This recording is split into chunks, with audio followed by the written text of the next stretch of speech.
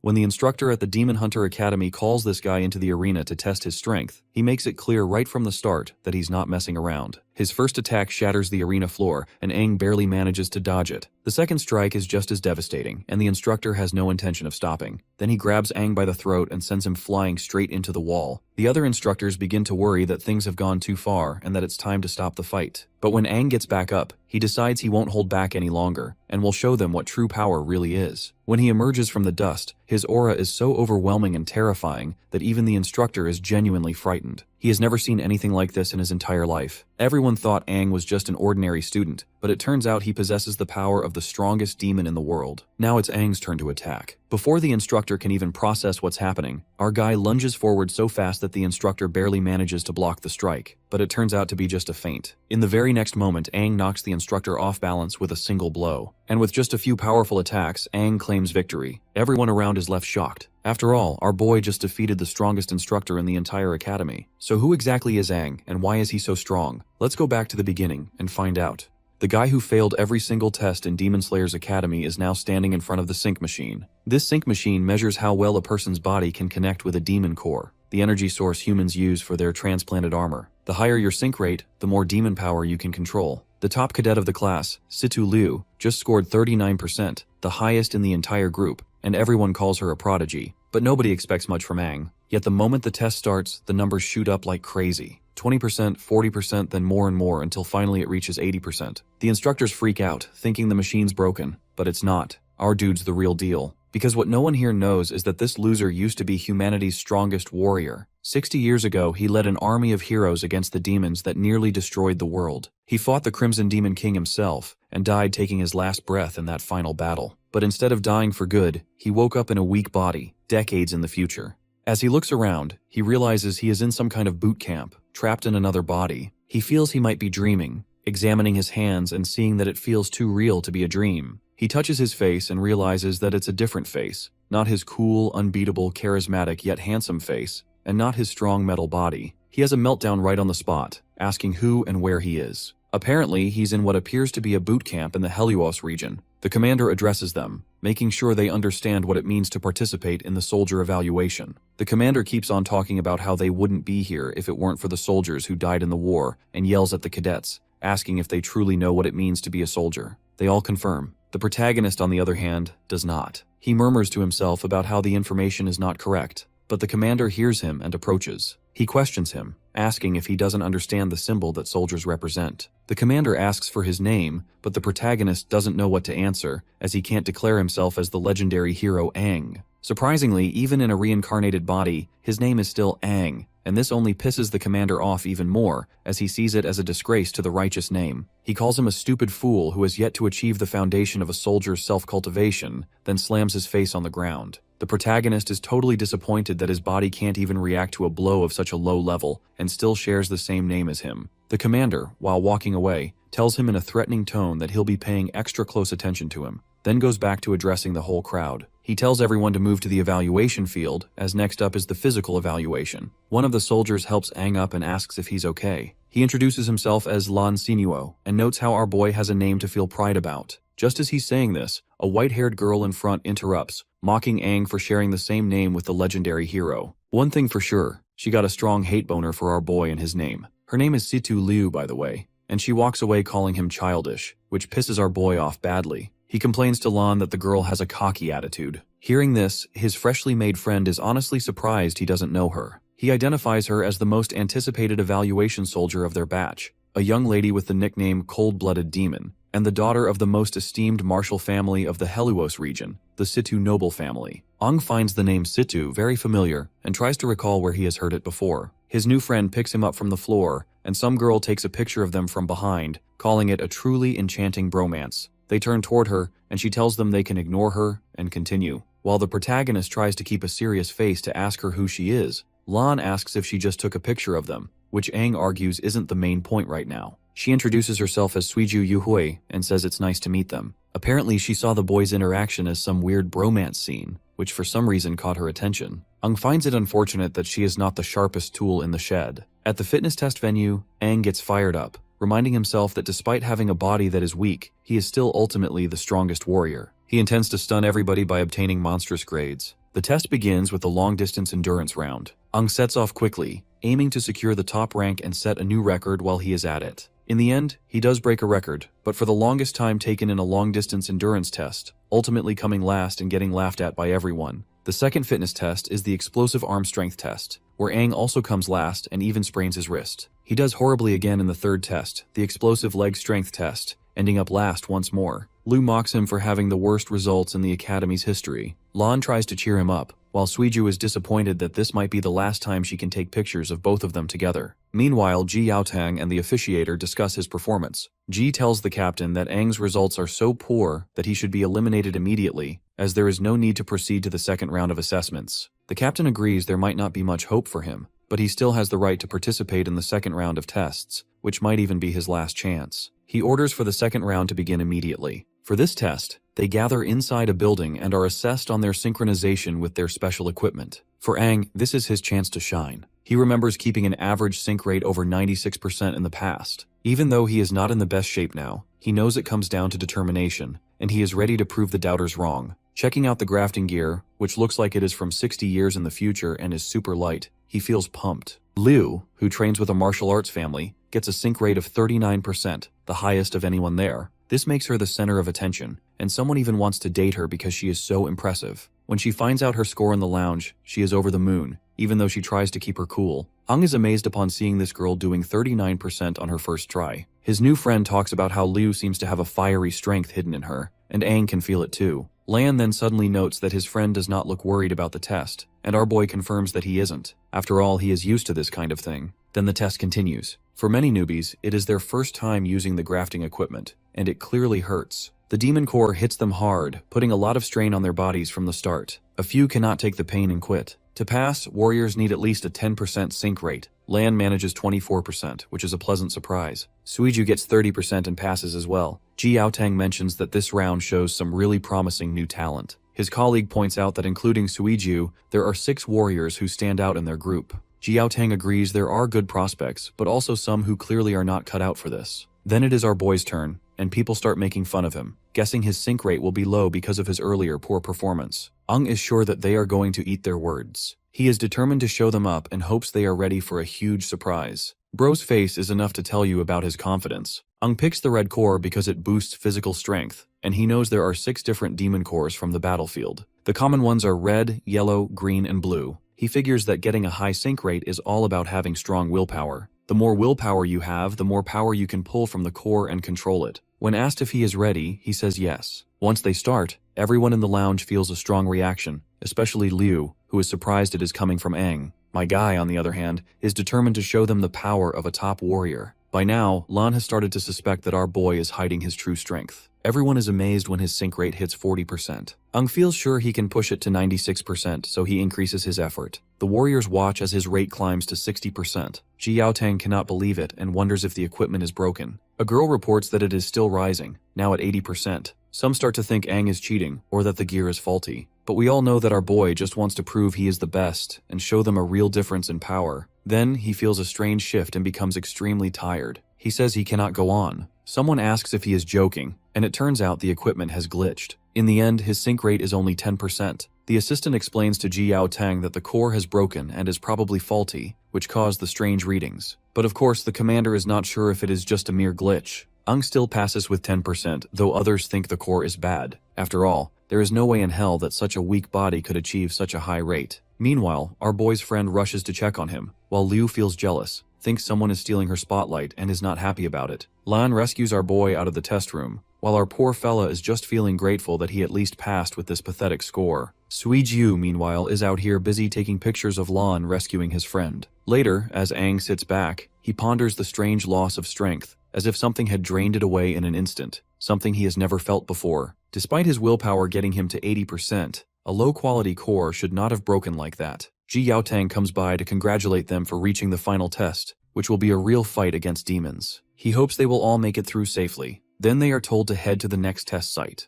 Ang, feeling sick, walks off with a bad feeling, talking about the possibility of dying. As he leaves, the commander still hasn't gotten over the fact that Ang's crimson core got shattered, which makes him intrigued about his potential. He is eager to see how this mysterious newbie will handle the next challenge in the hunt beyond the wall in the thick fog. At the third assessment area, the cadets gather in front of the gate, which is about to open. Ung thinks about how it is his first time stepping outside, and also about how people have lived in separate communities for years. Beyond the wall, thick fog always covers the area, so they are told not to waste time, move quietly, and double-check their gear before talking, or they might get killed. This begs the question if the new core he received is good enough. Though he does not think the core is the problem, his strength suddenly disappears, as if something inside him rejected it. He wonders if this is a side effect of time travel. As he moves forward, he senses some demons nearby. Shock waves come from him and reach a nearby cave where a demon is sitting. The demon, sensing a stronger presence, is startled. Aang thinks these might be the demons he felt,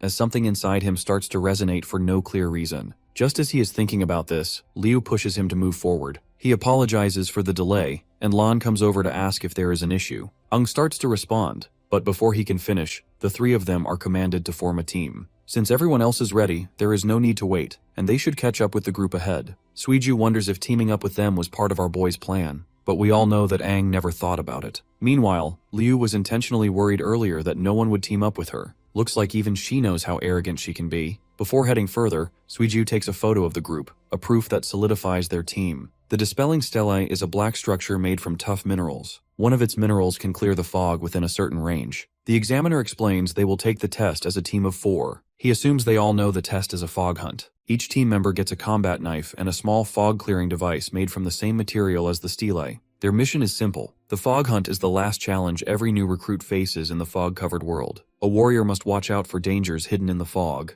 Being a warrior is more than just being strong. It means facing fears and the unknown together as a team. They have to awaken their inner hunter, defeat the appearing demons, and only then earn the title of warrior. The first team's test ends and the second team gets ready. Tada Yoshioku, the leader of the 3rd Squadron, watches the contestant from the gate. She is accompanied by her fellow Joel, and Commander Ji Yaotang is there too. The woman notices several promising new talents but is especially focused on Liu. She wants to know what her fellow seniors think about these newcomers. Joel is interested in Liu too. Coming from a martial family with good training, she could become a great warrior. On the other hand, Ji Yaotang seems to be fixated on Aang. He knows by fact that there was nothing wrong with Aang's core, so he is still curious about what really happened during the earlier event. The woman then snaps him out of his thoughts, calls him Tang Tang, and asks what he is thinking. Of course, our brute commander wants her not to use such an embarrassing nickname. Joel meanwhile notices that only this woman can make our hardcore commander with that embarrassing nickname. She then asks if they have checked the demon levels, stressing that only non-finned demons should be in the exam area. Ji Yaotang reassures her not to worry. They have been monitoring the area for days to make sure the exam is safe, confirming no finned demons are near Helos Town. Joel also adds that even if a finned demon shows up, they will step in to protect the future warriors. The next group's test finishes, and it is time for the 10th group. Liu, who is in this group with Aang, gets ready to start. As our boy picks up the small container, Liu grabs it from him and makes a run for it, excited to show off her skills. Aang wonders why someone would be so eager to impress, and everyone quickly follows Liu, jumping to put the container in its spot. Tada Yoshioku can tell that Liu's recovery core is impressive, pointing out that her dexterity matches the blue agility cores, which shows her martial family background. Soon demons start attacking. Aang suggests his group to fight the demons, and Lan jumps into action, throwing a powerful punch. Ji Yaotang is impressed by Lan's prowess, who is doing a great job and has already mastered his core's strength well. Aang draws his knife and tells everyone to focus on one demon each. They all agree and jump into battle. Suiju slashes at one demon several times, finally killing it. Lan also takes down a demon with a single punch, and Commander Joel points out that Suiju and that brute guy are working perfectly together, with Suiju showing impressive moves and making the most of the agility cores. Ji Yaotang reminds them not to rely too much on anybody. Liu stabs a demon, making it explode. Now it is Aang's turn to show his skills. He focuses on 3 key spots: the throat, chest, and abdomen. He targets these areas while thinking about his current body's limits and how much damage he can do quickly. He gets ready to test his abilities under the exam conditions and rushes forward to keep attacking the demon. He sees the demon throw a punch and quickly dodges to the side, then stabs his knife under its shoulder. He is annoyed at how slow his reactions feel. When the demon tries to kick him, he dodges again and stabs it once more, still feeling that his movements are not smooth. He gets in a few hits, but they are weak. Seeing this, his teammates begin suspecting that he is just messing around with his targets. Meanwhile, Suiju takes some pictures, hoping to catch everything on camera. Liu stays silent but thinks Aang is purposely showing off. Tada Yoshioku takes note of our boy's fighting style and asks who he is, impressed by how well he keeps up the pressure. Joel also commends our boy, saying that he moves like someone with a lot of experience. After fighting for a while, Aang realizes he cannot use his old abilities and is already feeling worn out. It is a bad situation, so he decides to finish the demon right away. Just as he rushes in, something else suddenly appears and takes out the demon first. Suiju wonders about the strange roots that show up during the fight. Then,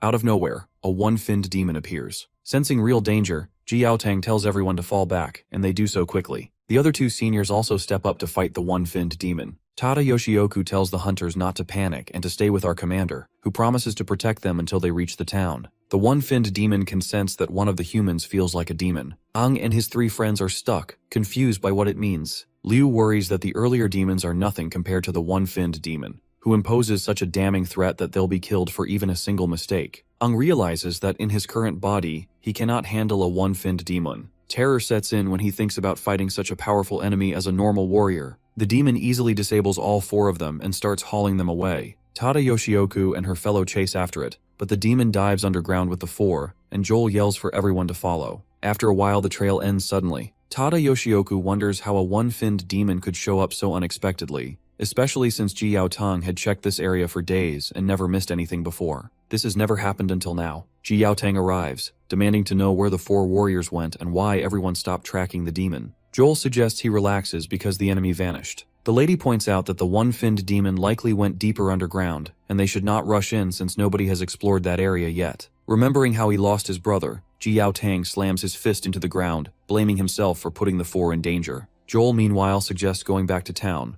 guessing it is probably in chaos by now. He wants to send out search teams to make sure there are no more one-finned demons roaming around. The lady also agrees to not stress this unprecedented situation, especially since no one saw this coming. She wants Jiaotang to stay calm, even though she knows it is difficult for him. Jiaotang stands up and says he will keep looking for the four warriors alone, telling them not to worry. Joel starts to object, but the lady cuts in, telling the commander to return before sunset. The commander agrees, then heads off into the fog. She is sure as hell that there is no changing his mind. Joel recalls how once demons took the commander's younger brother years ago, and he still blames himself. Tada Yoshioku notes that if Jiaotang's brother were alive now, he would be about the same age as the four captured kids. Maybe these kids that just got kidnapped by the enemy remind him of his little brother. Meanwhile, inside a cave, Aang and the others are tied up. Our boy wakes up, confused about where they are, but relieved everyone is still breathing. The demon appears from behind and notices that Aang is the first to wake. He can tell that this boy seems different from the others. It is curious why Aang has a demon-like aura, possibly even stronger than the one-finned demon. My guy got no clue what this shithead is talking about. Suddenly Aang's body starts to glow red, and he snaps the ropes around him. He rushes at the demon, but the demon dodges. He thinks that in his past life, he would have taken off the demon's head before it even had a chance to move. He knows he needs to save the others. He notices the one-finned demon has a red core that boosts its speed and flexibility, letting it move and strike faster. However, that also leaves its joints unprotected by thick skin, which is both an advantage and a weakness. The demon raises its hand at Aang and says it is pointless to resist. The demon slams its hands into Aang, and he instantly realizes he needs to target its joints, since that is the demon's weak spot. He pushes hard, refusing to be seen as weak. He shouts that he has killed many one-finned demons in the past. In response, the demon delivers a fierce kick that sends the poor guy reeling and leaves him bleeding. Being the wooden-type demon this thing is, it can regenerate itself, and this bastard is very proud of his abilities. Aang always thought only green core demons had that power,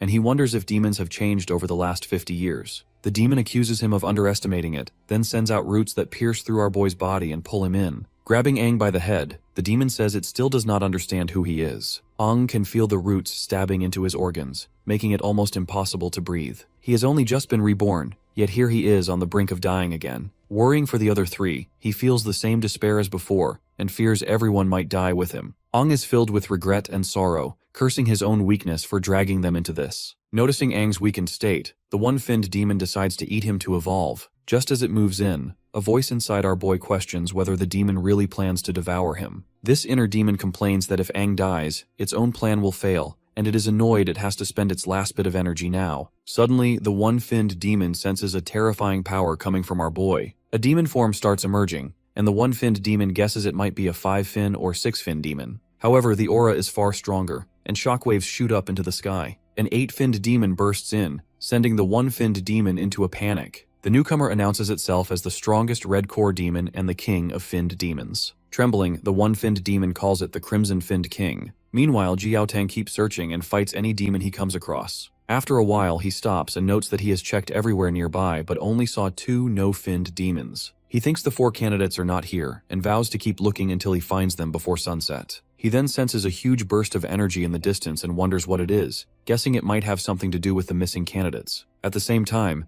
Ang says he is surprised to appear in such a dark place with no sunlight. He demands that the final demon tell him if he really vanished and if the other 5 still rule as King Finns. The final demon says nothing has changed since before. Ang replies that it looks like demons have been living in a calm way. He remembers what happened 60 years ago and becomes angry, asking if they have forgotten what they did to him. He attacks the final demon, upset that even though he chose the body of the strongest warrior to host his spirit, it has turned weak after traveling through time. He feels let down that he is wasting the last part of his power on something so small. If he wants to show himself again, he needs to wait until he is fully awake. The strongest warrior must slowly regain all his memories. The final demon explains that the fin memory Ang talks about is linked to their growth. Ang points out that the bumps on their knees and how many fins they have show what level they are. When they grow more fins, they need fin memory, something only their kind has. That is why they are always stronger than other races, and the warrior body Ang is using now is also the same as theirs. However, they can only level up by devouring demons of the same rank. Ang, on the other hand, must consume demons of a higher rank than himself to unlock the hidden memories and evolve. The once cocky bastard now has been rendered a whiny mess, who promises to help the 8-finned demon and do everything for him. The 8-finned demon ends up killing the bastard since he is not worthy, and the only purpose he can currently serve is to act like fodder and help Ang awaken his fin memories.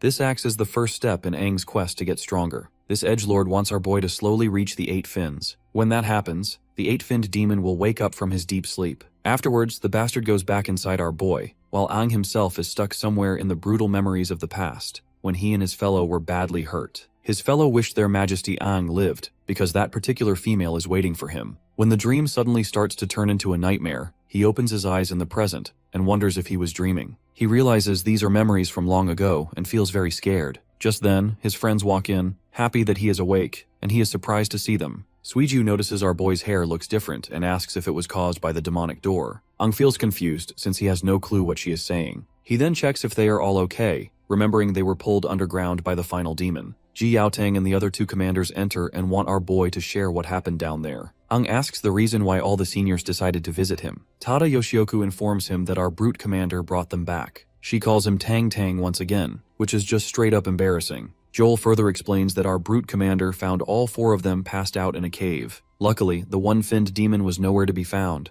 Otherwise, carrying them all back would have been hard. Tada Yoshioku says that after some time, the other 3 woke up, but could not remember anything about what happened in the cave. Ang was the only one who stayed unconscious, and his body went through some changes. She gives him a mirror so he can see his changed hair, and then asks if he remembers anything from underground. Ang stares at his new look and wonders what went on. He still cannot understand everything that happened after he traveled through time. He recalls blacking out when he got hit in the cave but does not know anything beyond that. He thinks about whether he should tell them about his time travel, but decides not to. He figures nobody would believe him anyway, and they might think he is crazy, so he plans to keep using his current identity and focus on finding out what is really going on. Ang then confesses that he did wake up for a moment and saw they were in an underground cave, but then he fainted again. This gets Ji Yaotang wondering about the blood splatters he saw there, and who caused them. Joel looks at our boy and recalls that the name Ang is the same as the mightiest warrior. Though our boy's fighting is good, he is still lacking in some ways. He then asks if Ang has ever fought demons before. Our boy says no and explains that he is interested in demon combat and has studied it, but he never had real battle experience. Since Ang is well informed in this subject, the senior woman suggests our brute commander not to give up on training him properly. Moving on, Ang asks what happened with his warrior test. Suiju says they passed and are now on the Stilk team. Lan adds that due to recent events, Ji Yaotang formed them into a group of 4. Liu also chimes in, mentioning that they are behind compared to everyone else. Ji Yaotang explains they need to do missions to earn points, and because Ang was out cold for 3 days, they have no points so far. Ang is shocked he has been unconscious for that long. The next day, the 4 of them stand in the town in their new uniforms. People talk about the new warriors who came in 3 days ago. Ji Yaotang shows up, congratulates them for becoming official warriors, and praises them for surviving a run-in with a 1-finned demon. He says he will be leading their squad, which is one of 9 under his command, and hopes they can do well against the other squads. Ang thinks the rules are tougher than before. Lan asks if Ang really never heard of the squad ranking system. It seems like Ang is a newcomer and does not know much, and right now, they are at the bottom of the list. Ji Yaotang explains how the leaderboard works and adds that squads at the bottom get monthly punishments like cleaning duty until the next rankings are out. Realizes that might explain why the town is so tidy. Ji Yaotang names Liu as the group leader, and no one seems to have any objections except our boy. He doesn't voice his desire to become the group leader, and lets Liu be happy about his new job. Ji Yaotang then instructs them to pick missions from the board and get used to using their nano wings in fights. He says they can talk to him if they run into any problems. When Ji Yaotang leaves, Liu suggests they look at the missions because they have a lot of catching up to do, but the photographer girl says there is something more important first. They need a group photo, so they quickly take one. Later, Ji Yaotang asks his fellow seniors what they think about everything. Tada Yoshioku says that just like our brute commander had noticed, there were no fin demons left in the cave. They all seemed to die from some kind of explosion, leaving blood everywhere. This is why our brute commander suspects the 4 candidates did it, and admits that he feels uneasy about Aang, and notices something familiar about his smell. Tada Yoshioku tells him not to worry too much and says she is just glad the 4 came back safely. She also wants him to train them well so they do not lose to her team.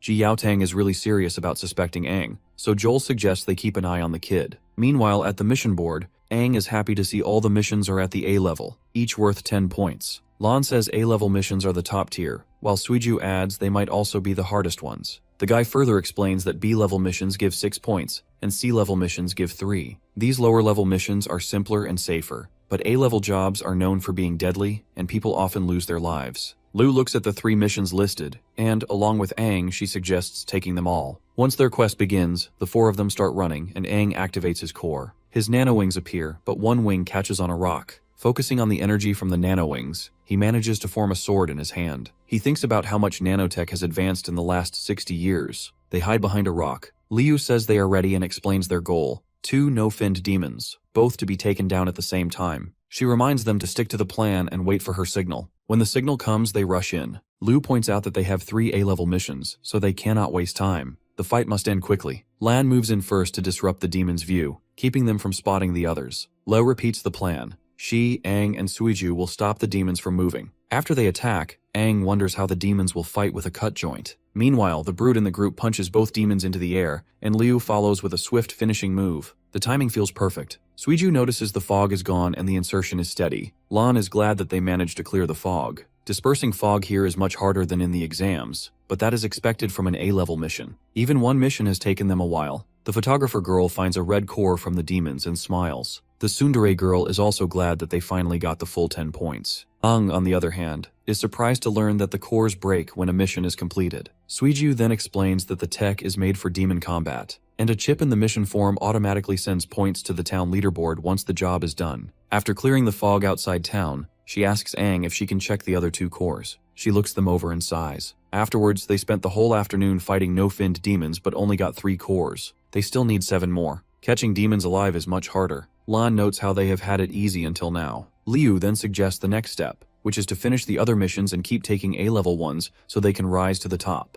Suiju takes a picture of Liu because why the fuck not? Lan, meanwhile, is hoping to take the first position so the other squads will not think they are weak. Aang also suggests the same, and since the other squads are also earning points, they need to move fast to stay ahead. The ones who act first succeed, and those who hesitate get nothing. Even though he is over 50 years old and has lived 2 lives, he feels energized around them. Their drive makes him feel young again. He suggests one more mission before sunset, and Suiju and Lan agree. Liu notices Aang is starting to take charge. Lan has already taken down a few more demons and says they got 3 more. Liu reminds him they are almost out of tranquilizers for no-finned demons, and each squad has a limited supply. As Liu checks her gun, Aang takes a closer look. She explains it is a nanotech tranquilizer gun designed to capture demons alive. Aang recalls that in the past, catching demons meant knocking them out by force, and researchers always complained about brain damage. Lan says they are lucky to have caught these ones, especially since they used up all their tranquilizers. They ended the mission after defeating a whole group to capture 3 alive, more than 10 demons in total. Suiju stretches and reminds them that warriors must be back before sunset or face punishment, recommending that they head back. Aang wonders if he even has a place to return to in this era.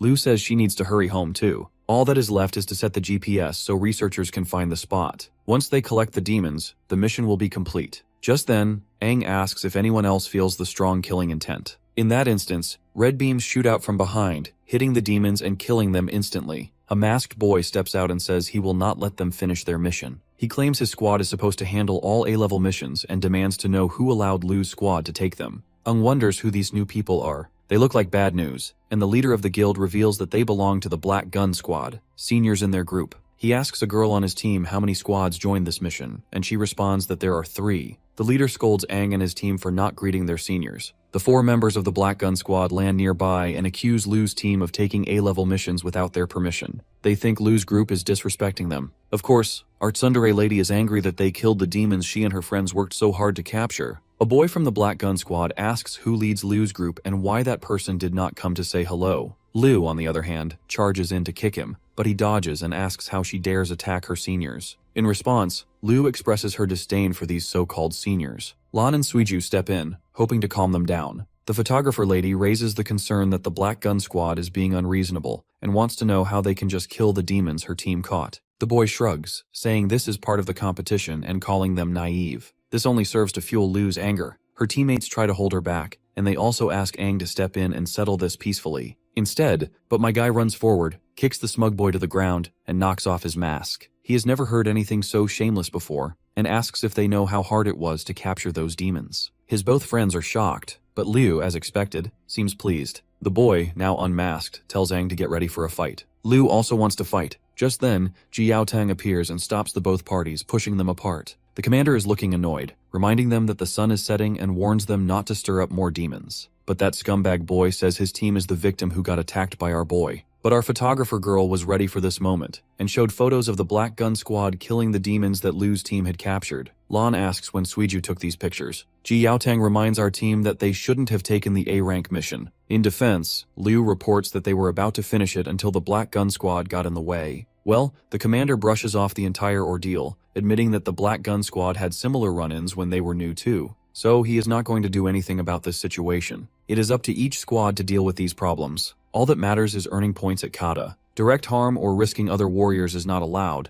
but everything else, like messing up someone else's mission, can happen. He reminds them that these rules are the same for everyone, and they will see worse things in the future. He only stepped in because it was almost dark, so he told them to head back to town. He calls out the Black Gun Squad, because it is embarrassing that they were getting bested by a rookie team. As the boy leaves, he asks for Aang's name, and our boy generously gives it, and the boy, looking unsettled, turns to his teammates, recalling how Aang's name matches the mightiest warrior. He vows not to let our boy and his squad gain easy points. He also wants Aang to pay for the cut on his face and the humiliation. Then he puts his mask back on and leads his squad away. Ji Yaotang notes the Black Gun Squad is not the top squad, but they act fast and might try to mess up Lu's group again. Their leader also uses a gun, and though the boy did not show it, Ji Yaotang admits the boy is strong for a newcomer. A real fight might go either way. He then orders our team to return to town. Lu looks at our boy and asks why he was so reckless. She also thanks him for his kick. Lan invites his friend to his place for dinner, but Aang turns him down. This makes the musclehead wonder if our boy has some secret plan.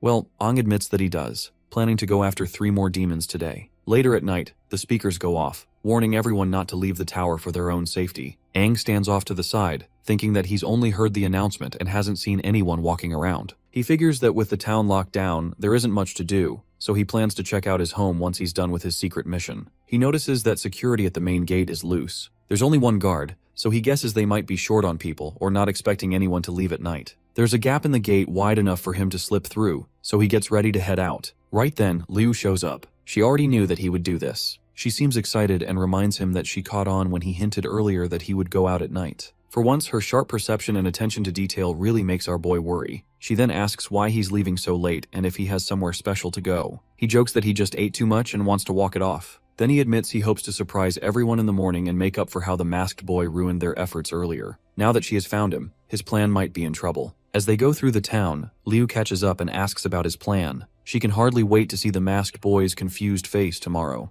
Aang notices her giggling and points it out. But well, the lady denies it, even though she's clearly amused. On top of the gate, 2 guards sit around yawning. One complains that guarding at night is awful, and simply wants to just close the gate since nobody should be leaving. The other, who is snacking, warns him not to say that, or the 3rd captain might hear. He explains the gap stays open for emergencies. You see, a few years ago, some refugees showed up and were attacked by demons because the gate took too long to open, so now every town leaves a gap just in case. The 1st guard apologizes, and the 2nd tells him not to worry, as they will get used to their grueling job. Then he pulls out an adult photo book. The first guard notices it has new pictures of female warriors from other towns. But this isn't surprising, since it cost a shitload of money. While both perverts are distracted, our duo slip out of the gate. Ang notices that the old exam ground is covered in denser fog than before. They move to another spot, where Liu says it is less likely they will be noticed, because it is far from the walls, and there is a rotting forest for cover. Our boy then narrates the plan for her. He will lure the demons out, and she should aim for their heads. They will rely on pure strength to knock them out. He steps into the fog and tells her to wait for him. Liu trusts Ang's skills but still feels uneasy as he disappears into the thick mist. She cannot tell if she is excited or worried, but she focuses and stays ready. Liu is impressed by how smoothly Ang lures the demons. He only draws out one no-finned demon at a time, which makes it easier to capture them. For her, this brute force way of fighting feels new and fun. She learns it quickly and does well. When Ang signals, the girl moves in,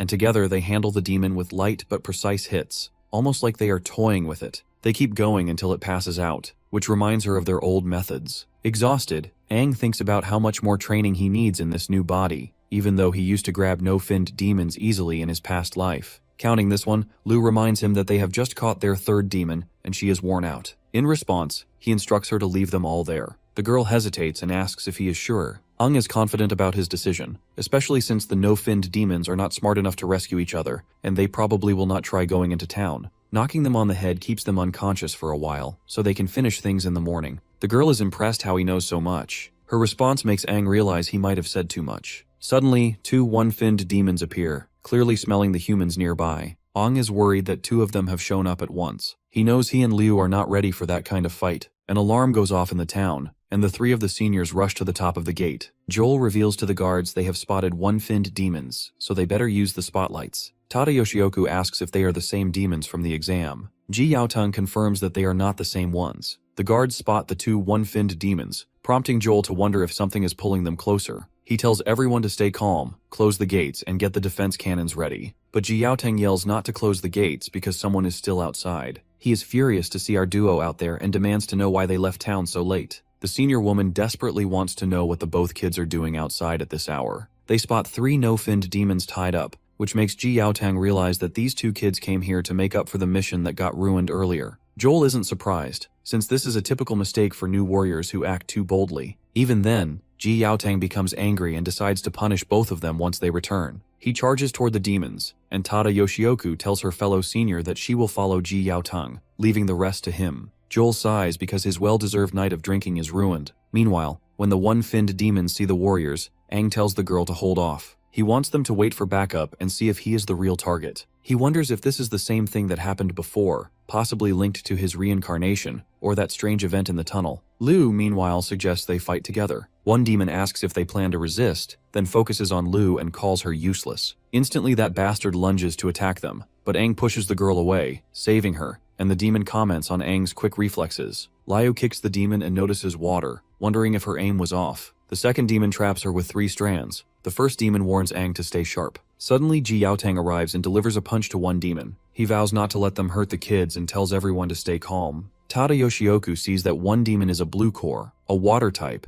and the other is a red core, an earth type, so she decides to focus on rescuing Liu. The earth demon is grateful to the gods that he managed to block the hit, or else he would have lost his ugly head. Joel thinks they are at a standoff and tells them to pause the cannon fire. A girl comes over and reports that a large number of no-finned demons is on the way. Joel asks how many, and she reports an entire horde. With so many demons closing in, Joel orders the alarm to ring and tells all warriors to get to their stations. As the alarm blares, everyone scrambles onto the wall. Seeing the entire horde, Ji Yaoteng can tell that these bastards came prepared. Ang notices the demons are heading straight for the town, and Tada Yoshioku says the two one-finned demons must have called them. Meanwhile, Liu shouts not to worry about her and to protect the town. She blames herself for being careless and feels like she is a bad leader. Suddenly, a demon covers her mouth so she cannot speak. Ji Yaoteng and the others pull back, and the second demon attacks them. The brute commander warns Tada Yoshioku to watch out, and she manages to break some spikes being thrown at them. Ang notices the demons are not really targeting him. As he moves past one of the one-finned demons, it tells him to keep going. Ji Yaoteng sees the demon let Ang pass and wonders why. Then the demon lunges at them again, warning that if they are not careful, they will die. Meanwhile, another demon drags Liu away. Ang suspects it is a trick to split him from the captains. He tries to stay calm, knowing he is not strong enough to rush in blindly. The two seniors shout at Ang not to chase Liu, saying he does not stand a chance against a one-finned demon.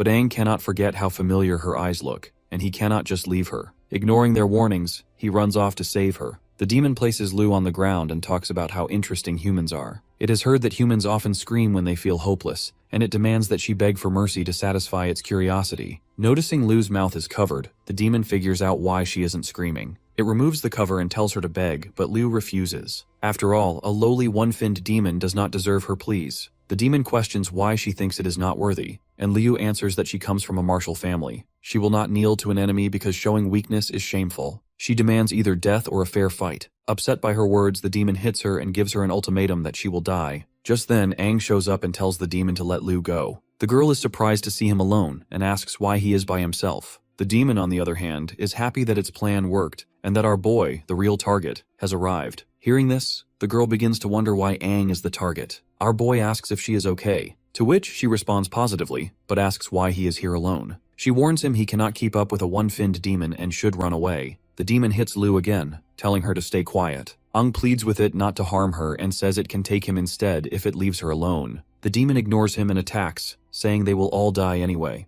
Aang tries to strike back, but the demon dodges and counters. He notices his body cannot react fast enough. The demon notices that Aang smells like a demon and wonders why. Aang is surprised to realize that this demon might be water type, making him wonder about how demons have changed a lot in 50 years, gaining many traits. His weaker body can only copy old movements, so he cannot fight for long. Liu worries that Aang will die at this rate and curses him for coming alone. She decides she cannot just stand by. Aang finds a moment to strike, but the demon mocks him, mentioning how he already killed a one-finned demon in the cave. It wonders why he is so weak now. Of course, Aang has no idea what the demon is talking about, and does not remember ever liking a one-finned demon. The demon does not like Aang's tone and wants to punish him. It does something painful to Aang and warns him that if he lies, he will die. Then it attacks Aang again, sending him crashing into some trees. The poor guy feels a sharp pain, worried his organs might be badly hurt. Liu sees him in trouble and feels she must help. The demon walks over to him and threatens to eat him if he does not give up the information. The bastard expresses his desire to evolve by devouring our boy. As it reaches for Aang, the girl suddenly charges in and kicks the demon away, warning it to leave her teammate alone. Seeing her, Aang can tell that she must have forced herself free, noticing her wrists and ankles are burning. The girl bravely faces the demon and dares him that if it wants to kill someone, it should kill her. Being the leader of the group she is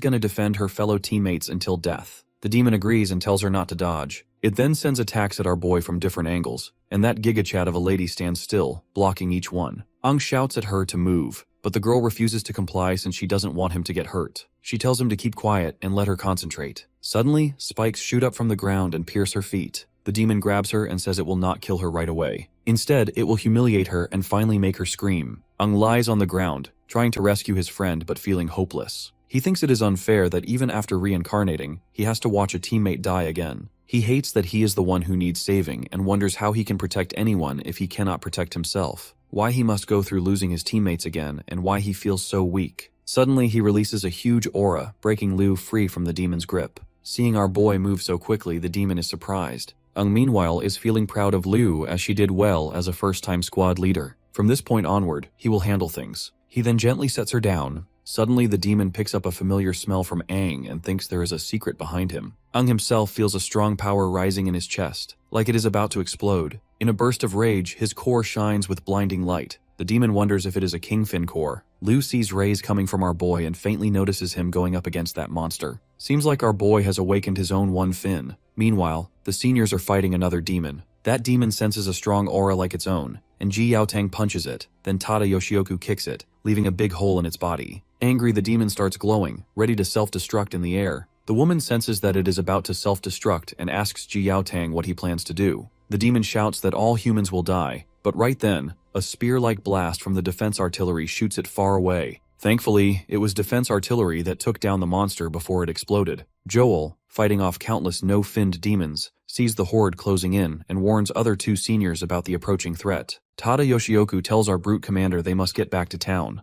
Ji Yaotang worries about our boy and Liu, but Tada Yoshioku doesn't want to abandon the battlefield, reminding him they have duties as warriors, not just as captains. So after making this harsh decision, they hurry back to protect the city. Elsewhere, the one-finned demon asks why Aang seems so much like them, yet also looks human. It is confused by our boy's human fins, which should be impossible. Aang wonders if his reincarnation gave him demon powers. Then he uses a healing power on Liu. Seeing our boy effortlessly healing the girl, The demon is shocked and asks him if he is wood type. Well, this healing power is likely because he absorbed a one-fin wood type demon. If he defeats and absorbs a one-fin water type demon, he might gain water powers too. The demon is stunned by Aang's strength, which it has never seen before. Aang makes Roots appear behind him and says he wants to take the demon's power for himself. The demon panics when it realizes Aang has absorbed a wood-type demon. Seeing this shithead panicking, my guy takes great pleasure since he never saw a demon act afraid in his past life. He steps closer and tells the demon to use its full strength, wanting to measure its power. The demon seriously wants to know whether our boy is a human or a demon. As he says this, the bastard promptly charges at our boy. Since he possesses all the abilities of wood-type demons, he summons vine-like tentacles that grab the demon. The demon, in pain, decides to use its hidden move too. It swings its water whips at Aang, but my guy dodges. The demon rushes in again, saying it will not show mercy. As it fights, it brags that Aang will never understand real demon power. It delivers a strong kick, sending our boy crashing into the trees. Aang admits he does not fully grasp the demon's strength, but if the demon knew how fast he can learn, it would realize he is the mightiest warrior. He knows he has to keep adapting to win.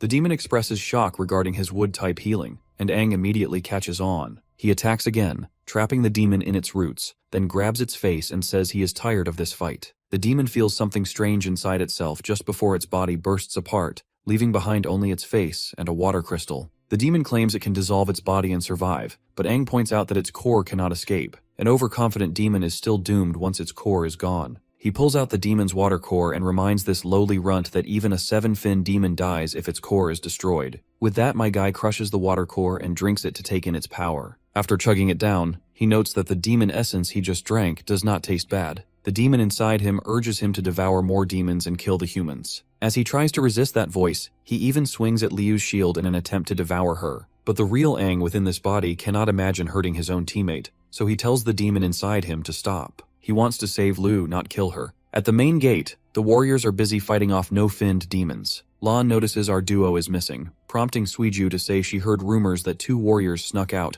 and were targeted by a one-finned demon. Lan is shocked to think it could be our duo, but Suiju tells him they do not have time to confirm it right now and must keep fighting the demon horde. The 2 seniors also arrive and join the battle. Joel asks about their cores, and the captain says they are still fine. Mid-fight, Joel feels glad to report that since they already took down one-finned demon, the regular demons are less coordinated, acting like a group of panicked creatures. So he wants to use that opportunity to scare them off and buy time. The other 2 seniors agree. They leap from a high spot and release a huge blast with their cores. Tada Yoshioku recalls this is the 2nd time they have pushed their cores so far, and Ji Yaotang wishes his fire core had more stamina so he could maintain this level of power. Joel comments on how dangerous the explosive red core can be, then dives in, slicing through demons. From above, Suiju watches, amazed by how strong a captain's attack can be. Lan thinks this must be the power of the one-fin core and dreams of reaching that kind of strength himself. After a while, Joel checks on the other 2 seniors, and they say they are holding up fine. Their plan is working, and the demons are being pushed back. Suddenly, Joel senses something unusual and points to a figure approaching. It is Aang, carrying the team leader in his arms. Tada Yoshioku wonders where the one-finned demon went. Joel looks at and feels concerned. Even though they have broken the no-finned demon's morale, Aang should not act so casually around them, since they can eat him alive in an instant. With the speak of the devil, the demons try to attack Aang, so the 3 captains jump in to help. My guy notices them and gives them a terrorizing glare, causing them to tumble back. The demons then start running away, and the warriors cheer as the horde retreats. Some ask why the demons suddenly ran, guessing they might be scared of the captains. Others agree, saying the demons likely panicked after seeing such a huge display of power. Everyone praises their captains for being brave and strong, though Ji Yaotang wonders if it was really his and his fellow seniors. He is forced to consider that our boy likely played a part. As Aang returns to normal, he notices the captains heading toward him. In his mind, he dreams of the 8-finned demon, who can't help but brag how Aang had been relying on his powers. When the boy asks who it is, the demon says they have met before, though it was over 50 years ago, so Aang may not remember. Our boy realizes this demon is one of the 8-finned demons and asks how many exist. In response, the demon assures him that his questions will be answered in time. The creature then suddenly appears before Aang, and introduces himself as the Crimson King Finn, the strongest of their kind. He can tell that our boy is not afraid of him, which makes sense for the mightiest warrior, and praises the boy's will for resisting his mind control. The Crimson King then promises not to hurt him. When our boy asks why the demon chose his body and what happened to his old one, another 8-finned demon steps out from behind Aang and touches his face, saying he will understand later. He explains that Aang's body is now bound to the power of Crimson, and for both their sakes, the boy must work and level up. With time, they will both get closer to perfection. Ong becomes angry, as he doesn't like how these demons consider humans lowly runts. Standing up, he punches the demon. In reality, Ong suddenly snaps out of the dream and lunges forward, grabbing Lu by her shirt as though he is about to punch her. He then comes to his senses when he lays his eyes on the mighty white milkers of hers. Of course, Lu slaps him, and the others pin him down, asking why he behaved that way. At that moment, Liu's father Junggong arrives and tells everyone not to treat their savior like an enemy. The others greet him as master, while Liu calls him father. For context, Joel explains to our boy that Sungong is the head of the Situ martial family. He is surprised that Aang does not recognize him even though he is from Helluos too. It all starts to make sense to our boy. Since he is the father of his team leader, then this man must be taking care of him for saving his daughter. So he apologizes to Shungong for causing trouble. The big cheese thanks our boy instead for saving his daughter, speaking on behalf of the Situ family. He then tells the three captains they can stay in the training area for a while, and mentions there will be a celebration that night for the victory over the demon horde. The three captains apologize for any inconvenience, but Shungong laughs, saying he has watched them grow up, and they can treat this place like home. He notes that Lu is naturally stubborn, so they should keep her in check if needed, without showing mercy. The captain agrees to handle everything and sends everyone else away except for Aang and the three captains. Once alone, Jiao Tang suspects our boy and wants him to spill everything he knows about the one-finned demon that appeared during the exam and the demon horde just recently. The other seniors also seek the same answers. Even though Aang doesn't belong to his squad of students, he still cannot afford any doubt and wants the junior to spill it. Of course, Aang asks if they are being serious, reminding them that he and Lu barely got away from the one-finned demon. Joel points out that the other two seniors teamed up just to defeat one demon, so how in the hell this kid managed to beat the demon all by himself? He then demands to know how Aang managed to escape. Joel keeps suggesting that the kid might be working with the demons, which would explain why the demons let him slip away every time. Internally, Aang wonders if he must reveal his secret and risk them killing him on the spot. He fears they will not believe he is human and will see him as a threat because of the demon power inside him. Joel's serious look shows he wants the truth and will not be satisfied otherwise. He is even ready to confront our boy. Seeing this, Aang begins to think he might have to fight them after all. But Tada Yoshioku breaks in and silences her fellow captain. She notes that only a four-fin demon can take human form, and it seems unlikely Aang is one of them. Besides, there is no reason such a demon would come to a small sea-level town like theirs. Furthermore, the brute captain adds that demons are basically selfish and would not rescue anyone. Since Aang has saved Liu, Ji Yaotang is sure this kid cannot be a demon. Joel then pats the junior on the back and tries to brush off his early aggression as teasing. He recognizes that Aang and Liu nearly died and must be worn out. In her report, Liu recalls passing out after battling the one-finned demon with no memory afterward, so the senior is curious how Aang got her out. The woman is also curious if Aang really defeated the one-finned demon by himself. In his mind, our boy remembers that he did beat that demon and never thought of how he was going to mask this. He simply says he is a genius with one-of-a-kind ability. He explains he can instantly boost and enlarge his core's strength for a short time, letting him go beyond his normal power. That is his hidden trump card. Tada Yoshioku notes that Aang's description sounds like the method they use to channel their core's explosive force. My guy plays along, though he is not sure if they will believe the rest of his story. Joel meanwhile wonders if he is telling the truth. Ji Yaotang follows up by reminding the incident that took place inside the cave, wondering if Aang suggests he used the same trick to beat the cave demon too. My guy confirms it, saying he invented the technique when he first met his one-finned demon. Because his body absorbs the core's strength immediately, he managed to blow that demon to bits while it let its guard down. But it was his first time using the skill, so he passed out afterward. He tried the same thing again to rescue Liu, but blacked out once more because his body could not handle the strain. Surprisingly, the brute commander considers Aang's story. Kid's story also explains why his chest core got damaged both times. The power went past his limit. Tada Yoshioku agrees that if everything Aang says is true, it makes sense that he finds it too hard to manage. She points out their own technique is similar, but they have trained to lessen the toll when using explosive power. Since Aang cannot control it like they do, the woman warns him not to try again until he learns how to handle it. Ji Yaotang also shares the same thoughts, though he is itching to have a spar with our boy, just so he can gauge his student's potential. Eventually, they move to an open space and Aang readies himself to face his commander. He can tell that his captain still doesn't trust him. Ji Yaotang, all set and ready, gives Aang a chance to strike first. The boy braces himself, wondering how to fight someone like Ji Yaotang. You see, our boy's current power is basic compared to his past abilities. His body cannot handle an all-out fight, and he debates whether to use the demon power inside him. Suddenly, Ji Yaotang speeds forward and attacks, but my guy dodges instantly, though the impact destroys part of the area. Tada Yoshioku shouts at the brute commander to tone it down.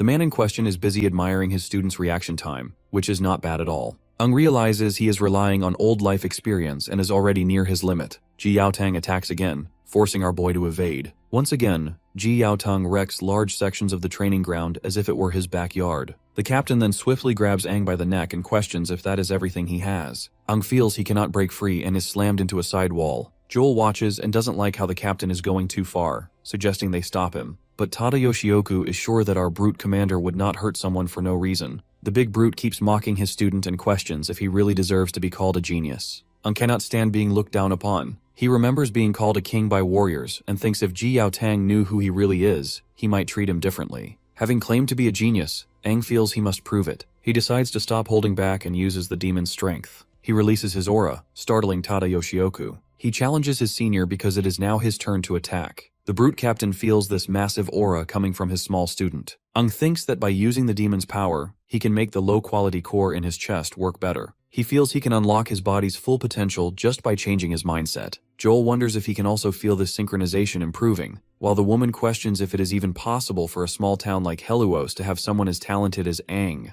Ji Yaotang also notices that Ang's synchronization rate has risen to 40% and is still climbing. In comparison, Lu's rate is at 39%, which means our boy has now surpassed her. My guy warns his senior to stay focused before rushing forward to punch him. Ji Yaotang realizes the kid is now twice as fast, but my guy brushes it off, remarking that his improvement is only slight. Ji Yaotang thinks Ang is taking advantage of moments when his reaction slows, and is using low strikes to confuse him. He also sees that the kid is not fighting recklessly. My guy then kicks the captain again. Watching closely, Joel is forced to notice our boy's relentless attacks and wonders where he learned to fight so well. Just then, the big cheese Shungong arrives, warning that it is not safe to stand too close to someone like Ji Yaotang, who is a tough fighter. The two seniors quickly go to speak with him, apologizing for using his battlefield for sparing, and further apologize for the inconvenience they have caused. The big cheese looks at the broken floor and is forced to question if the damage done to the arena could be simply called inconvenience. Of course, both seniors promise that they will fix it. Shungong says it is fine and becomes curious about Ang, who shares the name of the mightiest warrior. He wonders how the kid will handle his captain's attacks. Meanwhile in the battle, the brute captain grabs our boy by leg to checkmate him. Shungong, meanwhile, narrates how Ji Yaotang has always acted this way, taking any chance to counter with precision. Years of fighting demons have made his judgment sharp,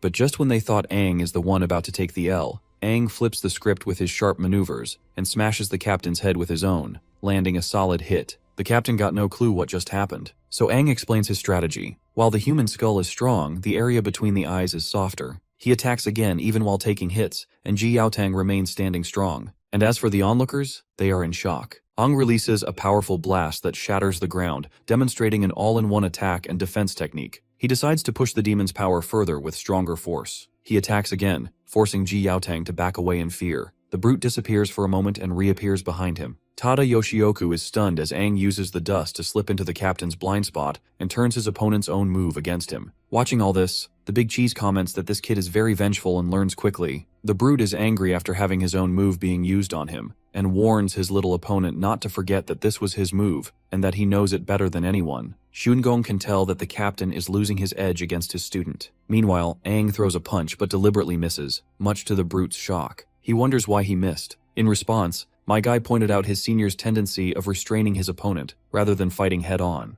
Ang used this to his advantage and headbutted the captain, causing his vision to get blurry and lose his sight. This gave our boy the perfect opportunity to land the final blow, which he didn't, and missed deliberately since he was just here to prove his skills and strength. By now, Shungong is truly curious about Ang's true abilities. The gate opens and Suiju enters her friends. She is here to remind them that the dinner is almost ready, and that Liu's family has prepared a large meal in the big room. When she looks ahead, she is shocked at the destruction around them. Ang quickly puts all the blame on the captain. Meanwhile, Joel teases the brute captain for losing pathetically. The big cheese then cuts through the chatter, reminding them that the sparring is over, and invites them to dinner. Ang is hungry too and thanks Shungong for the invitation. Shungong reflects on Ang's determination, power, control, and battle experience, concluding that this kid has great potential. As our boy walks off, the father teases his doting daughter, embarrassing her by shipping the both together. Later, everyone gathers for dinner. Shungong raises his drink and speaks for the town. He thanks them for protecting everyone and honors the warriors who fought hard. He especially praises Ang for saving his daughter. My guy stands up and says there is no need to thank him. Though he gets hit by his commander as he is about to take a sip of alcohol,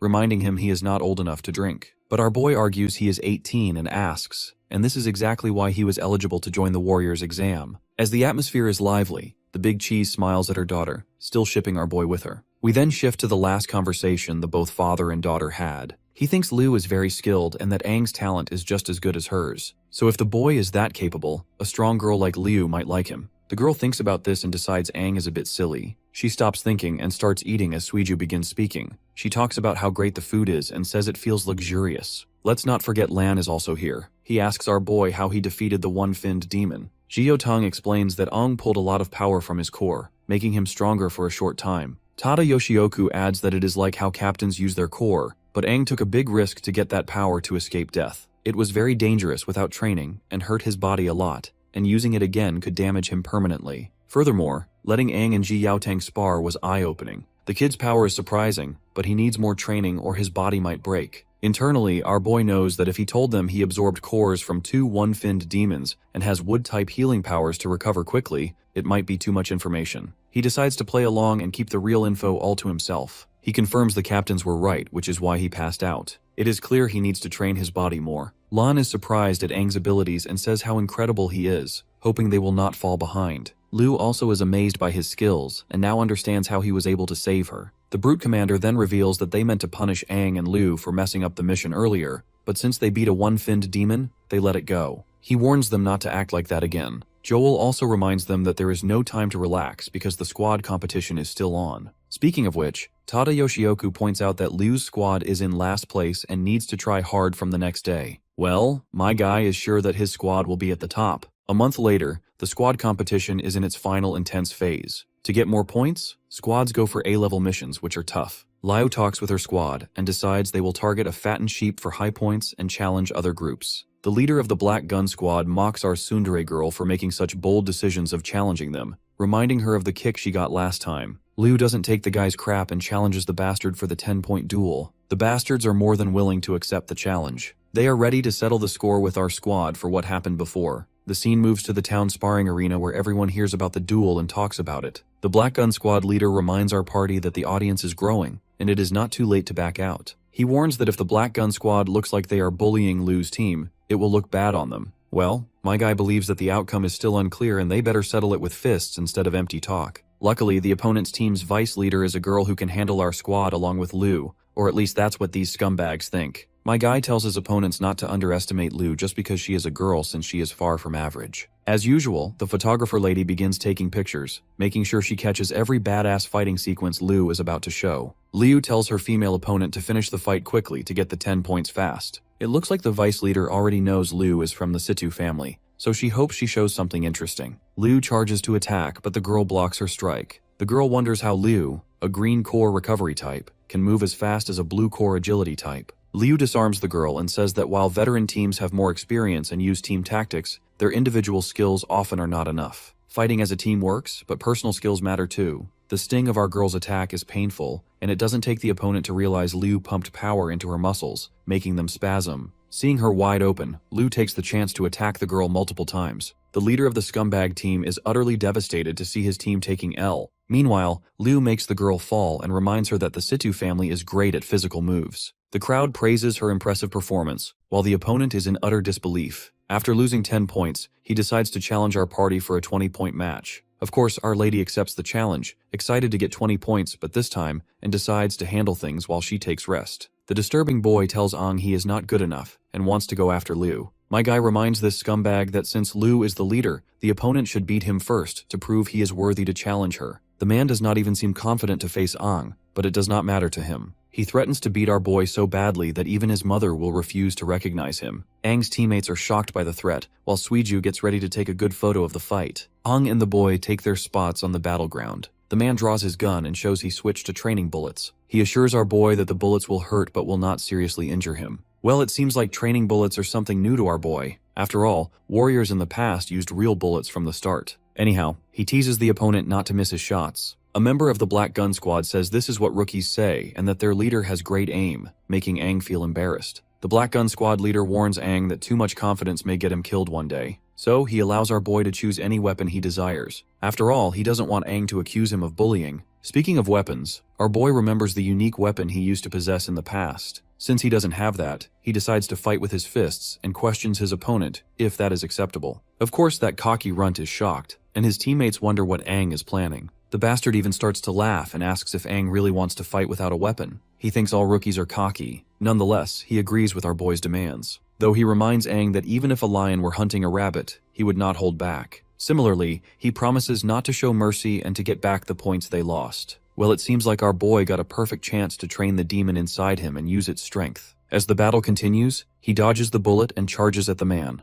But that dude calls our boy an idiot for charging ahead, and shows a guided missile in his right hand. He fires many bullets, and Aang realizes these high-speed bullets are hard to dodge, even for agile demons. Though he is glad he chose this opponent because it lets him test his skills. He uses his water skills to attack. People watch as Aang dodges the bullets smoothly, like water. After having his attacks dodged, the bastard threatens our boy with the trump card he is holding. A Black Gun Squad member thinks their leader's gun is great at storing power and adding energy to bullets for stronger shots. As Aang moves towards the gun, the man challenges him to see how he can dodge the accurate, explosive bullets up close. But my guy casually punches the gun, sending the shot into the air. Then my guy follows up with a strike on the opponent's hand to take control of the gun. With the following kick, he makes the bastard fall. He then puts his foot on the gun and scores the victory, earning 20 points. The defeated opponent trembles and says it is impossible. Lan and Mina praise our boy for his performance. Liu, not clearly seeing what happened, wonders where Aang learned these skills. The squad gets 30 points from their fight with the Black Gun Squad and catches others' attention. Soon, many more warriors, including older squads, come to challenge them for the thrill of winning. Liu's squad takes these challenges with points at stake. They win more than they lose, and their points rise quickly. By the end of the month, despite other squads being jealous, Liu's squad is at the top and makes it to the finals. Eventually, the final competition will be between 3 squads. The scene then cuts to the Colosseum, where the final battles are supposed to take place. The 3 seniors are making their way to the Colosseum,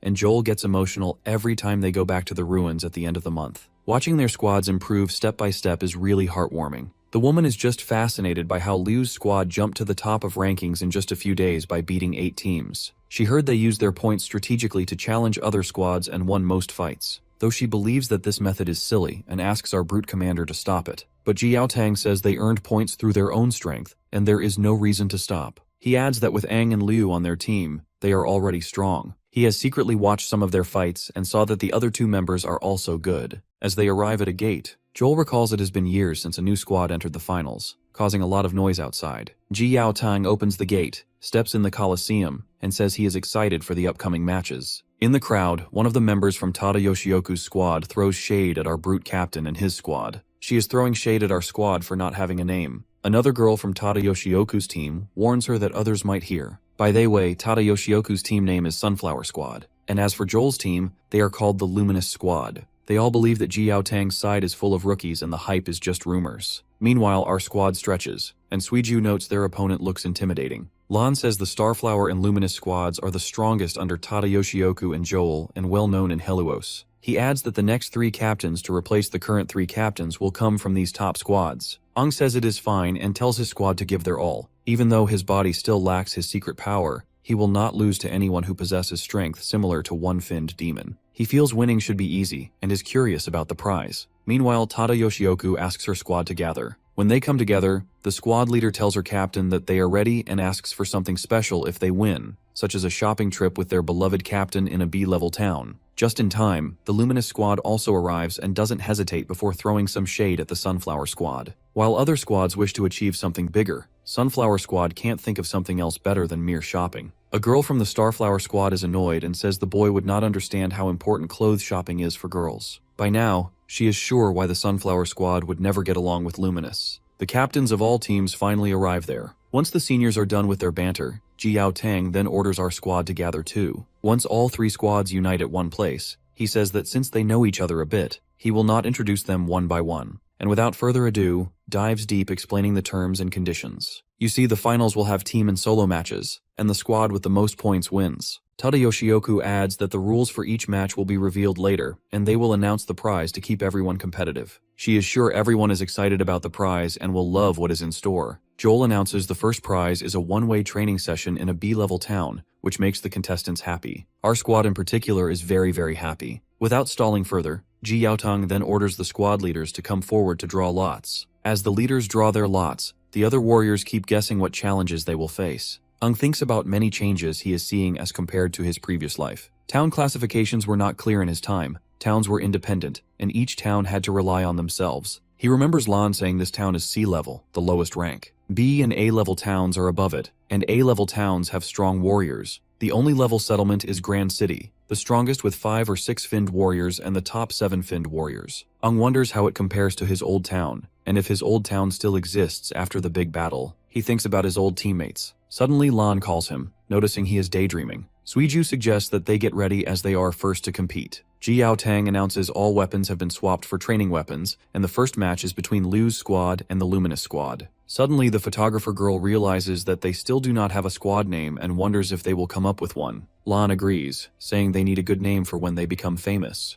Says it is a good idea and they should talk about it later. Meanwhile, Liu feels nervous. The leader of the Luminous squad sneers, asking how a ragtag group like theirs can win. He tells his members to focus on taking out their opponents, leaving Liu to him. The battle is signaled to begin. Liu realizes that this will be a match where everyone will be fighting one-on-one, but this strategy only favors the stronger opponents. She regrets the situation and tells her team to group up. Sees that Liu has seen through their tactics. Our squad's best move would be to eliminate their leader. He notes that the biggest flaw in the Luminous squad's strategy is if they lose their leader, the whole team falls apart. Liu's judgment is good and Aang thinks it is great, but the opponent also orders his team to regroup and change tactics, and they all latch on our girl Liu. Liu also tells her team to support her by covering her moves. Her teammates quickly block the other 3 Luminous squad members with precise strikes. The Luminous squad leader sees Liu moving directly toward him and warns her not to underestimate him. And he too rushes forward to fight Liu. The boy attacks with a small red Rasengan. The girl quickly instructs her team to close their eyes to stay safe. She thinks the boy used energy in his hand to make a flashbang that even hit his own teammates. Watching this scummy technique, Jiao Tong is annoyed at Joel for not teaching the Luminous squad leader how to fight without cheap tactics. While the flash might work in one-on-one fights, it is bad in team battles because it affects teammates too. Joel replies he told the boy many times, but he did not listen, and sometimes habits need a hard lesson. In the battle, that cocky guy thinks rookies should not act arrogant. As he gets ready to attack again, Aang steps in, hitting his hands and asking if he ever thought about his teammates' safety. My guy then wears a water battle visor and kicks the boy back. The boy is shocked and wants to know since when Aang got the visor. My guy throws a jab before explaining the lenses are made of water, thick, and able to bend light, which stops most of the flash by using water. He made these lenses with water from absorbing it, reducing the light. It works, and the light fades. Liu sees the opposing team's leader is hurt after taking Major L from our boy. It is then she lunges forward to finish the bastard off.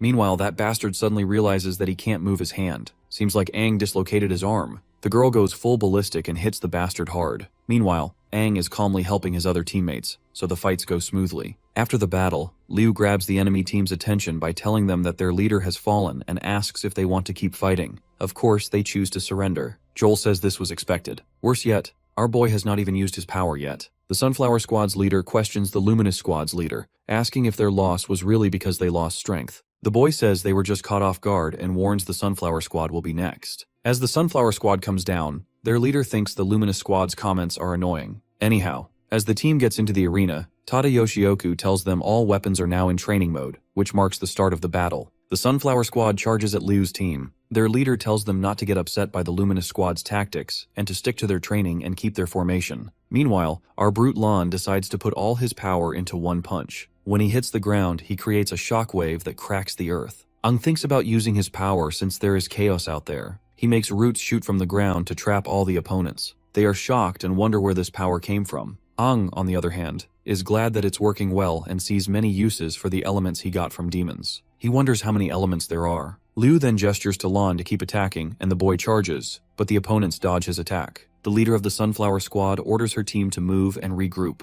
She thinks their formation was broken, but instantly, Liu and Suiju attack the leader, who tries to block and asks her fellows to help her out. But she sees her teammates are already fighting our boys. The girl sees Aang handling 2 teammates alone, and remembers the Luminous Squad's warning about Aang being the strongest in Liu's squad and able to change the battle. Meanwhile, our photographer girl over here warns this girl to better focus on the fight. But the girl feels that she is invincible since she is an agility type. But this cocky girl gets the reality check when Suiju uses her speed to attack her, leading to our win. Tada Yoshioku says it is over, with Liu's squad winning all the team battles. Now it is time for solo duels. Since the warriors can choose their opponents, both the leaders of the Sunflower and Luminous squads want to battle Aang. Ji Yaotang explains the solo duels are one-on-one, so they better make up their minds who is going to fight our boy. But being the Chad he is, my guy Aang wants to face them both together. As the solo duels get closer, Aang knows this will be the final fight, so he better take it seriously. His opponent is sure that Aang is underestimating them. They promise he will regret not taking them seriously. Tada Yoshioku explains that the rules are the same as before, and the duel ends when one side gives up or cannot continue. And with that settled, they are ready to rumble. The boy and girl charge at Aang together. The boy attacks first, once again warning him not to underestimate them. He uses his flash attack again, causing his teammate to get shocked, and that he is using this trick so early. You see, a while ago, they both had a dialogue before the duel started. She recalls the boy saying that since they are fighting Aang together, they cannot afford to lose. The chance of moving to a B-level town might still be possible. He has a good plan and gives her a special battle visor, saying it will block most of the flash attacks. When he blinds Aang, she needs to take the chance to strike. The girl is amazed by the visor's value. The boy stresses they cannot underestimate Aang and need to work together to move to the B-level town. He further reminds her that the flash will be the signal, so she must not miss her chance. As the boy gets ready to attack, he lets our boy know that there is no way to escape because his attack is 5 times stronger than before. Tada Yoshioku and the others struggle to see through the bright light. The girl notices the boy put a lot of energy into a powerful flash, even stronger than the last finals. Joel fears that using so much energy means the core cannot handle it for long, so they need to finish quickly. The Sunflower Squad's leader thinks Aang will only be blinded for a short time, and in order to utilize this opportunity, she decides to use her speed to strike him fast. She finds him and gets ready to attack. But my guy was already on her, and looked at her with satisfaction over his face. The girl is shocked by his intense look, feeling as if something scary is pulling her down into a cold ocean. Aang uses water to trap her, making her scream in pain.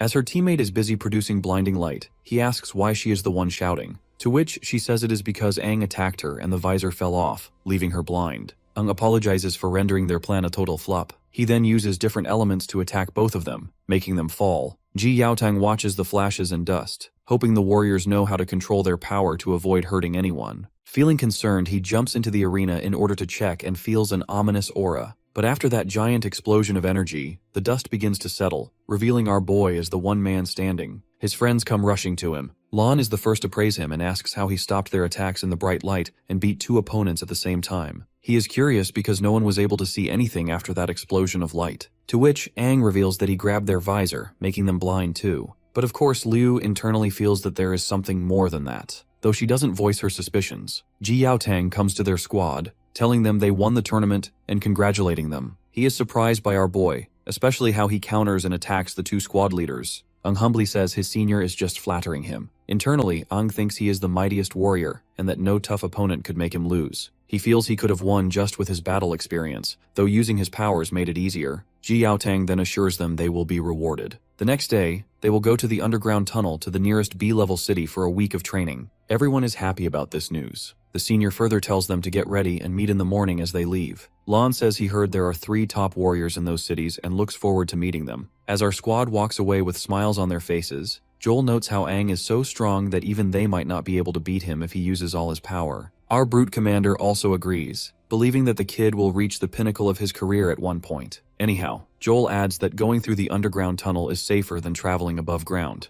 The woman also warns the commander to stay alert, mentioning that some no-finned demons appear there sometimes. Of course, Ji Yaotang isn't concerned, believing that no amount of no-finned demons can threaten them. He is confident the 4 of them will be fine even without his help. The underground tunnel, once a busy travel hub, is now ruined and mainly used as a passage between cities. Meanwhile, in one of those tunnels, a scared warrior runs away but gets killed by a 2-finned demon. The demon says that humans are weak and boring. He is apparently lost here, having no clue how to get out. The next day, Ji Yaotang and his juniors arrive at the underground passage. Suiju is thrilled to see it and takes pictures. She says the place looks really old and asks when it was built. The senior reveals that it is older than he is. The girl can tell that it looks deserted and wonders if people ever used it. Ji Yaotang explains that after the Battle of Dawn, many great warriors died, and the number of elites dropped a lot, making it impossible to expand territories or do missions. They also ran out of power crystals, which they needed. The once great underground network was slowly abandoned because they lacked power crystals. He says the network was built during the time of the greatest warrior Aang. Suiju is surprised it was built in such a famous time. What's more fascinating is that the name of the hero our boy inherited also lived at that time. My guy feels smug about himself, causing Ji Yaotang to get annoyed. After all, he He believes that the kid just shares the name of the great warrior and has no connection to him. He orders Aang not to joke about the mightiest warrior. After a little back and forth, the senior finally calms down, realizing he lost his cool for no reason. He reassures them and asks them to keep going.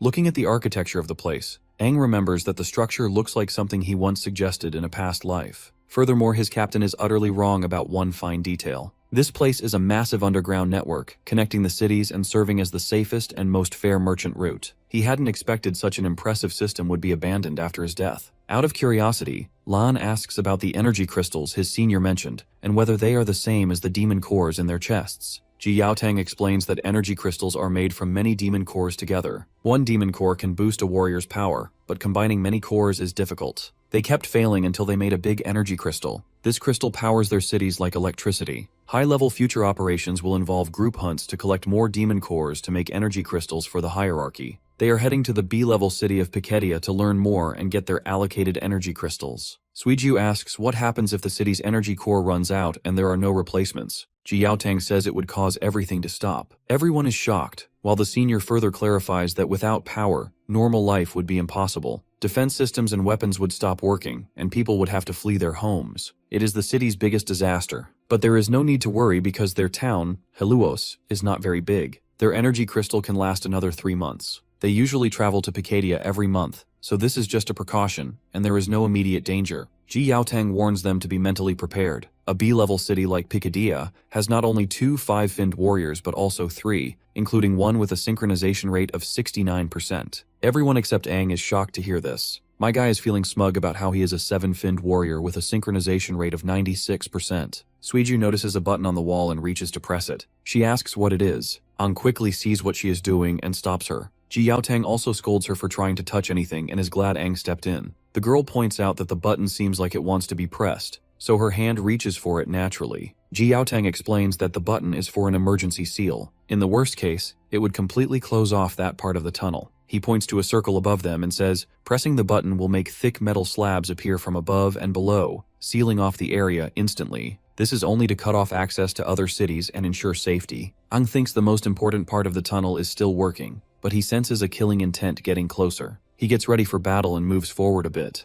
The senior also notices Aang's tense face, then also smells blood, shocking him instantly. He is shocked that Aang smelled the enemy before him. For now, he considers that Aang's nose is very sensitive, and masks it as just an instinct. Now is not the time to think about it. He tells Lu's squad to drop their bags and get ready for battle. As they move forward, they see blood, and Ji Yaotang wonders what is happening in Piketia since the blood is coming from that direction. They meet a severely injured warrior from Piketia, who asks if they are from Heluos before collapsing. Ji Yaotang doesn't waste time before asking what happened in Piketia. The man says a demonic horde attacked the city. Piketia has already activated the evacuation alarm. Liu quickly questions what this alarm entails, whether they need to go help. Ji Yaotang reveals that the only time the city would sound the alarm is if all their warriors are dead. Hearing this, Aang is furious about the city's fall and the many lives lost. They see sparks from the direction of Piketia, and a bolt of light attacks the injured warrior, dragging it away. Aang feels bad for not reacting sooner as a demon appears. It grabs the injured man's head and looks around at the others. It says they all need to be killed and that the dead should not talk. Then the demon kills the warrior. The demon thinks about who to kill first. He attacks Lan, but Ji Yaotang stops the demon's strike. The demon can tell that this new warrior is stronger than the last one. Meanwhile, Ji Yaotang realizes this is a 2-finned fire demon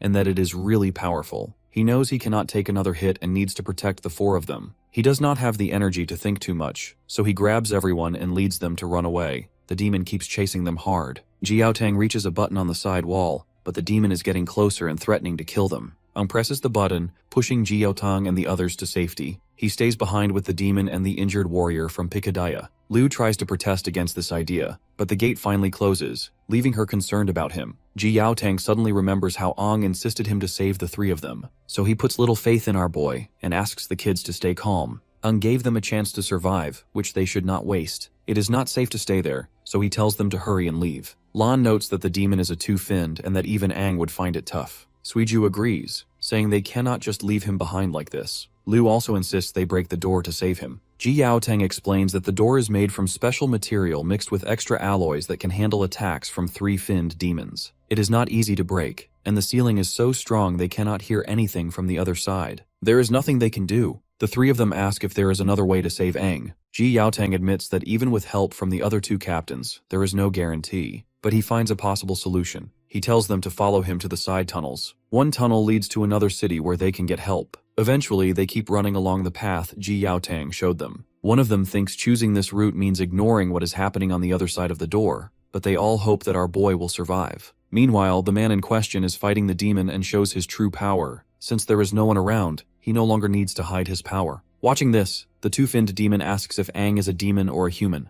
Well, even our boy is not even sure. For now, he is more interested in the demon's fire element, which my guy wants to snag all for himself. Seeing the aura my guy is exuding, the two-finned demon is really curious to learn if the kid is more powerful than one-finned demon. Aang quickly uses roots to attack the demon. Seeing this, the demon scoffs that if Aang is one-finned wooden type, then his fire element is the perfect counter. He unleashes a fierce blaze to destroy Aang's roots, saying he will consume our boy's powers. The demon then fires a fire blast, but Aang dodges it, making the fire hit the door instead. The bastard then makes fun of Aang, saying he will be burned if he comes closer and tries to escape. But my guy casually uses water to cancel out the fire and creates a powerful blast. This surprises the demon, and Aang tells him he was wrong to think he only has the wood element. In an instant, Bro swings his sharp claws and grabs the demon's core. He rips apart the bastard after acquiring the core. Suddenly, a bunch of demons attack him, and he sees they are all no-finned demons. He realizes they followed the sound of his battle. He looks at the two-finned fire elemental core before shattering it and absorbing the shards. After becoming two-finned demon, he feels the intense heat of flames inside him. He understands there are endless no-finned demons. Remembering how to control fire, he creates a huge fire explosion to defeat them.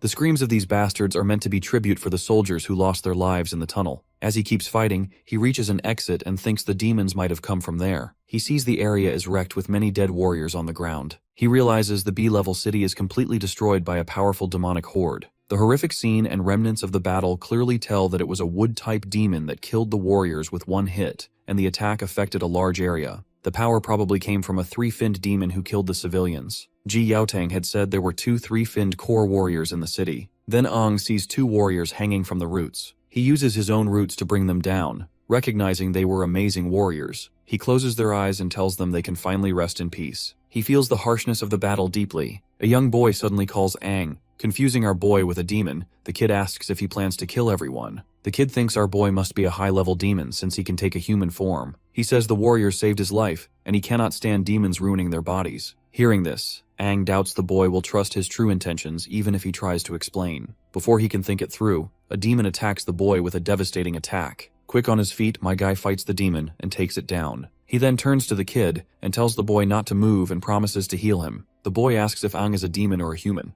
And with that last question, the kid pushes up daisies before getting an answer. This causes our boy to wonder about his own nature but decides that no matter what he is, his mission stays the same, to kill all demons. And so, he begins the massacre. He hits them with several devastating attacks using his new firepower. Once he is done, he explains that if he focuses the flames on his back, he can move faster and spread the fire like phosphorus powder to create explosions. Though it's a pity that he can't fly. But then he also wonders what would happen if he injected the flames directly into their bodies. When he throws a demon to the ground, it causes a huge explosion. He thinks that if he squeezes the flames and injects them, the demons could turn into bombs. He realizes that elemental abilities have many uses and decides to think about it more later. Just then, he sees the demons running away. He uses his fire magic to chase and kill them all. Afterward, he remembers the others waiting for him and that Ji Yaotang was supposed to bring back an energy crystal. Aang does not know if they are all safe. The town's own energy crystal can only last 3 more months, but the road to Pikadia City is blocked. The town would be in big trouble if they do not get a new energy crystal soon. He needs to reach the city's crystal storage and get the energy crystal. Not sure where to go, he has to think carefully about his resources. Using his wood-type abilities, he thinks the energy crystal, being a condensed form of cores, must give off energy. He can scan the whole city for energy changes to find it. He spreads his roots throughout the city to search for the crystal.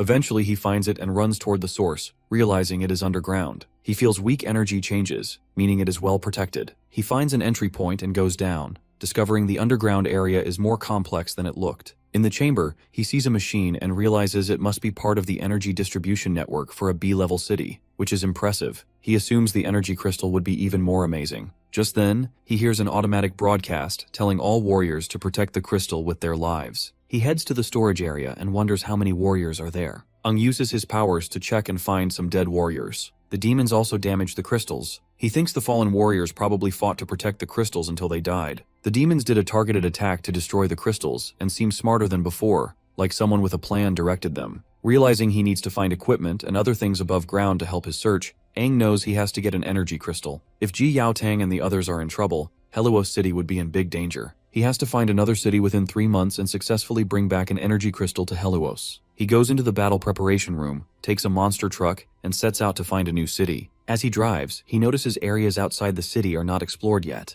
The fog is getting thicker, and the ruined buildings in his way are remnants of a once lively life, now maybe home to demons. He checks the map and follows the direction to the next city. A person watches him from hiding, then cuts the rope to make logs fall on Aang. He dodges the falling logs with precise timing and exits the truck. Aang thinks about the attack, guessing it was the demon's work, but it is not. A girl with a gun points at him, orders him to stop, asks who he is, which hunting group he is from, and insists he identify himself. He feels it is bad timing that a hunting group showed up. Aang thinks about how tricky the situation is and had not expected to run into any hunting groups. He tries to explain that he is not part of any hunting group and is just a normal warrior passing through. The girl accuses him of lying, saying city warriors would not want him alone and that he must be a scout for the Silver Wolf hunting group. Aang is shocked and repeats that he is not part of any hunting group. She should calm down as it is too sudden to explain more. The girl throws a bottle near him, orders him to stay quiet, and calls people like him worse than demons. She then asks if her comrades from the Wearing Gun hunting group are still alive. Hearing this, Aang thinks the Wearing Gun members were captured by the Silver Wolf hunting group. He admits that he cannot prove whether he is a warrior or not part of any hunting group, especially with her gun pointed at him. As Aang notices more people arriving, the girl aims her gun at him again and tells him not to move. Suddenly, a bullet hits her and she falls. Aang sees a group of boys on bikes and realizes someone killed the girl with the gun. It seems there are still some survivors from the searing guns. One of the thugs from the gang suggests taking the survivors to their boss, so they move on to check it out. When they approach the girl, she thinks the newcomers are from the Silver Wolf group and tries to lift her injured hand. One of the men grabs her by the head and talks about her being a woman, finding it surprising. He looks her over and says she is cute, considering doing something with her. Aang then arrives and kicks the man away. He disapproves of getting involved in the personal matters between hunting groups, but notes that the Silver Wolf members are scum. In his bad mood from the day's events, he offers them a chance to leave. The man, frightened after seeing the intimidating side of our boy, calls him a demon. Aang grabs the man's gun and crushes it like a Chad he is, saying he does not like being threatened with a gun. The man offers to let our boy go in return, but it's not our boy who needs others' mercy. He promptly uses his roots to strike the man, sending him flying far away. The man then demands to know if Aang is a demon or a human. Aang crushes the man's gun further, insisting it is none of his business whether he is a demon or a human, and then kills the man. Afterward, Aang attends to the girl's wounds, noting that the bullet went through some muscle and needs healing. She thanks him once he finishes, saying it must be one of his abilities. She mentions she heard that four-finned warriors have amazing powers, and that Aang seems incredibly strong. She then asks if he is a five-finned core warrior. Aang feels the power of a two-finned demon inside him, and although he is more powerful than a typical two-finned warrior, he admits he is indeed a two-finned core warrior with some special abilities. Impressed, she thanks him for saving her and apologizes for threatening him with the gun. Well, our boy is quick to forgive her, noting it is good to be careful when alone outside. He needs to get to the nearest city and asks if she knows which one is closest. Looks like she does know and also wants to tag along with him. Aang points out they just met and do not know each other's names, questioning how she can trust him so quickly. Furthermore, he asks what work she has to do there. She explains that the closest settlement is Jinwei Town, a very small sea-level settlement, but it was taken over by the notorious Silver Wolf hunting group a few days ago. The Searing Gun hunting group tried to free the town but failed, and all her comrades were killed. They had a chance to win, but did not expect that the captain of the Silver Wolf hunting group had already become a three-finned core warrior whose power was overwhelming. Her captain was a two-finned core warrior, and they were no match for a three-finned warrior. In the end, she managed to escape. If freeing the town would not interfere with his mission, she wants his help and is willing to risk her life to assist him. Aang thinks that although there were hunting groups in his past life, he never saw something like this under his supervision. He wonders what the current leader is doing while these groups are trying to forcefully take over towns. The girl mentions she heard the Silver Wolf hunting group took over a tower to get energy crystals, but does not know what they plan to do with them. Of course, Aang is angry to think that these scumbags wish to steal the city's life. He then asks her to lead the way, as they gotta deal with the scumbags. Later, as it gets late, she tells him they are almost there. They keep moving, and he suggests hiding the car before getting too close to the town. Aang says he does not remember this town, as it is not on any map, and that the Silver Wolf hunting group has taken it over. They decide to walk the rest of the way and check things out. Just as they are about to leave, she sees demons hiding behind them. Aang's roots quickly grab the demons, putting them down for good. He decides to leave these bastards as it is, because they cannot kill all the demons since fresh demon blood would attract more demons. He tells her to keep going, and she agrees as they head toward the town. She thinks about how strong Aang is, feeling hopeful that they can save the town and his friends. While hiding in some bushes, Aang notices there are no guards on the wall and the gate is open. They see someone coming out of the town with another person, asking for help. A man from Silver Wolf grabs the person's head and throws it to the ground. The girl gets angry at the Silver Wolf members and points her gun at him, but Aang stops her, saying it would give away their location. He assures her that he will handle it. Then a giant hand appears, picks up the two dead men, and takes them inside. Seems like this demon is working alongside with Silver Wolf guys. Of course, our duo is shocked, realizing they cannot use the same plan if a demon is involved. They need to rush in and save as many people as they can. He quickly takes out the two Silver Wolf members at the gate and goes into the town. The girl follows him, saying she wants to help. She sees the two Silver Wolf members and wonders what Aang did to them, as they look like they have been dead for days. The town is full of Silver Wolf members, and Aang is taking them down one by one. He figures they are just corpses controlled by a demon's power, so he does not hold back. Aang kills all of them, thinking they are controlled by black strings. These demons usually work alone, so he knows he has to follow the strings to find and defeat the main demon. He tells the girl he is going to save the father and son they saw at the gate and asks her to find other survivors, to which she agrees. Aang follows the trail until he reaches a gate. He hits the gate to open it but feels he is too slow. Inside, a demon sits on a throne and says everything in the town, dead or alive, belongs to him. He kept the pair alive to play a game, but they escaped the town and crossed a line. The demon invites Aang to come closer to see him better. Aang notices 3 energy crystals behind the demon. The Silver Wolf group took over the town for these crystals, which attracted the demon. He wonders why a demon wants energy crystals. The demon turns to our boy and asks if he is human or demon. Meanwhile, Aang realizes the demon is a rare purple core type with special abilities. He tells the demon that he must have killed all the Silver Wolf members, mentioning their leader was a 3-fin core warrior, and probably failed to match this bastard's control powers. The demon kicks someone toward Aang. Actually not someone, but the same man we had been talking about just now. Aang blocks the zombified warrior's attack. Suddenly, many ghouls appear to greet Aang. He sees that not only the Silver Wolf members, but also the town's original warriors, have been turned into ghouls. There are a lot of them, and the demon welcomes Aang to his group in a rather friendly manner. Aang thinks about the 3-finned demon while he's in his 2-finned form. It would have been a problem if it was a normal 3-finned demon, but this one is a purple core demon that's weak in fighting and uses psychic powers to control the battle. My guy balls up his fiery fist and defeats them in an instant. The demon is actually impressed, believing that he's not a normal human. The demon then commands his army to fight, but Aang says it's useless because he burned their cores. The demon is annoyed because he worked hard to collect them. Aang is glad to finally set the poor warriors free of this bastard's control. Now there are no more cores for the demon to control, reducing its fighting power. My guy lunges and strikes the bastard. After a barrage of punches, he gets ready for the final strike to the demon's core. Just then, the demon puts that child from earlier in the way as our boy is about to punch him. This leaves him wide open, and he ends up taking a direct blow in his belly. The demon reveals that he not only controls cores but also possesses sharp gold elements too. Aang thinks about the metal element, realizes its depth, and decides to hurry to treat his wounds. He then uses recovery magic on himself. The demon says the fight might be harder than he thought, and gets ready to use something he's worked hard to get. He tells a man to bring an item. He is regretting that he is about to use his precious father-son duo so early. The man brings a green liquid, which the demon drinks. Aang wonders what it is and instinctively senses danger, realizing he has no time to recover. He charges at the demon despite the pain in his abdomen,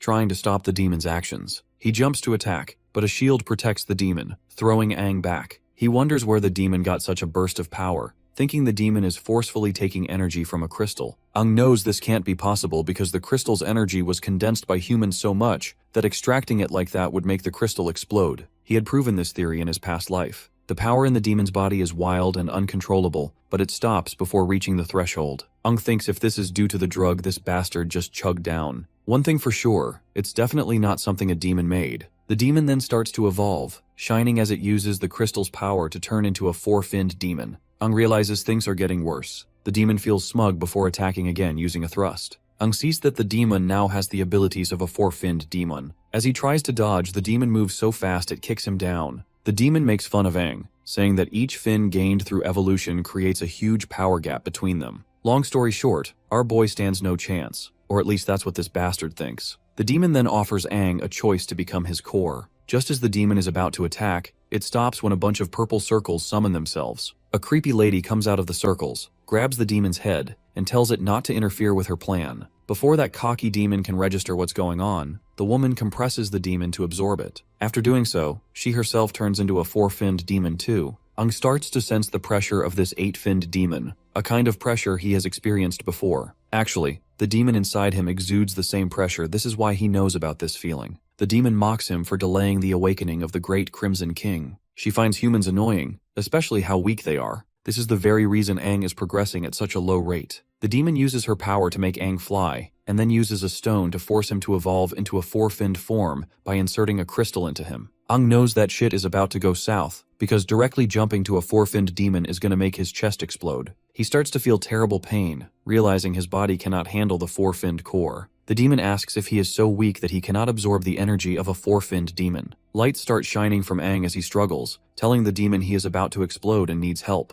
The demon activates an 8-panel space lock around him and tells him to hold on. It is then the Crimson Demon speaks through Aang, revealing that she disturbed Crimson's slumber. The girl demon recognizes the voice and knows who's talking. Aang's demon asks if she forgot what he told her. He shatters the crystal barrier and takes over Aang's body. He criticizes her for interfering with Aang's evolution path. Realizing it is Crimson, she hugs him, happy he is finally there. He says it has been a long time since they saw each other. She says she has been watching humans from the shadows and noticed he could not beat the new four-finned demon. She worries that if he dies, their combined strength would weaken and they would need a lot of training. Crimson explains that humans are different from demons, weak but mysterious. Although Aang recently absorbed a two-finned demon's power, she forced him to skip the three-finned stage and injected the four-finned core into him, which his body cannot handle. The energy that leaked out of Aang's body allowed him to wake up temporarily. He tells her not to interfere with his evolution because Aang needs to evolve slowly to become the perfect vessel. She agrees and tells Crimson that during his absence, when he faked his death, the other four kings were just arguing and did not reunite, keeping a power balance as Crimson predicted.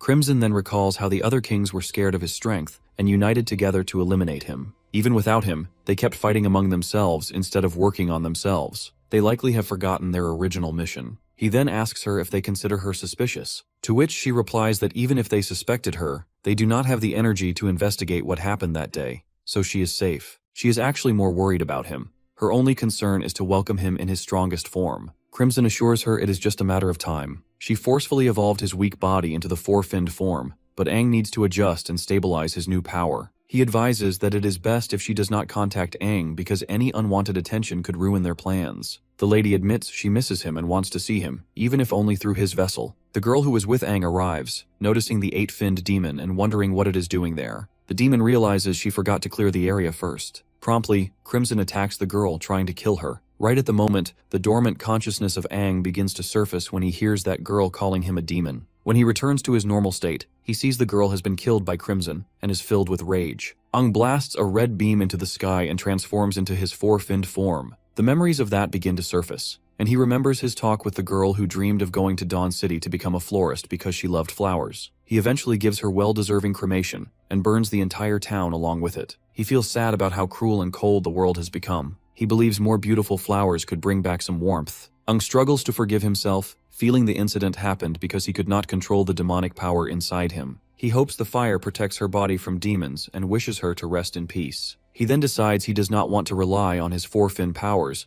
and needs to clear his mind since so much is happening. He is confused about the relationship between the eight-finned demon and Crimson, especially why she made him skip the three-fin stage and go straight to the four-fin stage. He wonders what their ultimate goal is and how a three-fin could become a four-fin on its own. This is not something a demon can do alone, so he thinks about who might have given or created this power. Such advanced engineering could only be done by a major city or a top organization. Aang suspects it might have been developed in Dawn City and realizes he needs to find a big city quickly. He decides to contact Ji Yaotang to let him know he is safe. He also wonders how everyone else is doing. After this, he starts driving the monster truck, hoping his friends escape the tunnels and reach the city safely. There is an A-level city called Piketia in his direction, so he plans to send a message from there. Meanwhile, in Bryan City, Ji Yaotang and the other three arrive safely and meet with the five-fin warrior and battle commander Koda. After hearing their reports, Koda apologizes for not being able to send a rescue team. He simply can't risk his rescue team just to rescue one guy Aang they are talking about. After all, they have just learned that B-level Pet City was destroyed by a high-level demonic horde, so there is no way in hell that the kid is still alive. Ji Yaotang argues that Aang has special talents and might have survived against the odds. Koda says that although Bryan City has many young warriors with special talents,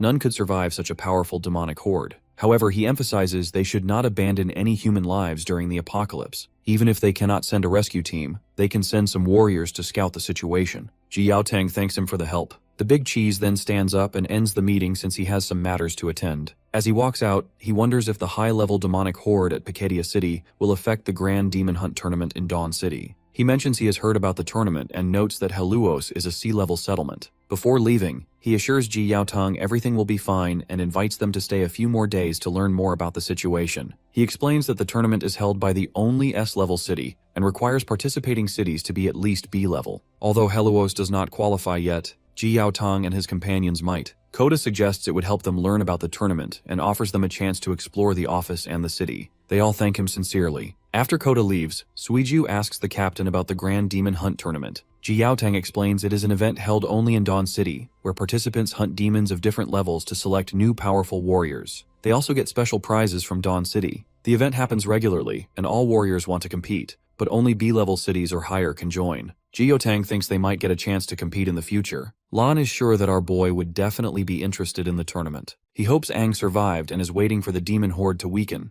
Of course, no one expected such a tough challenge on their first mission, and the fact that Aang put himself in danger to save everyone is crazy. Currently, all they can do is wait for reports from the scouts. He has already sent word to Helluos about their situation using the city's communication tower. For now, the captain plans to stay in Bryan City for a few days to learn as much as they can. There are many skilled warriors there, and so our party has to believe that Aang will survive. Meanwhile, over at Pikedia, Aang is in the reception room with Paris. The woman confirms our boy's report that Pikedia City was destroyed by a demonic horde. They also helped Aang send a message to Helluos Town about his squad's situation, and she believes a response will come soon. However, Paris apologizes for not being able to give Aang an energy crystal because they are not responsible for distributing them. The allocation is decided by higher-level cities. Since Pikedia City, the higher-level city linked to Aang, was wiped out, he needs to ask Dawn City for a new allocation. Of course, Aang did not expect the distribution of energy crystals to be so troublesome. Since he is already in the area, he might as well check out the city and investigate the demon's items. However,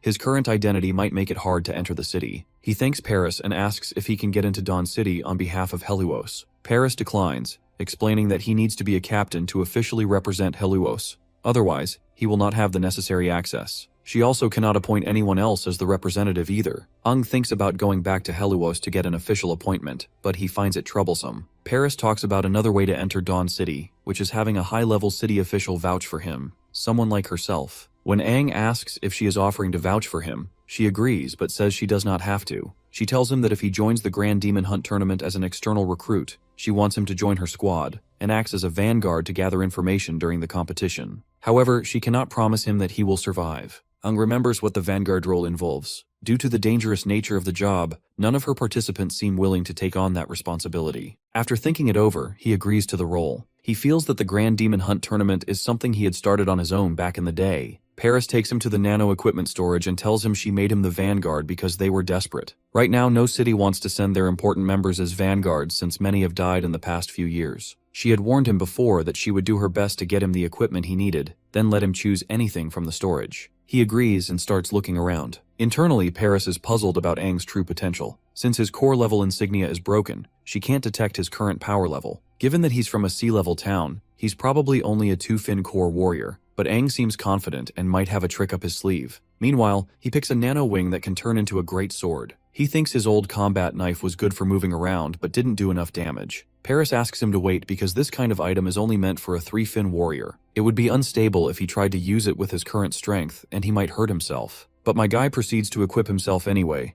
and demonstrates how easily he can rotate the sword, saying it feels solid. Of course, the woman is shocked, wondering how he can pilot it so easily, and thinks maybe he understands nano wings really well. She's heard of warriors with special talents who can handle high-level nano wings without problems. Aang then proceeds to ask about the availability of a live combat arena there. Eventually, they go to the main entrance where Paris promises to get him all the equipment he needs. She asks why he wants to go to the live combat arena, and he says he wants to test the new nano wing on a demon to warm up. She asks if he really wants to go alone since sometimes one-finned demons appear even though the arena is supposed to be safe. She offers to go with him if he wants, but Aang says he can handle a one-finned demon by himself. Since his confidence and bravery are rare for a warrior, she wants him to be careful. She also mentions she has to train some 4-fin warriors, and wishes more of them were as confident as Aang, which would make things easier. With that exchange, they part ways. Of course, Aang intentionally didn't let her come with him. He's not just testing his new weapon. He wants to see what he can do with his four-finned transformation. He arrives at a ruined area, sees that it's been claimed,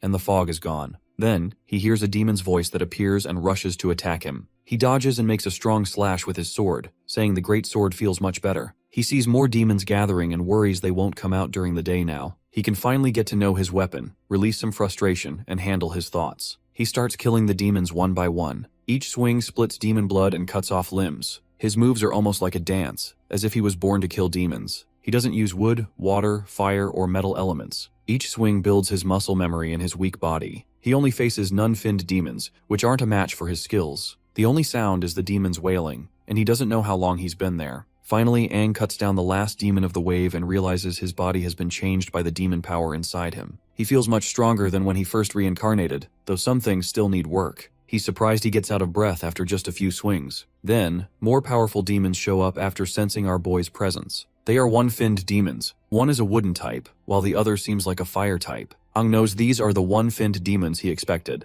The demon notices Aang isn't scared and wonders if his lack of fear is how he shows it. One demon attacks Aang, but he moves so fast he hits the demon with a rock and then stabs it with his sword. He says the metal element works well against fire. He decides to test his four-fin powers. The other demon, clearly scared, asks if he's really human. Aang remembers that his purple four-finned power lets him control cores. After killing the demon, he uses a purple thread to control it, shocking the other demons as the bastard watches Aang control one of their own. As evening comes, Paris notices that Aang hasn't come back yet. A man tells her that sunset is almost here, and because of the demon horde at Piketia City, all the gates, including the side ones, will close soon. Paris asks for a report on the demon levels lately, and the man says not only are there more one-finned demons, but two-finned, three-finned, and even four-finned demons are appearing. Paris worries that the kid might have been caught by the demons. She wants him to survive because she has just sent in the participant list and wants to avoid more problems. She decides to look for him at the live combat arena and tells the man she'll be back before the gates close,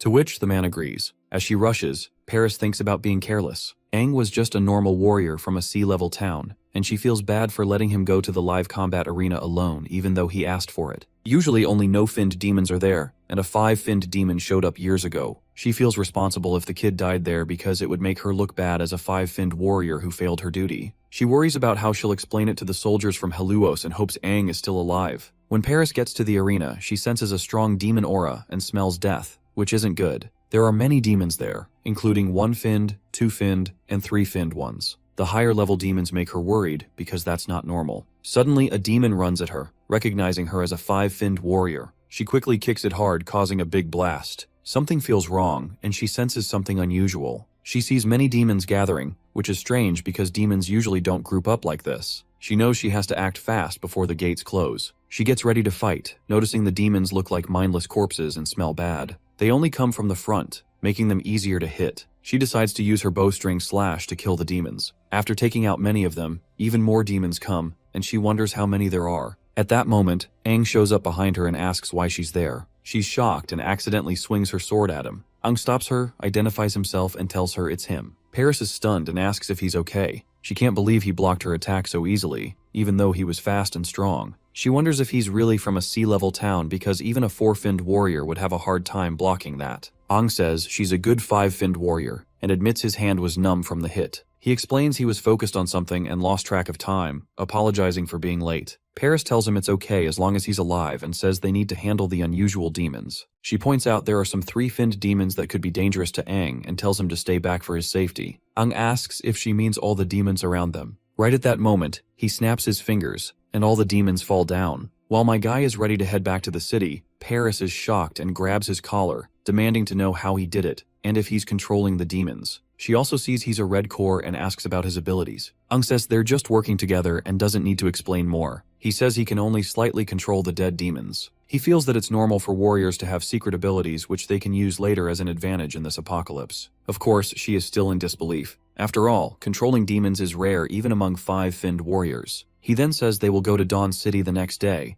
because he needs to quickly sort out the energy crystal distribution for Helluos. They plan to leave the next day. As they walk out of the place, Paris thinks about expecting more from Aang during the big demon hunt tournament, not knowing that in the live combat arena, Aang had scattered many dead demon bodies. Later, they arrive at the gate of Dawn City. Paris tells everyone to do their best and not make the city look bad. Ang looks around and is certain Dawn City is the one he used to manage in his past life. It might have been renamed after his death, because the battlefield was called the Battle of Dawn. The city looks even more impressive than before, and he thinks it might be a long time before he can return. He wonders if he might meet the 6 great heroes, the strongest team he trained. He is curious about how they are doing after the Battle of Dawn, and if they would believe his story. Paris comes up to him and asks if he is scared of his first time visiting Dawn City. She says it is too early to be shocked since they have not even entered the city yet. Dawn City is humanity's only S-level city and the center of their strength. Not everyone is lucky enough to see it, and some people never do in their lifetime. Ang thinks Paris, being a 5-finned warrior, might know something important. He asks if she knows what happened to the 6 great heroes after the Battle of Dawn. She pauses, finding the question strange, and asks if he means the old 6 heroes. Ong is confused and explains that the 6 great heroes are the 6 people he is talking about, the strongest team led by the king, known as the mightiest warriors who share his name. Paris is surprised and asks if he really did not know. She says everyone knows the new 6 heroes do not like talking about the old 6 heroes, and warns him not to bring it up inside the city. She explains that the king changed, the dynasty changed, and the current mightiest warrior is the new king. The king Aang is talking about is now called the Old King. She warns him again not to speak about these things in the city. Aang wonders what happened to the old 6 heroes. Paris raises her voice, asking if he was not listening. People nearby start looking at them. She says she never knew why he chose to be called Aang,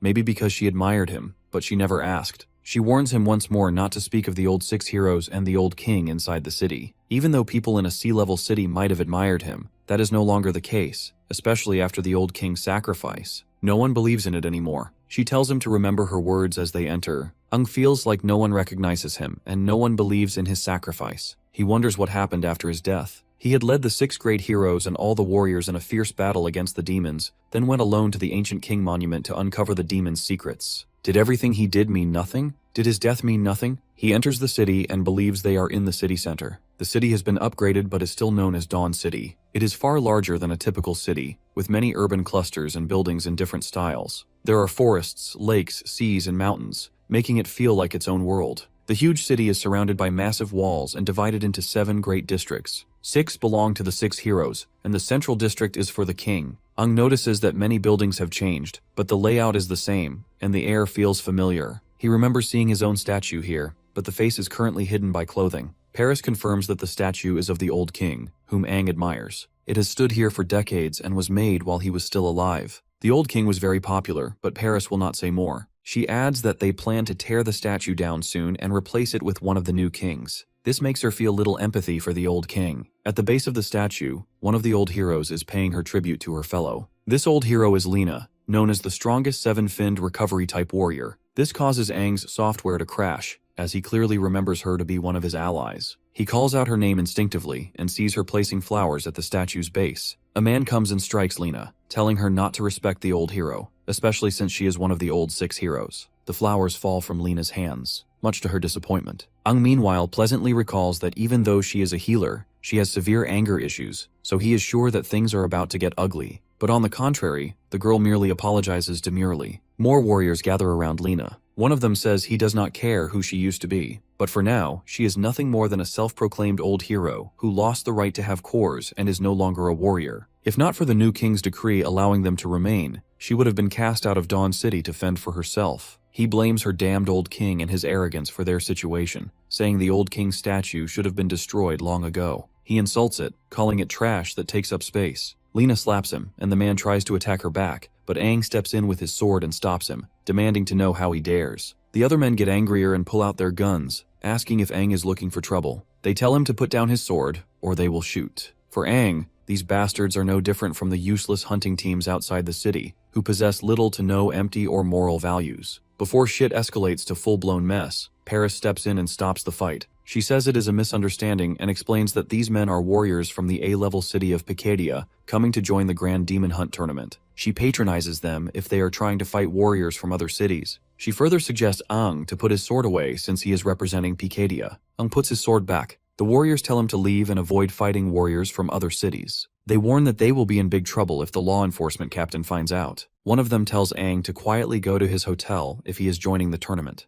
Aang should feel lucky that he is getting away easily. With that, the noisy bunch barges away. Then Lena turns to our boy and asks if he knows her. He thinks about telling her that the mightiest warrior Aang has returned, but decides it might cause more problems if he is not careful. Paris steps in and tells the old hero that Aang has a reputation for being a troublemaker. Of course, Aang plays along and confirms he is indeed troublemaker. Hell, even his name is a troublesome one. Lena starts to leave, agreeing it is a really troublesome name, a kind of name that brings headache. Hearing this, Paris gets annoyed at Lena. Not only Aang helped her out, but she is also calling him a headache. But my guy isn't bothered. He thinks he will find a good time to explain things to her, and believes she has a lot to tell him too. The next day, during the Grand Demon Hunt Parade, Paris's team joins the festivities. Someone talks about a new face in the crowd. Paris tells Aang that after the tournament, she will help him contact the person in charge of energy crystal distribution. Aang is happy that she remembers and thanks her. He tells her not to worry and promises she will not be disappointed with his performance. The woman hopes the same and reminds him to be careful and not to die. In the crowd,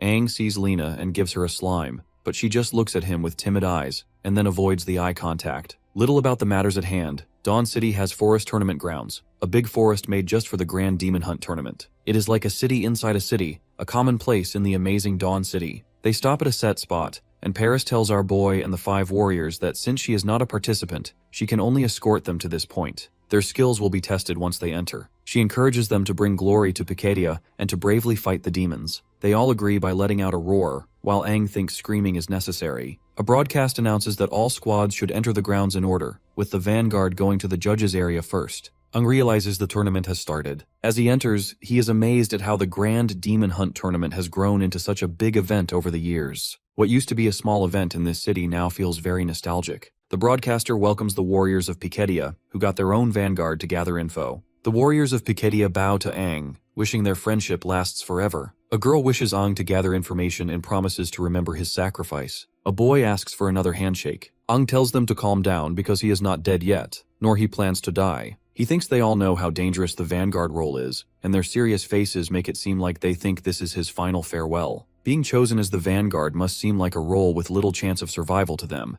and their lifeless faces look sad. Then a lady speaks to all the vanguards from different squads. She says their mission has many unknown dangers and praises their brave courage for taking on the role. She tells them to enter the tournament grounds, gather as much information on the demons as possible for their squad, and warns them to be careful because they will face demons of unknown levels. Aang notices that all the participating warriors seem to be Tier 2 core warriors. The tournament looks like a talent showcase to find out which city has the best new generation of warriors. Naturally, they do not let high-level warriors participate. Paris understands that Aang's abilities are far greater than those of the Tier 2 core warriors. And that is okay because no one would guess his true powers if he keeps them hidden. The lady then asks the crowd to welcome the special guest with loud cheers. The highest-ranking judge of the tournament and one of the 6 great warriors, Dylan, the strongest recovery-type warrior, comes out, and the audience cheer loudly for Dylan Fan. Aang sees that Dylan has a dual-core setup, something he had only imagined before. This shit can grant you double the power. If the synchronization rate is high enough, the power could be incredible. A warrior's strength comes from the power the core provides, and a high sync rate lets them use more of the core's potential. However, a high sync rate also means the body has to handle the demonic power or get overwhelmed. That is why some warriors with low core compatibility or weak bodies have lower sync rates. In his past life, humans could only make single core grafting equipment,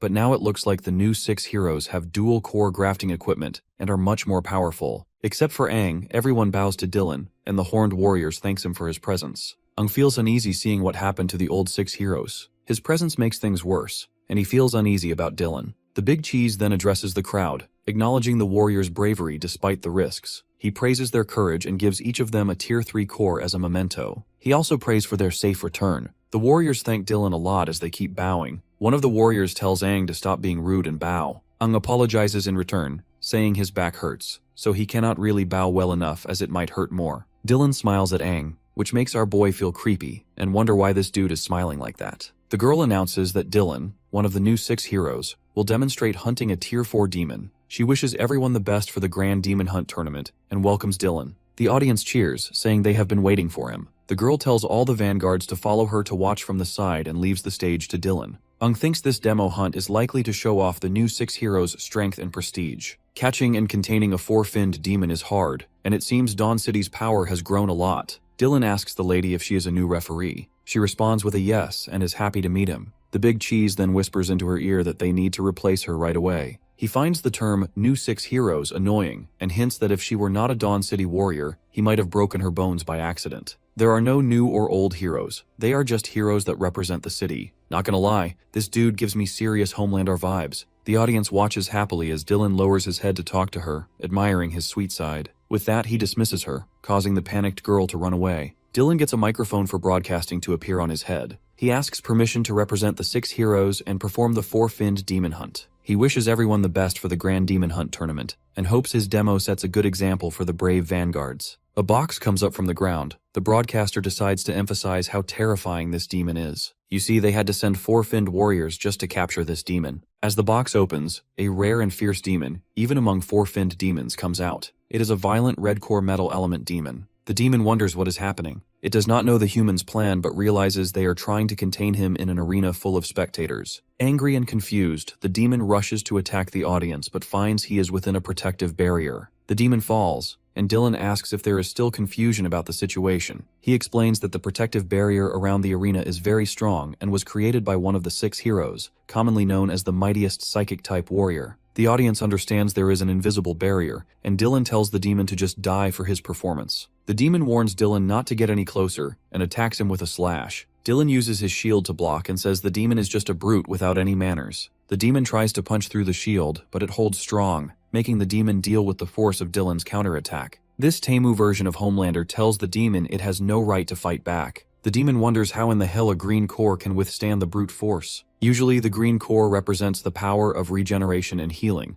which doesn't actually aid much when it comes to raw strength. The demon decides to throw a punch to prove his point, but Dylan uses green ropes to capture the demon and says it's his job to fix the demon's misunderstanding. He introduces himself as a green core warrior who possesses dual cores. The demon tries to drop some juicy info about this mysterious power, but Dylan tells it to be quiet. He then hits the demon, making it explode and spill its blood. Homelander stands behind his shield and says this is the start of the Grand Demon Hunt tournament, telling everyone to begin. Ong is amazed by Dylan's strength and power. He realizes that having dual cores doesn't just double the power of a single core, their combined strength makes them even stronger. The 6 new heroes are more impressive than he thought, and he wonders how powerful the new king is. Even though he admires the new heroes, he's still upset about how they treated Lena. The broadcaster thanks Dylan and invites the vanguards back on stage. It goes without saying that Dylan is popular, and the vanguards bow respectfully other than our boy, of course. This prompts Dylan to ask the kid if he doesn't like him and harbors hostility. Ong says there might have been a misunderstanding, explaining that he usually acts hostile before going on stage to focus better. He knows being a vanguard is tough. Dylan decides to watch Aang closely because he finds him interesting and wants the kid not to let him down. Speaking of which, our boy finds it hilarious that back in the past, when he was busy yanking demons' guts out, this dude wasn't even born. Anyhow, the broadcaster tells the vanguards to gather and listen to the rules. The first task is to enter the fray and scout the woods. Their main goal is to find the best route based on their squad's strength. Each squad has to defeat demons within a set time to earn points. The tournament has not just no-finned demons, but also 1-finned, 2-finned, and 3-finned demons spread out in the woods. The area is huge, so the vanguards need to carefully find the best paths. The broadcaster says this isn't their home area and tells the vanguards to be very careful. They have to work alone to avoid attracting demons. One vanguard wonders if this reminder is really needed, and asks who would risk their life just to provoke a demon.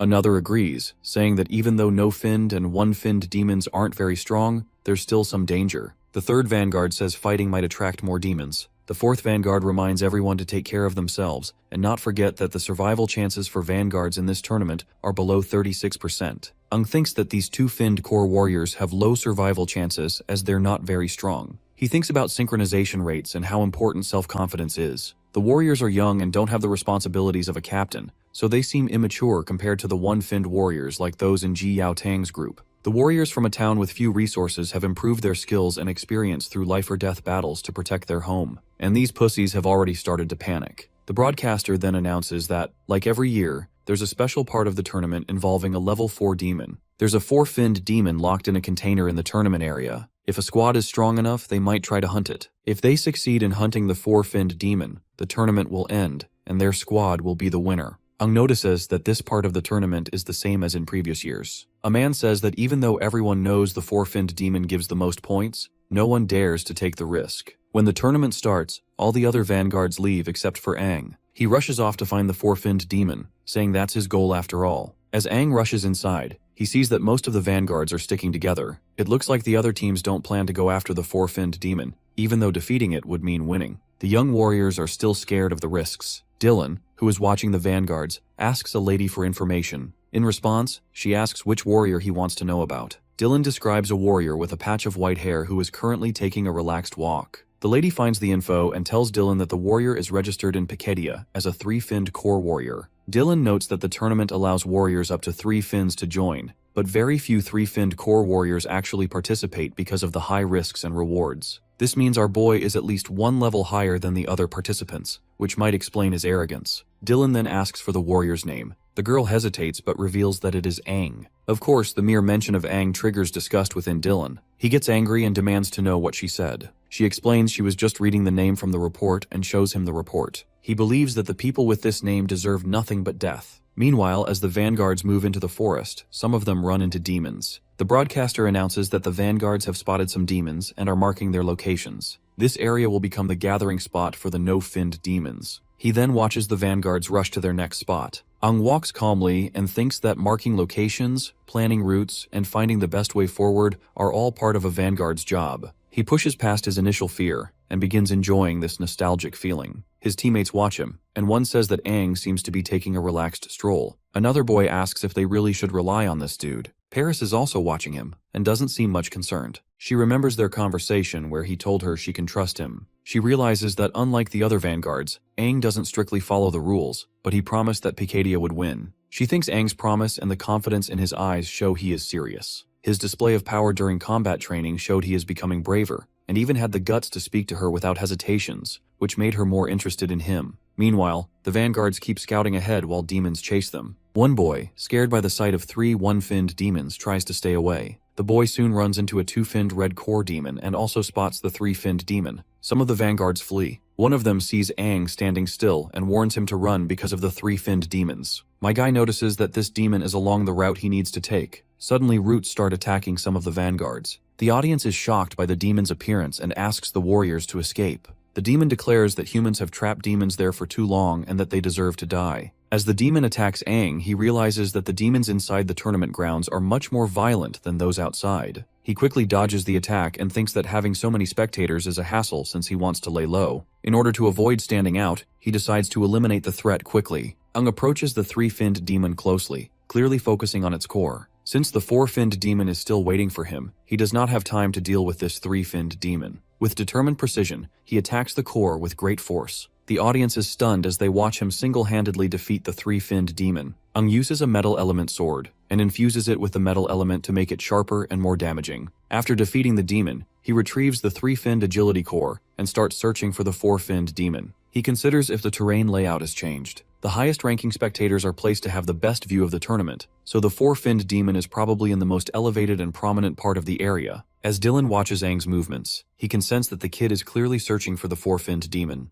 Aang stabs his sword into the demon. This is the 5th demon he has defeated. He thinks these demons get stronger the deeper he goes, which seems strange. Even though he wants to check the area around him, he has to keep fighting because the demons keep chasing him. It makes sense why no one wants to be a vanguard, as it is like a suicide mission for lower-level warriors. Aang has already beaten 5 2-finned demons for his team, which should have boosted their squad score. He hopes his team is not too surprised by his improvement. He believes the 4-finned demon is on the highest hill where the top viewers are. Dylan notices that this kid is really ambitious, and wonders if he decided to go after the 4-finned demon alone, or if the whole squad agreed. Right then, the broadcaster says Aang is heading towards the 4-finned demon, which seems strange because it is unclear how he knows exactly where it is. One of Aang's squad members asks if our boy is planning a route for them to defeat the demon. He further mentions that their squad is not strong enough to take down a 4-finned demon, and asks if Paris is the one who decided this. Of course, the girl says no, admitting she has no idea what Aang is doing. She hopes he will not cause trouble and knows their squad cannot beat a 4-finned demon. The broadcaster reports that Aang has found the 4-finned demon and is planning his next move. People think Aang might be thinking of escaping, letting his squad start the attack first so he can get back safely. But my guy simply breaks off the seal of the gate leading to the 4-finned demon, much to everyone's shock. My guy boldly challenges the demon to get his ass off and fight.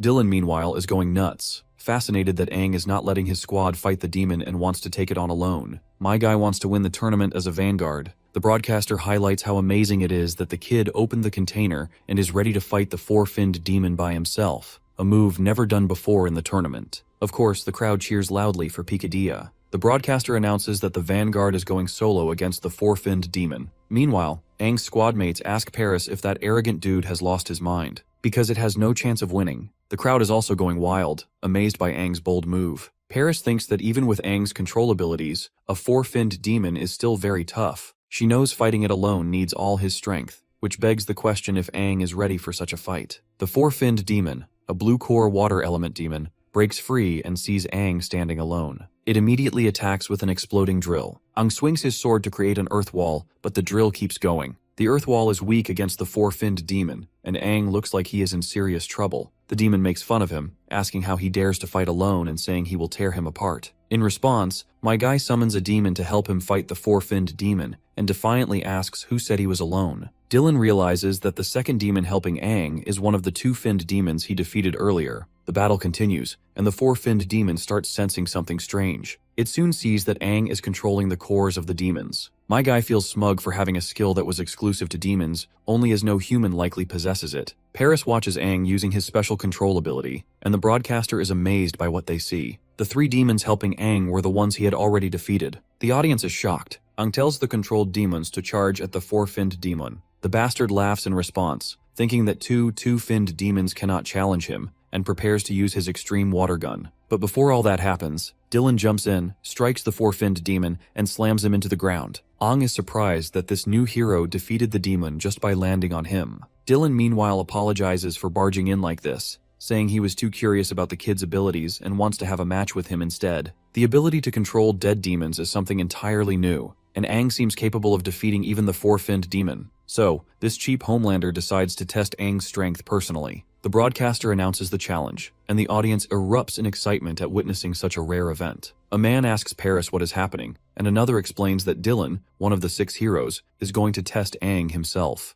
By now, Paris knows that things are now out of their control. Internally, Aang wonders if this dude has lost his mind. He can sense the killing intent of his. Dylan notes that our boy does not look scared at all, which is unusual for a young warrior. To which my guy replies that he has undergone rigorous training, and that because of his unique abilities, his squad captain has always expected a lot from him. This might explain why his strength surpasses his peers, and he adds that people consider him a genius. Of course, my guy is spouting whatever came over his tongue, thinking that Dylan probably will not bother fact-checking his claims. But this cheap Homelander finds Aang increasingly fascinating and prepares to attack, challenging him to show his full power. The rocks this bastard sends flying are like bullets, fast and deadly. My guy dodges, knowing that if he had not been on high alert, he would not have avoided the attack. Dylan talks about his opponent's agility, saying it explains his ability to dodge so effectively, and states that he now expects even more from him. Aang questions this dude's hostility, wondering why he is being so aggressive. The big shot maneuvers behind our boy and explains that part of his hostility comes from disliking his attitude, as well as his name. He attacks again, but Aang dodges. The bastard keeps circling behind him and feels that our boy reeks of a demon. Aang realizes he cannot hide the demonic energy inside him completely, making evading suspicion impossible. Despite using less than half his full strength, Dylan puts immense pressure on Aang,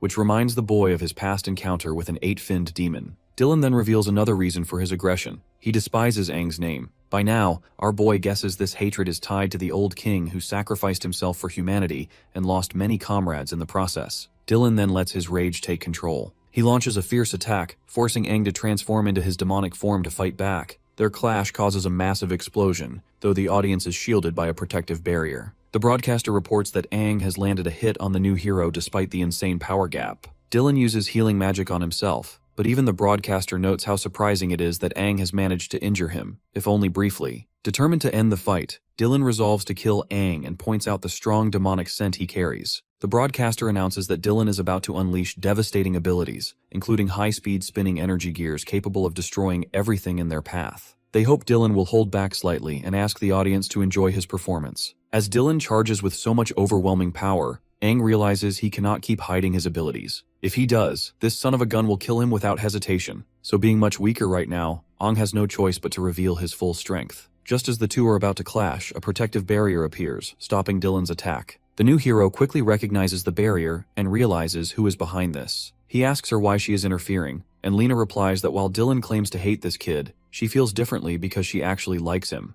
The woman is totally decked out in this battle stance head to toe. Ang also notices the woman and wonders if she used the green core to restore herself to her prime condition. Dylan questions her, reminding her that she's not allowed to wear battle gear and asking if she plans to defy the king's orders. Lena calmly tries to correct the misunderstanding. She's only forbidden from participating in demon-killing activities. No one said anything about wearing battle gear, and she asks if Dylan expected her to walk around unarmed. Ang can tell that the girl is still as sharp and lively as she was in the past. In his previous life, he had always stood in front of her during battles, but now she's the one standing in front of him. The broadcaster announces Lena's arrival, calling it a surprising and unexpected event. Dylan acknowledges her reputation as a great warrior, warning that he won't go easy on her and advising her to choose her words carefully. Lena scrutinizes him for causing such a public commotion on an important day. She then introduces Aang as the son of her friend, and she thinks that Dylan has tested the boy enough already. Dylan laughs, calling them detestable and activating his ability, Serpent Decree. A wave of dense energy fans out, making it nearly impossible to dodge. He launches the attack at Lena, but my guy steps in with his sword, blocking the first wave. The broadcaster warns that the follow-up attacks are relentless and impossible for the kid to block entirely. Lena then suggests him to fall back as her shield protects them,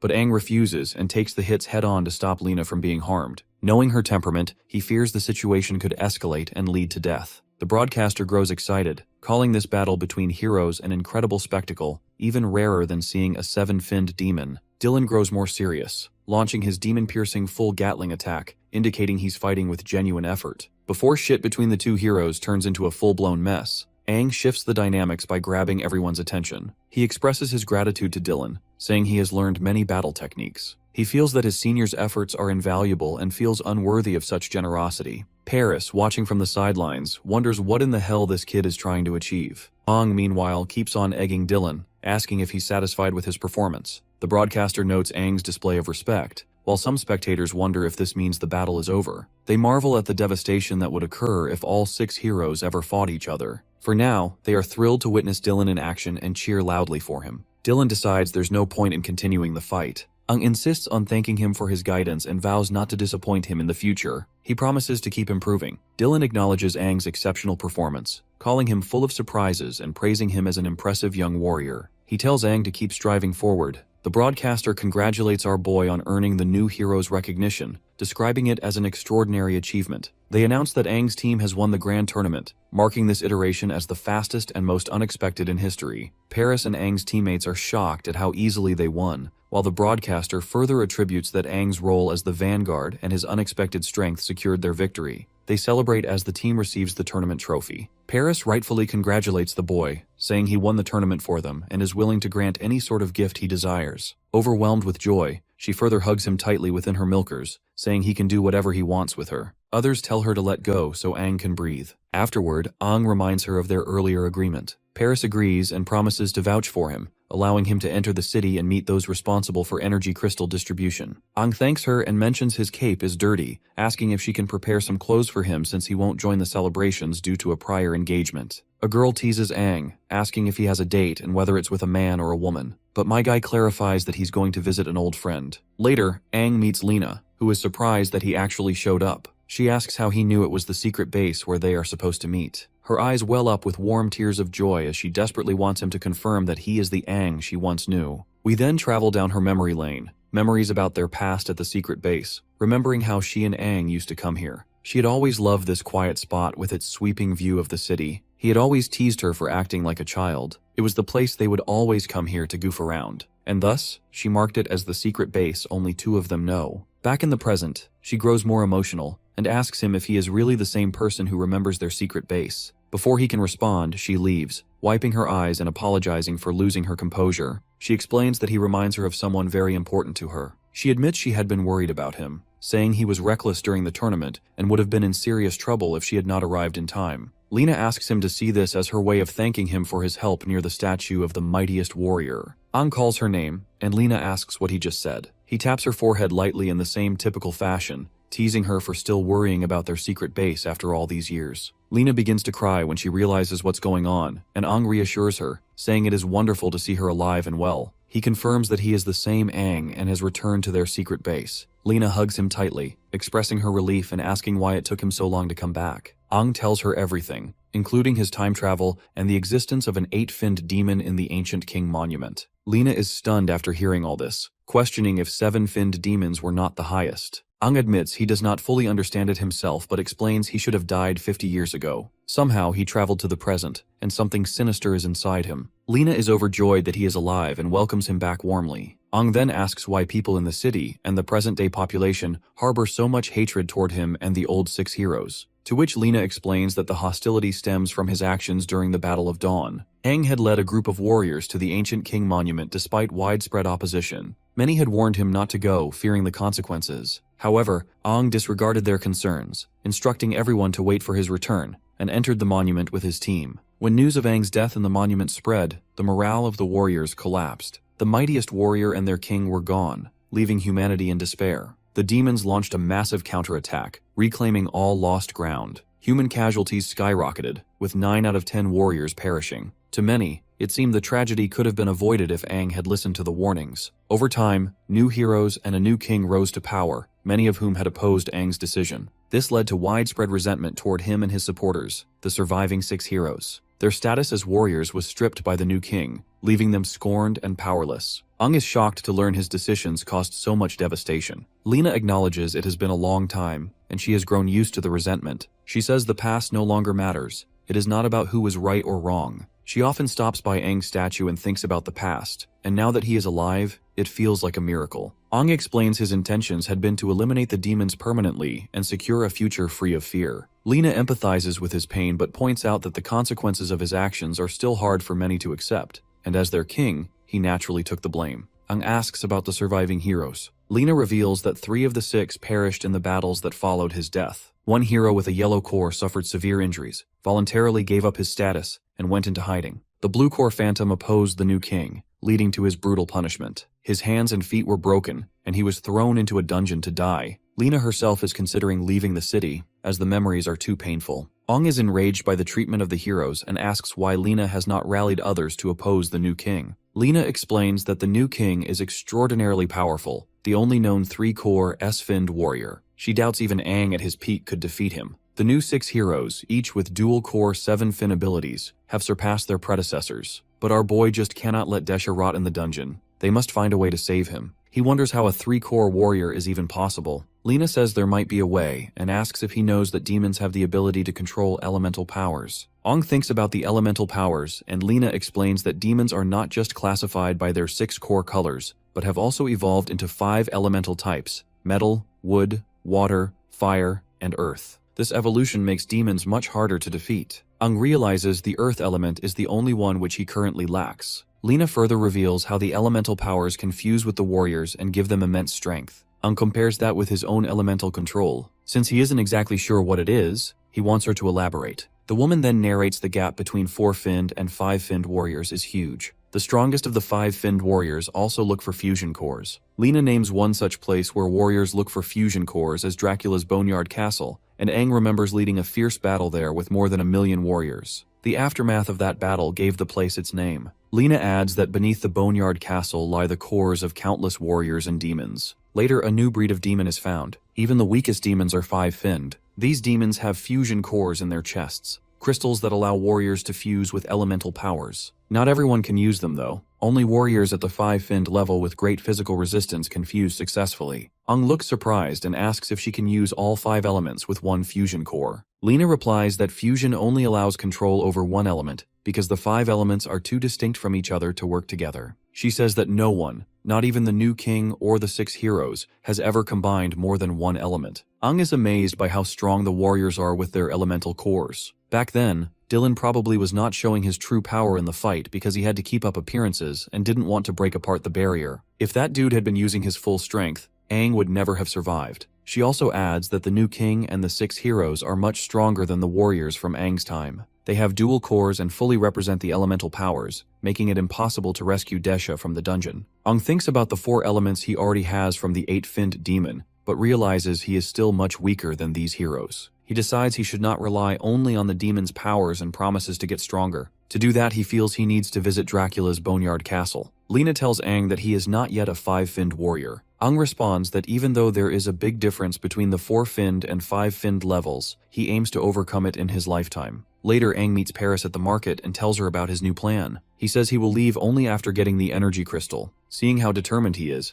Paris agrees to help him and go with him, hoping it will finally fix the energy crystal issue in Helios Town. As they walk, Aang sees Ji Yao Tang and his fellows walking right in front of him. The captain is busy telling the team about their plan to visit the Warrior War Department for help. Meanwhile, Paris questions the kid why he has stopped, and as soon as my guy greets his fellows, they all quickly latch on him to hug him, feeling emotional to see him alive and stronger. Ji Yaotang can sense that Aang has grown a lot, while Lan notes that he is also taller now. Now that they mention it, Aang realizes that this might be because of the Demon Corps. Lan mentions that they had followed the commander from Bryan City just to watch the tournament. Thankfully, Liu manages to get some information about his whereabouts, but turns out the information proved to be incorrect. So they had to go back to Dawn City where Ji Yaotang manages to strike up a deal and acquire some energy crystals. The next thing they wanted to do was to find him, not expecting him to already be in Dawn City. Aang is happy that the energy crystal problem is solved and offers to represent them from then on. Paris watches the group for a while longer before leaving them to reunite. Before she takes off, Ji Yaotang thanks her for looking after Aang. But the woman believes that our boy is the one who has been helping Picadia City. Moving on, Lan suggests Aang to talk with Liu because she has not been eating well since they separated. The photographer maniac also shows pictures of Liu who looks sad and distant. Aang eventually goes to the girl, apologizing for making her worry, and promises not to leave on his own again. Liu becomes emotional before taking his words. All the friends spend time talking and laughing together. Meanwhile, Lena keeps watching from hiding, remembering everything that has taken place in her life with Aang and the other heroes. Seeing them all reminds her of the bonds they once shared. Liu dreams of a devastated area where she is helping Aang, asking him to stay awake and hang on. She begs him not to go unconscious. Finally, they see an elemental crystal, which they manage to snag. For context, if you can't remember, this crystal allows the warriors to wield elemental powers of demons. A demon also barges in and makes fun of them, calling them low-level warriors and saying that even with the crystal, they are just delaying the inevitable. The demon charges at Liu and knocks her down over the ground. Despite the attack, the only thing she wants to struggle for is to help Aang. Suddenly, the nightmare ends and Liu wakes up in her bed, realizing it was just a dream, but it felt incredibly real. Even the sensation of being stabbed. Sweaty and shaken, she decides to take a shower. Just then, Aang opens her door, saying he heard her shouting. Seeing her in a nightdress, she throws a pillow at him and scolds him for entering without knocking. Aang explains that he came because he was worried, but the girl only yells at him to leave. Later, Aang waits outside the hotel for Liu. When she joins him, she decides it is time to go. Aang asks if she cleaned up, and she tells him to call her squad leader. He agrees and asks if she rested well, reminding her of the long journey ahead. Liu assures him she is fine but admits the nightmare scared her. She wonders how he can stay so calm even though the place they are about to visit is nerve-wracking. Turns out they are traveling through a sea-level area on their way to Dracula's Boneyard Castle, and if they hurry, they will arrive by evening. He adds they will need to pass a test of strength to enter the castle, otherwise they will be treated as trespassers. The girl recalls that Ji Yaotang mentioned the castle as an important site where promising 5-finned warriors go to obtain elemental crystals. A city has grown around the castle, complete with military grounds and high-level warriors. The area is heavily guarded, not only to prevent unauthorized entry, but also to keep creatures inside the castle from escaping. Aang asks if she is afraid to accompany him there, especially since only 5-finned warriors usually dare to go. Well, not only her, but the captain is also worried about him acting recklessly, which is why the captain assigned her, a Green Corps recovery type, to ensure his safety. It is not just about protecting Aang, as Ji Yaotang wants her to grow stronger alongside him and return as a 2-finned warrior. She further expresses frustration at how quickly Aang has leveled up, reaching 4 fins in such a short time. Aang then recalls that the other 2 of their teammates are also supposed to get special training from the captain, and the duo was looking forward to it. Liu, acting as squad leader, says she has to keep an eye on Aang, especially since he once left the squad without warning. Aang gives her a mischievous smile, which irritates her. She accuses him of thinking about the morning incident, but he denies it. At Dracula's Boneyard Castle, warriors are recruiting other warriors in their teams. Some squads require agility-type warriors, while some want Green Corps warriors, and they all should be 5-finned warriors to qualify. When Aang and Liu arrive at the castle, the warriors at the entrance notice them. They refer to Aang as a 4-finned warrior and Liu as a 1-finned warrior, questioning where they are from. Some speculate they must be desperate. One jokes the young couple must be lost, while another claims they will not be allowed to enter since they clearly will not pass the test. Seems like these guys underestimate our duo. A group of warriors arrives, and one of them mocks Aang, thinking that he brought his girlfriend along, but our duo ignores them. determined to enter Dracula's boneyard castle. Our girl grows mildly annoyed by the constant mockery, but Aang tells her not to waste energy on their stupid insults. Turns out, the one who mocked them is Uther, the young master of the Mir family from Eula City. The warriors don't expect Uther to come to the castle in search of an elemental crystal with a six-finned warrior. This six-finned warrior is said to be one of the top fighters hired by the Mir family. Someone nearby mentions seeing his information on the hiring board, noting both his impressive strength and his connection to the Mirs. They also say the warrior already possesses an elemental crystal and has gained significant elemental power, so they believe Uther will succeed this time. Uther introduces himself as the young master of the Mir family from Eula, an A-level city. He boasts that everyone knows his family, the largest warrior guild in the city. He further suggests to Liu she doesn't belong there since she is a green core and offers her a chance to be his personal healer, promising generosity in return. Of course, our duo ignores him, making the bastard annoyed that they are not flocking over him just because he hails from a big family. He assumes they don't know about the Mirs. Bro is really full of himself, and Liu snaps because she had it enough, demanding to know who gave Uther permission to speak to her that way. Uther continues bragging and insulting her, which only makes the girl angrier. The bastard then throws his side chick away, ready to take our girl down. Even though Liu isn't strong enough to face him, she refuses to back down. Furious at his arrogance, she prepares to fight. Uther charges at her, saying he'll teach her a lesson, but before he can strike, Aang steps in to stop him. Uther tells him to move aside and threatens to deal with him as well if he doesn't move. Aang reminds the bastard who started the fight and warns that causing trouble could damage his family's reputation. He suggests Uther think again, since the guards might refuse him entry if he causes a scene. Of course, this arrogant piece of shit refuses to back down. The six-finned warrior with him steps forward and agrees with Aang. He says all the warriors present are strong, and making a scene would look bad for the Mirs. He advises Uther there's no need to rush. Once inside the castle, anything can happen. Well, we can tell what these bastards are planning. Uther reluctantly backs off, saying he won't waste time on weak opponents, then moves forward. The six-finned warrior follows, using his earth elemental power to throw small stones at Aang, which my guy catches easily in midair. Sensing something unusual, the girl asks if something is wrong. Aang replies it's just a minor annoyance, like dealing with mosquitoes, and suggests they continue with the test. The six-finned warrior is surprised at how easily this kid blocked his hidden attack. Even though it was fast, it should have hurt Aang's hands. The warrior tells Uther they should reconsider their top contenders for the elemental crystal, as Aang looks far stronger than a typical four-finned warrior. He admits he can't fully gauge the kid's strength. They should avoid direct confirmation and find a way to eliminate both Aang and Liu first. During the synchronization rate test, Aang scores 54% and Liu scores 42%. Liu asks if they pass, since there is no minimum requirement. Aang remembers Liu's rate had been 39% before, and now she has not only become a one-finned warrior, but also improved to 42%, a notable increase. The woman conducting the test observes that one of them is a four-finned warrior and the other a one-finned warrior, then asks why they want to enter the Boneyard Castle for an elemental crystal when the demons inside are at least three-finned in strength. Aang confirms their decision, explaining that Liu is their squad's medic, and he is a highly agile warrior, so they can defend themselves. Of course, Liu frowns at being called just a medic. The woman explains that no warrior below 5-finned has ever dared enter the castle, making them the lowest level entrance on record. She reminds them that the elemental crystal can only be found on a special demon, and usually only one appears at a time. Once it is hunted, another takes a while to appear. She also warns they will face not only demons but also stronger warriors, and their lives will be at risk.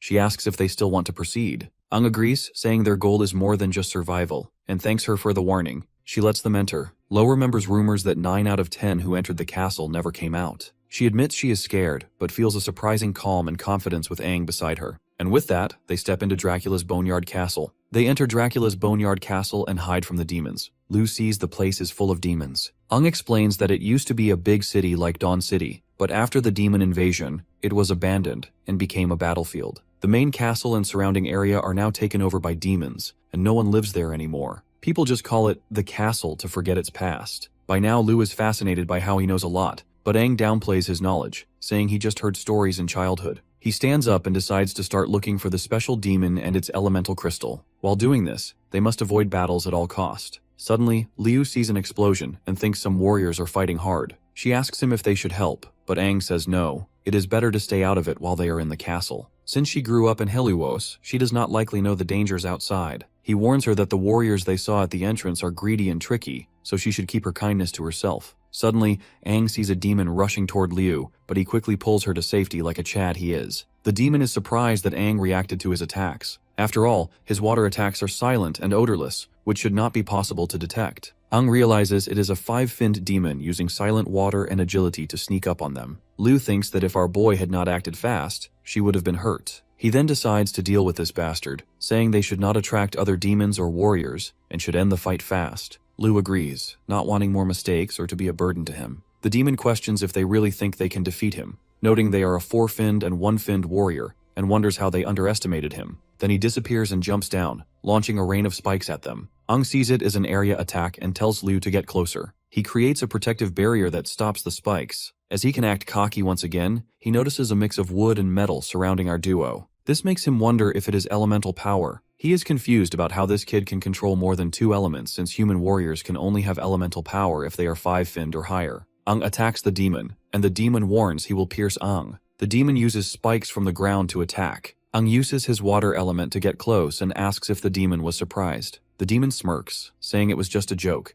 and that even though Aang used water, he is still no match for the demon's agility and water combo. But my guy doesn't share the same thoughts. He quickly signals Liu, who is behind the demon. She kicks the demon and Aang drives his sword into it. Together they defeat the demon. Aang is feeling proud of their teamwork, which earned them the water core. Liu takes the core and, as a 1-finned warrior, claims the 4-finned blue core. Aang pulls his sword out of the demon's chest and praises Liu for her quick moves. She goes on with her normal catchphrase about how her family is all about martial arts and that her moves were just basic techniques. Aang puts the sword on his shoulder and tells her they need to move fast because their fight probably attracted more demons and warriors nearby. As Aang starts walking, Liu notices a small cut on his cheek. She points it out and suggests they find a safe place so she can heal it. Aang closes his eyes, touches his cheek, and smiles. He says it's nothing serious, just a little accident, so she shouldn't worry about it. Liu looks serious and reminds him that they agreed she would handle his healing. It doesn't matter how big or small the wound is. If she can't heal him, then her role is pointless. Aang agrees, respecting her determination.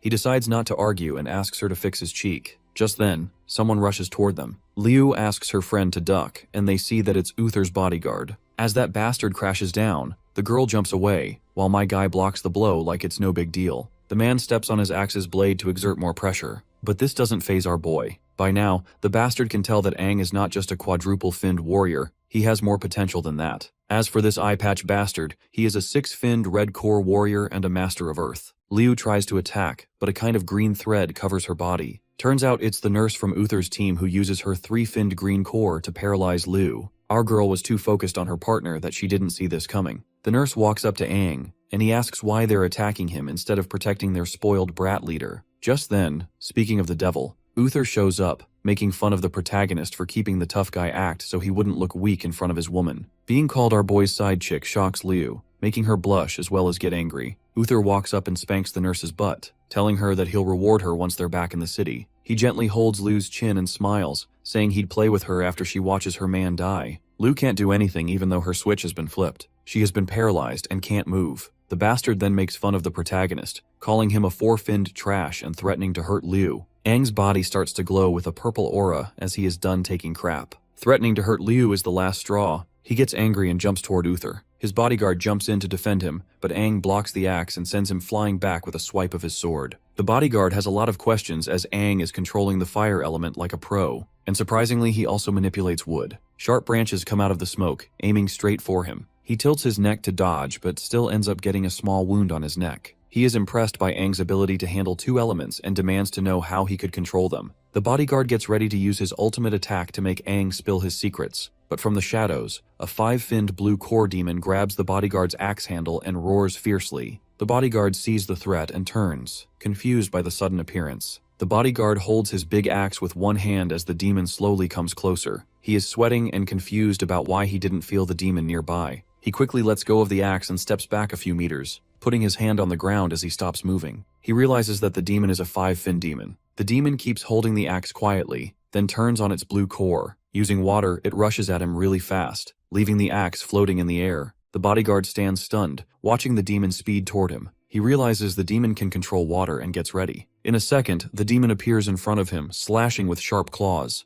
The warrior reacts quickly, stepping back and blocking the demon's attacks. He turns his head and sees Aang watching him. He insists our boy put away their differences for the meantime and help him defeat the demon. Aang just smiles, asking why he doesn't realize that the demon is attacking only him. That's when the bastard realizes that Aang is actually the one controlling it. The demon rises and shoots sharp icicles using its water powers. He crouches and turns on his stone element. Rocks and stone branches come up from the ground, making a wall to block the icicles. The demon's attacks go past the rocky wall. Aang watches, impressed by the bodyguard's defense. He says the warrior is skilled, and that it's obvious why a powerful family would hire him. The bastard then summons his axe, with the rocks falling off and making it lighter. The axe starts glowing and spins in the sky. He throws it at the demon, but the demon dodges easily. He runs toward the demon, but a branch shoots up from the ground and wraps around his leg. Confused, he looks down to see a wood element branch controlled by our boy around his foot. The demon takes advantage of his distraction and jumps forward with its claws ready to attack him, but the bastard blocks with his axe, the hit strong enough to crack the ground. Blood starts to drip from his mouth. Dealing with 5-finned demons wasn't actually a problem. He's in big trouble because Aang is there to set up the surprise attack. Meanwhile, Uther pushes the nurse to go fight the demon. She hesitates, saying she's just a healer and needs to watch Liu. As they argue, Liu turns on her green core, seeing she can move her hand. Uther meanwhile forces the nurse to go ahead, saying the mission is failing and they won't get paid. The nurse tries to convince her senior, but Liu appears out of nowhere and stabs her with a knife. The nurse tries to move but realizes she's paralyzed. She asks the girl how she broke free. Liu, as a green core healer, says she knows the healing and recovery system well. The nurse closes her eyes, realizing Liu is really good at recovery, and collapses. Liu pulls the knife out, telling Uther that her survival depends on her, as she didn't sever any vital spot. Of course, this good-for-nothing rich kid is furious. He demands to know why she dared attack them by surprise, mocking her as a one-finned warrior. Liu walks over and sees that Uther is breathing badly and doesn't look experienced. She tells him he lacks combat experience and is just a 5-core warrior forced by his family's status. She looks like she's out for blood, as she says people like him ruin the reputation of warriors. Uther, angry, insults her more, saying his father spent years and money making him a 5-core warrior through painful methods. He gets mad that Aang and Liu have messed up his plans. As the bodyguard and the demon keep fighting, Uther yells for him to come protect him from this girl. Aang turns on the wood element, sending branches to attack the bodyguard. He dodges, getting small cuts on his face. Bleeding, Uther tells the bodyguard to take care of Liu as he's losing patience. The bodyguard responds, calling him trash and telling him to give up. He calls Uther a waste, saying he can't even fight a finless demon. Uther's expression changes as he points and trembles, angry that trash like the warrior insults someone important. Lao steps in, telling him to stop talking nonsense and mocking his reliance on family reputation and money. At first confused, Uther gets mad and turns on his blue core, confronting Liu aggressively. He pulls a knife, but Liu turns on her green core and appears behind him quickly, stabbing him in the side. Uther turns to attack, but Liu quickly dodges, leaving him screaming as he charges up his energy. This is then Liu looks into his eyes, realizing he never learned to control his energy, and if he tried to release all that energy, the consequences would be heavy. Remembering the professor's warning about warriors losing control of their cores, Liu smiles, thinking it's the perfect end for someone like Uther. She gathers her strength and charges toward him, ready to end the fight. She turns on her green core, and her body is surrounded by a strong energy bubble. She moves quickly toward Uther, who is starting to lose control of his body. He looks angrily at Liu and then smiles, saying she shouldn't have come here to start a fight. Suddenly reaches Uther. He swings his knife, but she dodges just in time. Frustrated, he transfers energy from his blue core to his dagger, making it glow. He starts staring at her with a fierce look and begins attacking her with a series of hits. The girl blocks his attacks with her knife and steps back. Uther mocks her, saying that as a green core warrior, she can't compete with his speed as a blue core agility type. Even though Liu has a green core, she easily dodges Uther's attacks. She gets a small cut on her cheek but quickly finds an opening. She uses her green core's energy around her knife, moves closer to him, and hits him in the chest, sending him flying back. She attacks Uther again, pushing his body aside with precise moves. Uther is surrounded by his blue core's energy and tells her not to underestimate him because he's Master Uther from the Mir family. Anyone who makes fun of his family deserves to die. He stands up with his knife in one hand and stretches the other to the sky, screaming. His body starts to glow with unstable blue energy, and he looks furious. Liu watches as Uther loses control, and his energy turns into lightning bolts that hit everything around him. One bolt strikes near where Aang, the bodyguard, and the demon are standing. Aang senses the danger, turns on his red core, and runs toward Uther. Uther's blue core explodes, creating a huge crater in the ground. Liu shields her forehead, feeling the protective shield hold, but after the smoke settles, she hears someone praise her for breaking through a 5-core warrior's defense. She opens her eyes and sees Aang standing in front of her, holding a wood element shield. He smiles and congratulates her on a good job. Liu sits up and tells Aang that Uther wasn't strong enough for a 5-finned warrior, and that he was weak. Uther couldn't match her skills because he had no combat experience. He notices her injuries and tells her to recover quickly. Liu is surprised and checks her small cuts, which she hadn't noticed. Continues to praise her for her bravery and decision-making. The girl looks up at him and blushes. She wants him to stop talking about her. She then asks if he finished fighting the bodyguard. When Liu stands up, they both look toward where the bodyguard is. Tells her that the demon he was controlling has been destroyed by the explosion. It is then the bodyguard starts approaching them out of the dust. He says his young master is dead, and that if he leaves the Mir family, he will be hunted by warrior killers who are hired assassins. He explains that these killers are part of a secret group led by greed and that one of them is a 7-core warrior. He puts his axe on his shoulder and looks at Aang and Liu, calling them strong but having lower-level cores for some reason. Aang smiles, thinking there's no point in fighting anymore. He realizes the bodyguard only needed to protect someone who is already dead, so he has no reason to fight now. The bodyguard stares at Aang and asks about his strength and background. My guy smiles once again and says he's only a 4-core warrior with some special abilities. The bodyguard thinks Aang might be a genius warrior because he has skills that regular warriors don't have. Since the kid has already mastered the elemental powers, then why did he even come to the castle to look for the elemental crystals? Aang doesn't want to talk about it as it's nobody's business. Internally, Aang agrees with what this dude said. He originally planned to see if the crystal could let warriors use all 5 elements together. He wants to merge metal, wood, water, fire, and earth into one.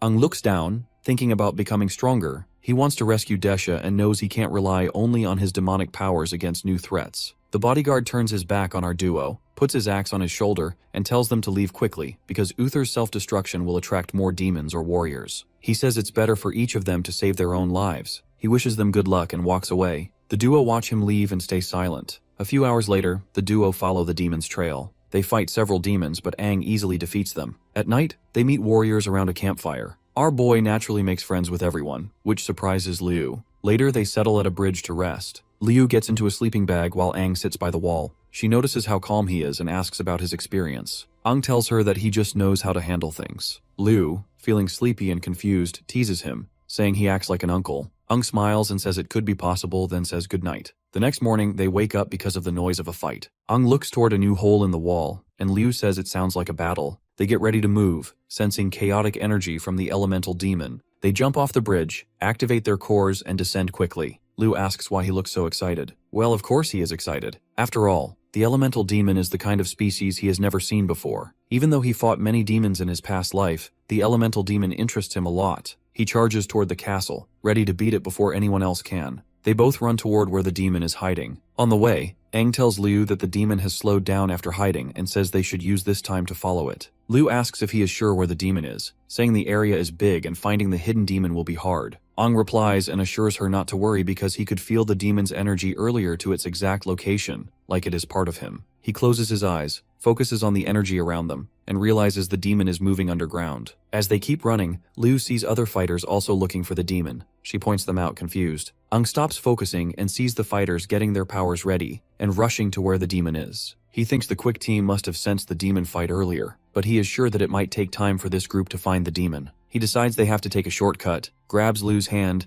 and pulls her toward a deep hole in the ground. They jump in together, and he uses his power to create sticks to break their fall. As they hit rock bottom, Liu opens her eyes and asks where Aang is, to which the guy responds that he is right under her bottom, and Liu surprisingly finds herself sitting on his chest. Of course, he asks her if she can get off him, which she does embarrassingly. They reach the demon's hiding spot, and he says he didn't expect to find a cave down there. Liu comes up to him and asks how far the demon is. As they move closer, they see the demon, a 5-finned creature, sleeping while obviously aura farming. Aang whispers that this is the one they are looking for. Liu looks at the demon, wondering if it has the elemental crystal or if it is just a regular 5-finned demon. She notices its energy seems much stronger than normal. Aang explains that starting a fight would bring other fighters, so they need to grab the crystal and leave quickly. They have only 5 minutes to defeat it and he will need her help. Liu feels nervous but trusts Aang. They sit down as he explains a plan to use strong techniques to take the demon down fast. Surprised by how much Aang knows, Liu once again questions how he learned these moves and how he has so much experience. Once again, my guy keeps it ambiguous.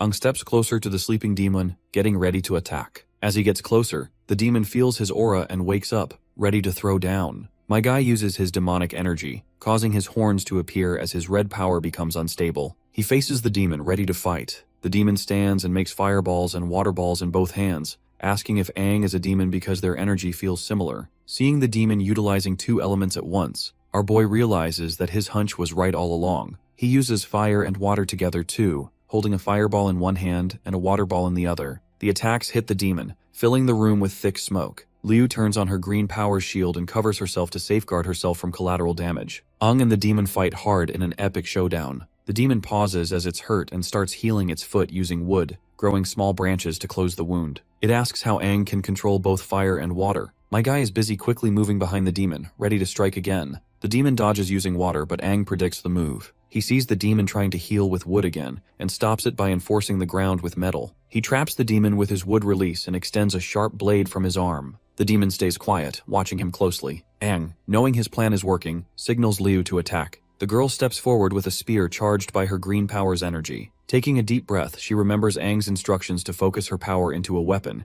and she aims the spear at the demon and charges. In another flashback from a few minutes earlier, Ang showed Liu how to use her core energy. She asked if she would be the one to finish the demon. Liu reminded Ang that this demon has 5 fins and was smarter than others, so if its defenses are too strong, they can't beat it quickly. Ang told her that he would make the demon use all its power in one attack. Once the demon is tired, its defenses would get weaker, giving them a chance to strike quietly. Back to the present, Liu throws her spear with all her strength using her green core. The demon looks back, surprised by the surprise attack. It sees that they have planned the attack and tries to react, but it is too late. Liu's spear goes through its chest, breaking some ribs and revealing the crystal inside. The technique Ang taught her lets her gather enough power to break through the demon's defenses. She can't believe she has damaged its body with her special energy. The demon, now tired from defending itself, lowers its head in shock. It tries to heal using the wood element, but the energy from the spear stops its healing. Ang praises her and then runs at the demon faster. The demon panics and tries to defend itself, but my guy grabs the crystal quickly. Holding the crystal, he steps back, and within seconds, the demon falls to its knees and can't heal anymore. Its firepower starts to fade as it shakes, finally asking why it can't heal. Ang then reveals how the girl's attack uses regenerative energy, which stops any healing that doesn't come from the attacker's own body. The demon's fire dies out and it collapses. Liu rushes to help Ang, worried about him. He tells her that he is fine, and thanks her because they have the core. He calls her a genius for that final attack. Liu blushes and says it isn't a big deal. Ang sees some small cuts on Liu's body and asks if she has used a lot of energy. She says no, that she can still move easily. Just then, they hear the sound of warriors approaching. Liu looks toward the door and realizes they are in danger. As far as Ang knows, some warriors can sense battle energy waves. He says they have to escape quickly. They turn on their cores and run toward the exit. As they are running, he feels a sharp pain in his mouth and falls to his knees, bleeding. The girl hurries to help him as he drops the crystal. The protagonist realizes his body can't handle using his demonic energy too much. With his last bit of strength, he grabs the crystal and tells Liu to leave with it. He knows the warriors are almost here, so he tells her to leave first. The stubborn girl doesn't listen to him and manages to drag him out of the place. As expected, they soon find themselves surrounded by these bastards who popped out of nowhere. Liu is utterly devastated when she realizes that these people are 6-finned warriors. When the bastards notice the crystal in her hand, they all get excited. The leader of their group wants to get that crystal first before disposing of these two. The girl feels utterly helpless against the 6 strong warriors. As Ang stands up, another warrior gives them a choice to give up the crystal for a quicker death or fight them. Ang, feeling his energy fading, knows this battle will be long and hard. The warriors rush to attack Ang, who takes a defensive position. It is then Liu remembers that bad dream she had before coming here, and this gives her a really bad feeling. All the warriors run toward Ang. The red core warrior smiles and tells them to kill both Ang and Liu and take the crystal. One of the triplets takes out his dagger and apologizes to Ang in advance. He tells Ang that their team already has someone ready to buy the crystal. Even if they don't use it themselves, selling it will make a lot of money, and sharing the money means better gear for the 3 of them. Ang looks down, shaking. He has about only a minute to take out the warriors. If he uses his demonic power again, his body will only last another minute. He feels very angry because why is his body failing him now? Liu holds the crystal close to her chest, looking worried. Seeing her scared, Ang decides he needs to keep her and the crystal safe. He puts his sword on his shoulder and faces the warriors who are getting closer with their weapons ready, trying to grab the crystal. Blood drips from Ang's mouth as he slowly turns to face them,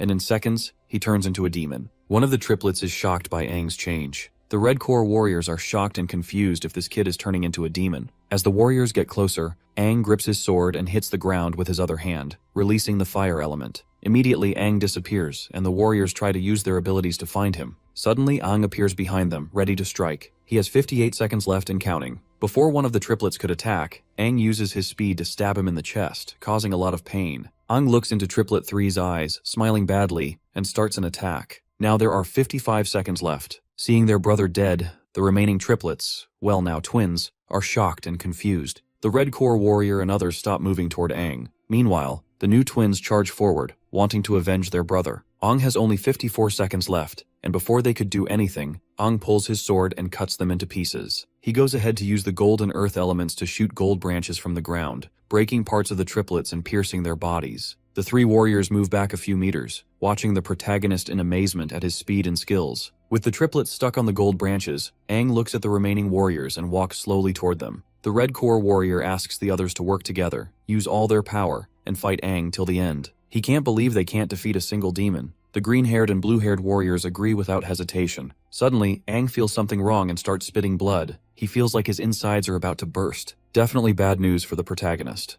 The warriors watch, confused. Lu realizes that her teammate's body can't hold on anymore. The Red Core warrior smiles, remembering seeing Aang badly injured even before they arrived, and planning to take advantage of that. Taking the crystal from Liu is easy for him, but dealing with Aang is important. The three warriors move quickly towards Aang. The Red Core dude commands for them to go in for the kill. Aang, seeing they want to attack him together, smiles and teases them to try him. He grabs his sword with both hands and slams it into the ground, creating a shield of red energy around him. The warriors get confused and move towards Aang, attacking the shield directly and using all their abilities to break it. They attack for several minutes, but nothing happens. The blue-haired warrior keeps hitting the shield, while the Red Core warrior realizes the shield is shrinking. He figures out it's a trap and orders them to stop attacking, but Aang smiles and says it's too late to escape. Turns out, all the damage to the shield will come back to them. He uses his rebound ability, and as the timer hits 0, the shield explodes, sending a strong wave that kills the warriors instantly. To stop the remaining energy from reaching Liu, Aang focuses all his energy into the sky in a burst, but it becomes visible from far away. A nearby warrior sees it and tells the others it's related to the elemental crystal, and all the warriors run toward the explosion. Seconds later, the energy fades, leaving a big crater in the ground. Aang kneels with his sword stuck in the ground.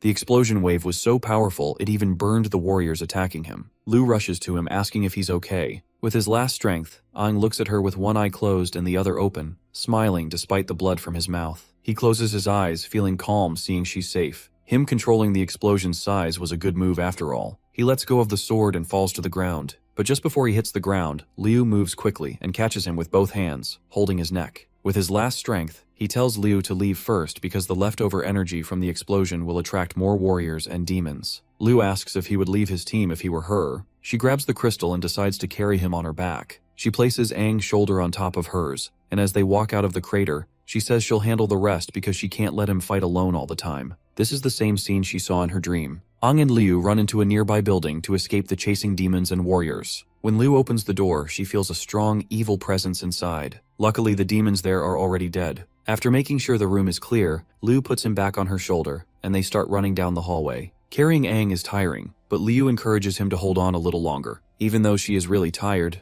Liu keeps going. She tells Aang to stay awake because they are almost safe, but after a few moments, Aang goes unconscious, and Liu panics and calls his name, reminding him that they can't rest now. She holds on tightly, begging him to wake up. They have been through so much together, making this moment even harder. Slowly, Aang begins to wake up. He opens his hand and drops the elemental crystal to the ground. The crystal rolls away, and Liu quickly picks it up. As she stands up, everything around her looks very familiar. Liu can't remember when these visions started, but her dreams have prepared her for this moment. She starts to sweat and turns her head, only to see two powerful demons above them, just like she saw in her dreams. One is a green core wood-type demon sitting on a sharp branch, staring at her. The other is a blue core water demon flying above. Holding the crystal tightly, Liu knows they are in big trouble. She activates her green core and uses her last bit of strength to try to escape. She knows she can't fight both demons alone since she is just a single Fin green core warrior. The green core demon quickly moves above her and turns its hand into a sharp sword made of wood. It pierces Liu's chest, causing her intense pain. She screams as the demon pushes her to the ground, making her drop Aang and the crystal. Both fall, and the two demons start to approach them. Liu is bleeding from a wound in her chest. She tries to heal herself with her green core power, but it is too severe. The water demon moves toward Aang, forcing him to face up. It tells the other demon that Aang is still alive, which surprises them both. The demon notices the strange demon scent coming from Aang and decides to cut off his head to figure out what's going on. As Liu struggles to stay awake, she reaches out to protect him, telling the demons not to hurt him. Even though she is weak, Liu refuses to give up. The water demon kicks her hard in the chest, sending her flying back. She watches as the demon prepares to decapitate Aang. Feeling guilty and exhausted, Liu realizes she can't save him. Just then, a portal opens, and the black-finned queen steps out. She is one of the 6 royal fins and can control space and time. She stops time with a wave and walks toward Aang to check on him. At first, she thinks about helping him, but remembers that the Crimson King Finn has told her not to assist Aang directly. The queen looks closely at the kid and sees that the Crimson King Finn is still inside of him. She realizes that Aang has been holding on because of his incredible willpower. She wants to see if the Crimson-Finned King is still there, but he doesn't respond. Then she sees Lu's body floating nearby and recognizes her immediately. The queen approaches Lu and sees something special in her. She realizes that as a human, Liu can't use all her powers, so she decides to help her become stronger. She says that since the Crimson King asked her not to assist the protagonist directly, she might as well do it indirectly. She gently places her hand under Lu's chin and looks into her eyes. Then she kisses her, transferring her own power to her.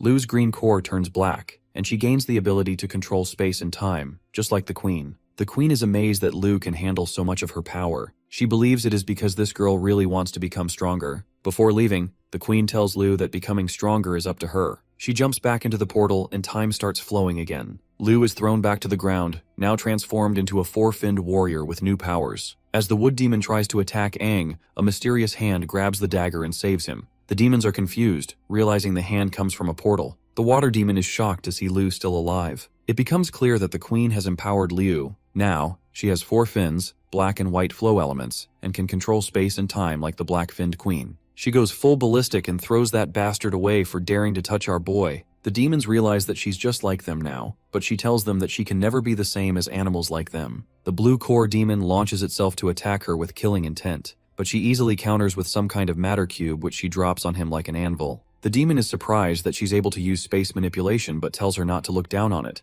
as one single construct isn't enough to kill it. Liu responds by asking who said it was only one construct. Immediately, she forms many constructs above the demon and drops them all on it, creating a massive deep sinkhole from the impact. No way he's surviving that one. His demon friend wonders how she did that, saying the other demon was squashed to smithereens. Liu says it's his turn, and it slowly starts to back away, remarking that despite looking like a weak and tender human, her aura is quite intimidating. It gets confused and demands to know what they both are, saying they have to be demons to have powers like that. It adds that it's extremely rare to have spatial manipulation power, and her comrade has terrifying powers as well, so what in the world could they be? Liu gives him an answer, telling him that they're human warriors. The demon laughs it off, asking if she even believes the words she just said, as it makes no sense how she went from a mere single-finned warrior to a 4-finned warrior who can easily obliterate a 5-finned demon. Liu replies by ripping him apart, telling him that he's too noisy. She bends down and puts her hand on Aang's face, telling him that he's been the one protecting her ever since, so from now on, he should leave it all to her. She uses telekinesis to pick up the core, and with that, she picks him up and they leave together. Over at the gate, the warriors sense humans on their way out, so they open the gates to see an injured Liu and an unconscious Aang walk through. They immediately call for medical help.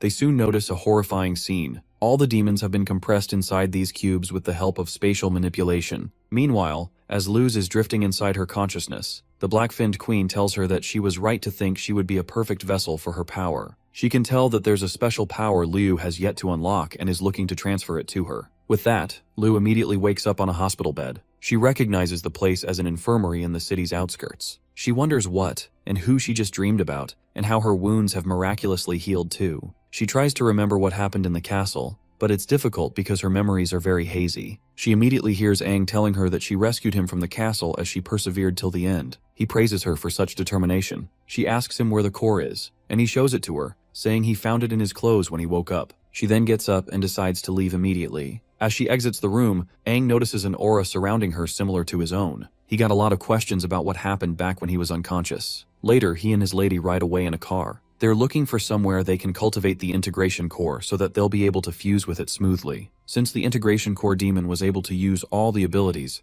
Aang should be able to get the last element that he needs, the earth element. He wonders what would happen if he combines them all at once. Liu then recalls her dad telling her that rank B cities have empty spaces for cultivation. It's usually utilized by warriors for their practices, so it might fit his criteria. Aang finds it a coincidence since they're already on their way to a B rank city. They arrive at Salamanca City rank B, built with ancient architectural plans and a popular trade hub. They see the city as quite popular, which is why they see a lot of foreigners from other continents. Liu spots a hunting team, and Aang is surprised that she knows about them. She tells him that it's general knowledge, as hunters are just warriors that live outside cities and don't have a particular base. Despite having firearms, they act like a big and dangerous organization. They enter a huge super cultivation room building where they're asked to pay with battle points. Aang doesn't know what battle points are, which surprises the cashier, as anyone who's a warrior like him is meant to know the global currency for warriors. He even feels that Aang might be cosplaying as a warrior since it's common knowledge. Liu asks him to scan his finger on the machine to see how many he's got. He does so and realizes that he's got absolutely 0 battle points. This makes the cashier mad and causes everyone in the room to laugh at him. While the cashier is busy yelling at him, leaving him wondering why he's always broke,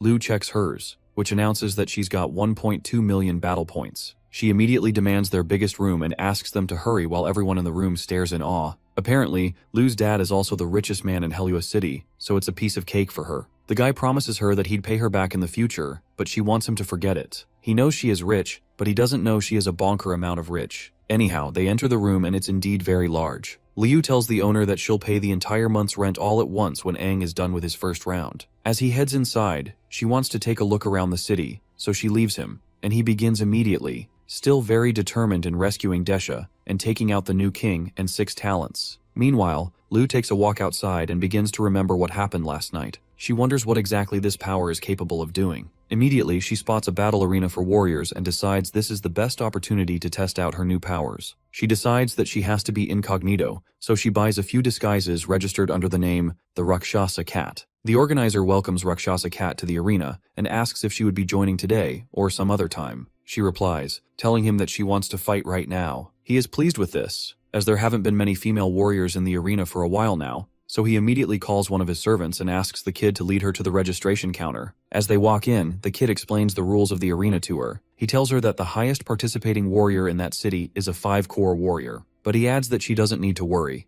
as that's for the men's arena. Apparently, men and women fight on different stages, and the highest participating female is at the same strength as her. Rakshasa Cat asks the kid why men and women fight in different arenas, to which he explains that few of the female warriors would ever choose to join an arena competition like this, unlike the dudes who are always willing to join. The reason is because there was an arena where both male and female fighters fought against each other once, but over time, most male warriors refused to fight against female warriors. They said that if they were to lose to those women, their pride would be severely wounded, and if they won against them, they'd feel embarrassed. After that, very few female warriors joined the arena, but the girl believes that only a person's strength determines whether they'd win a battle or not, so there's absolutely no reason to feel embarrassed. Her talk makes the boy blush and feel weird, making him feel that she's so cool. They finally arrive at the arena, and she sees that there are so many people watching for some reason. And if she has to be honest, she would have been nervous if she wasn't wearing her mask. The kid encourages her to fight and win the prize money, but of course the rich heiress isn't moved by the thought of prize money. She says she'd rather raise her rankings as the prize, as there's nothing more important to a warrior than their glory. At this point, the kid is in love with her. She is a bold 10 out of 10 baddie. After she steps onto the stage and all the formalities, they introduce her opponent, the only female warrior left, the gorgeous Ling Hua. She walks in and throws air kisses to everyone, which makes them all respond inappropriately. Rakshasa Cat finally understands why many female warriors don't participate here, and why there are so many people watching the females' event.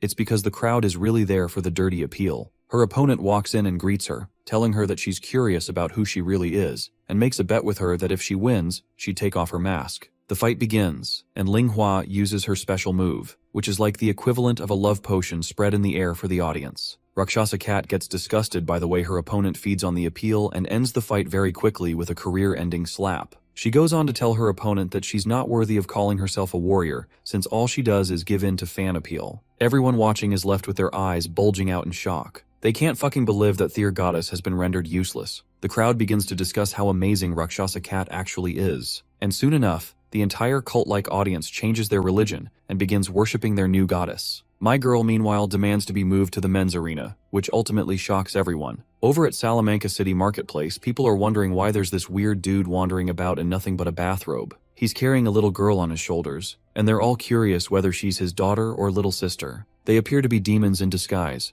and when the little girl spots a stand with sweet delicacies, she immediately demands to have some. They approach the seller, who cheerfully attends to them. But instead of buying just 1 or 2 like normal customers, the big dude casually carries out the entire stand, shocking the seller. The saleswoman immediately tries to confront them. After all, she is a former arena fighter, but they use their mind control powers to make her back off. They say to themselves that all the threats have either been eliminated or have left town, so now it's like playing on easy mode. With that, they plan to wipe out the city after completing their mission. Meanwhile, over at the arena, it's announced that a female warrior wants to challenge the male arena. This receives a relatively good response from the audience as they cheer and support her to teach the male warriors a lesson. The announcer calls her out, and even though the male warriors initially refuse to come out, one finally has the courage to show up and fight Rakshasa Cat, a four-finned warrior just like her. They announce the rules: no killing and no crippling injuries. The two contestants move forward to shake hands, but when the dude tries to make a deal with her to purposely make it a draw, she withdraws and says that warriors like him aren't worthy of a handshake. He gets furious, saying he doesn't care about the rules, and tries hitting her with a powerful sucker punch that cracks the floor open, leaving people thinking she's dead.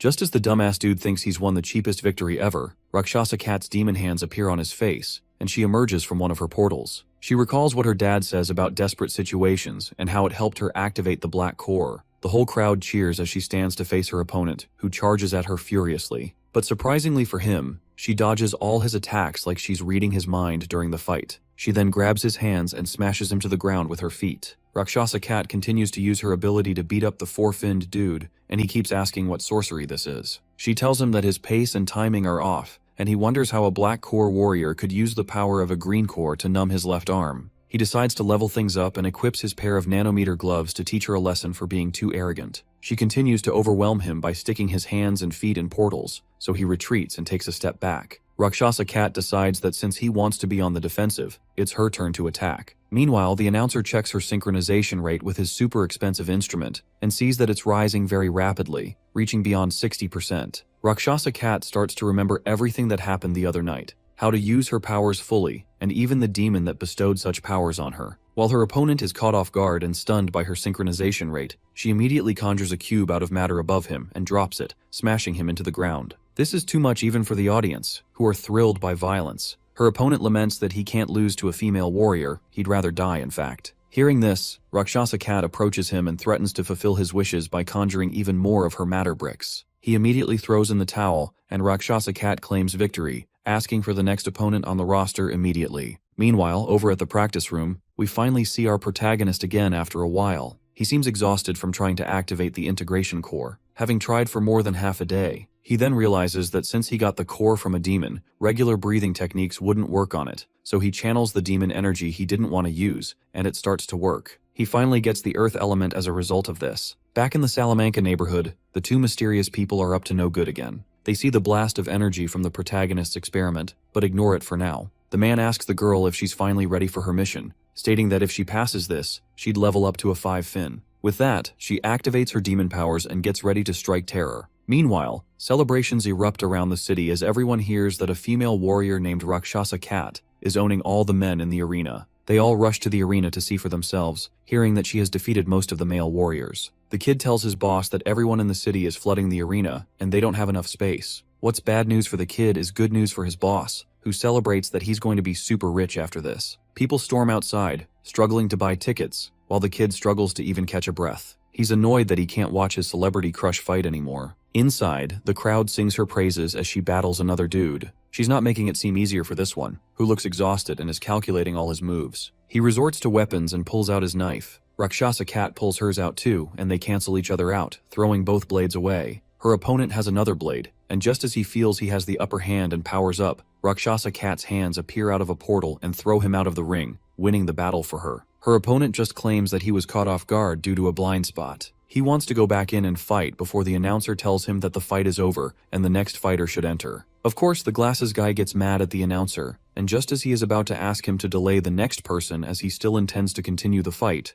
someone walks out from the tunnel and he sure looks like bad news. The warrior starts sweating profusely as he knows this new challenger is someone not to mess with. He's rumored to have strength equal to that of a co-captain, and he's the champion of the arena as well, the dancer of Lulan Kylo. The cheers from the crowd stop as at this point they are more concerned for their female champion, saying that putting him against her is pure hostility. Rumors say that there were warriors who immediately surrendered just from the fear of facing him. The kid immediately calls his boss and asks him to call off the fight, asking how he could do something like this. But his boss replies that he's only following her orders as she requested, and it doesn't matter anyway because he's making a ton of money by selling tickets for 10 times more than the original amount. Her opponent has a grim aura emanating from within him, and he tells our girl that he has seen all her moves and he's not a newcomer, adding that he's destined to flatten her to the ground. She tries using her time-reading power and predicts him to throw an aerial at 5, but he surprises her by attacking her straight in the face. This surprises her, and he tells her that her powers won't work on him. Rakshasa Cat gets her mask broken, and she wonders if she made a mistake somewhere. She is clearly confused, asking how her opponent acted differently from what she saw in her prediction. She wonders if her prediction was wrong,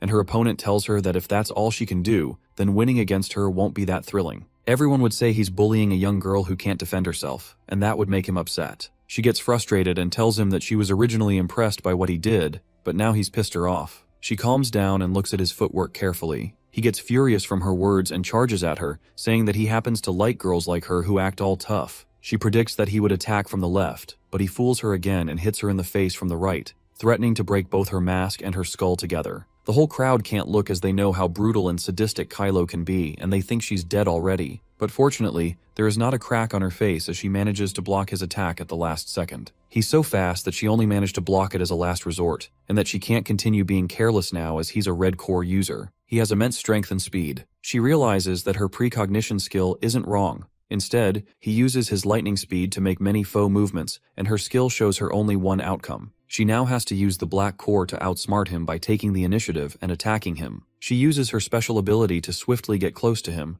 which he sees through and creates a defensive and offensive barrier around himself that, according to him, can't be penetrated without having her face whacked away. But she is one step ahead. She emerges from beneath his feet and gives him a devastating cut that forces him to the ground. He feels that his leg muscles have been cut so deep that he can't even stand anymore, forcing him to wonder how she even pulled off a trick like that. She tells him that his injuries aren't major and can be healed easily, but she can heal him with the green core if he begs. He realizes that he underestimated the black core way too much, and now Rakshasa Cat is about to be crowned the winner. The crowd goes wild, and the kid runs toward the arena, having a bad feeling about the crowd's immense cheers, thinking that something bad has happened to his warrior sweetheart. But when he arrives, he realizes that the opposite is the case, and his boss announces that the #1 rank in the male arena is finally going to change. He advertises some other Rakshasa Cat product and hands the mic over to the kid to take over as host. Just as he is excitedly going to make himself a fortune, he encounters that strange little girl from earlier. He stops and tries to nicely attend to her,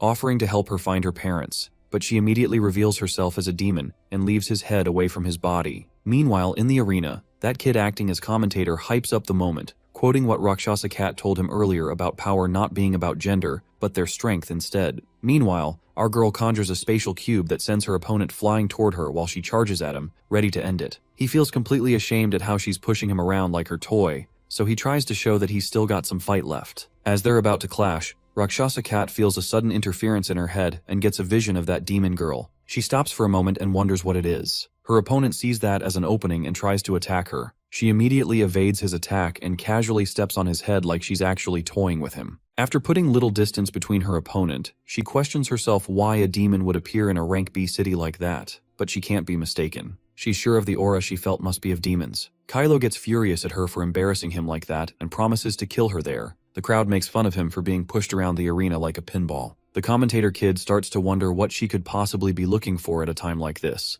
and the crowd soon starts complaining as well. Kylo gets even more furious at her for getting distracted while fighting him, seeing it all as her just making fun of him. She tells him that she doesn't think he'd believe her, but she sensed a demon just now and that they should put their battle on hold for the meantime. He laughs and says there's absolutely no way a demon would appear in a B-rank city like that, then charges at her because he thinks she's just wasting his time. Just as he makes his move, a sharp tentacle stabs him in the back. They both soon realize that it's that of a demon, and the demon girl slices his body in half. She reveals herself, and Rakshasa Cat tries to get the host to use his mic to alert everyone, but she sees the host on the ground trembling. That's when she decides to do it herself and shouts to the crowd to run away. The crowd is very confused, wondering where Kylo went and how a little girl just suddenly appeared on the stage. As soon as they realize what's going on, they all run out quickly, and the demon mocks them all, calling humans weak trash. Rakshasa Cat wonders how a demon is in a girl's body, and the demon tells her that her mission is to kill 6 5-finned warriors, and Kylo was her first. After that, she and her master can kill everyone in the city. She starts to transform into her demon form and walks toward our girl, threatening to play with her for a while. Meanwhile, over at the huge building,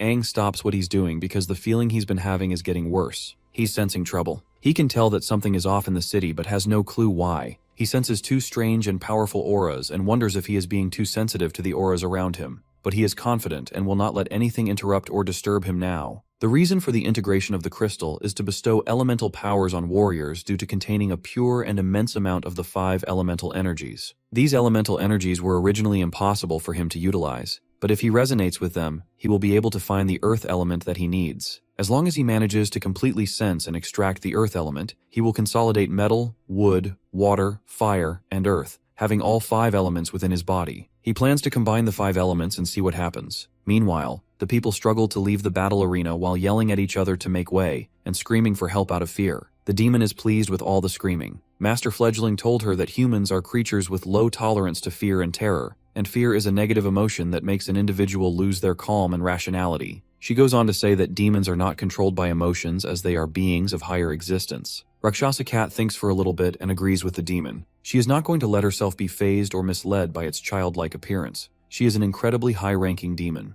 The demon talks and thinks differently compared to regular demons. Rakshasa Cat asks the demon who the little fledgling is, and how many of her kind have infiltrated the city. The demon reminds her that she only has 1 minute as she launches an attack, appearing right behind our girl and attacking her with tentacles. But of course, Lou avoids the hit. The kid soon realizes that Rakshasa Cat has a spatial ability. She can also tell that the powers our girl is using has been given to her by the Supreme Being. The aura is really familiar to the Supreme Being she knows, so she is interested to learn who gave Liu these powers. Meanwhile, our girl is also amazed at this kid's superb agility, which is a clear sign that she is truly a high-ranking demon. She tells the demon that her powers were given to her by the same Supreme Being she just mentioned, which indicates that they are on the same side. She asks for her reason for infiltrating the city, to which the demon says it is to complete the mission of evolution. Rakshasa Cat thinks demons rely on consuming other demons on the same level or higher levels to increase their levels. She asks what evolution is all about, and the demon responds that only lower-ranked demons use the method of consuming each other to evolve. There are other ways to evolve as well. Rakshasa Cat worries about other warriors not knowing about these methods this girl is talking about, so she decides to keep obtaining information from her, especially about the Supreme Being. The demon realizes that Rakshasa Cat lied about being on the same side with her and gets pissed. After all, if they had been on the same side, Rakshasa would have known about these methods. She is totally pissed and starts messing with Liu for lying. That little girl packs a big punch. She unleashes beams so devastating that it literally rips the ground away, which our girl barely managed to avoid. She is thankful that she was able to familiarize herself with her abilities during her battles in the arena. That crazy kid decides to go all out once again with flame ignition beams, but Liu quickly outmaneuvers her using her spatial abilities. After appearing right behind her, she decides to hit her nape,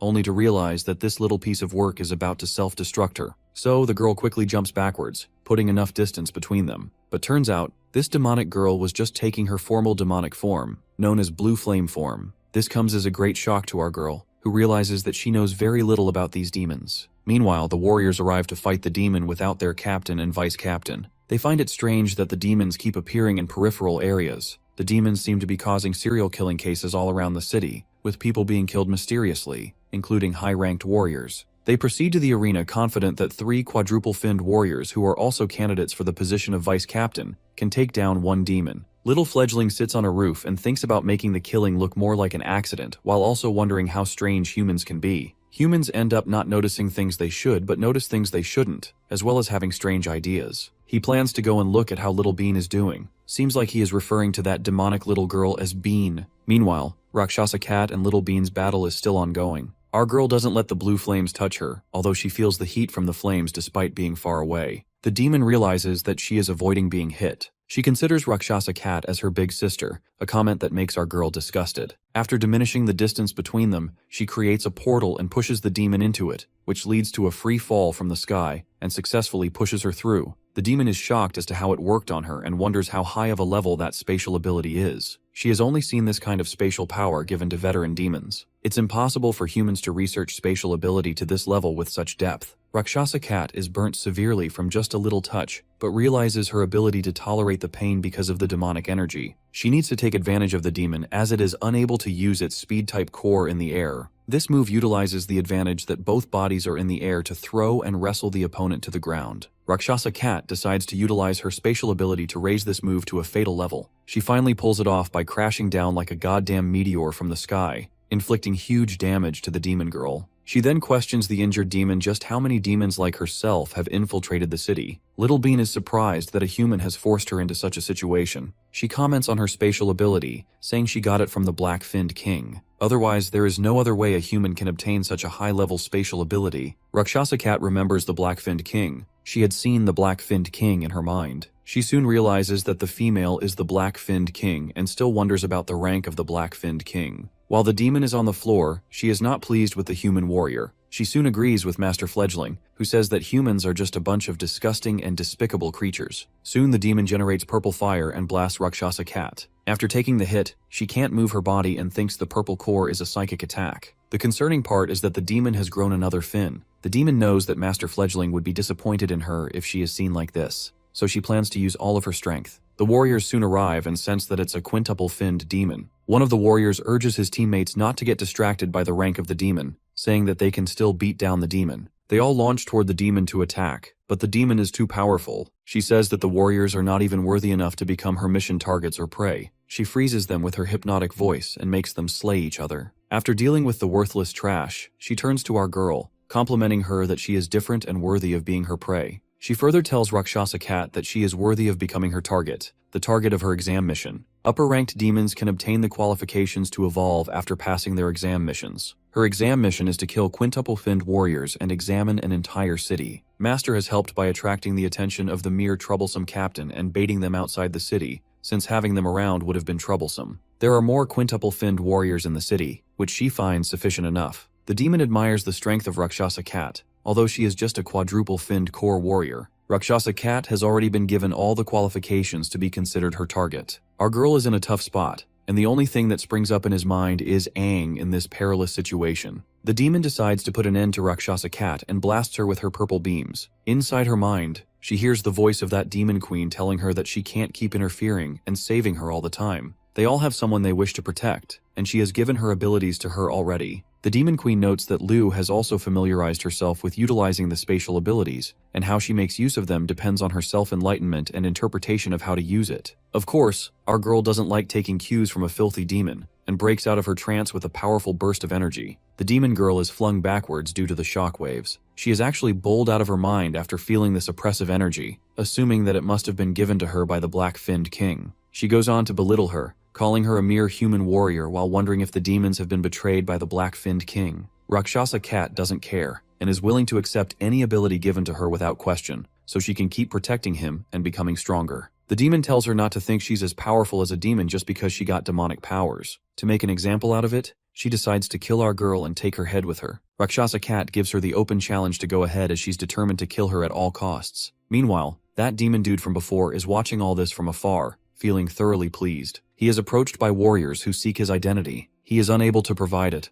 The warriors warn him about the demons in the city, but the guy doesn't seem too concerned. They then ask for his identity again, to which he replies that he is just a regular passerby. When the pressure rises, he pulls a prank on the warrior who decides to kill him for joking at such an odd hour. As they plan to attack, they soon realize that he is a demon, so he snaps his fingers and slays them all. Blood slashes his face, but he hates blood. They wouldn't have been killed if they hadn't attacked the demon. He sees a cultivation practice room and realizes the reason he has been sensing the energy. He then decides to go take a peep. Over there, Aang is meditating. He is finally about to obtain the earth elemental energy. He has to ensure that the earth elemental energy stabilizes within his body, and with that, he will have gathered all the elements. Afterward, he attempted to combine them, but he didn't realize how taxing it would be on his mental strength. If he breaks his concentration even for a second, he will lose all the elemental energy he has gathered. He is determined to focus and can't afford to be distracted. Outside the room, people wonder why Aang is using a huge cultivation room all alone. They hear on the news about demons infiltrating the city and urge everyone to stay home until the situation is properly handled. Soon that same demon walks in.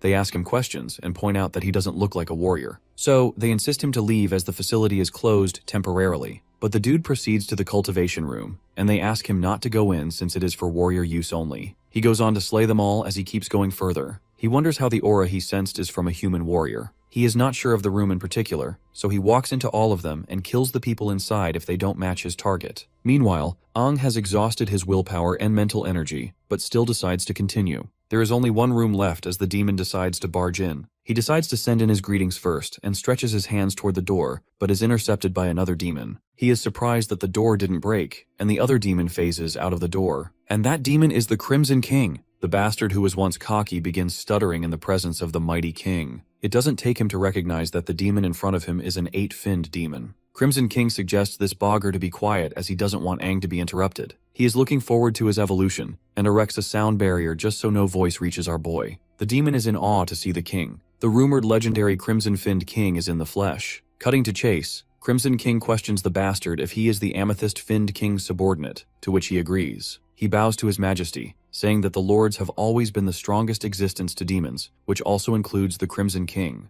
The red guy commends this dude's strength, adding that he should be considered one of the stronger generals in the Amethyst-finned king's army. He then senses another demon in the city. It is one of this guy's comrades, and they intend to evaluate the boy's strength. The higher-ups have given that boy a chance to prove himself. If he passes, he will be bestowed the power to evolve. The king understands this, especially since he had set the rule to kill warriors and exterminate the city, but he currently does not want the boy to be disturbed by anyone. He tries to warn him that the boy is not just a mere warrior. Aang is his little secret, and he cannot let this dude go back and expose Aang's existence to the Amethyst-finned king and their allies. Of course, the demon promised not to tell anyone about this. But this edgy king doesn't want any risks, and simply exterminates the poor guy, making his head explode. Turning back to our boy, he then commends Aang's amazing growth. He is able to conjure up the image of various elemental energies in his consciousness, even though he is just a regular human with a regular body constitution, yet he wishes to forcibly integrate all 5 different elements within his body. He believes this is greedy, but he likes it. He imagines him to be in pain as he is unable to sense his presence despite being right in front of him. The ability to completely enter one's consciousness is already an amazing feat for a regular human. He knows that Aang is the strongest human warrior in the history of humanity, which makes him the right vessel for a king like him. He is to return to Aang's body now, since he only came out in order not to disturb him, which wasted a lot of psychic energy. But it's all worth it.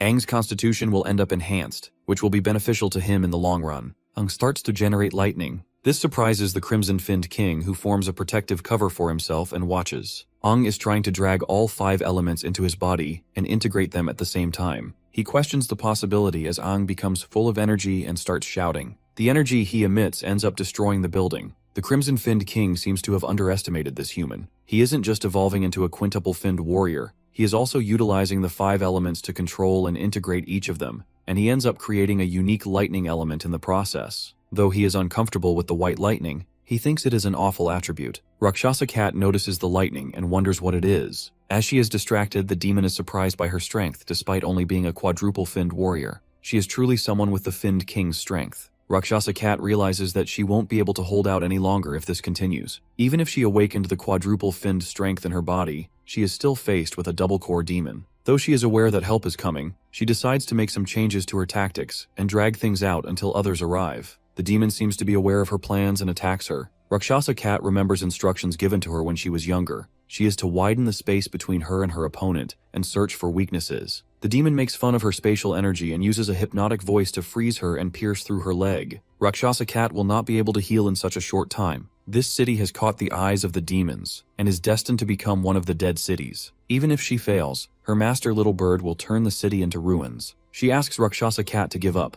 blasting her with a beam of energy which is intercepted by lightning. At first, she has no clue what happened, but soon realizes it is Aang. Yes, she has been saved by Aang, who is now a quintuple-finned thunder god form. The demon is not very happy to see Aang and asks who he is. Our girl is equally shocked and wants him to confirm if it's him. Aang responds to her saying it's him. She then warns him about the demon. It's a dual-core demon and she isn't like other demons. But our boy assures her not to worry, confident that he can take down the demon since taking down high-ranking demons is his specialty. The demon over there can sense that their auras are like those of demons. Aang warns her not to compare them with creatures like her. He is being trained to kill demons. Seeing the lightning crackling over our boy's hand, the demon girl is sure that she is screwed. After all, demons hate lightning the most. She blasts Aang with blue flames. My guy pushes Rakshasa Cat out of the way and tells her to let him handle it. He then proceeds to split the energy blast apart. The demon wonders how he is able to do this, and starts to question what that lightning of his is exactly. Aang thinks he has obtained quite a good upgrade from combining all 5 elements. He notices that his lightning is very effective against demons. He remembers the pain he felt while combining the 5 elements in his body. He assumed it was the elements rejecting each other,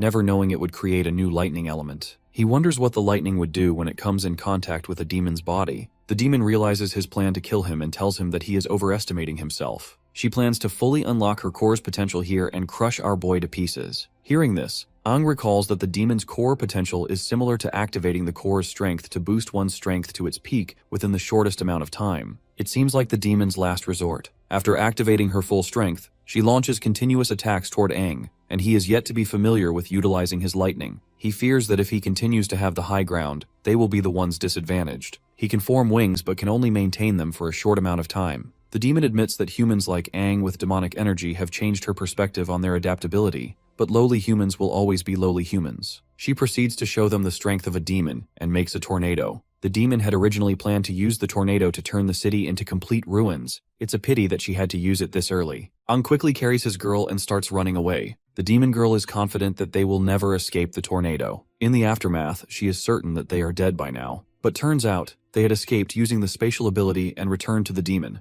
telling her that warriors never back down. After getting right overhead, Ang zaps the demon to the ground with lightning. Battered and bruised, the demon wonders why it is so powerful, as her entire body has gone numb. Ang tells her that lightning causes paralysis, which will slow down her movement. He warns the demon that tonight will be his last. The demon is not happy as Ang tries to kill her, warning that her master will seek revenge if he dies. Her master is immensely strong and immortal. Ang has no idea who this master is, but is ready to kill the demon repeatedly until she finally dies. Of course, the demon isn't very happy with Ang as he looks down on her master. They have no idea how powerful he is. Well, my guy believes everything will be alright as long as he is stronger. Liu wishes to help Ang, believing that it will give him a stronger propulsive force, and Ang agrees. Together, with Liu's spatial ability and Ang's lightning, they blast the demon. As she dies slowly, she calls on his master and also remembers her past. She feels she has disappointed her master and feels sad. The demon is finally dead. Liu points out that it was a high-ranked demon, even though it was still in its growing phase. That is why she is proud of Liu,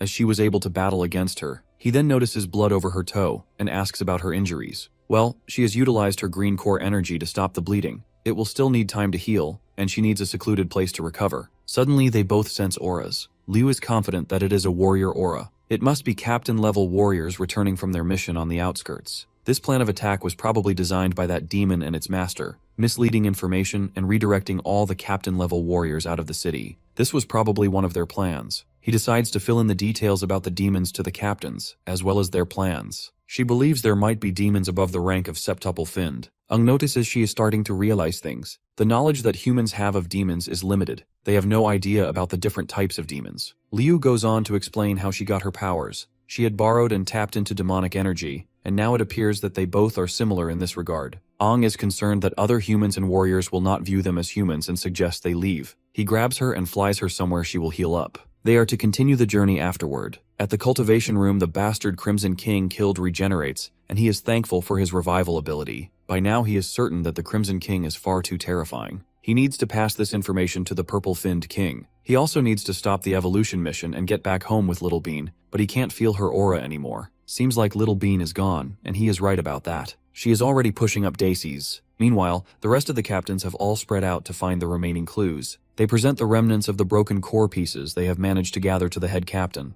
They believe the pieces are from a quintuple-finned demon, but they are completely devoid of power and energy. The head captain thinks they are useless, and asks them to send the pieces to the analysis team to see what information can be gathered from them. The head captain believes there is something wrong with the attacks. He feels there was a plan to ensure the deaths of high-ranked warriors. He still senses a strong demonic presence and energy in the battle arena. This is definitely not an average quintuple-finned demon. He wonders who fought against this demon and who killed it. He feels there is more than one demon. Others suggest it could be a battle to the death among demons, but the head captain doesn't agree. The guy with the analysis team thinks this is his time to shine. His chance comes whenever there is an issue or an accident, and he feels the captain pays more attention to his abilities. He sees a chance to get promoted in the near future. Meanwhile, that same demon guy in the shadows summons the site worker with a hypnotic voice. The warriors have no idea that he is being controlled. The demon questions him about the details of what happened in the arena. He explains to the best of his knowledge. Upon soaking up all the juicy enough, the demon believes that Little Bean is dead. He wonders if the Crimson-Finned King could be behind this, but realizes the entire city would have been wiped out if it were. The demon asks him to open the case containing the collected remnants of the demon's broken cores. He tries to see who killed Little Bean. He activates his soul-seeking ability, which allows him to control consciousness and use energy to invade the core and see the last scene the core's owner saw before death. The more complete the core, the more information about the surroundings can be gathered. He sees Aang and Liu and becomes enraged. He kills the guy with the analysis team and threatens to kill some other bystanders. Meanwhile, Aang is trying to heal his girl. Turns out, she is unable to heal because the battle has used too much of her energy. His wood element is as good as her green core regeneration. Liu is thankful. She had never let anyone touch her foot before. She then wants to know where they will go next. They had originally come out with the goal of finding the integration crystal that could combine all the elements in his body, and now that it is complete,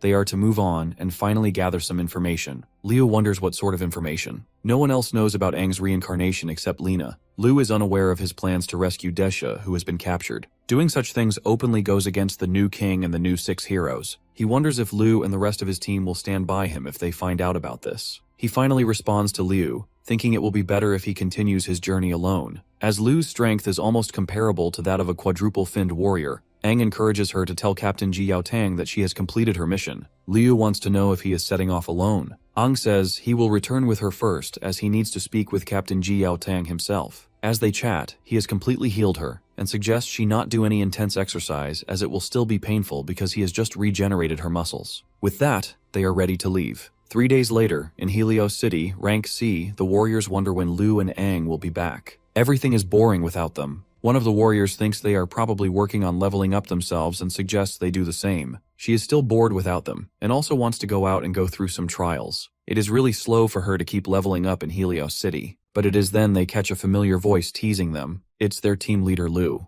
They are happy to see her and ask about Aang. Turns out, he has gone to look for Captain Ji Yaotang to revoke his status as a warrior. They are shocked to hear this. The captain is unhappy with the news that Aang wants to revoke his status as a warrior of Hela City. Everyone demands to know why. Aang had left the city to train for a while and now seems to look down on associating with the city. They misunderstand him, thinking he is being ungrateful, but Aang insists he wouldn't do something so disrespectful. He explains that he doesn't want to implicate the other warriors in his future matters, which might end up affecting Helios City as well. The warriors demand a better explanation, reminding him that revoking his warrior license isn't a small matter. Aang struggles to explain himself. He thinks revealing too much might implicate himself, and he gets a headache. He can't just tell them that he is Aang who reincarnated, or share his plans to overthrow the current king and the new 6 heroes. He says it's something he cannot talk about or explain, and pleads with them to trust that he has his reasons, hoping to avoid dragging anyone else into danger. The female captain isn't happy with his refusal to explain and encourages our brute captain to scold him too. She worries that Aang is planning something dangerous. The captain, concerned for Aang, proposes a challenge. If Aang can defeat all 3 of them, they will agree to his plan. Aang is confident and sees this as an opportunity to demonstrate the results of their outdoor training. The captain asks him to choose his first opponent, but to ease their worries, Aang decides to take all 3 at once. Meanwhile, in the warrior training room, Aang's friends are still worried about Aang's decision. They believe he wants to cut himself off completely from the rest of the warriors. They want to understand why, but Liu doesn't know the details of his reasons. On their way back in the past, Aang confesses to Liu that he plans to do something that could be considered treasonous. He wants their past experiences to remain memories only. The people he plans to challenge are far above them in power. He wishes to rescue an old friend and needs to revoke his warrior identity to avoid dragging others down with him. Liu asks why this sudden decision, and she even considers revoking her own status to help out. Aang refuses her offer, insisting this is his fight alone. This is all Liu remembers. The photographer girl feels that Aang sees them as burdens, but Lan sees him as someone who deeply cares for his comrades. They refuse to give up on their team of 4 and decide to do something about it. At the warrior mock battlefield, Aang, the captain, and others gather. They remind the kid that he is up against the protectors of the city, but my guy isn't fazed and goes on to ask about the winning condition. The captain explains the side that fully subdues the other wins. If Aang is truly determined to revoke his warrior license, he should treat this as a serious test. The captain acknowledges Aang's growth and talent after his training, but thinks challenging all 3 at once is arrogant. Aang is willing to accept the lesson. The warriors believe Aang is overestimating himself and plan to teach him a hard lesson. They launch their attack with no mercy, simulating a real fight. The captain jumps off the ground to land the first blow but is immediately stopped by Aang. The captain wonders how this is possible. The captain has been nerfed so hard that my guy suggests they all attack him together. The rest of the warriors watch in awe as Aang blocks Ji Yaotang's strike with his bare hands, stunned at just how much stronger he has become. Realizing they must combine their efforts, they channel the explosive energies from their cores and launch a coordinated attack. Aang carefully avoids hitting them directly, using his wood element to pin them against the wall instead. Captain Ji Yaotang narrows his eyes, noticing a strange expression on Aang's face, even calling him a demon. Aang quickly asks everyone to calm down. insisting he has no intention to harm them and was only demonstrating his power. He reminds Ji Yaotang of his last expedition together, when he and Liu explored the cemetery of Dogora's castle and discovered the integration core. By some stroke of luck, they managed to refine and integrate that core, gaining mysterious and powerful abilities. However, using this power alters their physical appearances. Ang explains that since Liu obtained similar powers, they both understand the integration core well, and this explanation might help the others accept their newfound demonic-like abilities. The warriors become curious about Liu's strength. Ang says she still needs more practice to fully master her abilities,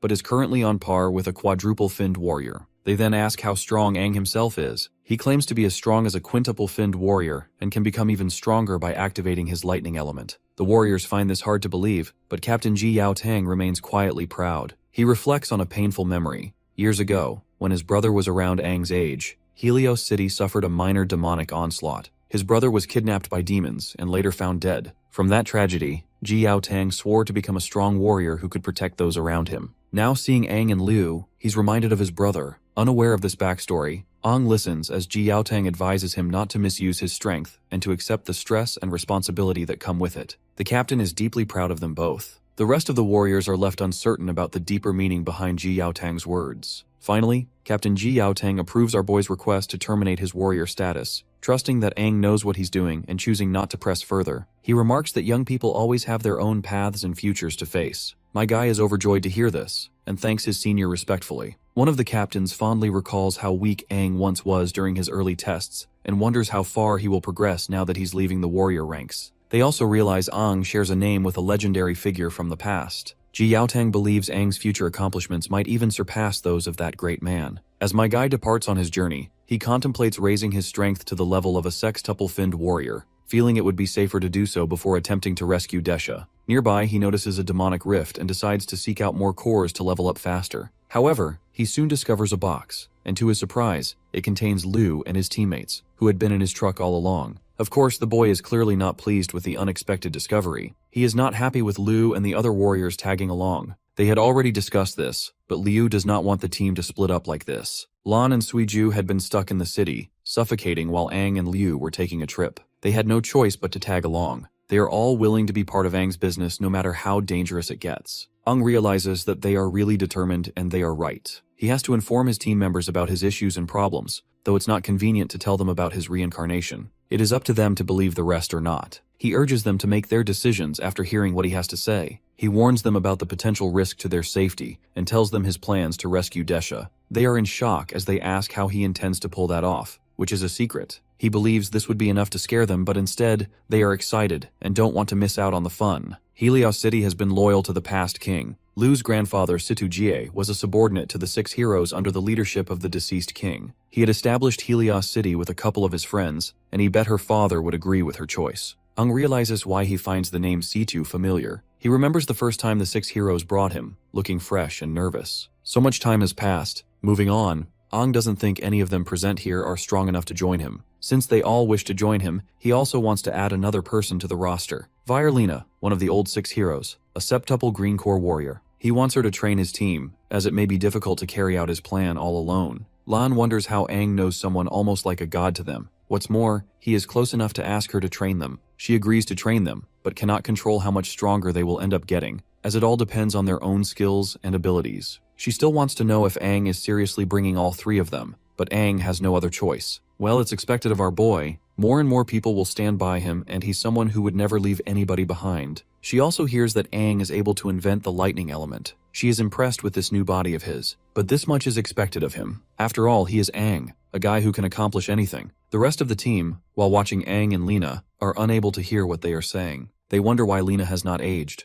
Liu thinks the green core is responsible for that. She has regenerated her body and keeps maintaining it at its peak. This is an ability only someone as strong as her can pull off. Ang announces to everyone that he wants to be a septuple-finned warrior and wants the rest of the team to become at least quintuple core. He is going to level up all by himself. In his journey to get stronger, he also needs to find a method that would help his friends raise their strengths even further. Meanwhile, Lena is up to the challenge of training these newbies to quintuple cores. She starts by telling the rest of the team that raising their strengths within a short period will be very tiring and painful, asking if they would be able to bear it. Of course, they all agree. With that, Ang sets off. If he is able to get more integration crystals, he might be able to do something more incredible than before. Suddenly, the crimson-finned king appears at his truck, thanking him for helping him regain some of his strength. He is willing to help our boy with integration crystals since he knows a thing or two. He had said he'd be in a deep sleep, but now has psychic strength, all thanks to Aang's integration, although it's way too little. He had wasted a lot of his psychic strength when helping him resolve the troublesome issue he had. He decides to help Aang find the crystals he wants within a short period of time. Aang wants to know why he is helping him. He suddenly brakes and the Crimson King hits the dashboard. He asks Aang to warn him before he suddenly brakes, but Aang asks him to buckle his seatbelt. The Crimson King seems to remember the fight our boy had with a double-core demon. This makes Aang realize that the king is not oblivious to the world while inside his body. Turns out, the double-core demon he had fought was low-ranking, otherwise our boy would have been able to obtain a demonic revival core. Aang wants to know what it is all about. He asks if it is the same as the integration core. According to the red guy, the results it gives will always be strong and never weak. Regular demonic evolution happens by consuming demons of the same level or higher. Ranking demons can only level up by refining an incredibly rare revival core. If he is to refine this demonic revival core, he will be able to obtain an immense amount of power. His friends can do the same to enhance their strength. Aang wants to know how he is supposed to refine the demonic revival core, to which the king reveals that he needs a double-core demon that is septuple-finned and above. Aang wants to know why he is telling him this. Perhaps the demon plans to control his consciousness. Otherwise, why would he betray his own kind? He does this because the demons are chaotic except the higher-finned demon kings. He is sure that Aang would not understand the situation the dark species are currently in.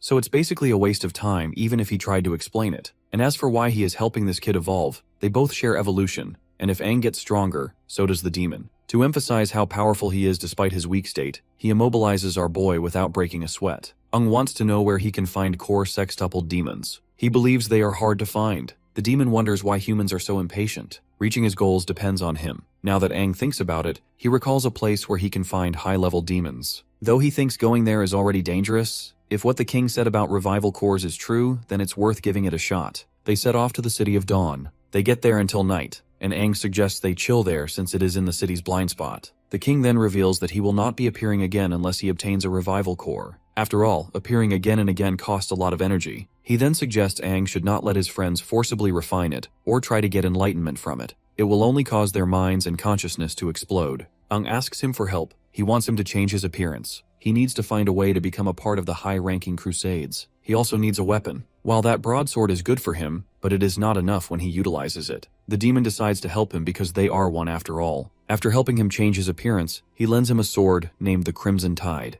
My guy expresses his gratitude to this demonic bastard and on his way to deal with crusading team. It's the City of Dawn, northwest side. A voice welcomes all warriors from outside the city who want to help with the current cleanup mission. They request warriors who are not below quadruple-finned cores. A reward awaits them when they succeed. The outsider warriors are requested to move to the training ground in an orderly manner. The warriors hear that the strongest warrior in the city will be leading this team. Aang sees all sorts of people signing up for this mission where they are to hunt demons. He believes the more people, the better. Captain Ranyang thanks all the people who have joined the mission. The warriors spread rumors of how the captain had killed a quintuple-finned demon all on his own. They are to start the week by tracing the steps of another team that had been tracking demons. The demon traces had disappeared 3 kilometers to the north of the City of Dawn, within a rotten forest, and the 6-person team that had been sent out had all been eliminated. A quintuple blue-core warrior who happens to be a friend of the captain led the team. It wasn't a weak team at all. The last bit of information they have, sent by the tracking item, indicates that it's most likely they fought an extremely strong demon, probably a quintuple-finned demon, a double-core-finned demon, or a high-ranking demon as well. They view this as a threat to the City of Dawn's transportation and its surroundings. This is why they need external warriors. Aang realizes there is a possibility that there is also a double-core sextuple-finned demon, which is perfect for him. The warriors set off after the captain's explanation. All the while, the people cheer them on as they leave. The road is 3 to 4 kilometers long, and there are a few demons on the road as well. All warriors are instructed to be careful and follow the team closely while maintaining silence. If not careful, a warrior can get lost and attacked by demons. Aang thinks they are already attracting the attention of demons after leaving the city gate. A team member asks the captain not to treat them like rookies who do not know any better. They believe the team is made up of capable warriors. He gets attacked soon before the captain is able to warn him about raising his voice. It's a sand-type demon. It likes to ambush living things from their hiding spots in the sand. The sand-type demons had encircled the team from behind. With this quantity, they are almost akin to a small-scale triple-finned demon horde. The captain urges the warriors to form teams and fight together. They are just a mere bunch of triple-finned sand-type demons and aren't strong enough to be considered enemies. The team soon splits but is instructed to gather together and fight. Ang soon takes on the demons and asks his team member to join the rest. It is more convenient for him to do this alone. A team member is about to be slain, but he is soon saved by the captain who tells him to join the others and not fall behind. Everyone in the team gathers. They notice injured warriors walking from a distance. The captain wonders how they made it despite being so far away from the team. He asks if there is any other person behind, and he is told about Aang. He had saved them but had to stay behind and hold off the demons. The captain feels this was a foolish decision, but the injured warrior remembers Aang saying it was more convenient for him to fight alone. The captain thinks this is arrogance. They all believed he was dead. The captain feels that Aang's decision to stay back distracted the demons enough for them to move away. They decide to go back and find him, whether dead or alive, as he is a comrade and warrior. The captain warns them to be prepared for a fight as there may still be demons left. They find the place and head toward the spot.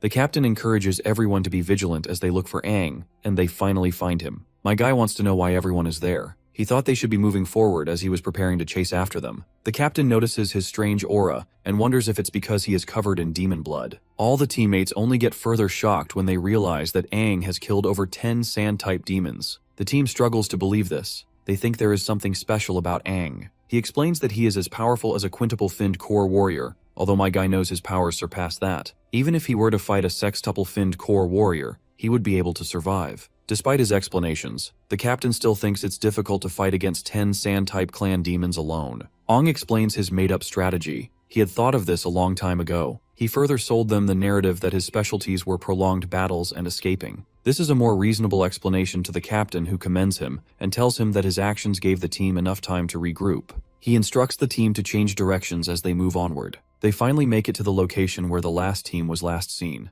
There are 3 entrances to the rotten forest. A team member suggests exploring all 3 entrances at once. They decide to form 2 teams to ensure they have enough fighting power, but are still worried about the 3rd entrance. This is then my guy volunteers to go in through the 3rd entrance alone. They hear a loud roar from the entrance. It sounds strange, but they have no time to hesitate and must go in. From the captain's past experience, he suspects the entrance holds more than just quintuple-finned demons. A team member asks how big the forest actually is but gets scolded by the captain, who tells him to obey orders. The captain admits he doesn't know exactly how large the forest is and has no estimate. The original mission of the team was to scout the forest's proportions. Aang still insists on scouting one entrance alone, adding that the team won't be affected if anything happens to him. He believes he can finish before sundown. Other team members start seeing him as a show-off since he had taken out 10 demons all alone. Despite his arrogance and overconfidence, they still think he has a point. As the warriors try to split into 2 teams, violence erupts because everyone has conflicting opinions. These outsider warriors always act violently in tense situations, which is something Aang despises the most about them. The captain yells aggressively for everyone to calm down, telling them to follow orders. He intends to be the opponent of anyone who still wants to fight,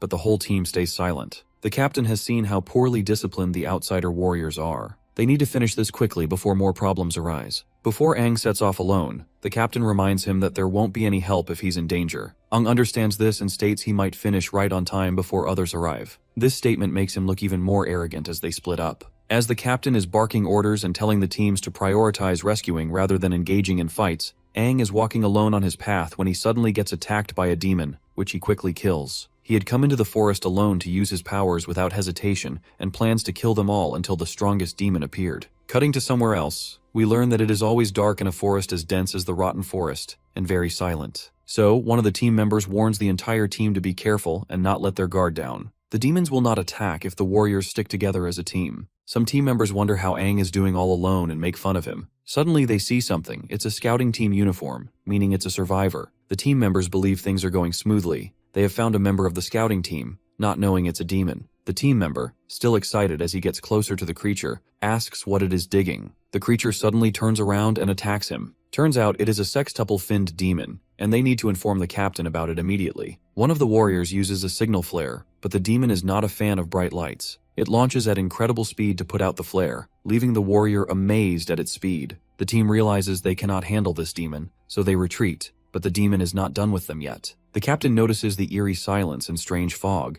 They haven't heard a single sound from other team members, even though the forest isn't that large. He suspects they are isolated from the rest, though others don't feel the same. The team is also worried about Aang. They soon stumble across bodies that seem to be from the scout team. The captain spots a demon and prepares to strike, but Aang stops him because the captain was about to slay his own teammate. There is no demon, just an illusion. They have all been hypnotized by the demon's illusions. A purple core demon is affecting their consciousness. It seems stronger than most purple core demons. The captain admits he would have killed a teammate if Aang hadn't intervened. Everyone is seeing illusions of their worst fears. The demon aims to spread confusion so the warriors will kill each other. The captain asks our boy how he saw through the illusion and thanks him for preventing a tragedy. Aang explains he was attacked too, but he fought them all. He soon realized the fog forces people to see illusions and unintentionally lose themselves in it. The captain wants to know more about Aang's abilities, but Aang isn't willing to disclose them. He suspects the demon they just encountered might be the dual-core sextuple-finned demon he needs. The captain hears cries from the other team and orders everyone to join him in the rescue.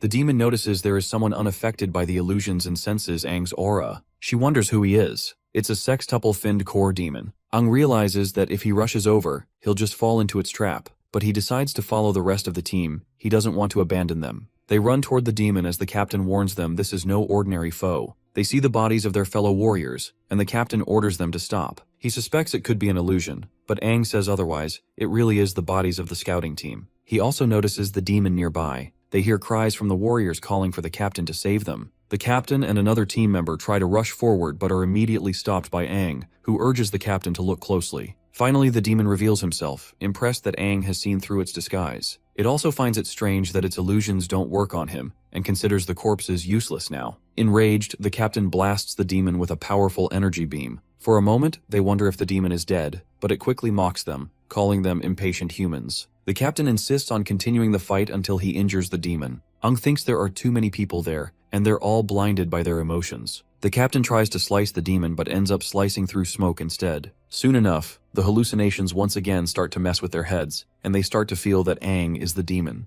My guy soon realizes what's going on. The demon is making him look like the target, while that bastard is sitting somewhere safe watching it all happen. The captain is first to swing at our boy. My guy is also ready to counter. He never thought he would ever be fighting him. The demon is happy to see them turn against Aang. She thinks it is interesting. She had never seen a mutual slaughter. Aang sees that the demon is treating them as circus monkeys. He decides to test out the true strength of his lightning element. Meanwhile, my guy has flung all the warriors away, making others believe that the demon is blocking Ranyang's red core attack. Aang, on the other hand, is positive that the lightning element surpasses the demon energy. The rest of the team charges against him. They are willing to kill him to get revenge for the fallen warriors. Aang wants the captain to take a little nap. He blasts lightning and throws the warriors off. The demon is also intimidated. It begins to wonder what power he is using. The lightning has a strong demonic energy to it, and also gives the demon an oppressive feeling. Aang realizes that he is right. As long as he controls his strength well, he can wake them up from their conditions and the demon's illusions. The demon is still in the sky. It notices that he is deactivating her illusions. My guy yells for her to come down from the sky. The demon also notices the lightning energy in his voice. By now it feels Aang is more than capable compared to the others. So before shit gets serious, she wants to end it all by striking him. But my guy strikes the demon, sending it flying backwards. The demon realizes that Aang is a dual-core sextuple-finned demon. He strides towards her confidently, glad that he made the right decision by coming here. The demon also notices that this boy isn't afraid of him. He is excited instead. It's almost as if he is the demon.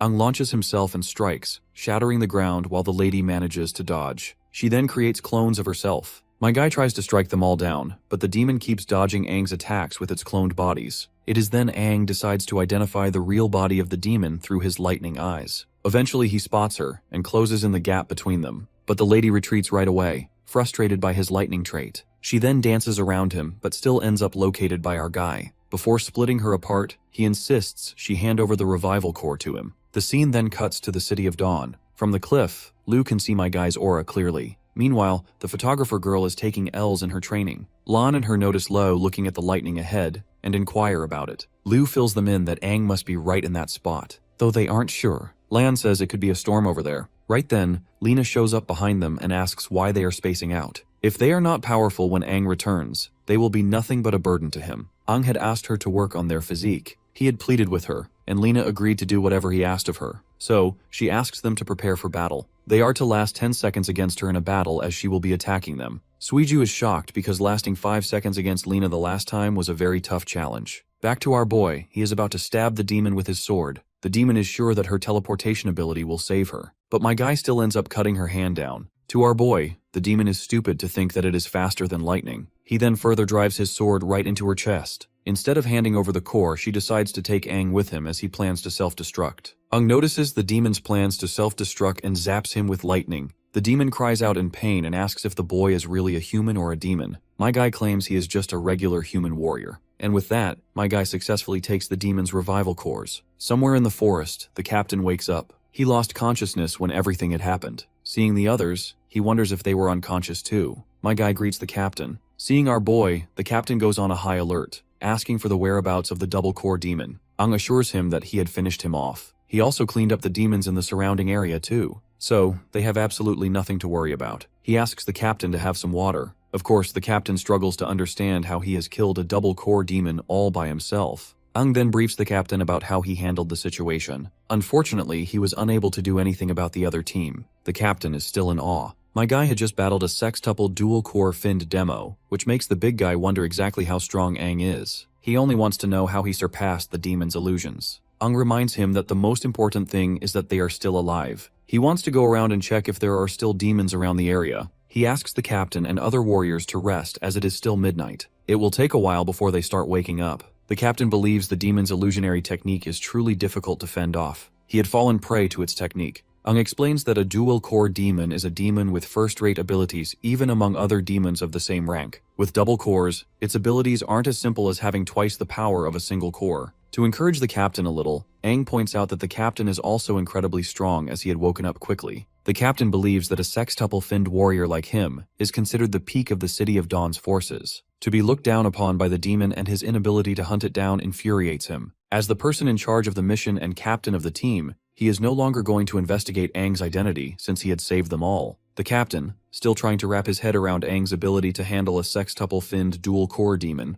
wants to battle Aang to see how he compares in strength. He suggests they have a light spar, but my guy wouldn't dare question the captain's strength. He explains that his inability to defeat the demon was due to lack of information, but the captain insists. He is personally intrigued by my guy's actual strength and pleads with him to spar against him. Aang realizes that the captain is competitive and battle-thirsty, but these are the attributes of a strong warrior, so my guy doesn't mind. Later, they find themselves in an open space. They get ready to battle as the captain reminds him not to hold back as they had previously discussed. He genuinely wants to experience Aang's raw strength. My guy understands Captain's sentiments. After all, he too had been battle-hungry in his past life, and plans to spar the captain seriously. My guy begins it by sending these red slashes that even cut through the ground. With Captain approaching, he disappears and appears above him to deliver an attack. Their weapons clash, resulting in a massive shockwave. As the dust settles, the aftermath results in the captain getting cornered. No matter how many times they spar, Aang will always find an opening to disarm him. He asks the captain if he is still willing to fight. The captain realizes that this is too powerful, so they suggest they end the fight. Aang feels like a kind and elderly senior, cold at times but warm as well. He stretches out his hand and helps his senior up as the captain accepts his loss. The senior is genuinely curious why Aang chooses to join a team like this. As powerful as he is, he believes that Aang is the strongest warrior after the new 6 heroes. But my guy doesn't agree with him. He believes he is still weaker than them. The captain narrates that being a septuple finned warrior means you have reached humanity's peak. The strength difference between a sextuple and septuple finned warrior is greater than the difference between a single finned warrior and a sextuple finned warrior.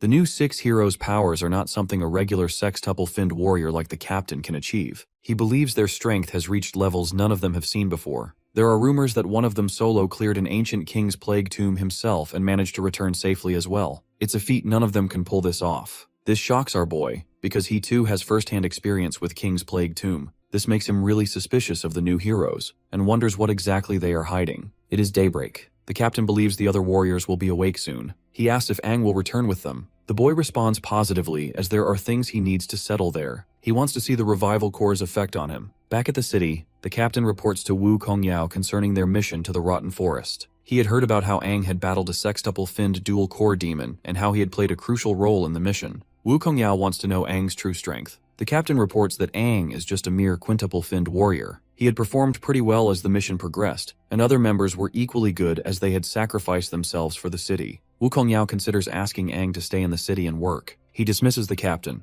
telling him to submit the detailed report later. We then learn that our boy had asked the captain to downplay his contribution to the mission. He had joined the team in order not to get noticed by the upper echelon, and the captain agreed. Aang is in a hotel within the City of Dawn. He had finally washed himself clean from the blood of those demons. The demonic cores he has are different from regular demon cores, especially in terms of demonic energy within the core. He wonders about the potential consequences if it is absorbed by a regular warrior. Right then, Crimson King appears and says that the consequences will be dire. He is glad for Aang for obtaining his first demonic revival core. Aang wants to know why he suddenly appeared. The edgy king keeps it all mysterious as he reveals that literally no one can utilize this particular core. But our boy is an exception, because he is unique. Just with the mere touch of the Crimson King, Aang changes to his demon form, which our boy doesn't appreciate. He is infuriated by the demon getting friendly. Cutting to the chase, the demon warns Aang of how dangerous the core could be. It can be chaotic, which can make a warrior end up in madness. It may even cause them to explode. But there are two things within him that can suppress that chaotic energy: his demonic body type due to the demon's existence, and the lightning element he had created when he advanced. Aang shows him the lightning, which even the Crimson King dislikes. The demon tells him how powerful his lightning element is. It is incredibly effective against demons and can suppress their energy. It also seems capable of purifying demonic energy within this demonic revival core. He can help other warriors integrate with this demonic core, but they must have extremely tough physical and mental strength. Without immense mental fortitude, it is easy for them to be negatively affected in the process. Aang wants to know how he is supposed to combine both energies together and how the king can help in the process. The demon says it should be done face to face with their bare bodies. Aang is uncomfortable with this. Combining energies is the integration of energies and extending senses beyond bodies. He just needs to guide his energy flow into the other person's body. Of course, Aang is worried. He is worried about getting naked with Lan and Suiju as they may mistake him for a pervert. He also realizes it would be much worse getting naked with Lan. After all, this ain't a JoJo universe. Later, Lena gets to meet up with Aang again. He asks about the three of them, and they soon show up. Lena had taken good care of them. They are all happy to see him, and Suiju even notices that he has changed again. Liu is already used to that. It's easier to feel his presence. With pleasantries over, my guy wants to discuss something serious. He tells them the method of transferring energy he had discussed with the demon, which involves getting completely naked. The entire team is triggered. As expected, Lena gets pissed and thinks Aang is perverted. In her previous life, he would always have been indifferent to her hints about raids. She now thinks he is a player, but our boy tries to reason that he is getting forced. The demonic revival core needs cooperation to work. Without Aang, they will be completely corrupted by the demonic energy within the demonic revival core. Eventually, Lena leaves angrily, asking them to let her know when they are done, and bangs the door. The room is quiet for a while as Aang tells them the method is strange and risky as well. The demonic revival core can only help one person. He asks if anyone is interested. Suiju thinks it will be embarrassing to be naked with someone of the opposite sex even though they are comrades. There shouldn't be a problem with Lan though. Liu stutters for a moment and says she already has a bit of demonic energy in her, which might make it easier. She wants to volunteer but is immediately interrupted by Lan. He thinks he is the guy to call for something dangerous because of his physique. Aang thanks them for believing in him as Suiju pledges her support. Let's not forget about poor Liu, whose dream to lay naked is down in the drain. As they take off their clothes, Aang notices that Lan's physique has been greatly strengthened by Lena. The brute admits that he feels stronger than before. He asks if he should take off his underwear too, but Aang refuses, knowing that it might affect efficiency. The both girls peek from the door as the guys get ready for the show. As usual, Suiju admires the perfect angle she is getting for the photo, but Liu is unsure if they should be peeking. Hell, even Lena can't resist but joins in with the other girls. Anyhow, the boys begin their mojo. Lan holds the demonic revival core in his hands. Holding it alone makes him tremble given the power it contains. Aang asks him to place the demonic revival core in his hands and relax. He tells him to close his eyes, use his energy to sense it, and establish a connection. He warns him it may be a little painful but assures him he will be beside him to assist. Lan sees the yellow energy. It is just like his original core. He wonders if the demonic revival core will identify the power that suits him. He wonders if he should approach it as he advances further. As he gets closer, he finds the demonic energy terrifying. He begins absorbing the mighty demonic powers all to himself, and the entire process is quite taxing, making him scream. He is being tempted by this demonic energy, and will soon become a mindless monster once his spirit is consumed entirely. Crimson is here to warn him once again about the consequences, so he suggests Aang to make his move before it's too late. The primordial demon consuming Lan's spirit didn't expect to see the crimson-finned king there. Aang asks if this demon is conscious as he had thought it was an illusion. The yellow primordial demon can be seen as the source of demonic power. The crimson-finned king is considered the purest existence closest to this primordial power. The king cannot make a move against this primordial power. If Aang wants to save his friend, he has to act quickly. Without further ado, Aang launches off the demon's hands and dives straight towards him. The primordial being senses something very unpleasant. It is Aang's aura. He thinks it should be completely eradicated, and promptly blasts our boy away. This new yellow demon is a six-finned primordial demon. He is mad that others are here. Crimson King reveals that Aang has to deal with the illusion demon of this core first before he is able to save his friend. He then sits down in order to watch everything like a king he is. The battle begins, and they start throwing hands. Aang tries to take a look at the demon's powers, only to notice that the power has increased because both cores have now transformed into yellow cores. To push this bastard away, he delivers a lightning kick, but the demon is still intact. By now, he is sure that using feet and fists might take some effort. I guess this much is expected. The yellow core is known for defense after all. The monster then conjures a demonic shield which is both offensive and defensive. But my guy is sure that this is no match for him. He puts his lightning and demonic energy into use, and kicks the bastard hard.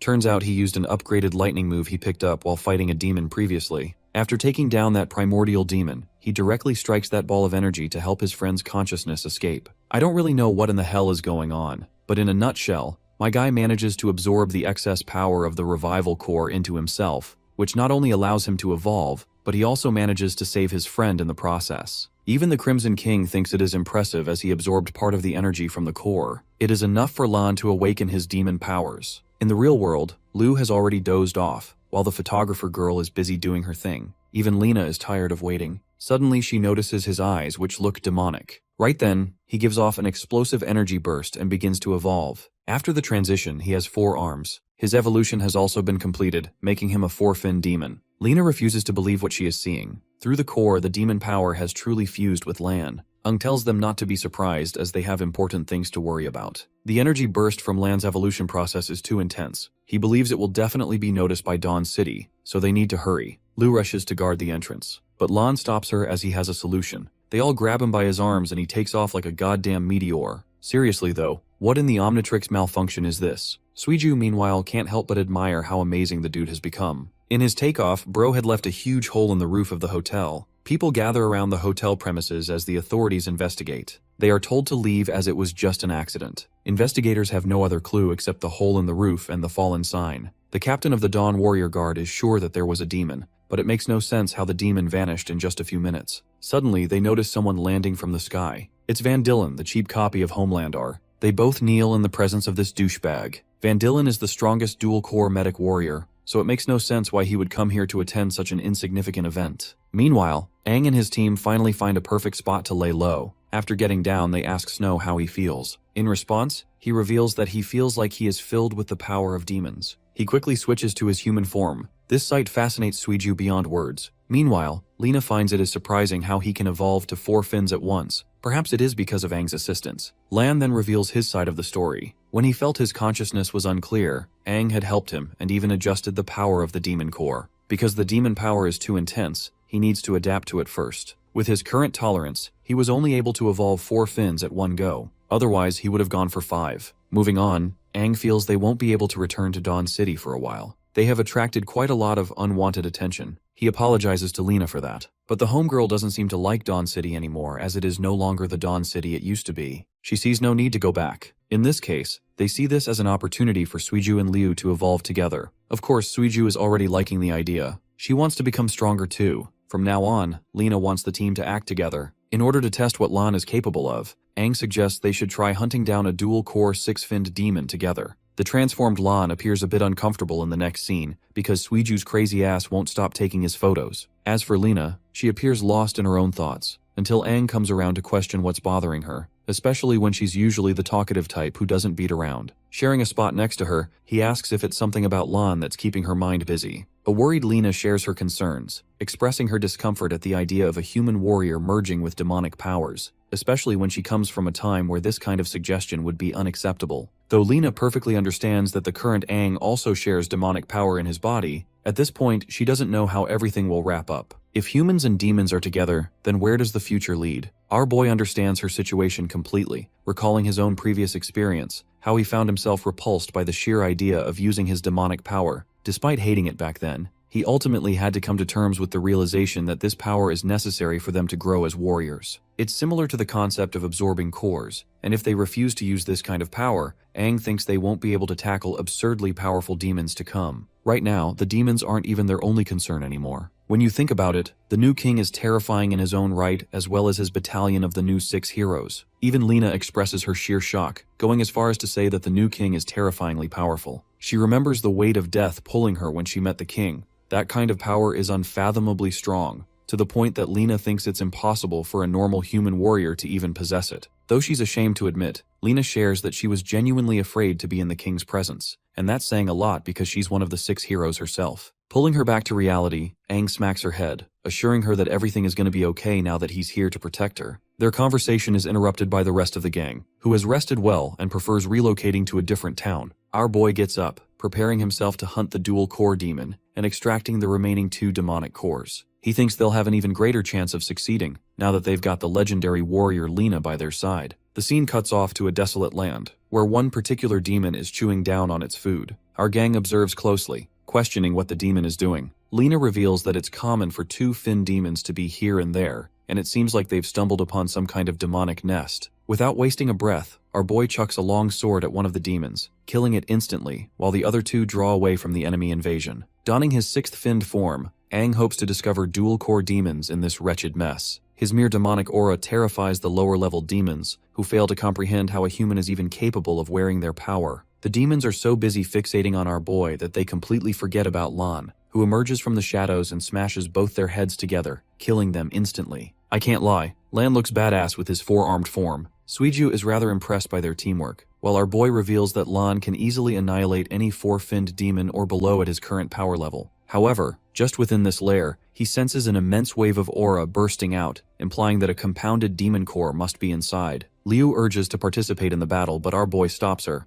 arguing that her demonic form must be used later on because they need to preserve their energy. In fact, Aang is of the opinion that they should only fight until they've merged with their compounded cores. The reason for this is that Lan is already facing an immense toll on his body every time he transforms, so Aang doesn't want to risk expending too much of their fighting force at the beginning. Instead, he tells Lena to take care of the other girls. The demons come bursting out of the nest, roaring to kill the humans who dared to challenge them. Lan wants to aura farm and tells Aang he can handle it all on his own. This meme vanishes in the next second with such incredible speed that he takes down one of the demons instantly. The other 2 express their shock at the sight of demonic power being used by a human, but before they can do anything about it, Lan beats the ever-living crap out of them. Observing the scene, Suiju finds herself excited because she wants a piece of that power too. But Aang claims that it's uncertain what kind of power they'll get, because it changes from person to person. Deploying one of his skills, Lan activates Dual Bloom, destroying the demons casually without any problems. The way he's effortlessly tearing them apart reminds him of the time he was weak and pathetically useless. He couldn't even defeat a 1-finned demon or protect his friends, and the best course of action they took against a 2-finned demon was to run away. But this is the birth of a new Lan, a man who breathes his every breath to instill fear into the hearts of demons. From the distance, Aang notices a lump of aura concentrating in one place. This means that an entire horde of finned demons is coming their way, emerging out of the nest. This small army of demons is by no means easy to take down,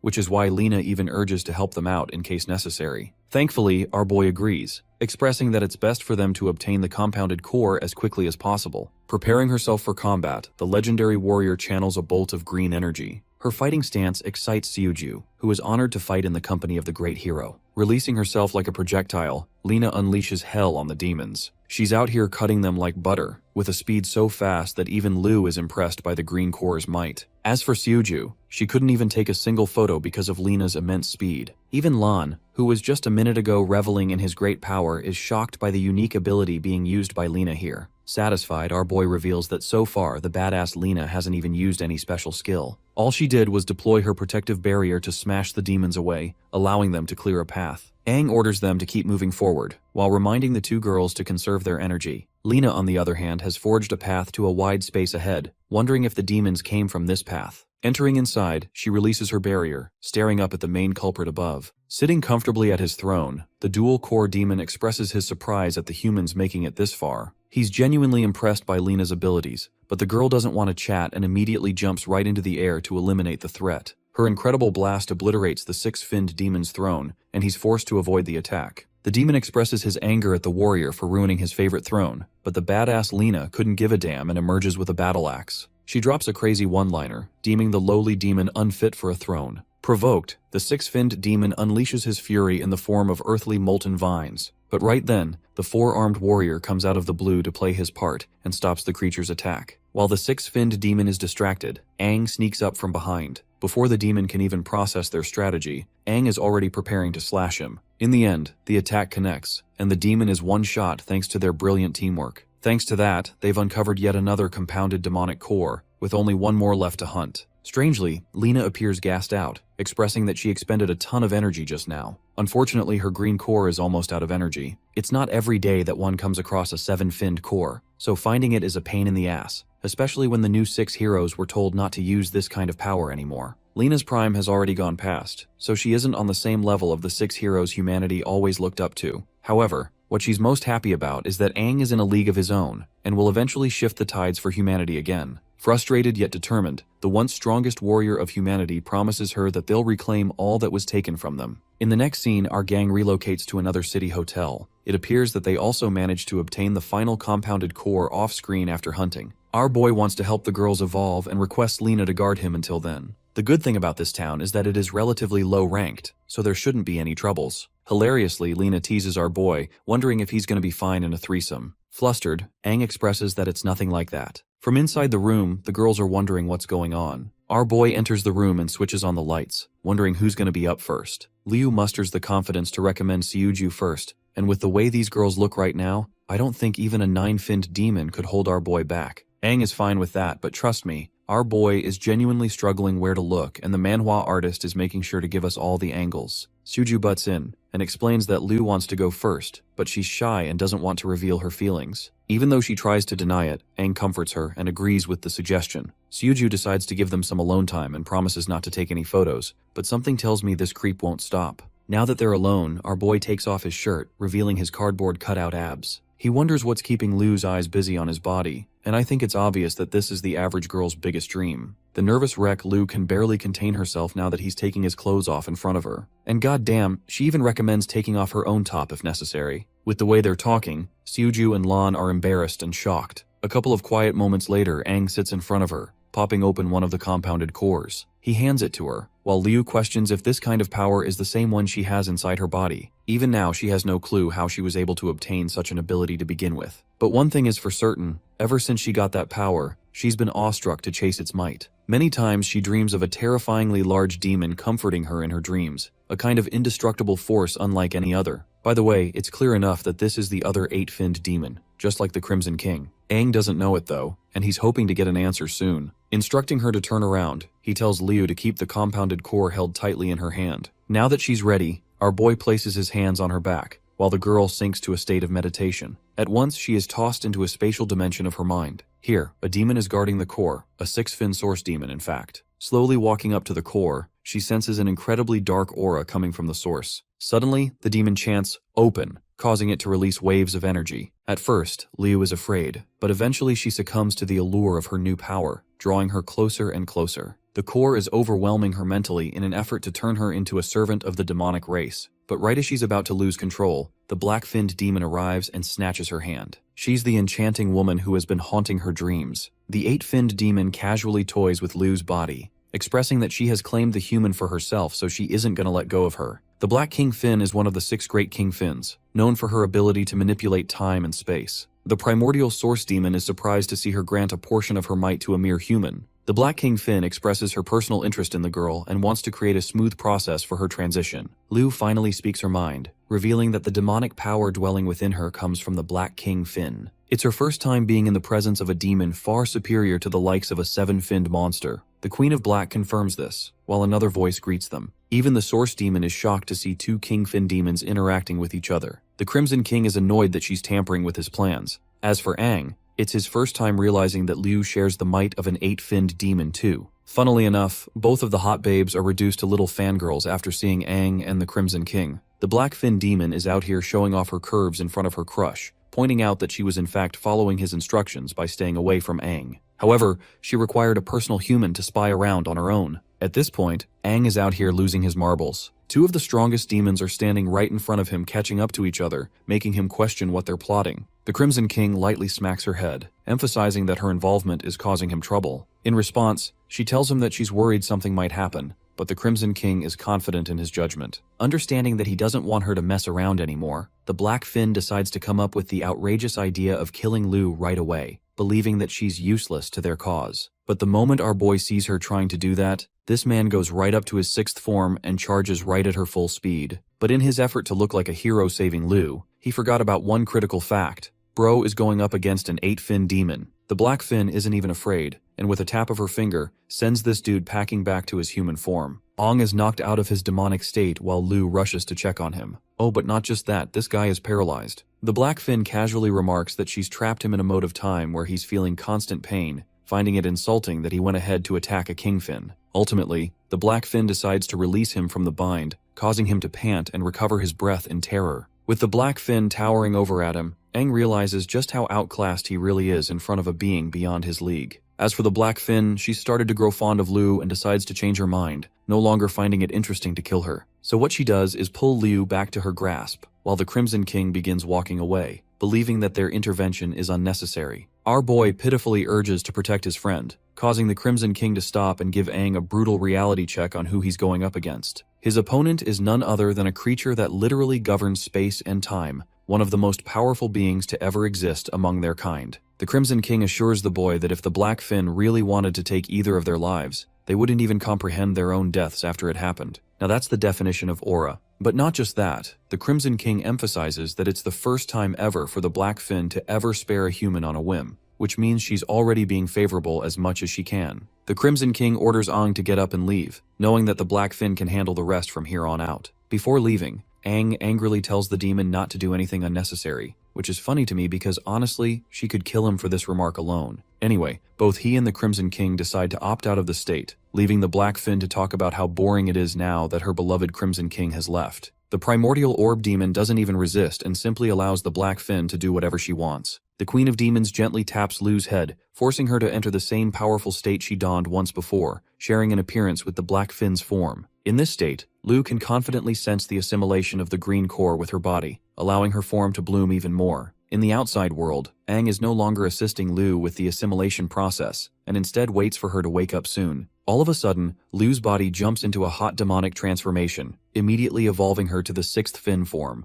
This version of her is called the Achromatic Lu, and while our boy can hardly believe that she's the same person, the Crimson King explains the evolution process. You see, thanks to the Black King Fin's energy, Liu has awoken in a slightly different state. Deciding to test her powers, she aims her hand towards our boy and pulls him in with a telekinetic wave. Achromatic Liu stops him for an important question. You might be wondering if this question has something to do with her powers. But no, all she wants to know is if Aang actually likes her or not. Our boy is stunned for life and realizes that Liu in this form is batshit crazy. Even the Crimson King is a bit put off to hear her say that. The strongest demon finds himself utterly lost trying to comprehend the mind of humans even after attaining godlike power. Hearing the boom, Lan and the others barge their way inside, or more like flop their way inside out of curiosity. But when Suju turns to look at what's going on, all she sees is our boy getting toyed with by the demonic baddie. Suddenly Lu realizes what's going on and her form fades. She is reduced to embarrassment, clarifying that all of this is happening because of her new form. Next up is the pink-haired photographer. Holding the core in her hand, she remarks how warm and light it is. Strangely, Aang thinks she's messing around and points out that she must take this situation seriously, because in the worst possible case, she's gonna get devoured by the core. Suju and her Jupiters playfully agree with the remark, while Aang is starting to think she'll never learn.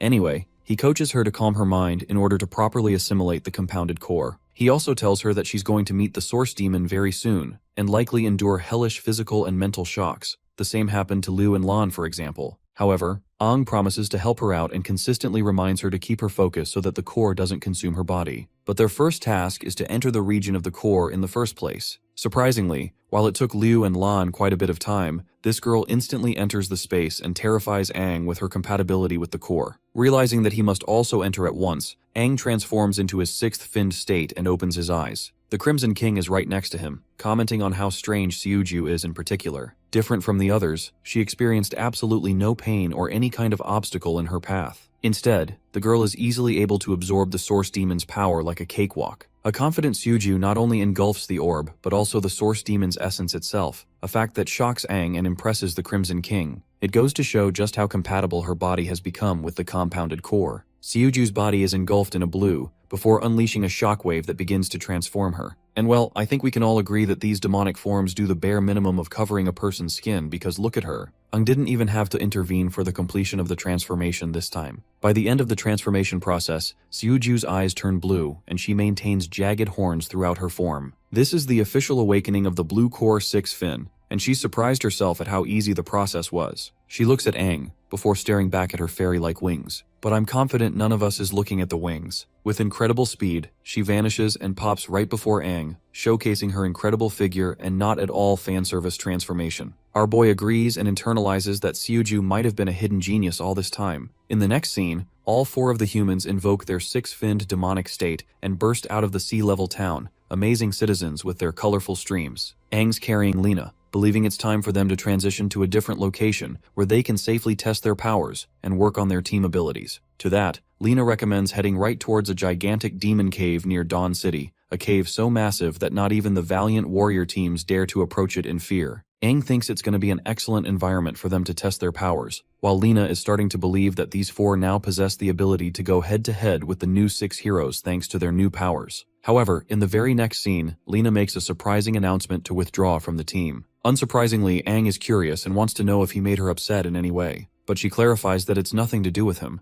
It's just that her core is nearing its depletion, meaning she won't be able to fight at full capacity anymore and will only get in the way. Our boy flicks her on the head, quickly reminding her that she's literally one of the 6 strongest heroes of the present era, so there's no way she's going to become a thorn in their path. He's also ready to obtain a brand new 7-finned core for her if it's going to keep her around. Though he's happy to help her out, Lena expresses that she's fine on her own. The thing is, she's feeling doubtful of her own ability, and argues that even with the new core, she won't be able to help out much. The truth is, soon after the death of the strongest warrior, the original Aang, she stopped fighting and barely participated in combat. Soon after, the new king took over everything and basically allowed her to live a normal life, away from the duties of a warrior. In fact, she never would have donned her battle armor back on if not for Aang's re-emergence. Our boy is rightfully concerned about what she means when she says she won't be able to keep up anymore, even with all her experience. Lena cuts him off and shares that age is doing a number on her. The only reason she's maintained a youthful appearance up until now is thanks to the Green Core's powers. If it wasn't for that, she'd be an old woman at her final moments. She even teases him that after Aang claimed a young body for himself, he quickly forgot that she didn't get the same opportunity, and that she's well beyond her fighting capabilities now. But for the rest of his friends, Lena remarks that all of them have experienced tremendous growth, and they're bursting with life, even mastering their demonic states. She thinks that accompanying his team any further will only lead to becoming a burden.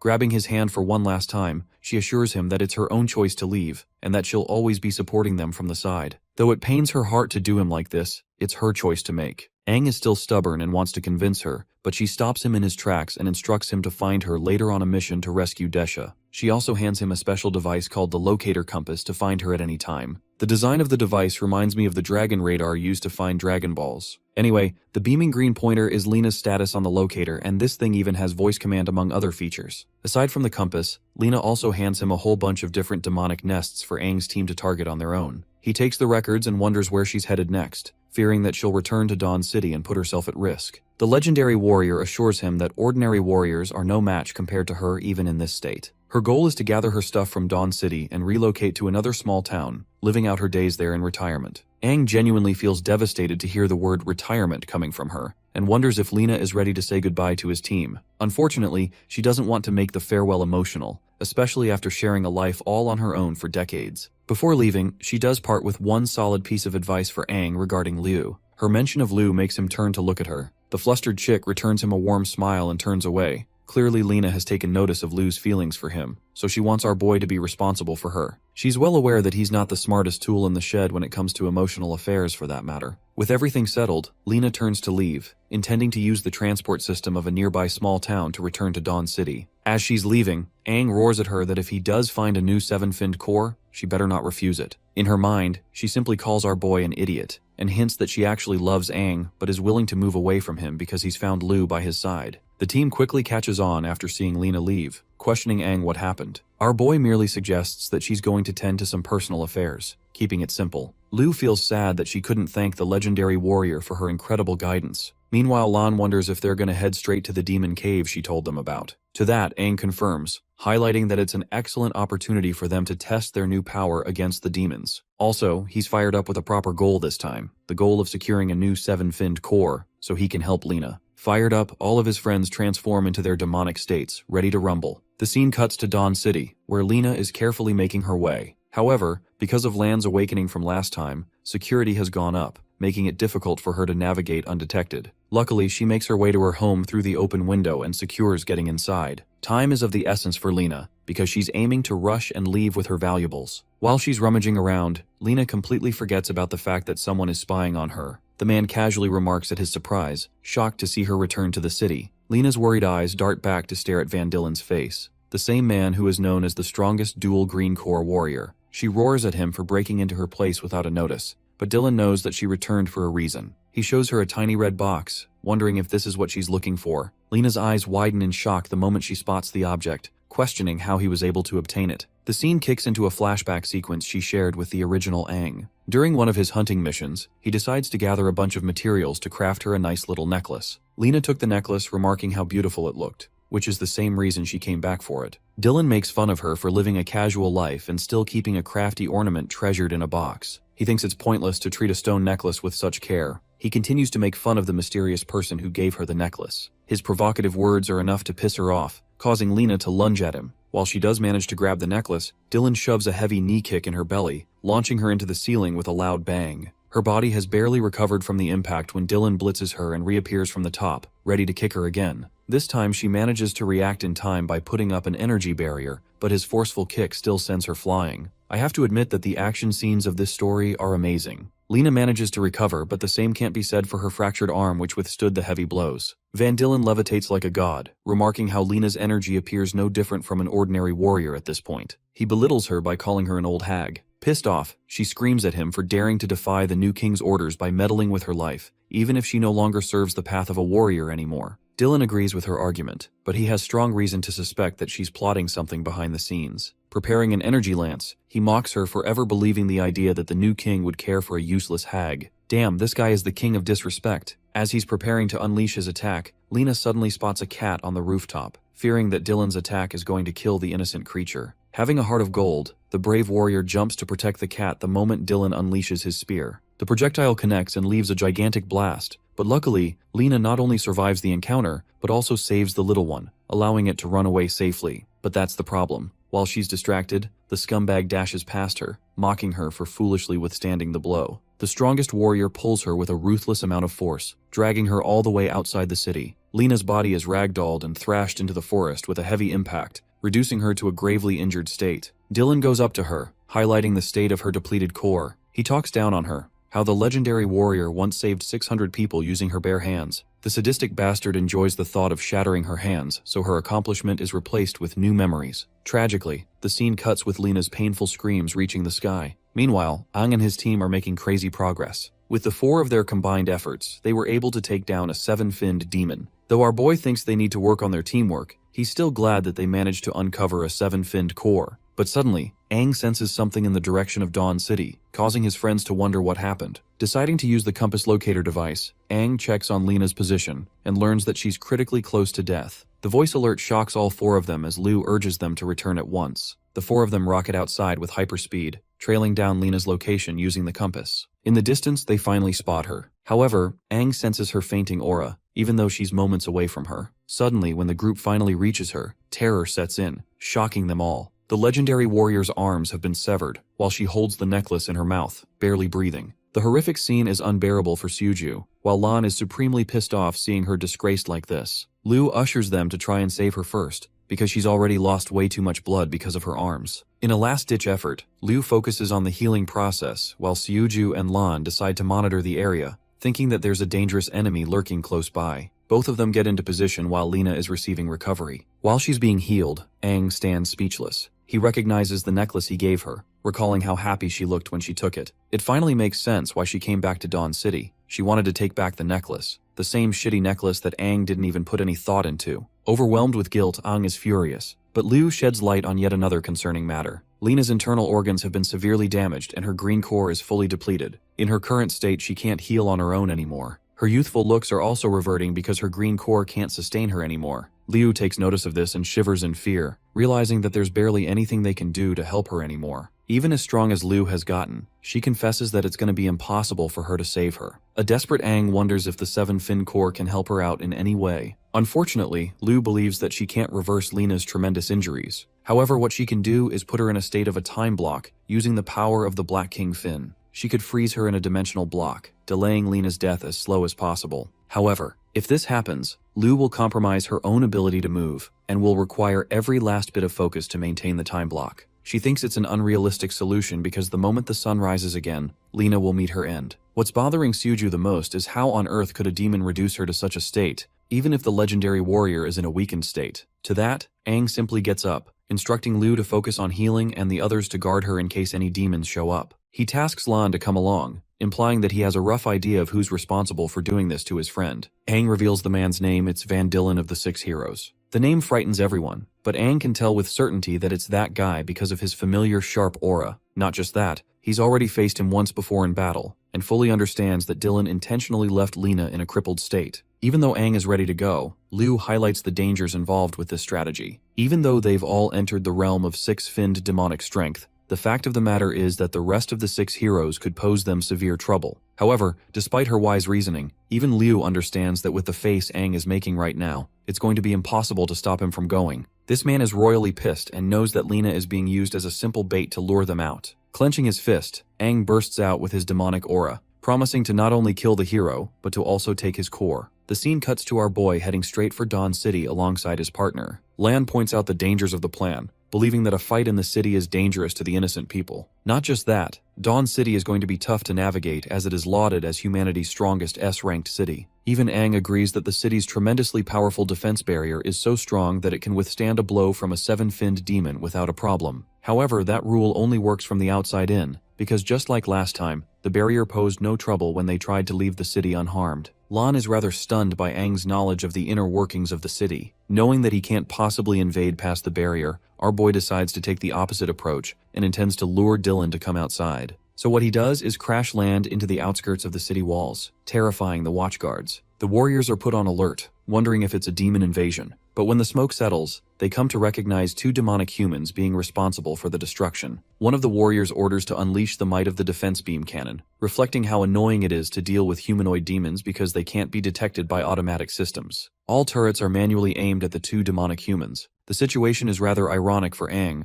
reflecting how it feels strange being targeted with the very same weapons he once ordered the construction of in his prime. It pisses him off that he's being fully handled as a mere demon. Deciding to take things the easy way, our boy roars at the city warriors, demanding that they send Van Dillen outside. He clarifies that they're not here to invade or attack, but this provocative demand puts the warriors on edge, as they take it as a sign of disrespect towards their great hero. They're choosing their own deaths at this point because Aang is out here pissed off for what happened to Lena, and is ready to kill anyone who stands in his way. One of the turrets releases a powerful beam cannon in an effort to destroy the demons. Before the attack could reach Aang, the four-armed muscle brute steps in, blocking it all without even a scratch. His incredibly strong defense shocks the warriors because what he just did isn't just something any demon would be able to do. While they're busy calling for backup, Lan turns to his buddy and suggests our boy to calm down, questioning if he's really out here for a bloodbath. But this version of Aang is one reason away from slaughtering the city. He clenches his sword in uncertainty and a gush of emotion, while the Crimson King urges him to annihilate the ants in his way. Thankfully, our boy's humanity tries to resist the demonic urges as much as he can, deciding not to slaughter the warriors. The same can't be said for his enemies though, because they're actively calling for backup to gather around and stop the demons. Suddenly, a figure darts up into the sky, taking his place in front of the crescent moon. Van Dillen is aura farming again, and this time he personally lunges to attack our duo. The durable behemoth charges his barrier to maximum capacity, hoping to withstand the attempt. But the moment Dillen makes contact with his barrier, it releases a shockwave upon impact, shattering it and sending Lan flying back. Aang quickly saves him from behind, as both of them stare at the strongest dual-core warrior. Van Dillen smirks, finding it impressive that Lan managed to withstand that hit. With his official appearance, the warriors think that the city is no longer under any harm. Aiding him in battle, they charge up all of the beam cannons, prepared to help their hero whenever he requires. The scumbag hero finally realizes Lena's affiliation with the humanoid demons, and wonders why the demons are suddenly deciding to pair up with the old six heroes. Disgustingly, Dillen goes as far as to mock Lena for offering services to the demons and disgracing humanity's name. If what he did to Lena wasn't enough, his words certainly did. Aang's temper flares up to the very top as he summons a surge of lighting. Dillen takes notice of this aura and wonders why it's so similar. He still has no idea why Lena is collaborating with these humanoid demons. Meanwhile, our boy gives Lan his one and only instruction for this match. All he cares about is that he takes care of the backup squad of warriors that is planning to support the hero. As for Aang, he calmly declares his next mode of action, He's going to kill Van Dillen with his own hands. Aang lunges forth to attack his target, and as expected of the mighty Dillen, he projects an energy shield and blocks it quickly. Despite his effort to shield himself, the sword still manages to cut through, filling up Dillen with an air of familiarity with Aang's aura. The rageful demon lunges yet again for another strike, causing the hero to deploy another protective barrier. From that same energy sphere, he clashes with his opponent using energy waves. One of those attacks successfully hits Aang, pushing him back. But to this guy, it's nothing but a mere setback. He takes the energy strand and proceeds to tug it with all his might, pulling Dillen towards him. Aang lands his first successful kick with a gut-wrenching kick to the belly, showing this guy what pain really feels like. In an effort to counterattack, he grabs Aang's body, using his manifested arm, and launches away up in the sky. The warrior laughs at the demon, wondering if Aang is fighting so ruthlessly because he shares a grudge against him. After saying that, he slings our boy into the ground with a thunderous smash, causing his sword to spin away and plummet close to Lan's battle with the human warriors. However, this battle is quite one-sided, with the four-armed behemoth casually pushing the warriors away with a strong energy wave. This causes the warriors to become confused, as normally the demons would always aim for the kill, and Lan just now had the perfect opportunity to do just that. The thing is, even this musclehead is starting to get tired of holding them back without killing them, and hopes that Aang's battle concludes soon. All of a sudden, the man is hit with a beam strike from the top of the wall. In the distance, there are two prominent figures. Both of them are the captains of the attack squad, who are surprised that the demon is capable of withstanding their wrath. In case you guys haven't noticed, both of these warriors are literal monsters, boasting 7th fin status. The two march right into the battlefield, ready to kill the invaders. As for the city warriors, they're also preparing to shoot down defense beams to allow support for their heroes. Lan is starting to realize that they're in neck-deep trouble, and that if he doesn't hold the 7 fin warriors off, they'll get to Aang. So this man carves up an ultimate shield, becoming the only thing stopping them from getting to his friend. Speaking of Aang, our boy is in a rough state. Despite possessing a 7-finned dual core, he's still incapable of defeating Dillen, even after what he'd done. His opponent is ready to unleash a barrage of energy spears, ready to finish the demon off. In this fleeting moment, our boy turns to check on Lan's condition. Unfortunately, they got him. His barrier has been destroyed and he's down for the count. The sun is almost about to rise while Lena's condition reaches her end. In this pathetic final moment, Aang gives his everything to beg for the Crimson King's help. As for Dillen, he initiates his final attack, laughing at the demon for daring to attack Dawn City and overestimating itself. But that same arrogant attitude gets crazy humbled when out of nowhere, Dillen's ear is blown off, making him terrified about what's going on. That previous attack of his should have been enough to nail the killing blow. Emerging from the smoke isn't Aang, but a being dozens of times stronger. The Crimson King mocks him for keeping up his pride when he shouldn't have given up sooner. As for Dillen, this man is quivering. He doesn't get why the demon has suddenly grown his strength to such a degree. The Crimson King does a badass pose, pointing at his sword and pulling it back to his hand. It's been a while since he's used his majestic sword, the Crimson King Tide, and he plans on showing the kid how to really use it in a fight. Having taken over Aang's body, the Crimson King expresses great joy after being reunited with his beloved Crimson Sword. In his mere presence, the demon cores of the surrounding warriors are shaking from the king's aura, causing them to wonder what the hell is even happening. Realizing that they had absolutely no chances of defeating this guy, the warriors start turning tail and running back to the city. One of them orders her subordinate not to flee from the battlefield, or else she personally executes the ones who did. As for Snow, even he is at a loss for words after bearing witness to Aang's indomitable newfound power. By the way, we will be calling him Snow from this point onward. Previously we used to call him Lan. It's as if his aura completely changed from before, and now wears an uncertainty that was never there. That is the authority of the King of Demons, and the might of the 8-finned monster. As he's staring up at Van Dillen, the man expresses his intrigue and thinks that Aang was actually holding back his real trump card all along. His supreme evolution makes him wonder if Aang has entered the ranks of a 7-finned demon's strength. However, the arrogant warrior thinks that 7-finned demons are no match for him, so he claps his hands and unleashes soul-devouring vines just to take out this new threat. To Van Dillen, he's unafraid of anything, as he already wields a dual 7-fin core, making him an extremely powerful force of nature. But right as he's flexing his rank, the Crimson King is already speed blitzing him by popping right over his head for an aerial slash. Van's cocky face goes to shit the moment he realizes he's about to get his head cut off. Reacting as fast as he could, he uses his soul-devouring vines to block the sword slash in the nick of time. However, the force from the impact is so dominant that it launches his body into the ground, thrashing him all the way. In the eyes of the lower-classed warriors, they can't even fathom how their greatest combatant is currently being ragdolled by a demon. It's an unbelievable sight for them. Meanwhile, the Crimson King starts to notice a few cracks appearing on his vessel's body, implying that even after a short display of strength, this body is far too weak to handle the Crimson King's true power. Even though he's fully taken control of Aang for now, that the Crimson King pities the current version of him, which makes you wonder just how powerful this guy was in his prime. Back to the scene of the fight. The lower-classed warriors are worried for their great lord. Van Dillen managed to survive that last attack thanks to casting another energy shield barrier before impact. In his thoughts, he analyzes that the previous attack was far beyond the caliber of a typical seven-finned demon's strength. He fails to comprehend how a godlike being has emerged from the body of a weakling. Dylan's ego is getting in the way, and he doesn't want to be humiliated in front of his peers again. After all, if he gets embarrassed here, it will reflect on the rest of the city's strength. Then there's the problem that the demon is fighting way too close to the city, which threatens Dylan's reputation even more. Deciding to change the scene of the battlefield, the dual 7-core warrior surges with strength and takes off like a rocket to charge at his opponent. Clasping his fist, this arrogant guy is planning to blow the demon away far from the area. However, the Crimson King remains unimpressed and merely decides to take the attack head-on. The moment their clash connects, the 8-finned monstrosity cleanly cuts his way through Dylan's body, severing his arm clean from him. Shivering in fear and astonishment, Van Dillen screams in agony. The warriors looking up to him are suddenly beginning to question his ability to win this battle. Frustrated that he got humbled in front of his own gang again, Dylan turns around with a murderous stride, this time unleashing waves of energy scattering around and targeting the demon. In response, the Crimson King casually prepares his sword. Right after, the attack connects with an incredible explosion, leaving everyone to brace from the shockwaves and impact it released. When the dust settles, Van Dillen stands exhausted in bafflement. Missing an arm, he can't believe that even an all-out attack like that was blocked by the demon with ease. In response, the Crimson King calls him a clown who has fully lost his mind. He wonders if the esteemed warrior has stopped caring about his city, because he aimed an attack that was going to hit the city if the demon simply chose to evade just now. The Crimson King points out the irony of a demon protecting the human city from a warrior, which I have to say probably annihilated Dylan's ego right then and there. While Dylan is mouthing things off in frustration,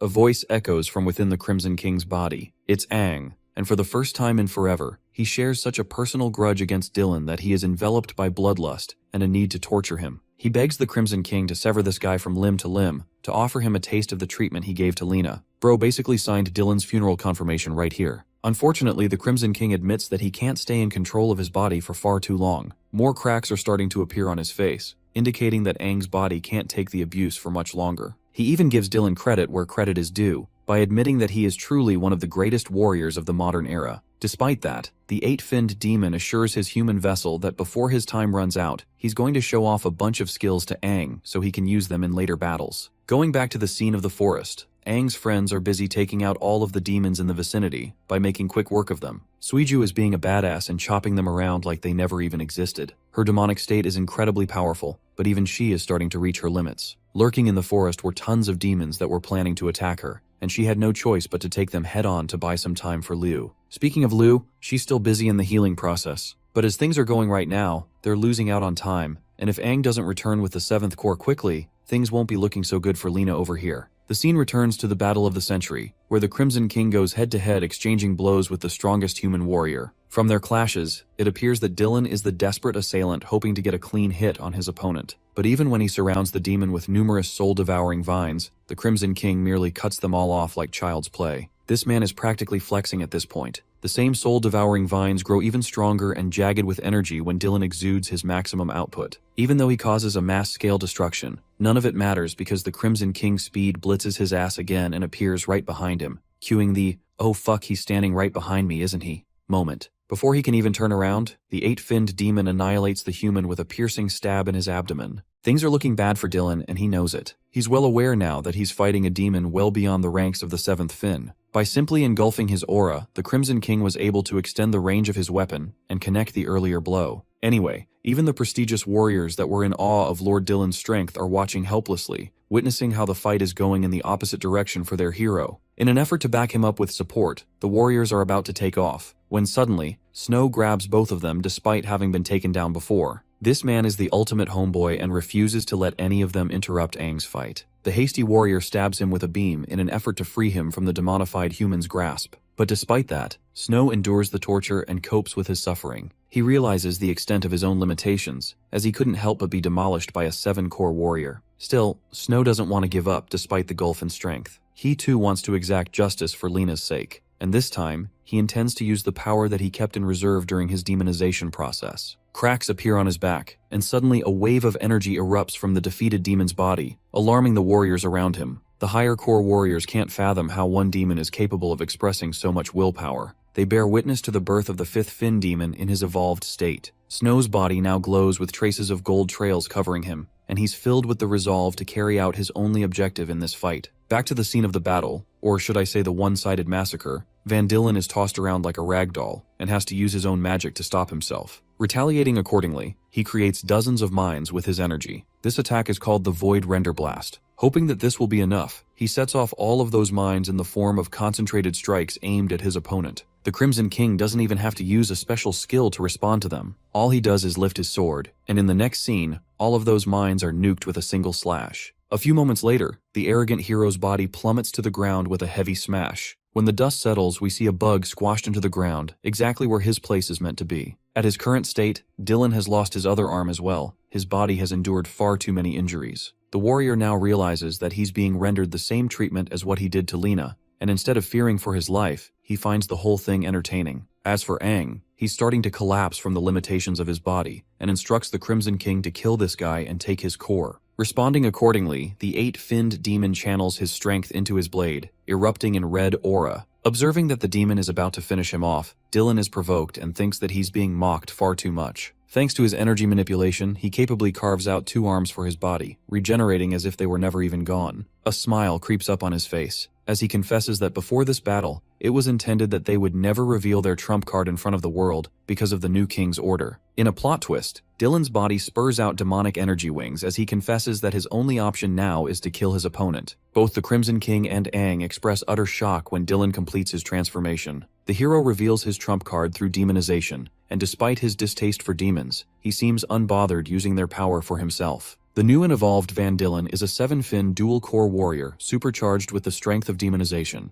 This is astonishing in the eyes of the suppressed Crimson King, who points out Dillen's genius plan. You see, throughout this entire fight, his mission was to lure his opponent away from Dawn City, to avoid anyone witnessing his demonization transformation. Thanks to that, no one will know that their esteemed hero is a demon too. Amused, Lord Dillen offers praise to the clever demon for quickly grasping a hold of things. He also reveals that he's never used this form against an enemy until now, simply because he was far too powerful even without it. Even though he completely despises his demonic state, he had to set aside his ego just to stand a chance against his opponent. Vanishing in thin air, the demonified Dillen pops out of nowhere and calls his form invincible. This time, he actually manages to connect his attack against the 8-finned demon, smashing him into the ground with his abyssal soul-devouring pillar. Refusing to let this fight be finished already, Dillen uses the same spear and nukes the 8-finned demon's body by sending out even more blasts, causing the ground to erupt with explosions. At the end of his attack, he stares down at the remains of his opponent. Despite having taken all of those hits, the Crimson King appears unharmed, as he blocked everything thanks to his sword.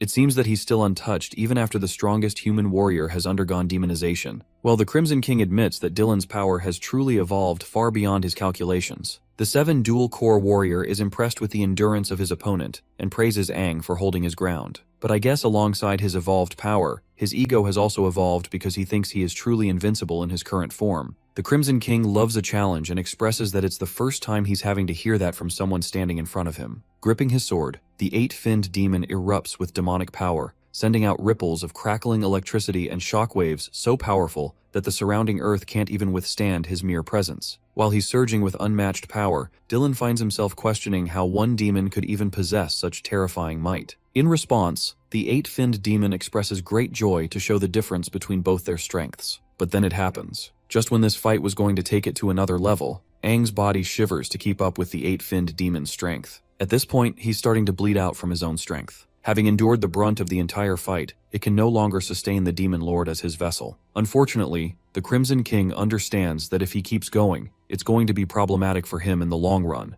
because Aang's body could fully collapse and destroy the Crimson King's body in the process. He considers it a truly pathetic sight that he couldn't enjoy a powerful battle with an opponent showing promise. He was already bored after resting in Aang's body for far too long. To make things right, he mutters a chant to disperse Aang's strength. To Dillen's complete shock, he senses an immediate shift in aura, as if his opponent depowered back to what he was before. After a clamoring explosion, Aang can barely hold onto his sword after reclaiming control of himself. He doesn't get why the Crimson King dispersed just like that, just when they were reaching the climax of this battle and could have had the chance to kill Dylan. Despite his frustrations, the Crimson King reminds the rage-filled human that it was the only choice they had. If he hadn't submitted control back to him, it would have resulted in Aang's death, and that goes ultimately against the Crimson King's goals. But I find it hilarious because by returning Aang his body, he basically guaranteed our boy's death anyway, because it's not like he's about to call Goku to fight Dylan for him or some shit. Aang even points out this obvious fact that even at his normal state, he could barely hold a candle against Dylan, and now that he's entered the realm of a godlike being with his demonization state,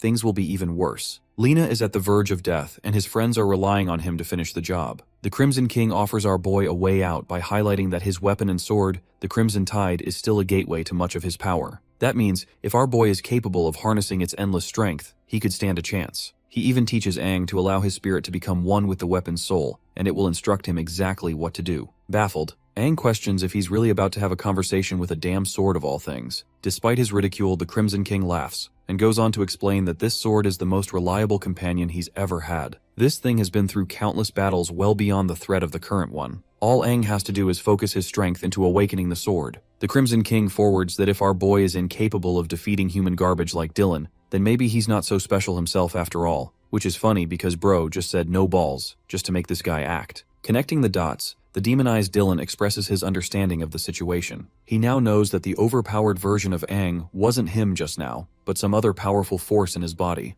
a force that is well beyond his grasp right now. Realizing that this is his golden chance to end Aang's life, the demonic hero unleashes his soul-devouring vines again. Meanwhile, Aang pays no mind to his words and immerses all of his concentration to connect himself with the sword. He calls out to the Crimson Tide, pleading with the sword to answer his call. In response, the sword exudes demonic energy, implying that it has awakened at last. Let's transition back to the forest and see how Suiju and the others are holding up. Even now, she's working overtime and speed blitzing all of the surrounding demons in the forest to buy Lu as much time as she possibly can. So far in this battle, she's starting to feel the fatigue, and it has quickly become a fight of attrition against the low-level demons. Suddenly, the lurking demons in the forest who were about to pounce on her hear a terrifying shriek. This roaring sensation made them tremble to the point they all started retreating away to give way to the superior demons. Emerging out of the forest, a six-finned demon has brought more of his friends, all boasting a higher rank than the others. The demon is attracted to the scent coming from the human, which lures them all out. Things are looking bad for the camera lady over here because now she has to face even stronger opponents when she was already struggling against dozens of low-level demons. Liu inquires what's going on because she can't afford to come and take a look herself. In response, Suiju remains quiet. Despite her struggling state, she tells her friend to lock the fudge in and keep on hammering the healing process for Lena, though she admits that her upcoming fight is going to be a lot tougher than all the previous ones she had. One of the higher-level demons expresses his excitement over Suiju being a humanoid demon,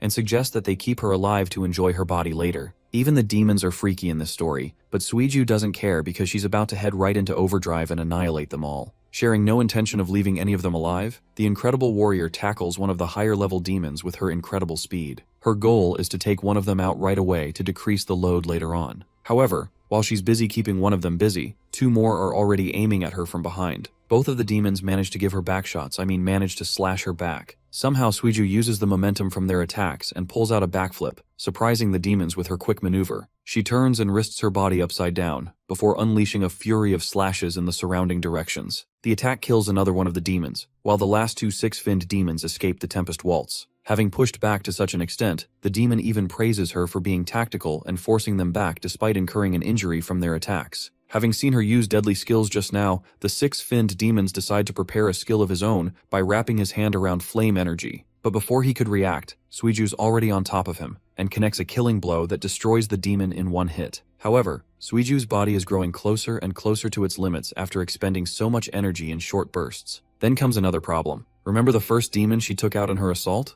That bastard somehow manages to get back up. His wounds are quickly healing thanks to its healing ability. He mocks her for thinking that he was dead, and promises to show the human what a taste of pain feels like. Saying so, the five-finned demon bursts with incredible speed, but this time, he goes after Liu, who is defenseless and incapable of doing anything. Despite his bait-and-switch strategy, Suiju somehow still catches up with him, and recreates that one scene from Naruto where Minato destroys Obito's back with his Rasengan. Suiju refuses to let this plan fail and succeeds in protecting her friend. Liu is really happy that she was able to make it in time. But unfortunately, because she was distracted and fully focused on protecting Liu, Suiju completely forgot about the other demons, and ended up getting mauled by a powerful attack from behind. Blood shoots out of her body while her friend screams her name in worry. Suiju pants in exhaustion, knowing that her body is incapable of enduring more of this torture. Pissed off, she retaliates accordingly by slaughtering the higher-finned demon with another slicing ability called the Blade Fury. After chopping its head clean off Eren Yeager style, she grips her weapon tightly, knowing that the rest of the lower-level demons are still aiming to attack her. Suiju no longer gives a damn and threatens the demons to come and get a piece of her. But her show of confidence and her ability to slaughter 6 finned demons just now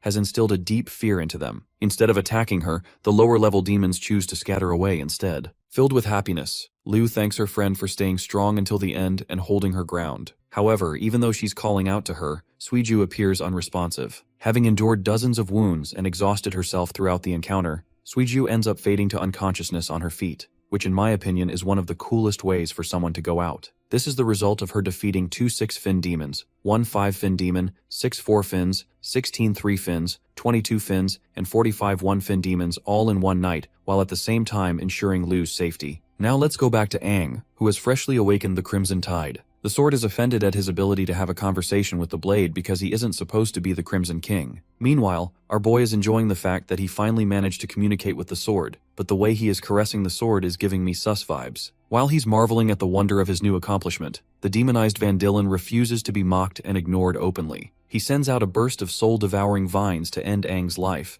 claiming that he no longer possesses any chances of beating him, now that he's lost the support of the demonic force inside of him. In retaliation, the once strongest human of humanity urges the demonic blade to help him kill this guy. But hilariously, the sword outright refuses his order, shocking our boy. I just love how it said no, and basically left our boy getting thrashed around by the vines because of it. Aang is fully restrained by the vines tangling around his body and holding him down. They're not just putting him down, but also siphoning the energy in his body, which means the longer he stays trapped, the worse it gets for him. Demonized Dylan, or Double D over here, emphasizes that his poisonous vines devour one's energy until they're nothing more than a pool of blood. Aang struggles as his energy is robbed from his body, and there's nothing he can do to protect himself from it. Pleading to the Crimson King Tide again, he questions why the blade refuses to heed his command and fights alongside him. The sword giggles in amusement, expressing that no one besides the Crimson King himself is capable of fighting alongside him and wielding its strength. It calls out to Aang, questioning who he even is. At this point, our boy is getting tangled up by dozens of vines, and it's slowly becoming a cage covering every inch of his body. Van Dillen is observing the scene, until suddenly, red beams of energy flash out of his vines before the cage explodes with crackling red lightning bursting it away. Aang now stands on his own 2 feet, possessing the might of the sword, declaring that he'll die on his feet if it comes down to it.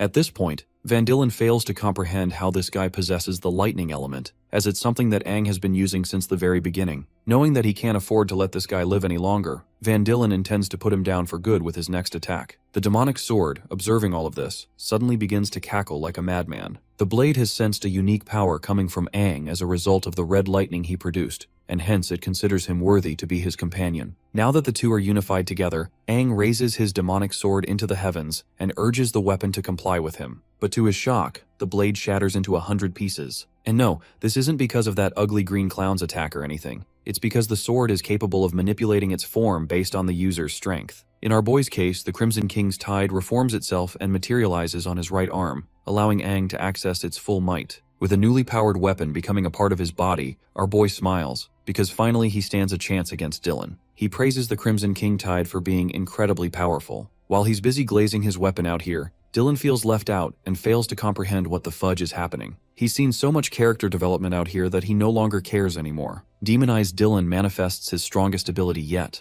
summoning Leviathan-sized serpents out of portals, which is one of the coolest abilities I've ever seen. Dubbed it as the Dimensional Python Array, he sends these gargantuan pythons aiming to kill his opponent. Aang stands face to face with the 3 creatures and prepares himself. Taking off with lightning speed, he's able to dash his way into the pythons. Thanks to his boost in strength he received from the Crimson King Tide, Aang nukes his way out of the snakes' bodies, shattering Dylan's strongest skill, a feat considered impossible for anyone to have accomplished. In his final attempt to save himself, Dylan does what he can to block the hit, but our boy is already seconds away from blowing his face off. The attack connects, resulting in a cataclysmic clash that blinds the sky with its rippling shockwaves and a deafening bang. Demonized Dylan is continuously baffled by Aang's ever-growing strength, and questions how he's able to evolve to the point of defeating him. Our boy puts his ass down to the ground by reminding Dylan that he's just a scumbag hero, too arrogant for his own good. while he is the literal embodiment of the former king of humanity. Love how Aang used his strongest move, Aura farming 9,000 to finish this guy. The words former king are incomprehensible to Dylan, who can't fathom how the original Aang would be capable of returning back to life. The fight reaches its climax as Aang's punch shatters through Dylan's defenses and impales his abdomen with a crunching blow. In that same stride, Aang's earth-shattering punch annihilates Dylan's body until there's nothing left of him. Having succeeded in his mission, he spots the dual 7 cores that emerged out of the demonized human. Our boy quickly grabs both of them with speed and blitzes back into the air to return to his friends. The perspective shows the destruction unfolded as a result of the battle between the two fighters. Everything is in ruins. Meanwhile, Snow is holding his own in an energy barrier against 2 higher core warriors well beyond this league. The old warrior fails to comprehend how this guy is so resilient that he refuses to give up despite receiving dozens of attacks. The girl points out that aside from this demonic human's sturdy defense, his aura only continues to evolve the longer the fight is dragged on.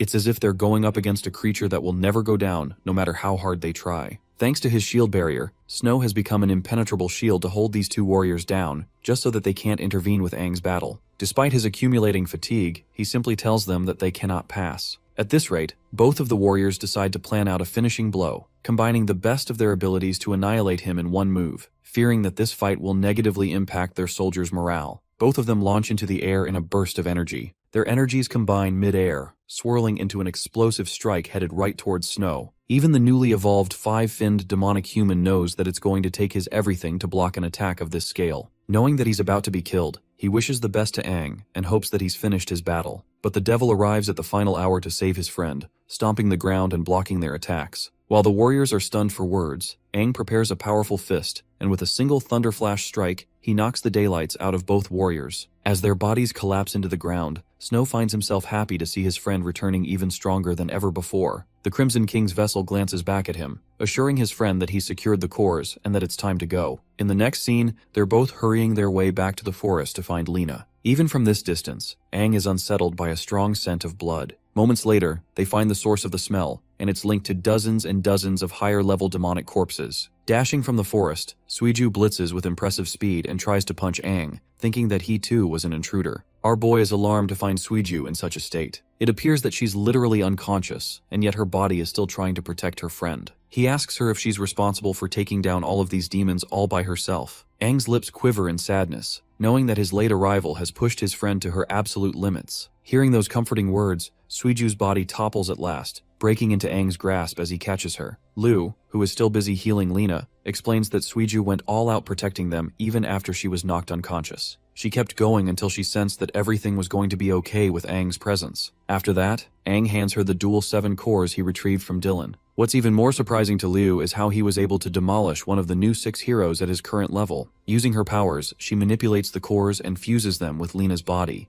causing the ground to render shockwaves that are visible from the sky. Lena's oldened state returns to her youthful looks the moment she gains the ability to heal herself again. Her arms begin to reform with spirals of energy, filling up Aang's face with joy to see his old friend finally recovering. However, at the cost of her recovery, Lena exposes her entire strength and topples on the ground. Her friends call out her name as she drifts into unconsciousness. A while later, Snow confesses that it's not as bad as it seems because Lu fainted out of fatigue. With 2 of their friends knocked out, he admits that these girls gave it their all, expiring every last bit of energy reserve they had just to keep going. Even Aang admits that he has been blessed with 2 amazing warriors, as both of these girls are persistent and stubborn to the end. He jokes around saying that they won't be waking up anytime soon, but hears no response from Snow. Aang suddenly realizes that even his homeboy ended up dozing off because of the exhaustion. It soothes his heart that everyone around him gave it their all. Aang promises to watch over every one of his friends while they are resting. In his heart, he thanks them for making this mission a success. In the following sequence, the majestic Lena wakes up in a field of grass. She takes a moment to question her reality,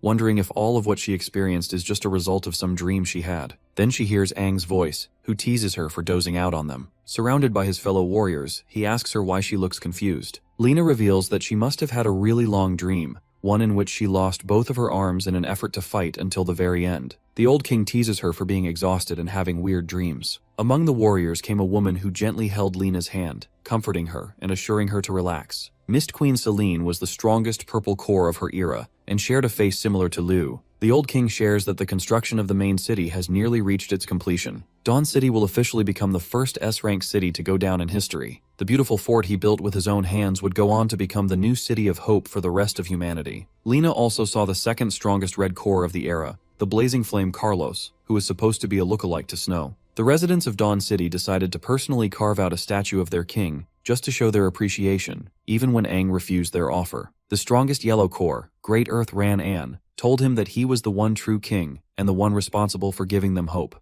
So he deserved a statue to reflect that. All of the strongest warriors of humanity collectively agreed that Aang deserved every bit of his fame and appreciation. The old king thought of them as nothing more than a bunch of chatterboxes, and decided to stride towards the city. This is when the strongest black core, Xavier the Void, expressed his suspicions regarding the ancient king. He wondered if it was a wise idea to send an investigation team to look into the matter. However, Aang prioritized building the city firsthand, sharing his intentions of creating underground tunnels for easy access to all resources as well. He also shared his knowledge of a new religious force taking the surge and actively going on a rise. While they're heading to the city, Lena appears to be dazed out and gets told to follow them. She happily agrees and tries to get up, but the moment she tries, the warrior is traumatized with a sudden nightmarish feeling of her arms getting ripped clean off. She begs for her friends to wait for her, begging for Aang to stay. Lena helplessly calls out his name many times until the dream sequence eventually comes to a close. The next shot we see of her is when she has regrown her limbs. Catching a glimpse of Lena's state, Aang is startled and gently puts Liu down on the ground. He rushes to catch up with her, happy to find her awake while she's still processing what happened.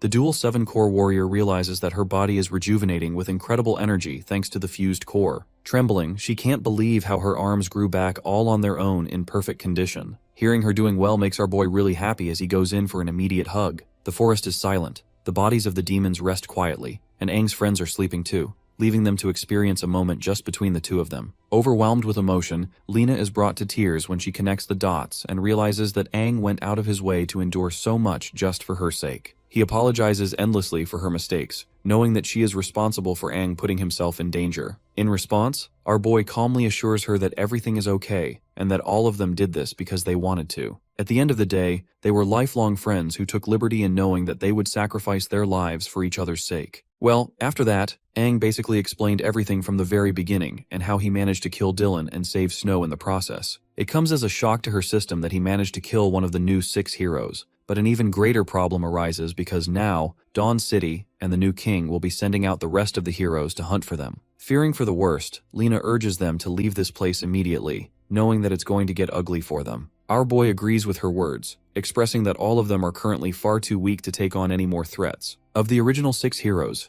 3 died in battle, 1 was imprisoned, but there is the yellow core Ran An, who managed to survive. After enduring a serious injury, he gave up the life of a warrior and went into hiding in a secret town to lay low. Aang shares that they should track him down and find him, knowing that it will be a safe option and a good way to reunite with an old friend. Lena accepts the suggestion but first decides to heal everyone in one go. Covering them in a large barrier, she uses her exceptional healing ability to help recover their strengths. So far, the legendary warrior is thoroughly impressed with Dylan's dual cores. They're riveting with so much energy that it took no effort restoring her arms. This instance serves as a reminder to Liu, who in the future will require a powerful green core to perform similar skills. An excited Lena is satisfied to envision a future where Aang is standing strong with powerful allies by his side again. Switching topics, he asks her about their incoming journey. Though Lena explains that distance won't be an issue, she thinks their old comrade might not accept their reunion. The thing about Ran An is that right after Aang's death, the poor guy fell into deep despair. It could be said that he succumbed to hatred, despising the fact that his king abandoned them and left them all alone. It was specifically because of Aang's downfall that everything went into chaos. Knowing that he has to do the right thing, our boy strengthens his resolve to explain everything to his old friend when they meet. In the following scene, the perspective shifts to a barren land. Here there is a demonic cave acting as a breeding nest for the demons. One of the new 6 heroes has personally come here to eradicate them, expressing his disgust at the mere sight of these creatures. To his surprise, he receives a sudden emergency call from his watch, which is odd because the last time he had one was many years ago. The transmission line connects, and keep in mind, the demons are still lurking in the cave staring at him while this is happening. The voice questions him if he has collected the item, which the new hero confirms that he has, though he doesn't get the point of asking such a pointless question through an emergency call. It's starting to bug him that this person doesn't trust him even after everything he's done for them. Until suddenly the news reaches him. Dylan is officially declared dead, and the hero's face sinks to horror upon hearing such a wild statement. The The messenger continues to explain that apparently, 2 incredibly powerful humanoid demons arrived out of nowhere to attack Dawn City. Lord Dylan led one of them far away from the city, way beyond its borders. But when the battle ended and an investigation was conducted, they received Dylan's death signals.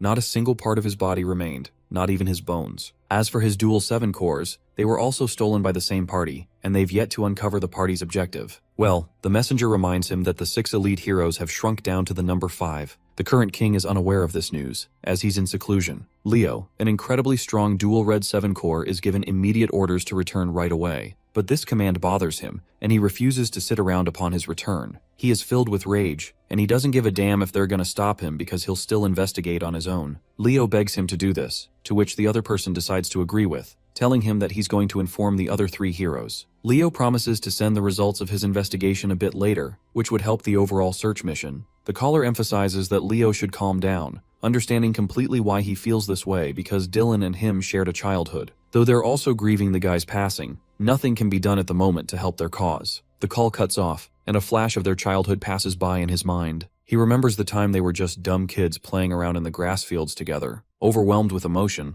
Leo grieves the loss of his best friend, questioning what the hell could have taken him out. Fury overwhelms every fiber of his being, and he erupts with a rage that demolishes the demonic cave with a terrifying outburst. His energy touches the very skies, and he assures Dylan's murderers that they're not even going to have a single part of their body left when he's done with them. Going back to our boys, Aang and Snow are flying full speed to reach Ranan's secret town. They're carrying Lena and the others since they're still too exhausted. In fact, our boy glances back at Lu and wonders if they should stop here for a break, but Lu assures him that she's okay alongside Suiju. It's just that Snow might be feeling the pressure by having to carry 2 people at the same time. Aang's homeboy also assures them that he's completely fine and urges them to keep going. Lena boosts everyone's morale and reminds them that stopping will be a death sentence now that they've killed Lord Dylan. She knows for a fact that the other 5 heroes are already investigating his cause of death as they speak. They can't waste time when faced with a life-threatening situation like that, and it's absolutely necessary to reach Ranan's town before the evening. Aang thinks everything will be okay and keeps going ahead. His comment draws the attention of Liu, who doesn't share any thoughts. A few hours later, the group finally arrives at the location of the secret town.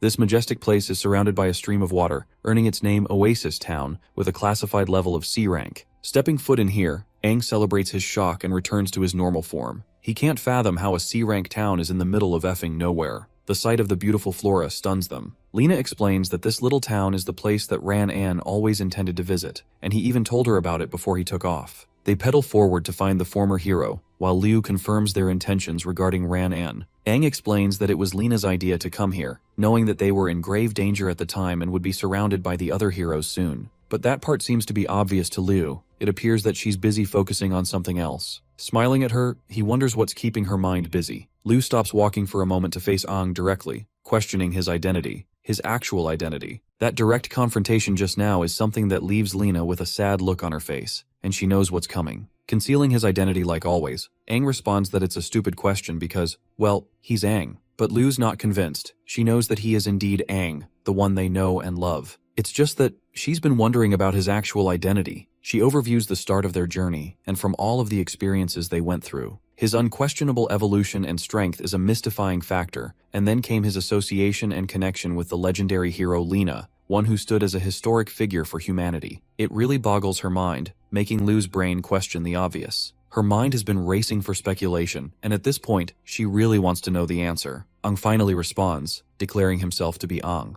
But then he gives her the real, authentic answer. He is the King Aang, the once strongest warrior of humanity, and the man who died half a century ago. His words are so paralyzing that they stun Snow into place. Our boy continues to reveal how he got here, stating that he experienced a reincarnation into the present world, having arrived with his current body. Hearing those words, Liu's body trembles, understanding the weight of what he just said. Even Snow is out here quivering in fear, questioning if it's really the truth. Aang confirms that he's just being honest with his friends at this point, since he's got nothing to hide anymore from them. He wants to be open with them regarding what lurks deep inside of his new body. The scene follows up with a detailed explanation of Aang sharing everything, literally everything regarding the timeline and what led to it all. Snow can't fathom the words coming out of his mouth. The idea of time travel and reincarnation seems like an otherworldly concept to him. He can't fathom that his friend is the same man who created Dawn City and led humanity to a path of hope. The once mightiest warrior reveals that he came into this world for unknown reasons again. Only this time, he has also become the vessel of the Crimson King Finn, the strongest kingfins to ever exist. Now this revelation is one that not even Lena knew about, so all three of them are having a reality check right now. Snow's lost for words, while Lena questions how a being even more capable than a 7-fin could exist. Liu understands his words, and Aang forwards by confirming that she too has a similar 8-fin level demon inside her body with the ability to manipulate space and time. It is directly connected to the Black King Fin, representing the Black Core. Again, it comes as a shock to her system, and though she's already had her suspicions, she didn't think it would be this serious. A curious Lena inquires to know more about the concept of King Fins, and investigates the purpose behind them resting in their bodies. To that, our boy vaguely explains that he doesn't really know for sure, as the Crimson King always keeps his secrets from him, though he does know for sure that he has a good relationship with the Black King Fin. And now comes the most exciting part. His recollection of what actually went down when he as King Aang entered the ancient king's stele all those years ago. That was his first encounter with the 8-fin monsters. These demons were simply way out of his league, reducing him to a bloody pulp at the edge of his life. It doesn't add up why the Crimson King would go on to choose him as a vessel, or why to begin with. But it's clear that the demon has its own goals, and one day it might shift the course of humanity forever. However, Aang doesn't want to be focusing on the bigger picture because he's got other things to worry about.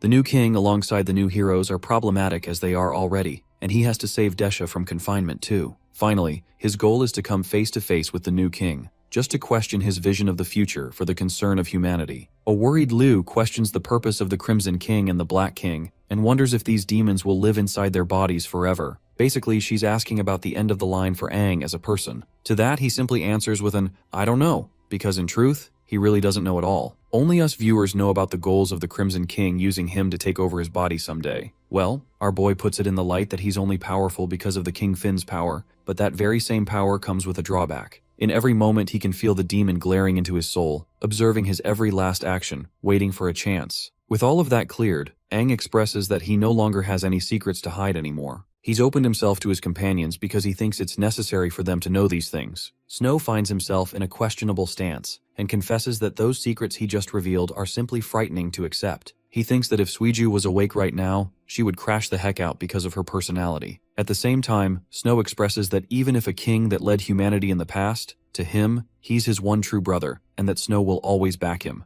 Now that is a true homie right there. Liu also thanks him for revealing a vulnerable secret, and doesn't know where to go from here. Aang shares his gratitude back, expressing that they've been a huge help in his journey, and that they've already supported him more than enough. Then he turns to Lena and asks her to continue leading the way, because they've got to find Ran An and heal themselves properly before making the next move. Of course, though the legendary warrior is experienced and wise for her time, she fully understands the inner conflicts that Snow and Liu must be facing right now. She can see their frowning expressions, as if they're struggling to process everything. It will take time for them to truly adjust to their new reality. Well, the group moves forward until they're confronted by the city guards on top of the wall to back off. The one Fin Green Core warrior roars that outsiders aren't allowed in Oasis Town. In response, Lena clarifies that they're not enemies and simply require a place of refuge and rest, highlighting that her friend is injured and seeks immediate recovery from an old friend in the city. However, the one Fin warrior is suspicious of their intentions and thinks that it's unwise to trust demons wearing the appearance of humans. Oasis City barely gets any outsiders, so that's not helping either. Pissed off, Lena calls these people unreasonable, while Snow takes his turn and admits that they really need to rest. He reveals that they've come from the city of Helos, but before he can finish his sentence, the one core hotshot throws a spear at them, declaring that if they don't leave, he'll kill them all. Aang decides to break his silence by aura farming, and with that all black drip and walking forth, questioning how they're going to kill them at all. He grabs the spear and snaps it in half using just his grip,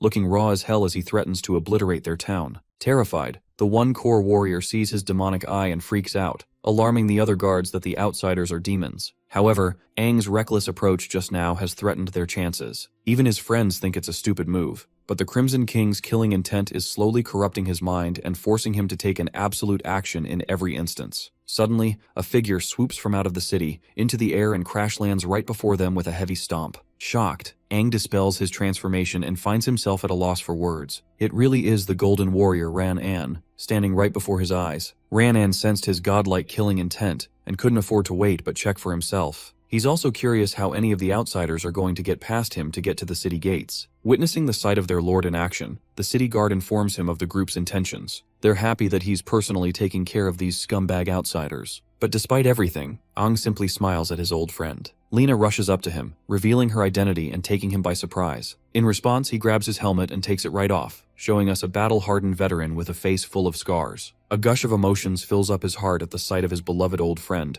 as he questions what she's doing here. Lena reveals that they've come to rest because her friend is seriously injured and requires attention. In response, the Golden Warrior orders the guards to open the gates. This is a striking development, and the One Core Warrior even objects to this decision, reminding his lord of the murderous aura from earlier. Ran-An assures him that nothing will happen as he's here in case things go wrong. The gates are ordered to open, welcoming them into the city. The scene transitions to Leo, who returns to Dawn City to regroup with his friends. Among the new 6 heroes is the dazzling dual 7-core Purple Warrior, Trina. She consoles her friend regarding the death of Dylan, though it's clear that Leo is more upset than anyone else and appears dazed from the news. Ignoring her, he takes his suitcase and reveals the new batch of cores that he retrieved from the nest. Among them are 6 different 7 dual cores. From the batch, he takes the red cores and hastens to leave, requesting for Dylan's combat data right at once. As he's leaving, she stops him. Trina shares that he's not going to be going alone on this investigation. Those are the orders they received from their leaders. Shocked, he turns around to ask if it's the new king who ordered them. Cutting them off, a shadowy figure appears, expressing that it's their first time working with humans. Leo is stunned for words as the man in robes makes his way. This is Fledgling, and he has decided to cooperate with Dawn City for the investigation process. In the following scene, they arrive at the same battle-scarred grounds where Aang and Dylan faced off. Leo appears pissed the hell off that he's being trailed by this guy, and Fledgling confronts his feelings immediately. The new hero turns around expressing that a pathetic 5-fin demon doesn't suit his attention if not for the orders they received.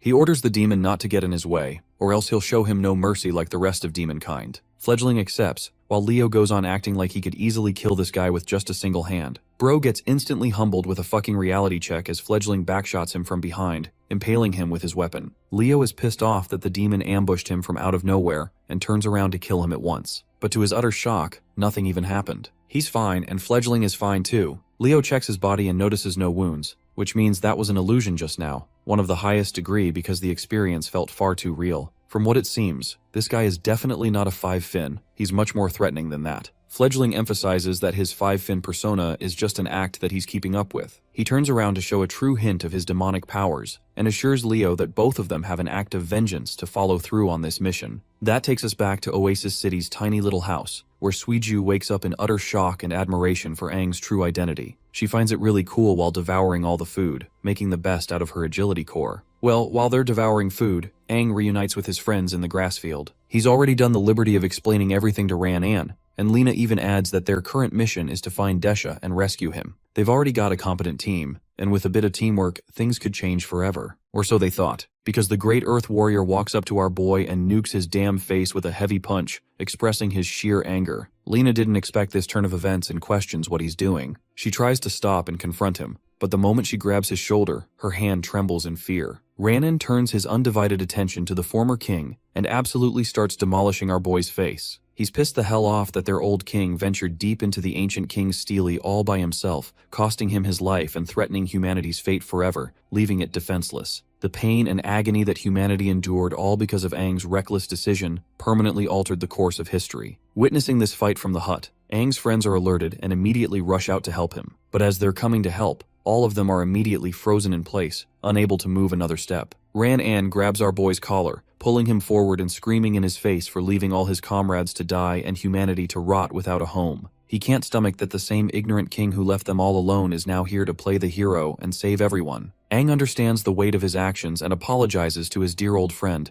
begging him to help him in this battle once more, and reassuring him that he will redeem himself this time. Having caught a glimpse of his old king's face, the legendary warrior is moved to tears. Witnessing the commotion, Ran-An's family also arrives. His wife and son are shocked, and the young kid even threatens the malicious group for getting on the wrong side of his father. Lena and Aang are both at a loss for words. They realize that this guy has an actual family now. The Golden Warrior embraces his king and apologizes for no longer being the same Ran-An of the past. He confesses his pathetic action of having fled to a small town for his own safety, to live out a life as part of a family, to cherish his loved ones. And now that he has become part of a family, he doesn't see a path for him as a warrior. No longer does he possess his old strength either. In fact, he's even missing an arm, which is why Lena's hand shivered earlier. The poor guy just wants to protect his family and his town, and his words are enough to move Aang to tears. Lowering himself before his old king, the pitiful warrior begs him to take his rest and make his leave. Shortly after, they take their stay at Ran's place, where Suiju is teasing the little boy and assuring him that they're not here to cause any trouble. All they care about is taking some rest. Of course, being as pretty as she is, the little bro is turned into an embarrassed boy. Snow grabs him and assures the kid that they harbor good intentions and even specialize in killing demons.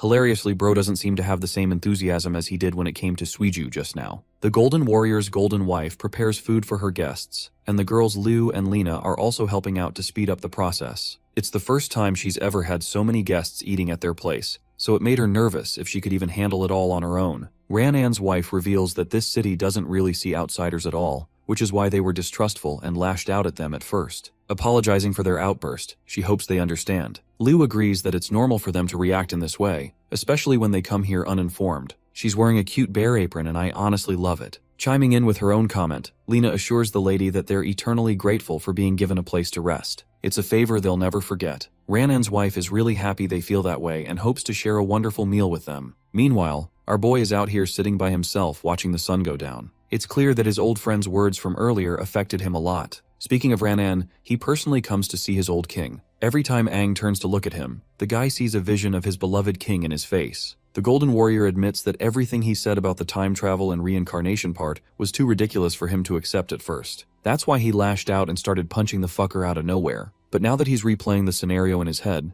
he realizes that he overstepped his boundaries. Offering his apology, the Golden Warrior kneels down and properly salutes his old king, sharing the same youthful enthusiasm of his former years. They share a conversation together, where Ranan catches him up to speed about what happened, how he was injured and fled his way here. At first he was convinced that he wouldn't survive, but there he met a baddie nurse, who took him in and nurtured him until his wounds recovered. She never questioned his past, and merely embraced him with open arms. Soon they developed feelings for each other, and that became a transitional stage in his life. He had left his position as one of the old 6 heroes and no longer fought to protect the world. His only mission was to protect and love his wife, and to defend his home. Time passed and they ended up having a son, having another reason to protect the life he lived. Ranan truly thinks that his family is his eternal pleasure and that he's won in life because of them. Expressing his utmost happiness for his old friend, Aang comforts him for having found a life. To him, this kind of life was never even possible. There was far too much pressure on him as the world's strongest warrior, the king, and the hope of humanity. Even though he had never shared intentions to lead his life in this way, he knew his role, which is why he never stopped pushing forward. At a critical moment, the king disregarded everyone's advice and decided to venture into the ancient king's stele to uncover the truth. He wanted to unsheathe the reality that was hidden from them, the one that fixed permanent disaster upon the world. It was the role he thought he was meant for, which is why he headed right inside. To Aang, reality is simple. He doesn't want to be comforted by the temporary safety of the present, as it's a form of self-deception that can be stolen at any time. He knew that he had to end the tragedy at the heart of the problem, which is why he did what he needed to do. The Golden Warrior argues that despite his intentions, Aang's actions ended up misleading his people and resulting in a war that threatened humanity's existence. He apologizes for being able to understand his king's true intentions back then, but the effects are clear. However, the old warrior confirms that those intentions are exactly the reason that Aang remained the one true king. Speaking of kings, the once mightiest warrior is curious about the new king's position and where he intends to lead humanity. Ever since he faced off against Dylan's demonization form, he realized that the new heroes are also capable of tapping into the might of the demons. This revelation fills him up with worry regarding the new king's secret intentions. However, the Golden Warrior shrieks in horror and begs his king not to oppose the decisions of the new ruler. He himself has seen the new king's true power, and it's something that is the definition of fear. However, Aang shares a different opinion with a smile on his face. After all, his encounter with the new king is inevitable. The Crimson King side of him reveals itself and declares that it is more than powerful enough to defeat him. In response, Ranan basically embodies the surprised Pikachu face, unable to comment anything in return.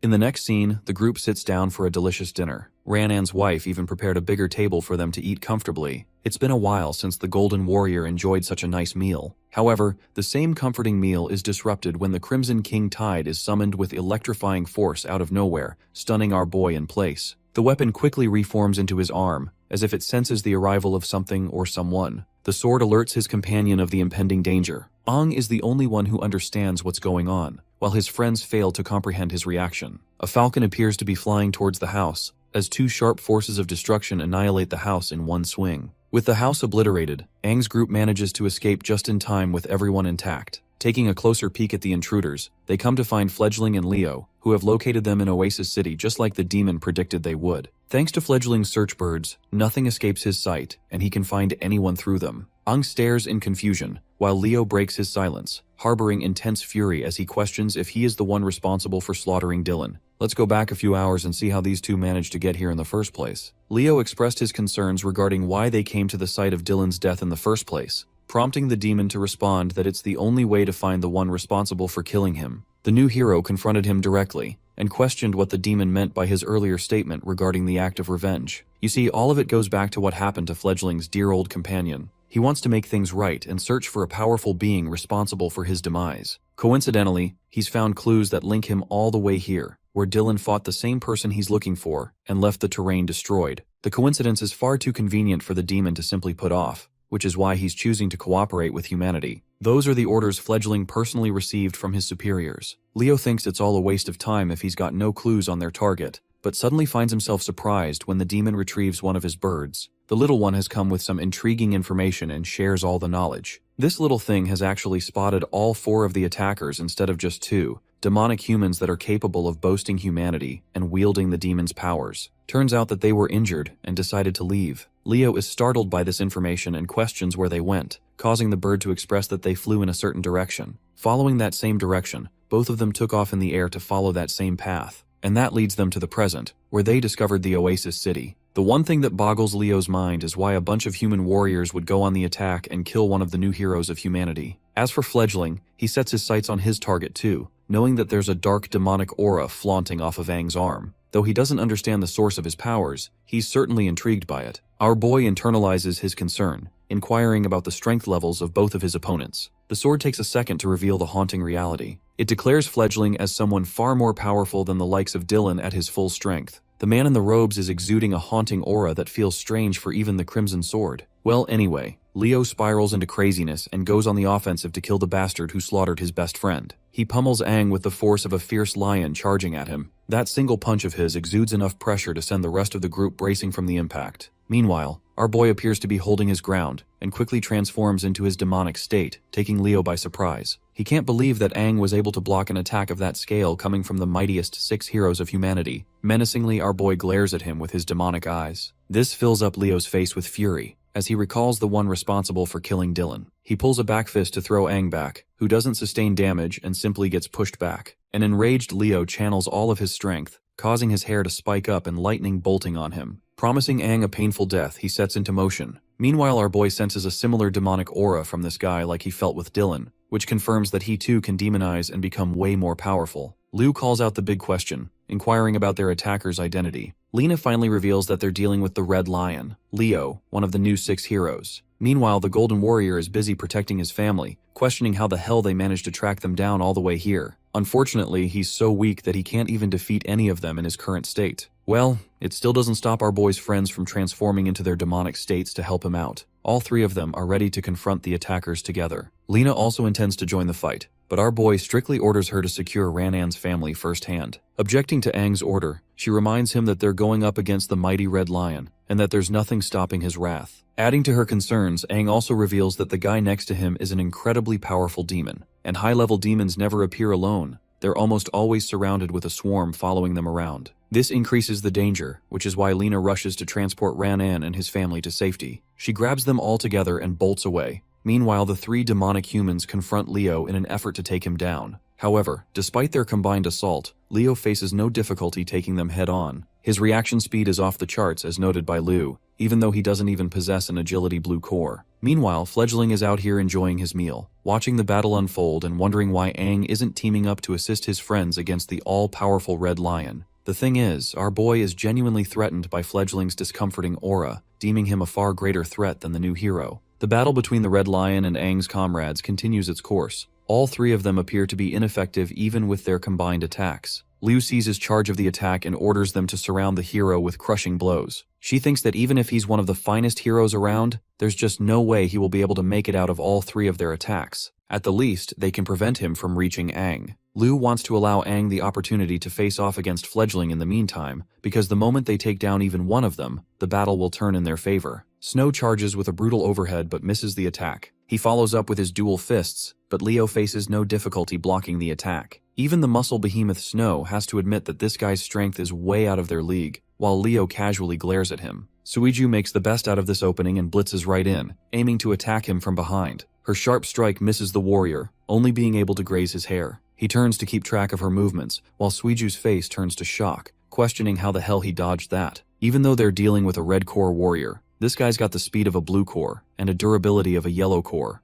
making him well-rounded and extremely formidable to deal with. Liu wonders if this level of strength is what it truly means to become a part of the Elite 6 heroes. Still, they charge again to take him down, but for some reason, she doesn't feel right about any of this. Even as they're hammering him with hundreds of hits, hoping to connect at least one, Leo casually fends off every single one. As for Aang, bro is hilariously waiting for his opponent to make a move and gets so impatient that he decides to take the charge himself. Supercharging with red lightning, this man obliterates the very ground he was standing on as he takes off with riveting speed. He blitzes past Fledgling's body, only to realize that he missed the attack, and that it was an afterimage. Fledgling reappears in a different sport, smiling at his opponent and expressing his discomfort at taking on opponents of Aang's caliber. The demon disappears as if he were never there, startling our boy. The only reason Aang even reacts in time is because the Crimson King Tide informed him of the demon's location. Fledgling retrieves from his attack, annoyed that he wasn't able to get a hit in just now. Aang realizes that this has become a battle of speed and prepares himself to meet his opponent in equal force. The Crimson King Tide is more than happy to boost him with its strength. In the very next second, Aang disappears like he was lightning itself and teleports all the way to Fledgling. This technique is called the Multiple Lightning Bind,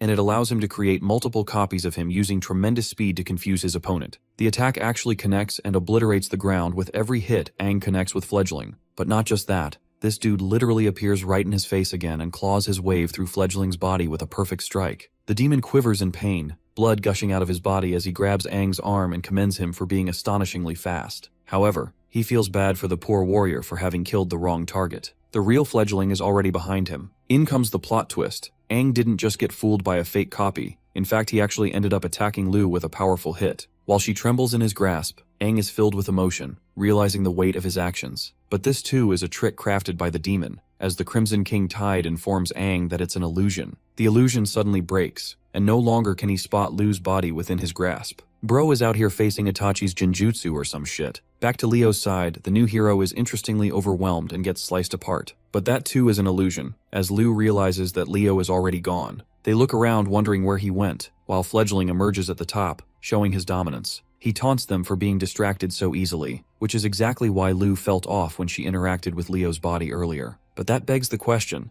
was he never even real in the first place? Snow can't fathom how they were facing an illusion with such realistic scale and strength. Aang fills them in that sometimes, illusions are so powerful that they are difficult to tell apart from the real thing. It now makes sense to him that they're dealing with an extremely powerful illusion demon. Roaring at the demon in frustration, the warrior questions where Leo went. Amusingly, the purple-haired freak looks down at them and reveals that Leo's on his way to enjoy a good time with the family that took off. This revelation changes everything, stunning every single one of them in place. Leo went after Lena and Ranan based on Fledgling's orders, who wanted to leave no witnesses alive. And now that he's personally interacted with the four of them in battle, Fledgling is confident in what he sensed that day. He had sensed the aura exuding from Liu and Aang, but his words don't make sense to her, imploring her to question what he's talking about. The day his precious little one met her death, the ones responsible for slaughtering her were none other than Aang and Liu, even though he personally agreed to cooperate with Leo so they could take revenge together. But now, Fledgling shares no intentions of holding back any longer and intends to go all out.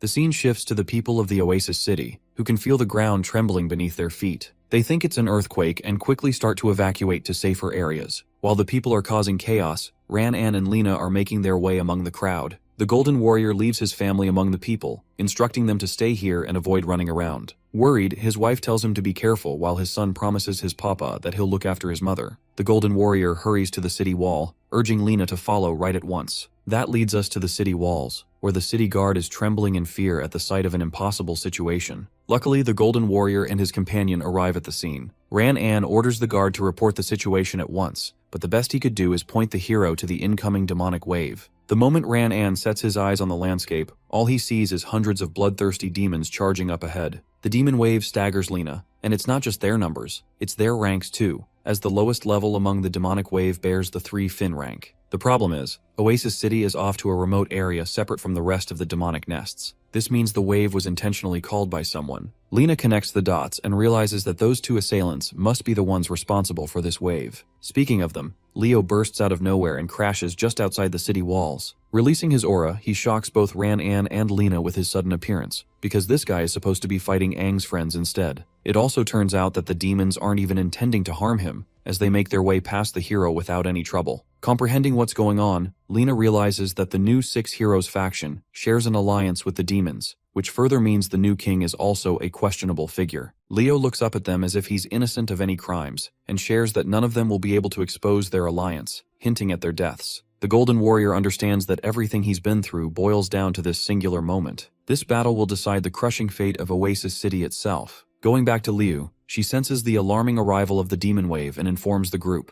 Aang urges both Suiju and Lena to go and help Lena and the others from the demon tide. This is an alarming order coming from the guy who's going to be facing the illusion demon all alone. Liu thinks this is a dangerous plan, but our boy intends to solo this guy and expresses his desire to leave. Frustrated, Liu takes her companions to head right towards their side. However, Mr. Freaky Purple Demon over here demands them not to leave. Aang decides to burst at him to shut his mouth for good. He unleashes a clean slash, but once again gets fooled by the hyper-realistic illusion created by the demon. In response, the demon unleashes a void of demonic dark energy, engulfing Aang into a space of pitch black. He's standing in the middle of an illusion space, not knowing what's coming for him next. Suddenly, three eyes pop out of the space, startling him. Meanwhile, Liu and the others are also trapped in the same dark environment. Liu tries to call out to our boy, helplessly looking for him. Suiju is the same, wandering in complete confusion, not knowing where she is headed. Finally, there is Snow, who arrives in the barren Earthland, not knowing where he is. Aang witnesses the sight of his friends being helplessly caught in the illusion, and realizes that this illusion space is immensely powerful. With the kind of power he's dealing with, our boy is starting to realize that this guy may be way more powerful than a mere seven-fin demon. Fledgling appears right behind him, walking up to the demonic human, and awaiting the sight of Aang's face filling up with dread when he sees his friends dying before his eyes. The Super Seven-Fin Demon reveals its true form, Youngbird. Youngbird shares that he loves messing around with powerful people just to see their struggling reactions. It fills up his heart with joy to watch them struggle instead of killing them right away. Extremely pissed off, Aang throws down a cataclysmic thunderbolt from the heavens. This ability is called Instant Thunder, and I guess bro is harnessing the power of Zeus at this point. Well, even with that strike, the illusion merely fades, and Youngbird reappears before his eyes again, confirming that no matter how hard Aang tries to hit him, the result will be all the same. This confirms to our boy that fighting this guy is basically pointless at this point, and even the Crimson King Tide agrees with this approach, urging him to save his strength as there's nothing solid in the illusion. To the demon's surprise, Aang displays a level of calmness he didn't expect, as if he's been through situations like these before. Youngbird agrees that fighting him is pointless in his domain, and yes, this is straight up a domain expansion apparently. The illusion demon expresses that he's even capable of controlling the flow of time in this domain, and he reminds Aang not to waste his precious creation. He wants this guy to look at his companions struggling to death, and reveals that it's been 2 whole days for Liu and the others, even though only a few minutes have passed here. Liu is caught up in a vine trap, snaring her into place. She manages to get out by cutting the vines clean, but that doesn't address the real problem. How the hell will she escape this place? None of her efforts are working, and she's incurring wounds back to back. Though she can use her regeneration ability to replenish herself, Youngbird pops right in front of her and assures her that the swamp will siphon every last bit of energy she has left. Then we go back to the perspective of Snow, who is enduring tireless heat and exhaustion in this empty space,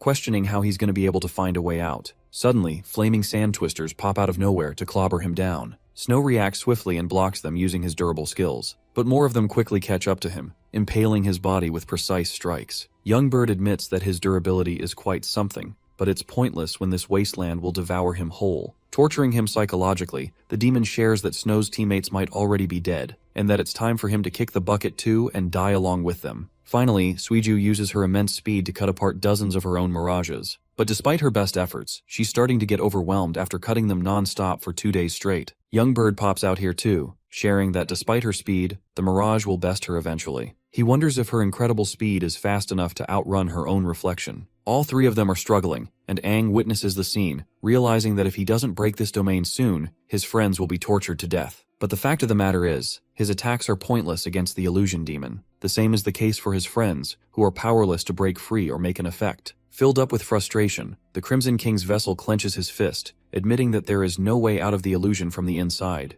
but suddenly an idea comes flying in his head. Though it's true that the illusion can't be broken from the inside, the opposite is the case from the outside. Once again, it's just a domain expansion with a barrier weak to outside attacks. The perspective cuts to the demon tide marching its way. The Golden Warrior urges Lina to prepare herself for combat, even though she's worried about Ranan's missing arm. Even with his lost arm, he fully intends to guard this city with his life. And it's not like they're a bunch of rookies either. They're the original 6 heroes and a force to be reckoned with. Joining forces, both of them burst from the city wall with incredible speed. Their landing alone generates enough of a shockwave that it slaughters the demons in the surrounding area. Lina and Ranan are ready to rumble, which makes Leo gesture to the demons to stop advancing. He addresses both of them as the remnant of the previous 6 heroes, and dubs them as nothing more than a part of ancient history, alongside the old king. Unleashing his true form, Leo goes into demonization and shares an appearance similar to our boy with his white hair and horns. This side of him terrifies Lina, while the demonized Leo orders them to come at him with all their might, because if they lose, the demon wave will quickly sweep in to obliterate the entire city. Young Bird taunts our protagonist by pointing out the suffering of his friends. Ecstatic, the demon manically laughs, beginning the helpless warrior to come and try to attack him,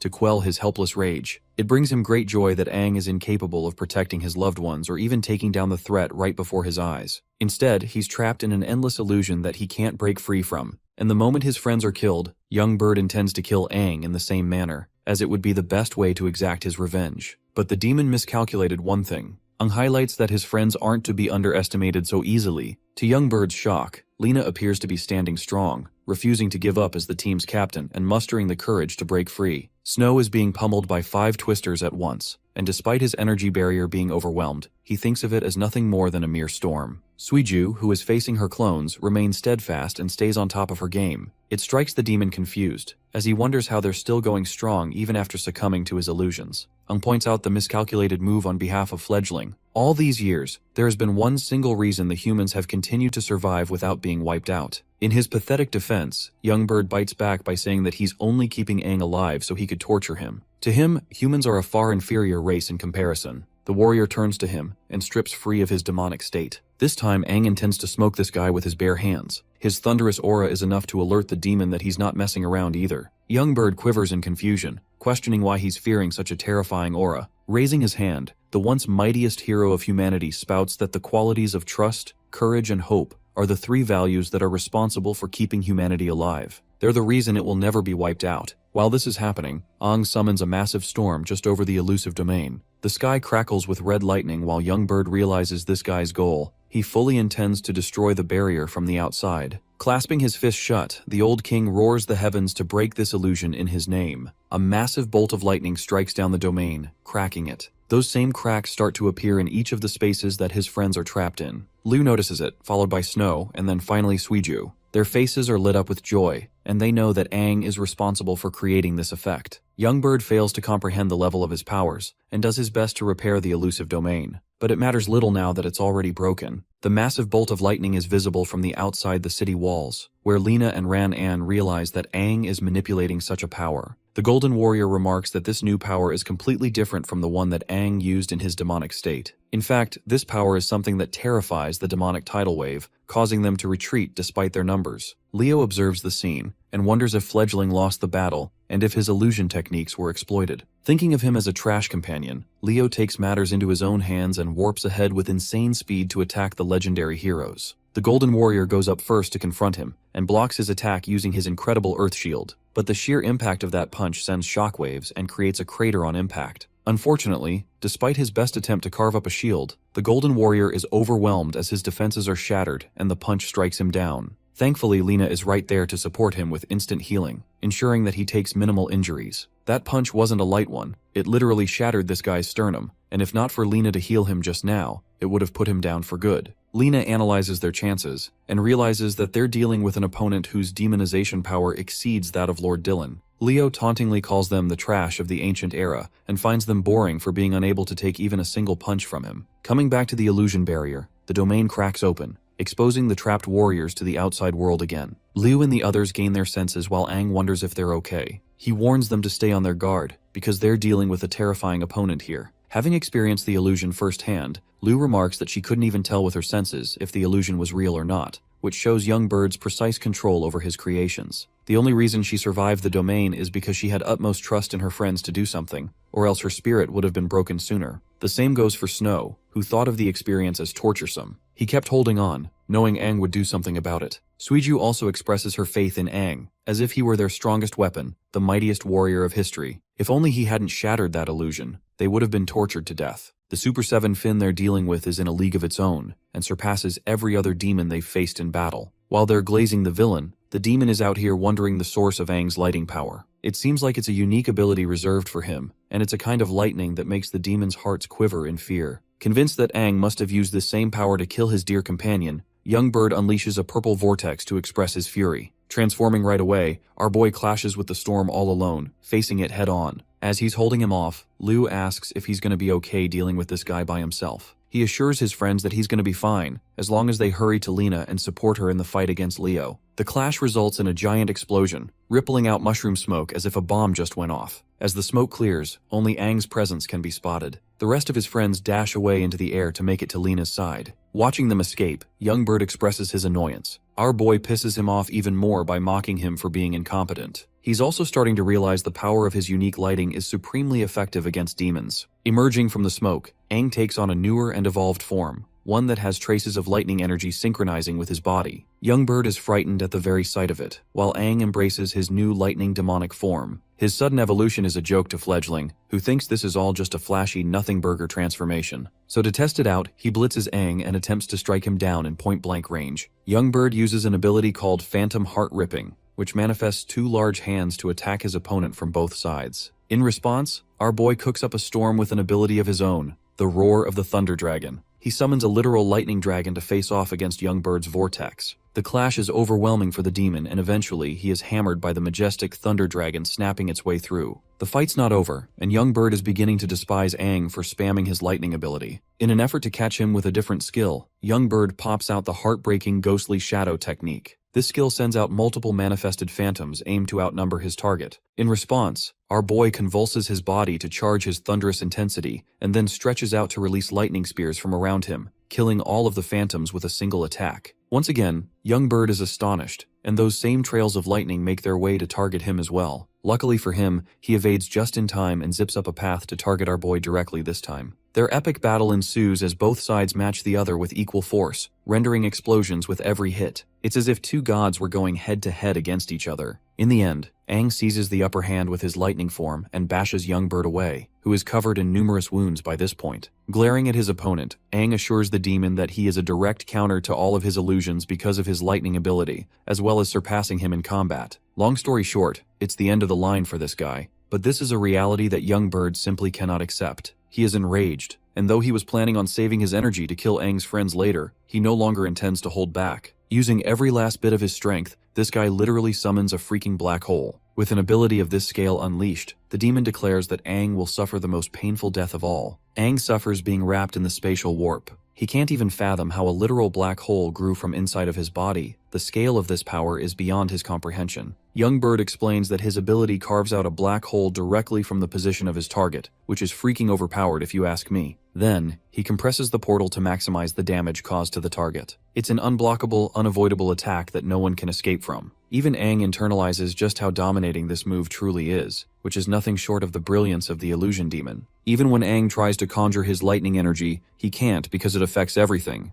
With a satisfied look on his face, Fledgling takes enjoyment in his suffering and hopes for Aang to experience the horrors of his trump card. The portal begins to shrink into a tiny point, reducing to a fraction of its size. This black hole has now become an embodiment of endless suffering, and inside its dimension, torture is boundless until the victim experiences total death. No living being on Earth is capable of emerging out of this ability alive. That's the same case for Aang, who is currently being tortured by the endless pain, screaming his lungs out just to contain his body. His demonic core is overreacting, while hundreds of demonic illusions swim in space just to devour him alive. These illusions devour his energy, sucking the life out of his core and swallowing him whole. Aang's body convulses and his arm is shattering apart. His entire body is rippling in pain while the ghosts torment his energy. The thing about these ghosts is that they're not even physical entities, but they are the very representation of pain given form. Currently, the hero is experiencing the pain of being sliced open with a knife, the agony of being burned alive, the freezing cold pain of ice swallowing him alive. All of it is connected to his deepest fears and regrets in life, his memories. In this void, the warrior's consciousness is reliving a constant cycle of suffering, and he can physically feel his body age faster than ever. His skin becomes wrinkly, and his bones are weaker than ever. His hair is gray, and all of his might is no longer what it used to be.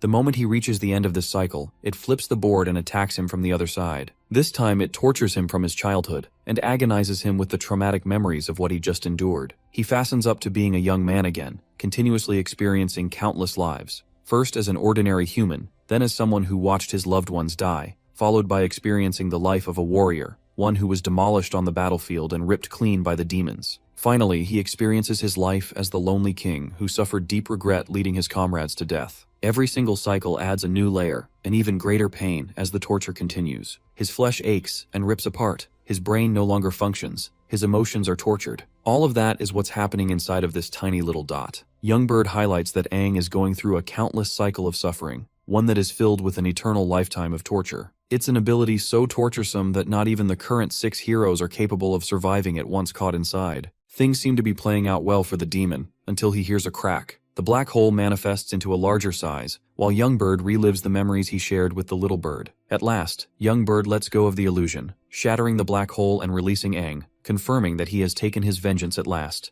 Drawing his body near his face, the demon amusingly wonders when Aang's spirit decided to break. But suddenly, our boy opens his eyes and instantly transforms into his lightning demon form again. Alarmed, Young Bird finds it inconceivable that someone managed to survive his black hole. But before he can finish his sentence, our boy spears him with a searing stab from behind, calling him a fool for underestimating him again, as he is none other than the living embodiment of the strongest human warrior. 5 years back, a massacre had occurred in the vicinity of Class C town. Dead bodies toppled everywhere, and walking amongst them so casually was Young Bird, who commented about the pathetic state of the town that had been reduced to rubble, meaning they couldn't even hope to build a base here. Even though he'd instructed his forces to be gentle, the demons ended up going overboard and playing rough with the humans, ruining things for him. It was at that time the superior demon realized that his own subordinates had a very slow rate of evolution. They'd yet to become properly civilized. Suddenly, one hand stretched out and grabbed his leg. Young Bird darted his gaze back at the person crushed under the rubble. This boy couldn't even open his eyes, and was at the edge of death. He felt quite confused by this sight, until he began to inspect his body from up close,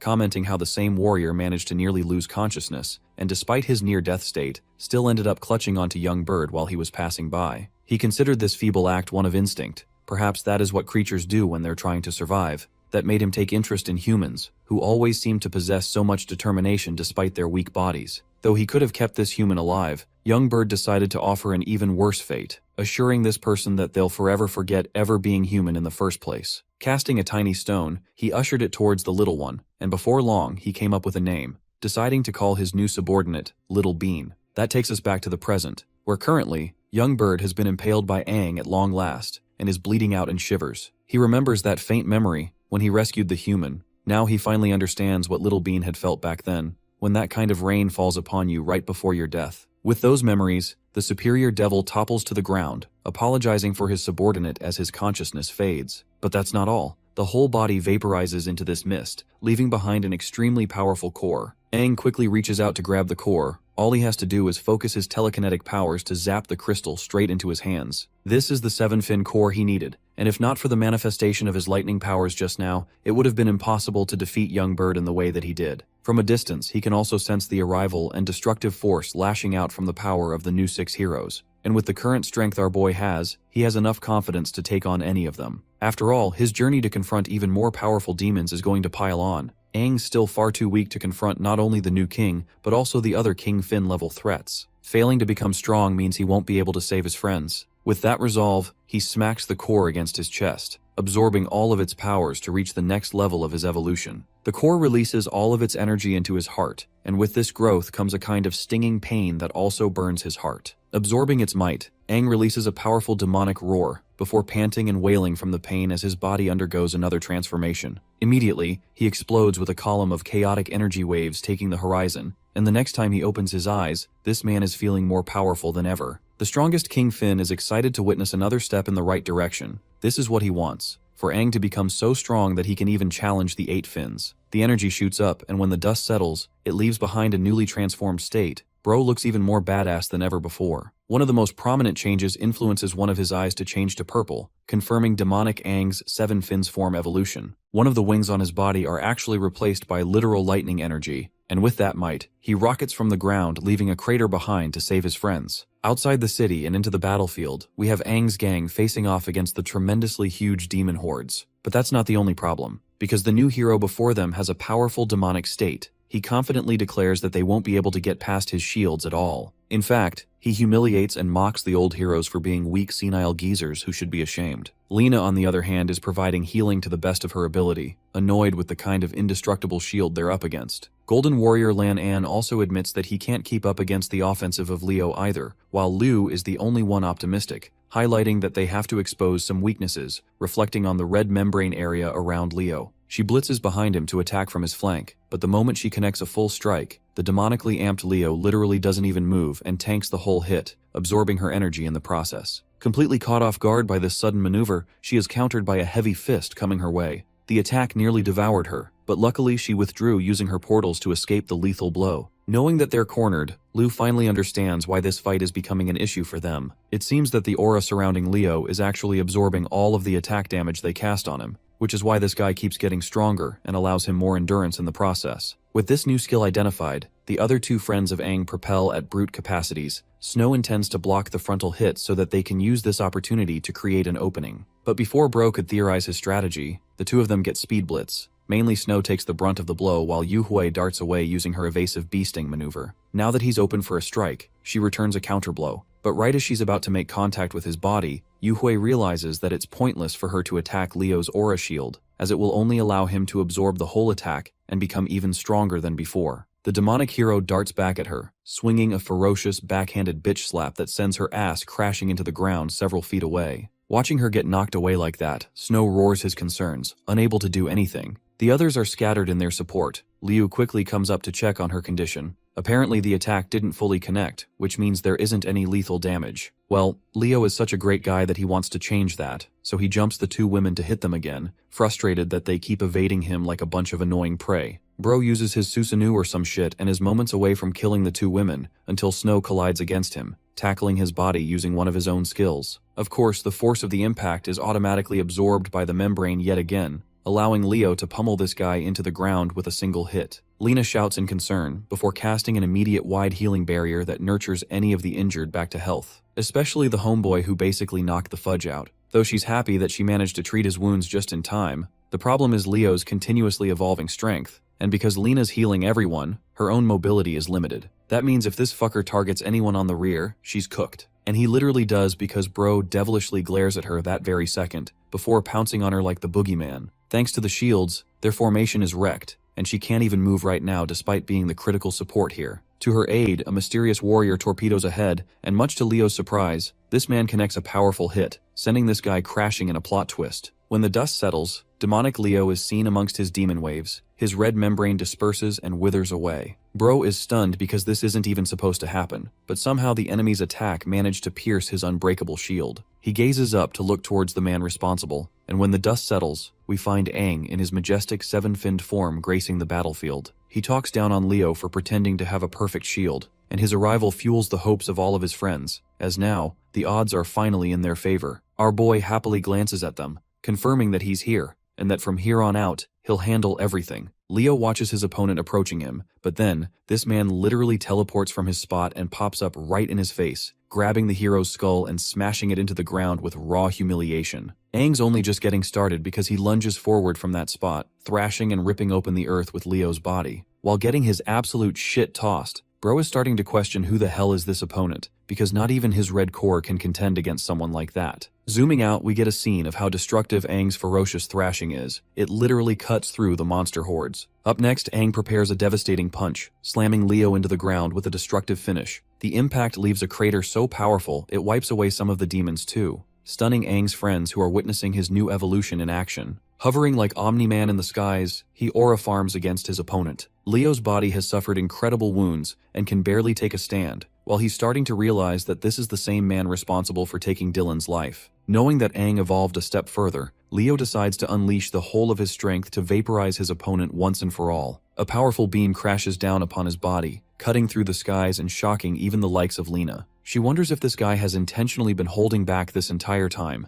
believing that they were perhaps a bunch of weaklings who didn't even deserve his full strength. Amped with this newly powerful state, Leo gets up from his defeated position, this time donning an even better form called the Rage Armored form. Aang looks down with rather disinterest, not really impressed or anything. His opponent propels up with full ferocity, thinking he's gonna do shit this time around. Our boy waits before charging his fist with lightning energy, releasing his lightning dragon against Leo's raging lion. Both avatars of destruction clash against each other, sending ripples of shockwaves that shake the very ground. Their fierce encounter so far remains equal in might. Aang reflects that this guy is indeed strong for possessing a red dual core alongside an enhanced demonized state. Knowing that he should take things to the next level, Bro decides to activate his newest ability. Remember that purple eye that he gained from Youngbird? Bro taps into his Rinnegan and pops the usage of the purple core illusion ability, covering his opponent in a mini-domain expansion. This enraptured space actually becomes a haunting gallery for Leo, who is force-fed traumatic memories of Dylan's humiliating death. It only goes to anger him further beyond,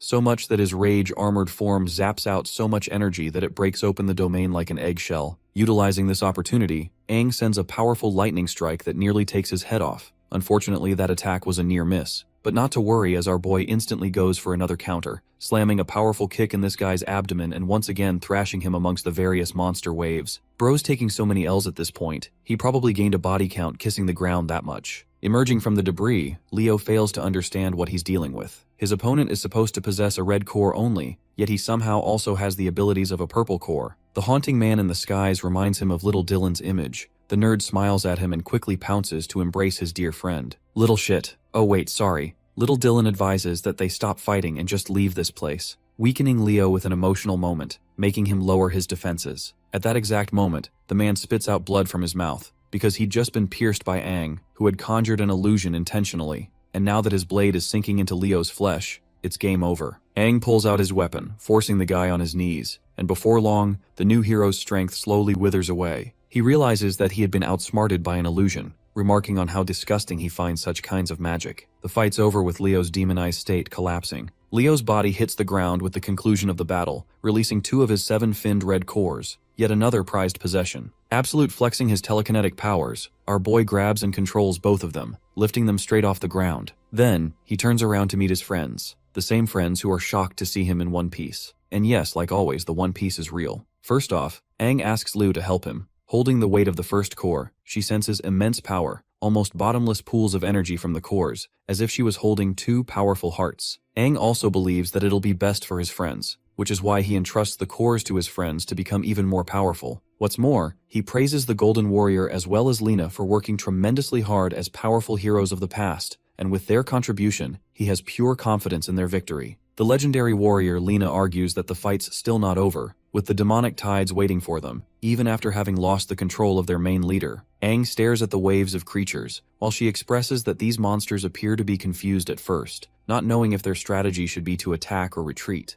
Our boy steps up to the front with the intention of soloing the whole tide. All 3 of his friends shout their concerns, roaring that this kind of number is suicidal for even them to handle. Aang refuses to listen to any of them, even refusing to make a plan. He merely glances at them, before going up to the front full Jon Snow style to take an entire army. Planting his foot on the ground, Aang starts to control his very surroundings, raising pebbles until both of his purplish-red energy tides swirl up to create a magnificent storm. This surge of energy is so monstrous that it draws lightning from the heavens, terrifying even the demons staring up at it. They're all lost and confused, not knowing what awaits their fate. And then, boom, thunderous crash knocks away some of them. The bulk of the lightning mutates with Aang, forming him his draconic avatar creature. Having unleashed his ultimate state once more, our boy stares at his victims with an unquestionable primal fear, mirroring that of a literal calamity. This man collects his breath before unleashes a deafening roar, frightening every single demon in each wave. That single roar is so agonizing for these demons to endure that chaos ensues, causing them to topple over each other and hastily turn the other direction. Out of the fear of being annihilated, the entire army of demons is wiped away as if they never even posed a threat to the city walls. The same land filled with bloodthirsty monsters is now vacant, leaving behind trails of the battles that took place all around. Aang stands as the victor for the 3rd time in one day, while his friends can't fathom how he actually managed to intimidate the tide with his roar. At this moment, the Golden Warrior Ran An experiences a glimpse of his former king, the man who possessed incredible might, the same man who has become even more terrifying than ever before. Let's shift our focus to Dawn City's conference halls, where we get to encounter one of the new 6 hero members. This is Trina, a dual-core purple 7-fin warrior, the first person to arrive at the meeting point. Behind her, a portal warps open, ripping space apart. Inside, we find the remaining new 6 heroes. The group has reunited itself to get an uptake on the current situation. Ahead of them is Luzanne, the strongest shield and a dual 7-fin yellow core warrior who is furious to ask why Leo ended up dying. One of them is this weirdo edgy dude with a mask. He's Barus, a dual 7-fin blue core. And finally, we have this dude shrouded in black because we can't even see his face. This guy is Kokoxi, possessing dual 7-fin black cores to his side. Trina looks the most majestic out of all of them, and is of the opinion that all 4 of them should take on this mission together. In the next scene, Ran offers his concerns and asks the group to stay for a while longer, believing that they came for a while. Aang argues that staying will cause them real pain because they'll attract more attention and jeopardize the whole town, but he's happy for their help in providing the vehicle. Next, he asks Lena for Dexia's location, who shares that she doesn't have proper coordinates because of the new king sealing information about the old heroes. At the same time, our boy has some rough idea of where Dexia could be. You see, they have this little Dragon Ball radar thing that will react near Dexia's containment. The place he's locked down is called the Sunset Tower, a name that stuns the likes of Liu herself. Based on Lena's report, she heard about some powerful and unknown being guarding the vicinity of the tower. Because of that same creature's influence, the nearest lands up to hundreds of miles are complete dead zones that not even the demonic tides would dare to approach. The concept of an existence so powerful that it terrifies even the demons is unheard of and stuns the group, while Lena internalizes that this might be the same reason the tower is capable of holding down someone as strong as Dexia in the first place. Because if there's an entity capable of instilling fear in demons, then it's not just for sure, making her question what other entities they'll have to deal with along the way. Aang returns the compass to her. Lena promises to hold on to it for the time being, while also adding that the dual-core new heroes are even more powerful than she suspected with their demonized state. That's why she's going to be extensively looking up the data on Van Dillen and Leo along their journey, which would further help them face off against the other heroes.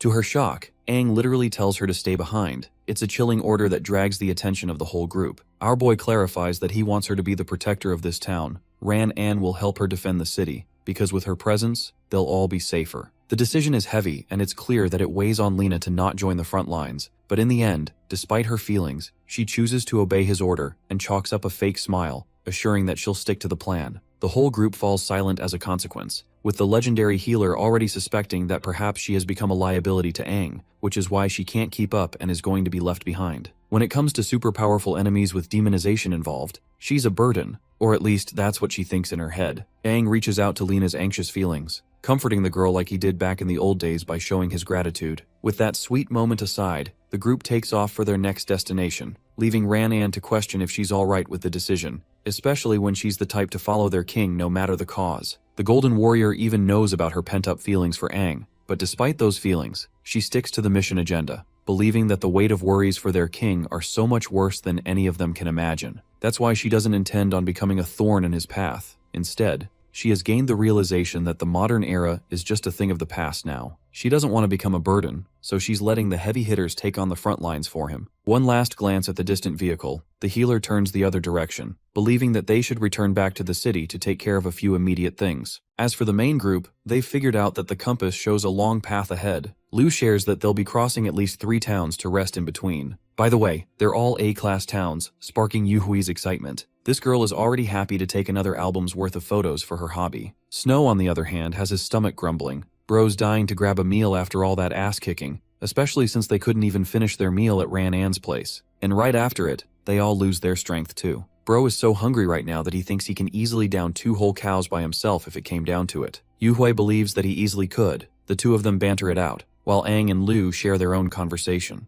This girl is just looking for a bath right now after getting messed up. Yuhui is a little too comfortable and hugs her from behind, suggesting they shower together. Panicking in embarrassment, Liu turns down the offer, while gay boy Snow suggests to shower with Aang instead, who also freaked the fudge out. The next shot is Bro's majestic mugshot, as they finally approach their first A-class town of the troupe. We quickly cut to the part where they head inside a fancy hotel of Thai Town. The receptionist, currently punching keys on his screen, admits that they made quite a bit of cash today because of the 4 new guests, the same ones who came in like battle-hardened soldiers from a war. Among them, there appeared to be a shining girl, Liu, who generously booked 2 of the best rooms at the top floor, making her seem like a noble woman spoiling her friends on a road trip. One of the assistants informs him that the captain of the 2nd Brigade also appears to be resting on the 3rd floor with his men, making him feel worried that they'll interact with the top room's guests. The thing about the captain is that he's a famous 5-fin warrior, especially known for being a horn dog, and among the 4 people that just came, 2 of them happen to be gorgeous women. The receptionist casually puts on his eye drops, hoping that their new guests don't run into such bad company because doing so will cause them immediate trouble. Going up to room 308, we find all 4 of our gang members meditating and focusing hard on their task. There's Liu, who has one of the purple 7-fin cores. Thanks to her meditation, she manages to crack open the core and absorb its essence. Our boy exhales and praises them for finally getting done with the process, as they've all managed to complete their task. We get Yu Hui also confirming the absorption of the red core. As for Aang, he explains that they managed to acquire 3 7-fin cores from this fight. But not just that, he also boosted the energy levels in all his friends' bodies by guiding their energy in the right direction. Though the current foundation is imperfect, a few changes along the way, and it'll be easy to master. Aang officially declares all 3 of them to be at the level of 7-fin warriors, just thanks to this strength boost, stunning all his friends' expectations. Snow is the most startled, who can't believe that only so little time has passed that he totally forgot how many levels of strength he jumped over to become a 7-fin warrior. Aang acknowledges the importance of his teammates and partners, how they mean everything to him, and though this special technique he used allowed them to excel their growth, but he knows for a fact that there are countless agonies waiting for them in the future. His worried expression shows his concern, with Aang confessing that he wanted to make sure that they were all okay. Watching him sulk in sorrow, Liu reassures him that they're warriors who are supposed to fight for the sake of protecting humanity. And not just that, if it wasn't for someone like him, they could never have dreamed of reaching such an insane level of strength by themselves. Snow also comments that he's immensely grateful to his buddy, as even during his time in Helios City, Bro thought he was never surpassing the ranks of 2 Fin-Core warriors. Yu Hui on the other hand decides to change and uplift the mood by introducing her camera, hoping to make some new memories by confirming their newly powerful 7-fin status. For this picture, Liu appears pretty flustered from the looks of things, but ends up being bold and leans in towards Aang anyway. The picture is really cute with the 4 of them sitting close to each other. When they're finished, we go up to the girl's bedroom. Yu Hui appears to be having some real trouble with her clothes being wet and sticky, if you know what I mean. Then there's Liu, who takes a quick sniff of her body and realizes how she's missed a bath because of continuous fighting. The good thing is that she's heard about an amazing spring bath reserved for warriors at this hotel. But not just that, there are also supposed to be beautiful clothes. The very mention of a hot spring sparks Yu Hui's attention. This girl is ready to go because she'd never even gotten the chance to experience one in Hilo City. Leaving for the bath, they decide to inform Aang about the hot spring bath just in case while passing by their room. Snow hears a knock, so he goes up to open the door, only to find 2 majestic beauties standing in front of him. Watching Liu in that robe, Aang is a little lost, questioning why they're heading out so late at this hour. The girls explain their desire to experience the spring bath, even suggesting that they all take the spring bath together. However, for the boys, they get all flustered with just the mere thought of showering butt naked against each other, so they decline. Yu Hui is left feeling sad because she just wanted to make an innocent suggestion for them to enjoy a nice bath after the fighting. We finally arrive in front of the hot spring section, where 2 portions have been made to separate men and women. Yu Hui doesn't exactly like the fact that they're being separated, and I can't lie, she's a little freaky for that. Liu, on the other hand, flicks her face, teasing her that demonization isn't just for fun, and that if no one's going to accompany her in the future, she'll always be by her side. They're only just talking about going inside the bath because it'll close soon, when suddenly a certain man pops out of the other side and quickly steals a glance towards his left. Bro is completely startled looking at the luscious women standing dolled up in front of him. Like the horn dog captain that he is, this bastard immediately has the urge to experience both of them, believing he has found his prey. The captain firstly expresses his astonishment, because he's never seen such beautiful women in this city before. Harassing them, the group of men comes up to the girls.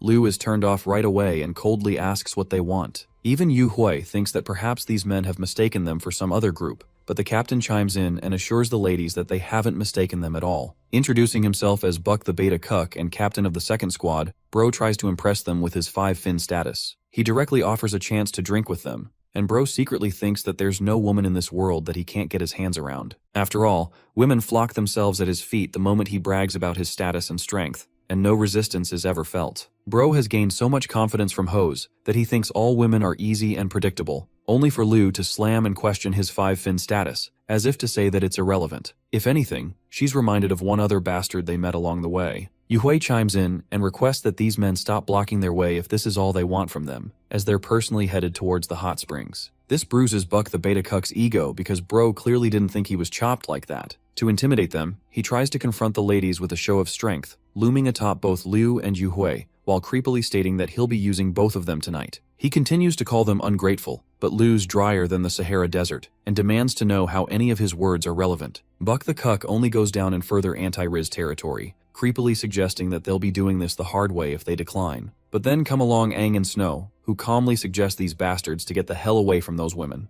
The captain didn't anticipate the arrival of these gigachads, especially Aang, who is glaring at them intensely right now. Both girls are so happy to see their hubbies. Even the usually composed Snow is looking fierce as hell right now. He's got a bone to pick with these guys. Buck the cuck throws in a status play like a child once more, thinking that it should intimidate these men. But Aang doesn't give a shit and offers a 3-second countdown. One of the fugly lackeys mocks these two for trying to disrespect their city's captain. Aang still doesn't care, and stands there menacingly counting down to 2. Captain Cuck over here doesn't want to be afraid of numbers. He thinks this is just some tough guy act that Aang will regret. But before he could even use the first attack, our boy disappears from his very spot, leaving behind a flashy trail. And before this imbecile could even process what the hell happened, a punch greets him on the nose, bulldozing this man into the next continent. The look on our boy's expression is all you need to know about how pissed off this man is. As for the lackeys, they quickly scatter like a bunch of pussies to go and help their sorry-ass captain. Buck just got fucked, spitting out blood with now a face that not even a mother could love. Bro can't believe that he's dealing with a powerful warrior, questioning how Aang was able to do so much despite not wearing a suit. You see, the average warrior is supposed to wear a tactical combat suit at all times.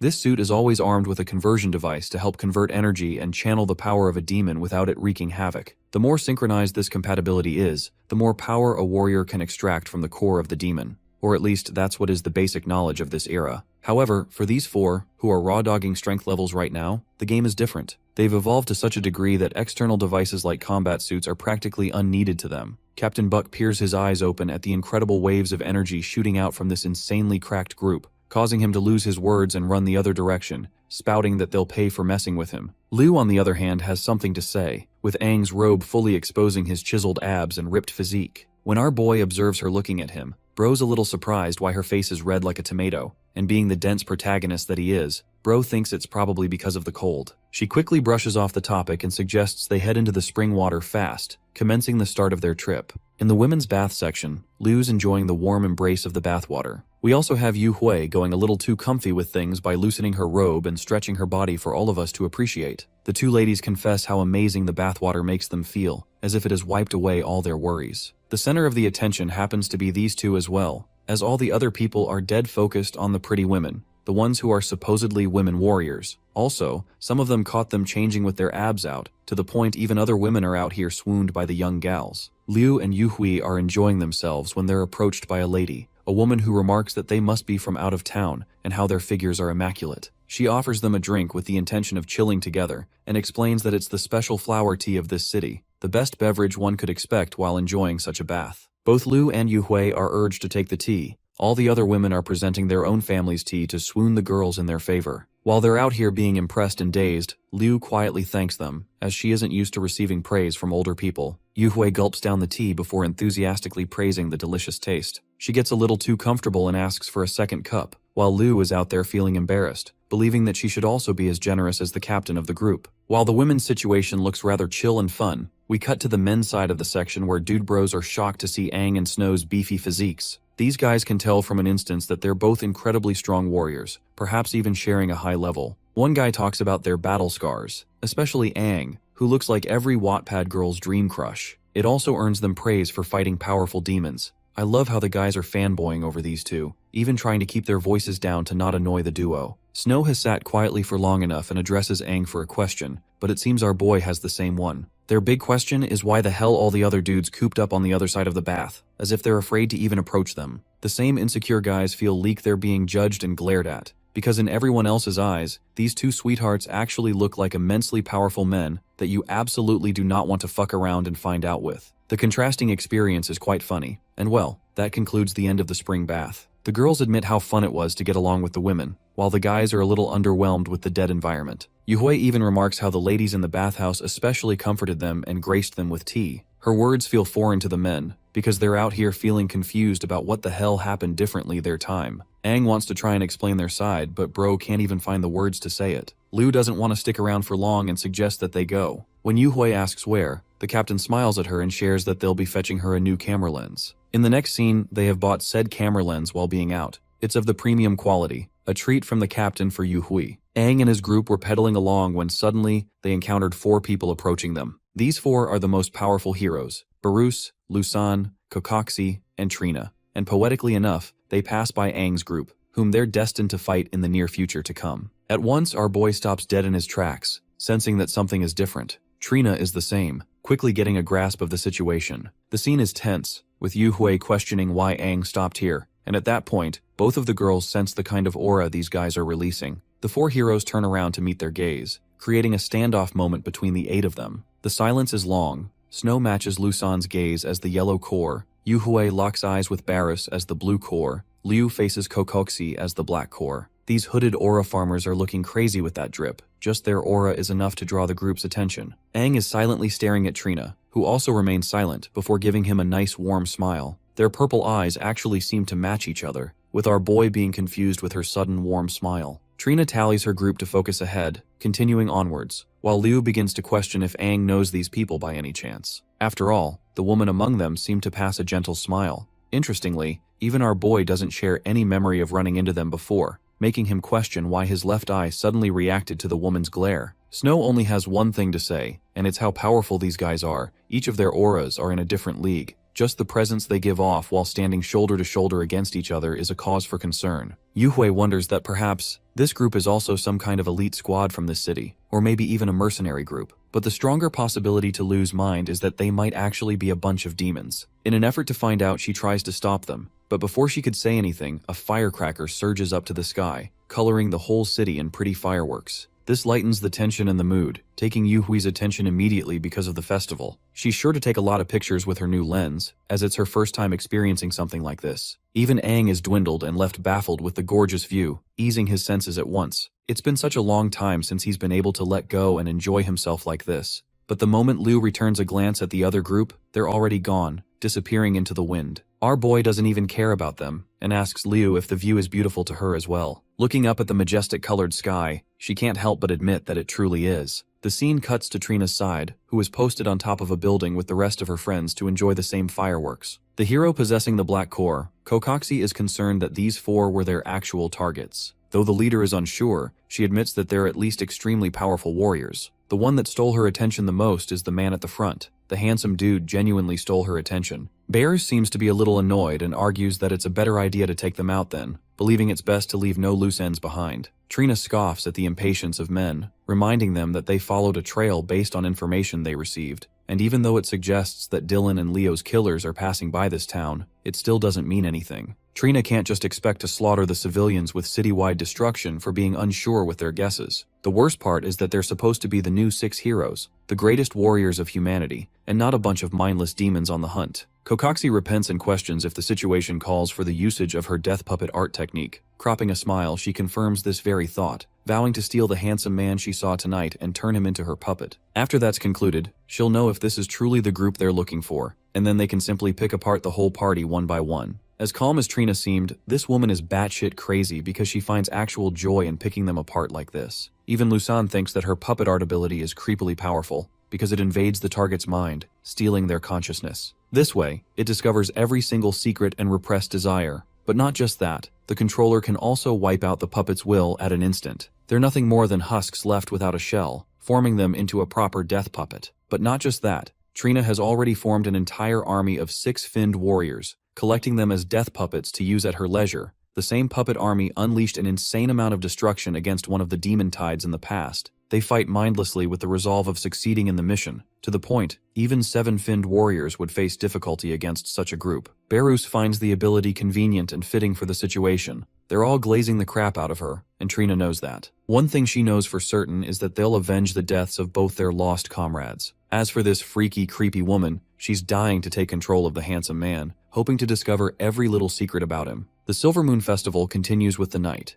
Yuhui comments on how lively everyone is in the surrounding space. This is the exact environment that the ladies at the spring bath told them about, adding to the grandeur of the A-class city. Catching a wind of something, Yuhui drags Snow along to play the ring toss game, which leaves both Aang and Lu behind. Right now, bro doesn't know that a bad bitch is eyeing him down, even though she can tell that these guys share a pretty close bond, and it's so endearing that she wants to sadistically shatter it with her own hands. Now, from her personal observation, the white-haired beauty is Lu, the leader of the group. But in truth, the real strength lingers within Aang, the young man she's interested in. It also excites her that he shares the same name as the previous king, and without holding herself back any longer, Trina believes it's time for her to start playing. She's there 1 second and boom, gone the next. Meanwhile, Snow is collecting a ton of prizes from the ring toss game. Yuhui loved enjoying it. Apparently bro didn't think she'd be so good at this thing. Suddenly, Aang senses a cunning sensation coming from in front. It's the woman he ran into before with an ominous aura, Trina, who is sitting there like a queen on her throne, showing off those spicy legs. She's only got her eyes set for him, while the rest of Aang's group is confused to find him stopping dead in his tracks. Right now, his purple eye has been activated once more. He remembers having encountered Trina earlier, but this time her powers appear completely different. He even shares Trina's location, which alerts the three of them to quickly look towards the tree. But to everyone's surprise, there's just no one sitting around,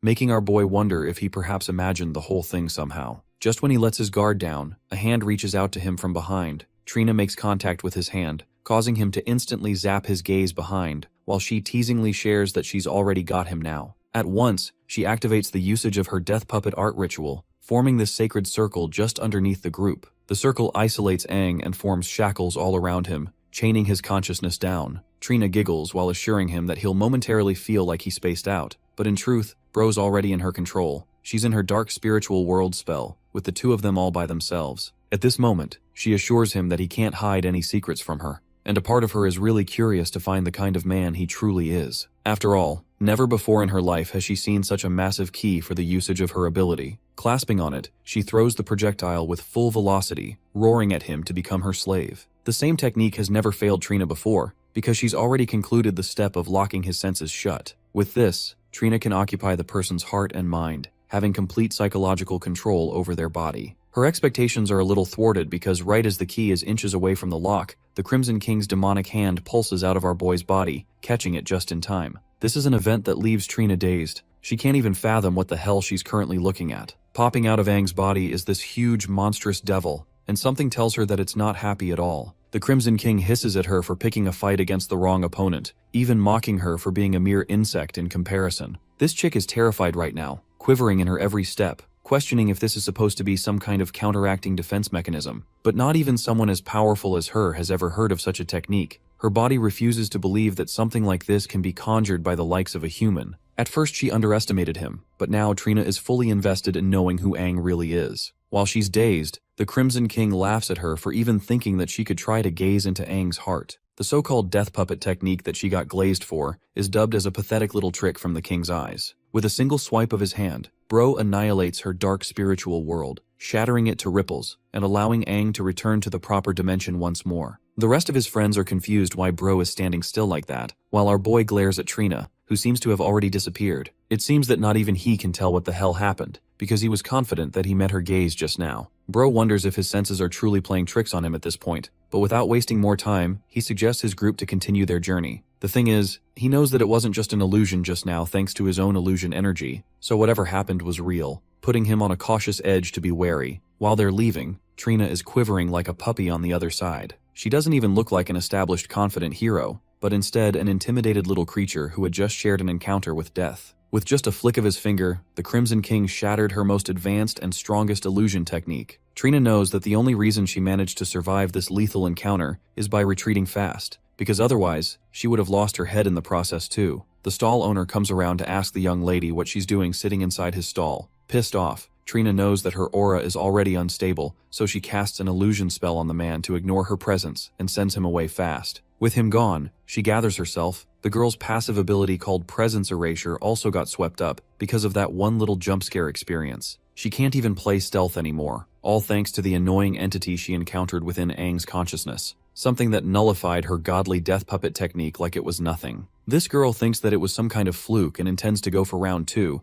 declaring her intentions of taking control, this time ripping our boy apart piece by piece. Instead of targeting Aang, she fixates her attention on the white-haired captain. And something tells me this is going to be hilarious because of Lu's own 8-fin connection. Anyway, Back to the goofiness of the group. We have Yuhui wearing a clown mask, enjoying the situation like usual. Liu seems to be laughing among the company of the group, while Trina catches sight of her and actually uses one of her abilities, this time playing it safe at a distance. She doesn't dare intend to interact with our boy again, which is why she's sniping Liu's consciousness from a distance, which will come at the cost of consuming a ton of her energy. The spell is cast and immediately, the captain is shackled in the dark spiritual world, no differently than Aang. Trina has full confidence that she can still use the captain to know about the rest of the group and rip it to shreds, and though the key on her is much smaller than Aang, it's still unusually big. With the projectile in hand, she slams the key to create a connection with her new puppet, refusing to fail this time. Interestingly, it successfully goes in, matching the lock and interacting with the lock. Trina expresses her joy because her technique finally worked. The girl is already glazing her ranks as one of the 6 heroes who is supposed to be this powerful. Except, her celebration is pretty short-lived, because Liu's body suddenly casts a domain expansion,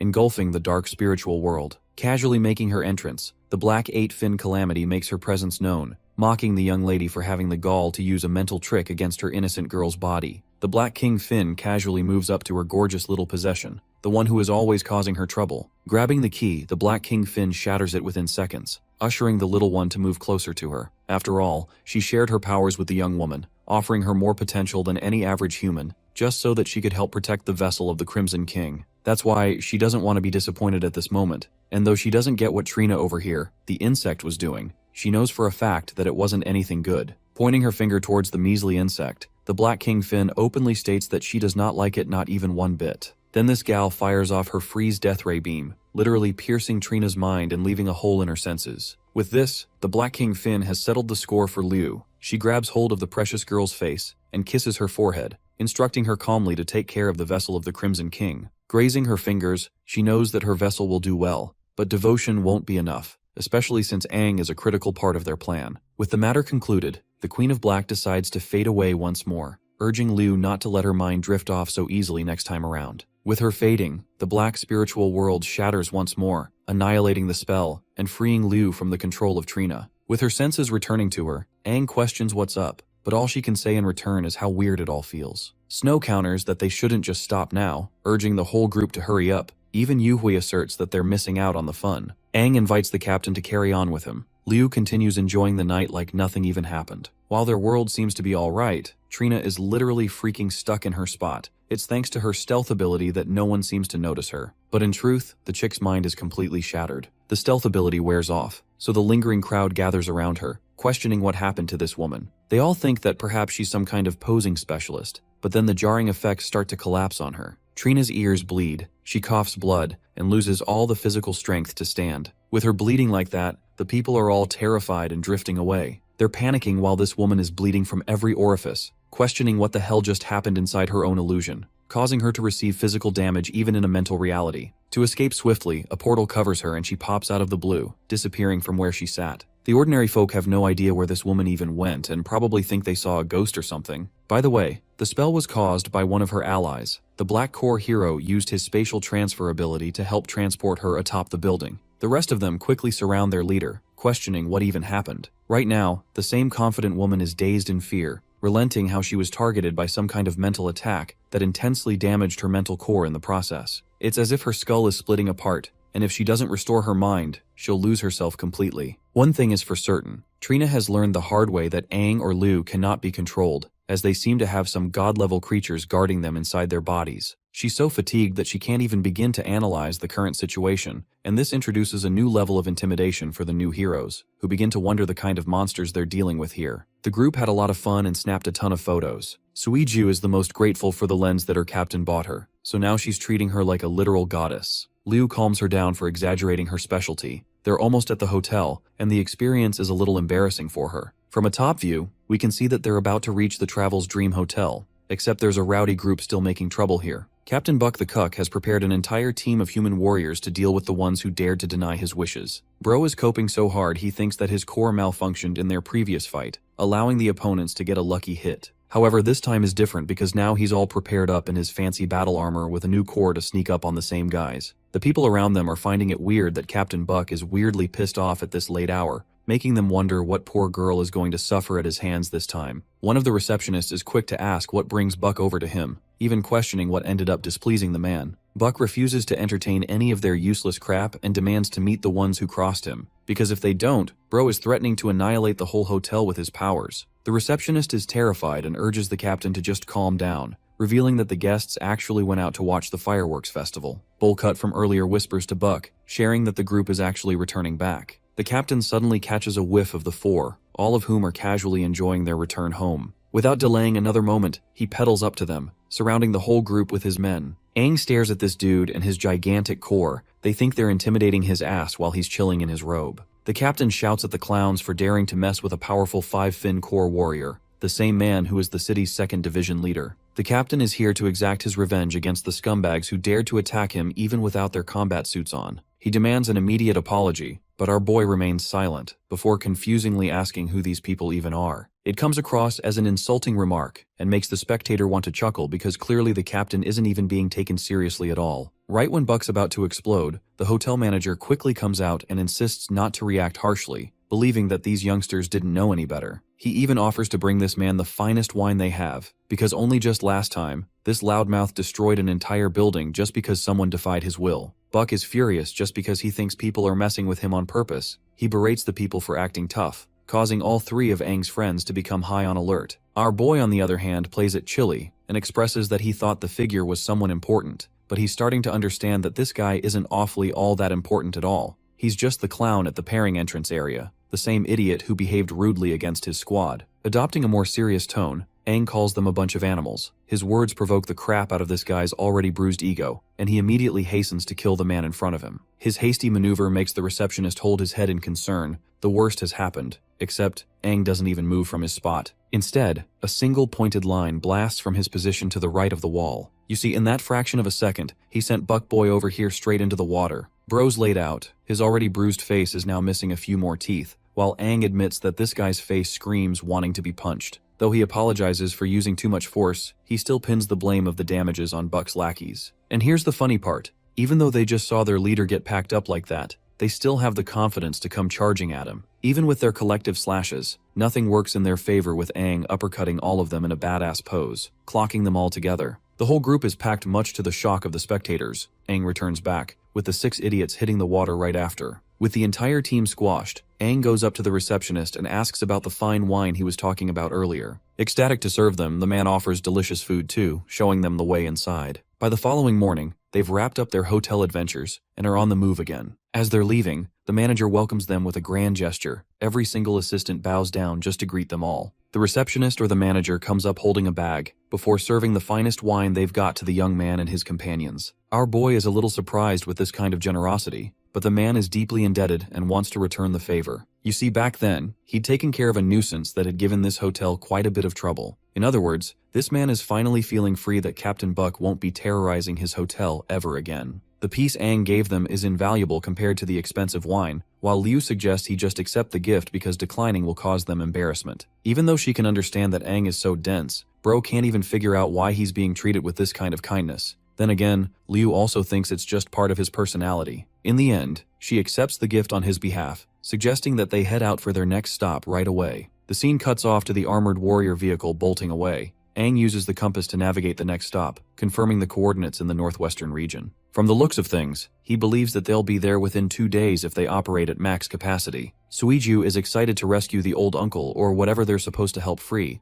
while Liu addresses her and shares that the Sunset Tower is supposed to be the new king's crucial stronghold for holding down Dexia. The risks involved are not a joke, which is why from now on, they need to get serious and completely get rid of their playful attitude, as the situation calls for it. Suiju perfectly understands the instruction without any objections, vowing to do her very best to help Aang and his cause. Even Snow is happy with that mindset, while our boy wonders how Dexia must be holding up right now, hoping to free him soon enough. Interestingly, just 30 minutes ago at the Silver Moon City Signal Tower soon after our party left, the 4 new heroes stood observing their vehicle. Trina remarked that this group is indeed headed for the Sunset Tower, and the fact that she herself was wounded twice confirms all of her doubts. These people are the same individuals who are responsible for slaughtering Dylan and Leo, further pissing her off. Having heard that, Kokoxi is alarmed, while Barus recommends that they quickly ambush the group and collectively take them out. After all, Kokoxi can use his instant teleportation to confront the group. However, Lusan is surprisingly in no need for a rush, suggesting that they tend to Trina's condition first. Her mental injuries are so concerning that she still needs an entire day to recover her health. But Kokoxi is fine with that timeline, as he's already stamped his mark on their vehicle. Since he's able to manipulate space itself, they'll be able to catch up to them soon right after Trina recovers, and their team is back to full health. Lusan is arrogant in his stance, expressing that Aang's team is absolutely clueless for the horrors that are going to welcome at the tower. Shifting the focus back to the main party, their travels continued, journeying several different lands, until 2 whole days passed. The vehicle coincidentally runs out of energy crystals as well, so they need to walk the rest of the way from here on out. From many miles away, they can see the glorious stronghold known as the Sunset Tower. At once, all 4 of them are startled by this unique and discomforting aura, one completely filled with bloodlust. But most importantly, Liu remarks that it's also drenched in peculiar sadness as she gazes at the tower. All 4 of them demonize on the spot because the fight from here on out is going to involve them at their best. The gang is looking majestic as ever, with Aang suggesting that they hold tight against each other. The first thing they notice is the eerily quiet environment, with Snow being able to sense waves of malicious intent from a distance. It's as if the same entity has been here for a long time because the malicious intent has no purpose. Aang concludes that it's actually madness itself, a will that resides in chaos. And underneath the structure of this madness, there's a creature drenched in suffocating sorrows. The feeling they're experiencing right now is no different than confronting a demon wave full of high-tier monsters among their ranks. Suiju is the first to ask why they're incapable of seeing anything for that matter, because there aren't any signs of demons here at all. Aang shares that it's not about the demons, it's something else. Ever since stepping foot in this area, he questions if his friends have seen even a single creature roam about. There aren't any birds, not even lizards or ants, not even things like plants. In other words, whatever this place is, it's most certainly devoid of life, a literal dead zone. With the group startled, Aang remarks that it's the embodiment of deadly silence. Oh, but then it finally happens. From within, that silence shoots out tendrils of violent blood-red energy, surging to come catch them. Aang realizes that the energy is targeting them, which means the environment must have sensed their arrival. Snow is the first person who notices the same tendrils making their way from the ground, urging his group to be careful. Discarding their earlier strategy of staying together, Aang instructs his group to scatter immediately, causing them to focus their attention away from the volcanic outburst of violent aura. Liu and the others are on one side, while Aang is parted on the other. The violent energy refuses to subside, and in fact, an incredibly terrifying roar disperses from within. This kind of insane energy level is so intimidating that Aang compares it to equal or even stronger than Liu's strength, and when it comes to raw quality itself, it's leagues above. The energy pool surging up with crackling electricity refuses to let go, while Suiju takes notice of a strange silhouette emerging from the column of red, questioning what it's supposed to be. The energy slowly disperses, revealing a monster that is never seen before. This creature is revealed to have some kind of demonic human body, barely resembling anything sane. The horrific face is one you'll only see in horror movies, enough to scare the crap out of Snow, Liu, and Suiju because of the monster's godlike strength. Liu urges Aang to move the hell away since the humanoid creature is supremely powerful, and if they don't attack together, they'll be in trouble. But something's keeping our boy paralyzed. It's not fear, but confusion and shock. He's completely speechless while his teammates question what the hell he's dazing out for. This allows the humanoid demon to charge up a powerful roar, sending ripples so massive that they push back even the likes of Liu and the others despite their recent evolution. When she focuses her attention towards Aang, our boy is standing at the front, completely unmoved from his position while withstanding the full might. Instead of turning around, our boy walks up to the heinous creature, and finally having the will to muster a few words, hesitantly mutters Dexia's name in pure agony. Yes, the friend that he came to free from the Sunset Tower just so happens to be the entity that haunts it. Watching his friend in such a condition has him gagging in sadness, while the others are shocked that this has become the remains of Dexia,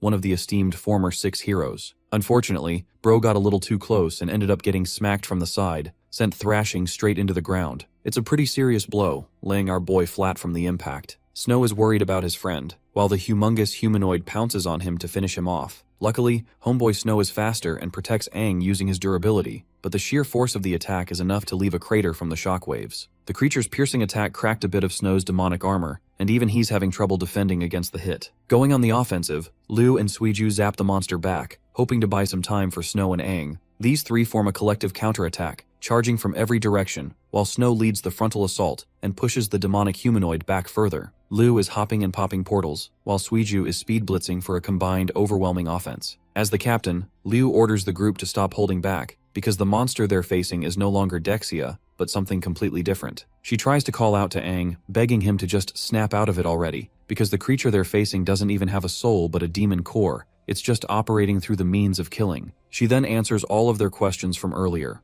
The reason they didn't see or detect a single life form up until this moment is exactly because this monster has killed and devoured everything. The place is filled with dreaded silence, as the creature consumed all life. Aang hears Lu's words while she's so distracted that she nearly gets hit by one of the attacks. The captain dodges the windswing and orders the group to spread out fast, drawing distance from the demonic Dexia. Confronting him now is Aang, all alone, this time no longer dazed by any feelings holding him back. Like a mindless killing machine, the creature lunges towards Aang at full ferocity, while the other three scatter around. Aang's friends are trying to reach him, hoping that he doesn't get hit this time, while Murder Machine Dexia is seconds away from impaling our boy's chest. Liu can't even stand watching the bloodbath that's about to occur, and right as the pincer is about to touch Aang's neck, this man takes the controller and locks the hell in, delivering a nasty gut punch for this ugly bastard to remember. His uppercut launches the demon straight up into the air, only for the creature to topple down and crash seconds after. Aang's friends are worried, while he understands that the moment he locked eyes with the creature, he had no doubts that it was him.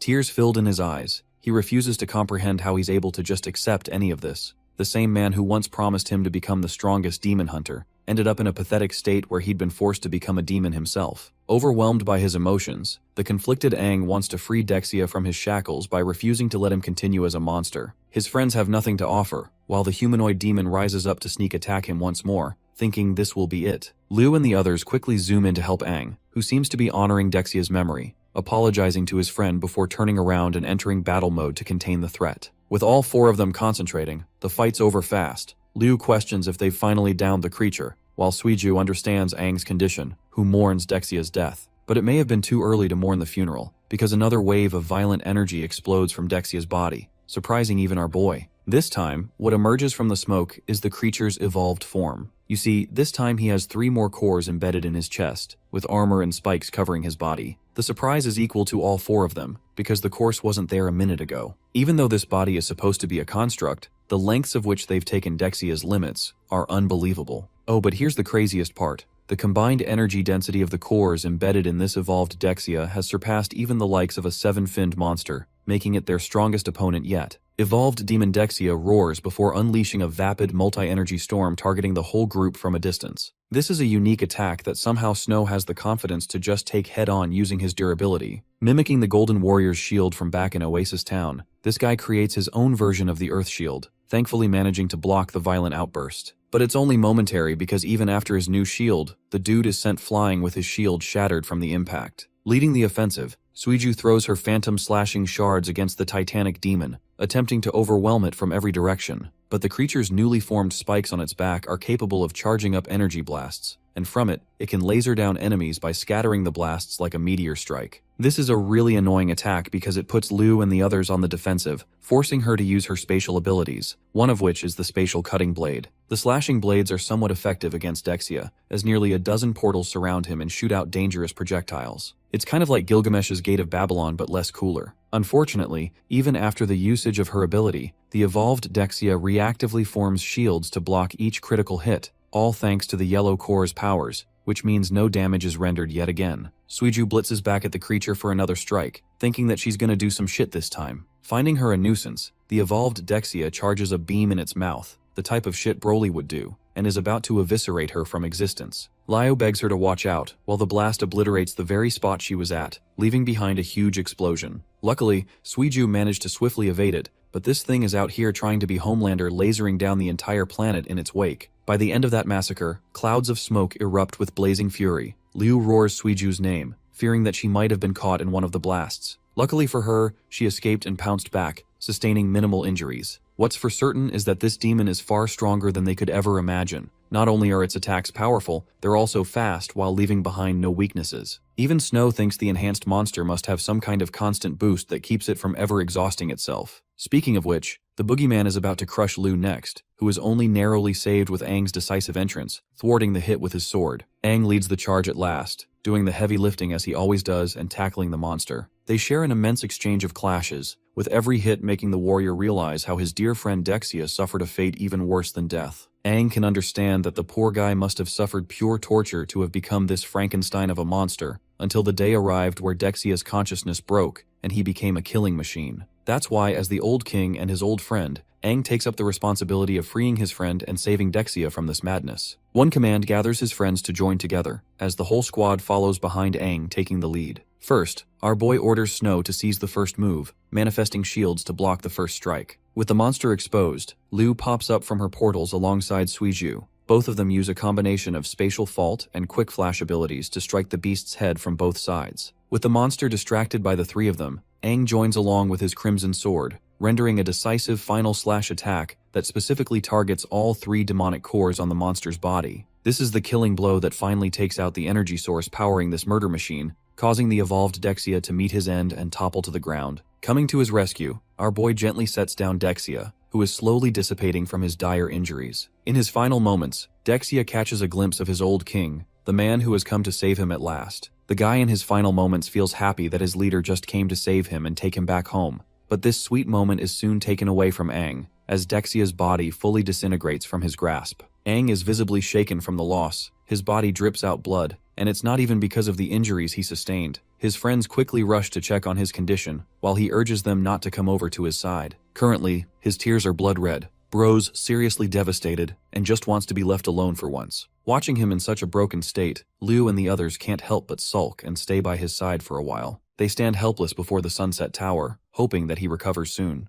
Aside from them, some hundreds of kilometers away from this distance, space itself warps around and creates a huge portal of black, indicating that it's Kokoxi's spell. From within the portal, 4 trails of figures shoot out, descending down with roaring speeds, Barus being the fastest of them. Right after reaching below, they take a sharp cut and laser ahead in the direction of the Sunset Tower. Of course, the 4 heroes are flying now, since they've got nothing to lose and are hot on pursuit. Barus asks the Black Core warrior if he's certain about the team's location in this direction, to which he takes major offense to. Kokoxi assures them that they're not too far off, and it appears that their auras are already scattered in a fight against the entity. Trina understands that the fight against the modified 3-core demons couldn't be so easy, but senses that they have defeated the threat, which means these guys are far stronger than they assumed. Lusan isn't afraid but ecstatic. He thinks that they're fitting to be his opponents if they manage to take down a threat like that, and he's been meaning to have a fight like this in a long while. Trina urges this clown to put aside his battle thirst, because right now, they need to make sure the situation is resolved before the new king has the chance to come out of seclusion. Because the moment that man discovers that Dylan and Leo's murderer are out on the loose, he's going to wreak havoc upon all of them. So it's not out of duty but fear these cowardly heroes are operating against. But anyway, they're laser sharp in the direction to hopefully slaughter the team of 4 and satisfy the rage of their king. By the way, Aang and his friends decide to build a mini tomb for their fallen comrade Dexia before continuing their journey. Now that he's composed himself, he's fine with confronting the tower,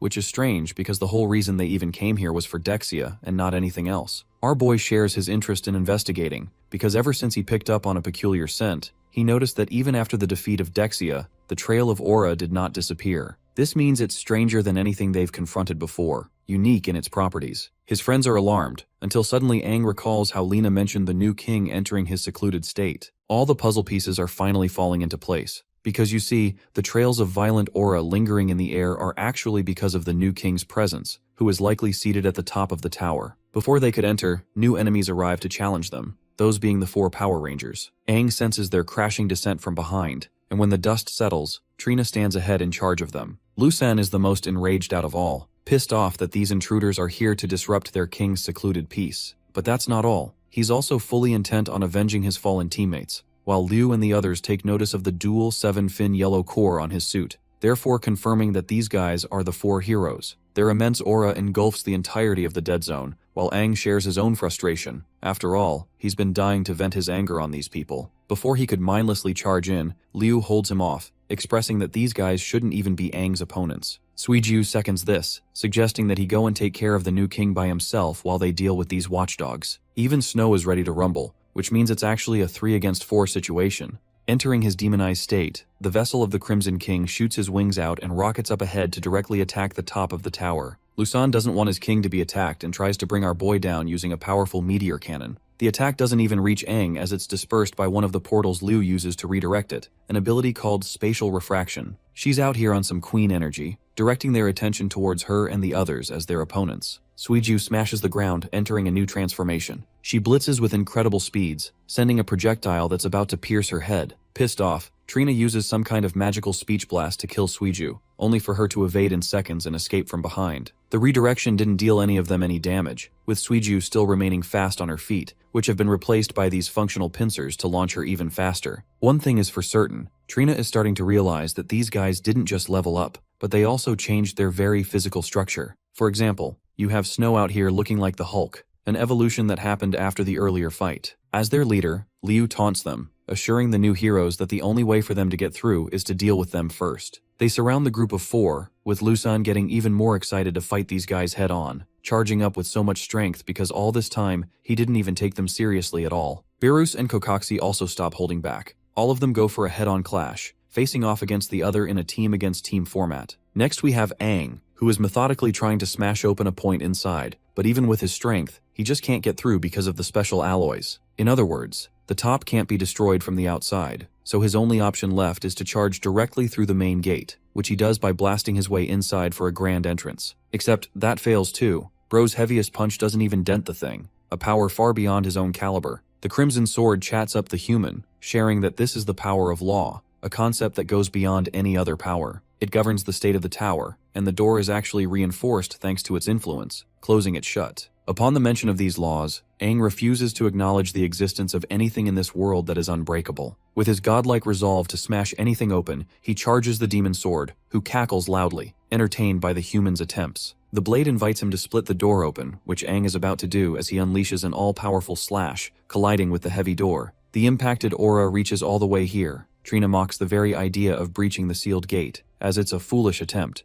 The gate has been personally reinforced and sealed by the new king himself after all. Oh, and by the way, when the smoke clears, it actually seems like the door came out unscathed again. But apparently, parts of the Crimson Sword interact strangely against it, spreading its lightning energy all across and over. A kind of demonic determination comes over to Aang, who roars the damn thing to be cut down. And what do you know? This man actually freaking succeeds. Bro is actually built differently, stunning the likes of all 4 of the new heroes, who can't seem to fathom how this man capably tore apart the door. Liu is feeling proud of her boy and taunts the new king for being nothing special. She directs everyone's attention to focus sharp, because the gate's already open, which means they need to make sure these guys don't disturb Aang. The 3 of them bolt ahead to fight the 4 heroes. Beerus is frustrated yet understands that they're dangerous, so he wants his friends to kill them first. Trina feels a personal betrayal and declares that she won't allow anyone to disturb her king's peace. With the door put down, our boy sets a foot inside, and the first thing he notices is a bunch of red magic circles all around. Our boy is startled by what he sees, because just up top, there are countless scribes of magic. Judging by the dome's height of a few hundred meters, he quickly deduces that some kind of spatial folding tech must be used to make the interior several times larger than the outside.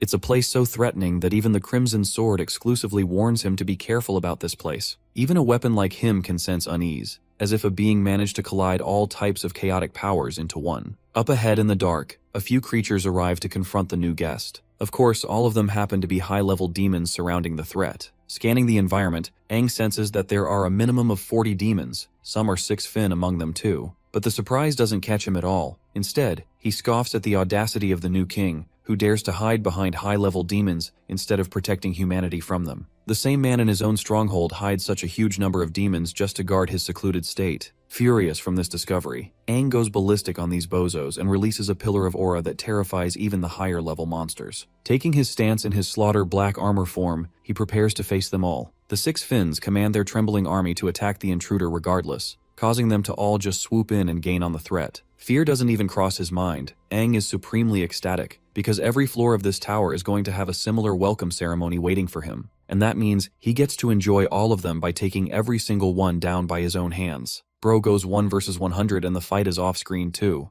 Anyway, we return to the dead zone outside. Snow's on the back foot taking all the damage on behalf of his team. Things are not looking good for the homeboy, and he's pretty badly hurt. But he doesn't want to give up, relenting that even if his opponents are the new heroes, he'll chew flesh right off of them. Talk about a cold line. Trina admits that these 3 are actually pretty strong to hold their own against the United Party. However, her main focus is still on the pest who slipped past them and got inside the gate. It provokes her, so she orders her group to stop playing around and show their full strength. And remember guys, these guys can transform too. All 4 enter their demonized states, and if Liu's party couldn't even handle their base forms, Just think about what's going to happen to them now. Trina has several spikes jutting out of her head and body, alongside a newly gained Phantom Scythe weapon. This is her dual-core demonic form, whereas Lusan gains a mammoth warhammer for his weapon, looking like some kind of budget ugly Thor. Up third is Barus with his Rending Fang weapon, and I can't like bro's design is actually pretty scary, probably the best one of them all. Finally, there's Kokoxi, who has gained the Scepter of Space-Time, and I guess a mouth to give him some personality this time. Liu watches in horror because the energy density of the heroes has increased far greater than they imagined. She thinks this is the end of the line for them and their support for Aang.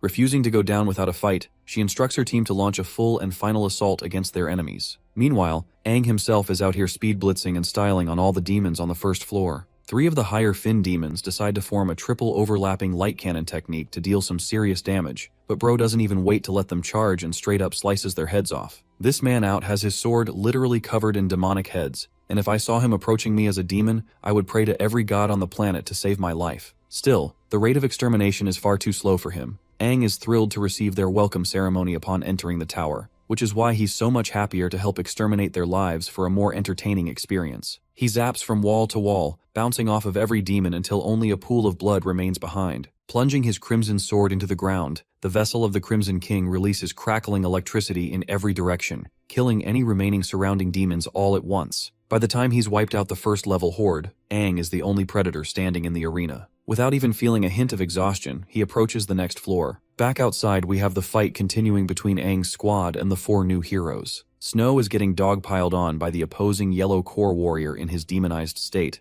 launching him straight into the crater. While his friends are out here fighting for their lives, Aang is having a much easier time wiping out the second level horde, finishing up the extermination on level 2 as well. Liu worriedly shouts to check on Snow's condition, but forgets the fact that she's got her own enemies to deal with. For example, Kokoxi just opens a portal from behind and nearly catches her off guard, only for her to defend at the last moment. Our boy ravages the 3rd floor demons, vanquishing them by the time Liu is holding her own. As the fight goes on, she can't help but wonder why her body is beginning to feel heavier and even slower than before. Then it clicks. Purple trails of magic can only indicate one thing and one thing only. Trina has been casting a debuff ability on them from a distance, playing the part of a support. This hallucinogenic poisonous fog skill is making movement a hassle for the already pressured party, while Trina is enjoying the sight. Aang's tower ravaging experience continues with him obliterating past another level. The fight outside is a destructive mess with Suiju blitzing around and evading as much as she can. But even her fast reflexes are getting slowed down thanks to the effects of the poisonous fog. Barris takes notice of this decrease in speed,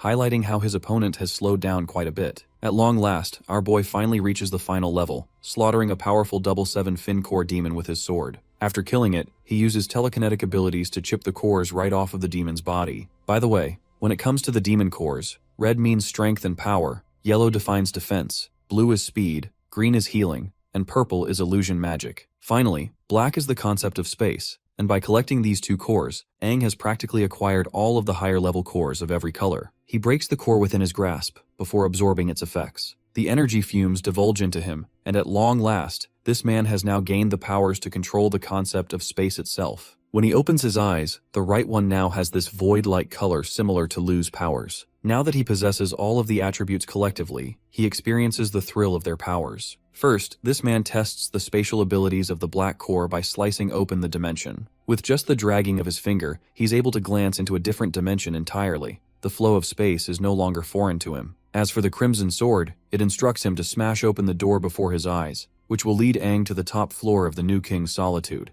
However, his senses quickly drift back to his friends, who are fighting outside on the battlefield. Aang can tell that they're in a pinch. I mean, Snow is out here about to get turned into a sticker with that warhammer. Lucan is enjoying the experience, commenting how his opponent can no longer open his durable shields either. Dealing the critical final blow, he descends his hammer with all his might to turn Snow's head into red paste. The hammer is seconds away from connecting with Snow's head, until suddenly, the world stops. Time itself has ceased to function. There is no movement except the one emanating from the Sunset Tower. This is thanks to Aang as well, who uses telepathic abilities to communicate with his friends to assure them that he's collected all the colors. He also shares that he broke the barrier of his ultimate evolution and fused all of the cores, but his own evolution isn't the only thing he cares about. Instead, he wants his friends to experience the same thrilling evolution, so he causes their cores to react to his powers for another unprecedented upgrade. Snow, who is still on the ground, is the first to reach this evolution. He peers open his eyes, only to enter a space of complete black.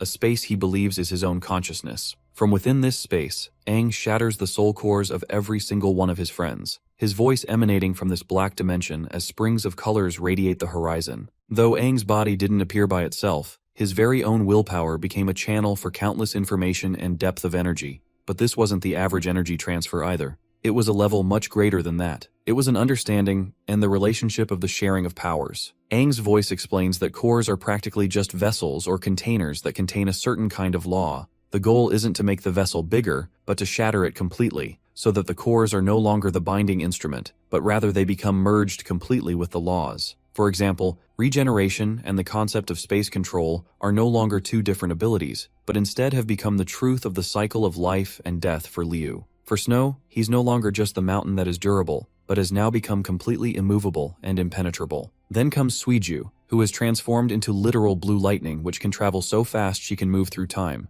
She has now conjured the speed of the Flash, being instant and incapable of stopping. With this merging, Snow, Liu, and Suiju all have their cores bulging and shattering. The cores are replaced with a spiraling energy called the Origin Vortex. For Liu, it is of the green-black affinity. For Suiju, it is blue. And for Snow, it is yellow. The same Snow who is defeated on the ground heals his wounds out of the blow. His ever-changing vortex pools out a depth of energy that grants him this armored state filled with energy covering him at all times. All three of his friends trigger their final evolution, forming a column of light shooting up the horizon. When time returns to normal, Lusan's warhammer is inches away from Homeboy's face and returns to motion. But even at that distance, Snow gains a reflexive ability so fast that he blocks the weapon, stunning his opponent. Lusan is at a loss for words while Snow gets up without question. The look on this guy's face tells you everything about the shock he's experiencing right now. Snow experiences brimming power from within. His body is marked as if he were a god, a perspective of power given to him by his friend Aang. Holding the mighty warhammer, Snow starts to tighten his grip before shattering it like it's a fragile piece of rock. Having crushed the hammer, Lusan is still processing his shock, while Snow hammers a punch so hard that the earth itself rumbles in terror. Bro's punch sends this dude straight to his funeral 6 feet under, while the remaining hero party is baffled by what the hell just happened. Snow, who is looking like he belongs in Asura's Wrath game, no longer possesses a core that shocks the likes of the heroes. Trina doesn't even get what's up with this guy's aura, which is so different. She knows they have to take the initiative and lead the attack. But what good will that do when a blade is already next to her neck? You see, Suiju has literally become speed itself, mocking Trina's sorry attempt to slow her down. She confidently holds the support of their group down, while Barris can't understand what changed all of a sudden with Aang's party, as it's a completely different kind of energy fluctuation. Kokoxi chimes in and tries to activate his spatial abilities, but to his very own shock, Bro can't even manipulate the nodes of space anymore. It's as if space itself has been sealed shut from him using it. That's because our bad bitch Liu is up in the skies, possessing the administrator's access to it. She now controls the concept of both life and space, which means it can only be opened according to her will. Next, she gently points towards Kokoxi, before eradicating his very body with a spatial warp point around him. The guy screams with his body rupturing apart. Back to the top floor, we finally have Aang's side, who is walking through a domain of black, surprised to see that there's nothing around, unlike all the other floors. Just up ahead, he sees the origin vortexes of all the elements before his eyes. They're exhibiting insane amounts of energy fluctuations from their positions. Our boy is starting to get tired of playing around and suggests that the new king just come out already. From the other side of the vortex cores, a figure remains silent. The vortex cores start to spin around ferociously before colliding into each other. The collision releases an energy shockwave so powerful that Aang has to block it with his sword, as the top floor of the Sunset Tower erupts with incredible waves of pressure. Even while he's being pushed back, our boy can't seem to fathom how even the strongest version of him right now is being pushed back by this kind of energy fluctuation. On the other side, in this now white space of white, a figure emerges after the collision of the vortex spheres. This figure is actually quite similar to Aang's image, a man covered in gold and black with a vortex core pattern of his own. Lazarus, the new king, opens his eyes, inquiring if the man he's facing is the former king hero of the past. The golden new king descends down to meet with the old king. Aang embraces the new king, but then a sudden shock comes over him. He can't even speak his words because, you see, he knows this person. Back when he was a king, Aang always used to meet a kid called Gale, who snuck in his throne room at times. That's the same Gale now, but it seems that the new king isn't pleased with that memory. Lazarus confirms that it's truly Aang with this memory callback, and questions why the old king is here at all. After all, half a decade ago, Aang as the old king made the decision to enter the ancient king's monument and was eradicated alongside it. From the looks of things, Lazarus can sense a different change. He can see that the only reason the old king survived is because he now harbors a being that is completely different. It's through power fusion between two beings that he's now standing before him. Regardless of that, Aang is overwhelmed by his emotions and roars at Gale for turning Dexia into such a pathetic state, or why he's even siding with the demon race to begin with. It just doesn't make any sense, but Lazarus fires back, questioning if Aang has any right to even judge him in the first place. The name Gale doesn't even hold value to him, as Gale was just a boy who stood behind the old king and always worshipped him like a god. The kid died 50 years ago as well, the same day he saw Aang abandoning the world and dying in the ancient king monument. Overwhelmed with emotion, our boy tries to explain that he never wanted things to end up that way. Power isn't what he desired to begin with, but he can't explain everything as he is. Lazarus refuses to hear an explanation, painting a picture of the horrors that humanity had to fight against soon after Aang perished. The world had ripped itself open. Right after Aang's disappearance and humanity's loss of its hero, church factions rose up from the shadows, seizing control of all the governments, and manipulating the fear of demons to further and upsize their own agendas. After gaining tremendous following, the power of the church willed the world and became an authority. The popes were hypocritical and even had the gall to consider their own power as divine, all just to make it seem like they were eradicating demons. They were interested in eliminating any traitors or non-believers, and for the people who did believe in their path, they were exploited to no end. Humanity edged out its struggle for survival, but demons weren't the only problem anymore. It was the tyrannical methods of the church too. To put it bluntly, that's the kind of horrific reality that Aang left for humanity to deal with. His words stifle our boy's determination, who expresses that he'd been searching for a method to kill the demons once and for all. He desired a strength in the monument so that he could help the world. So this outcome was just never his intention. But Lazarus is far overwhelmed by his own pain, and roars at Aang for being reckless in his approach. Back then, countless people warned him and begged him not to go. They pleaded the king to not abandon humanity. But Aang, the strongest and unquestionable strongest warrior of the world, still ventured forward without listening to a single voice. The righteousness resulted in his own slaughter. Lazarus declares that it was a fault that ruined everyone else's lives too. Just after his death, the old 6 heroes were either wiped out or slowly scattered apart. Among them were Dexia, who wanted to protect the old king's legacy, but he actually went crazy and became a murderous machine. For any of the followers that respected Aang to such a level, those same followers came to hate the old king for his actions. The final footnote? The same king that defined his era also became the person who ended his own era. Those words of Lazarus are merciless and overwhelming, letting out an exhale. This time Aang speaks with calmness and patience. He agrees with Lazarus for calling him arrogant, for not seeing through the consequences of what would happen in his absence, for believing that he could solve everything. As a result, his choices lead to his own death, and the world plunged into pain because of it. However, that is also the saving grace, because you see, Aang declares that he has finally returned, and if he's the one who sowed the seeds of chaos, then he'll be the person to end the harvest as well. Pulsing with energy, Aang declares that he'll rectify his mistakes, that he will rescue humanity for good, that he will annihilate the demons for sure, even save them from pretend god figures like the new King Lazarus himself. Hearing those words, Lazarus finds them a mockery. Sure, memories of the past quickly lighten his senses, how the boy always revered and trained under Aang. Lazarus just doesn't agree with the idea that a king can leave whenever he wants and then return at a later point. His own pain is so overwhelming that he just can't forgive Aang for the suffering he made him endure. In fact, the new king ushers that the current world doesn't even require Aang's help anymore, which means the talking session is over now. An energy beam sprouts from his back, forming a ring of 6 cores. Lazarus summits his position as the new king, the one who will bury the old king dead in the past. Aang frankly says that he doesn't give a damn if there's a new king or the old.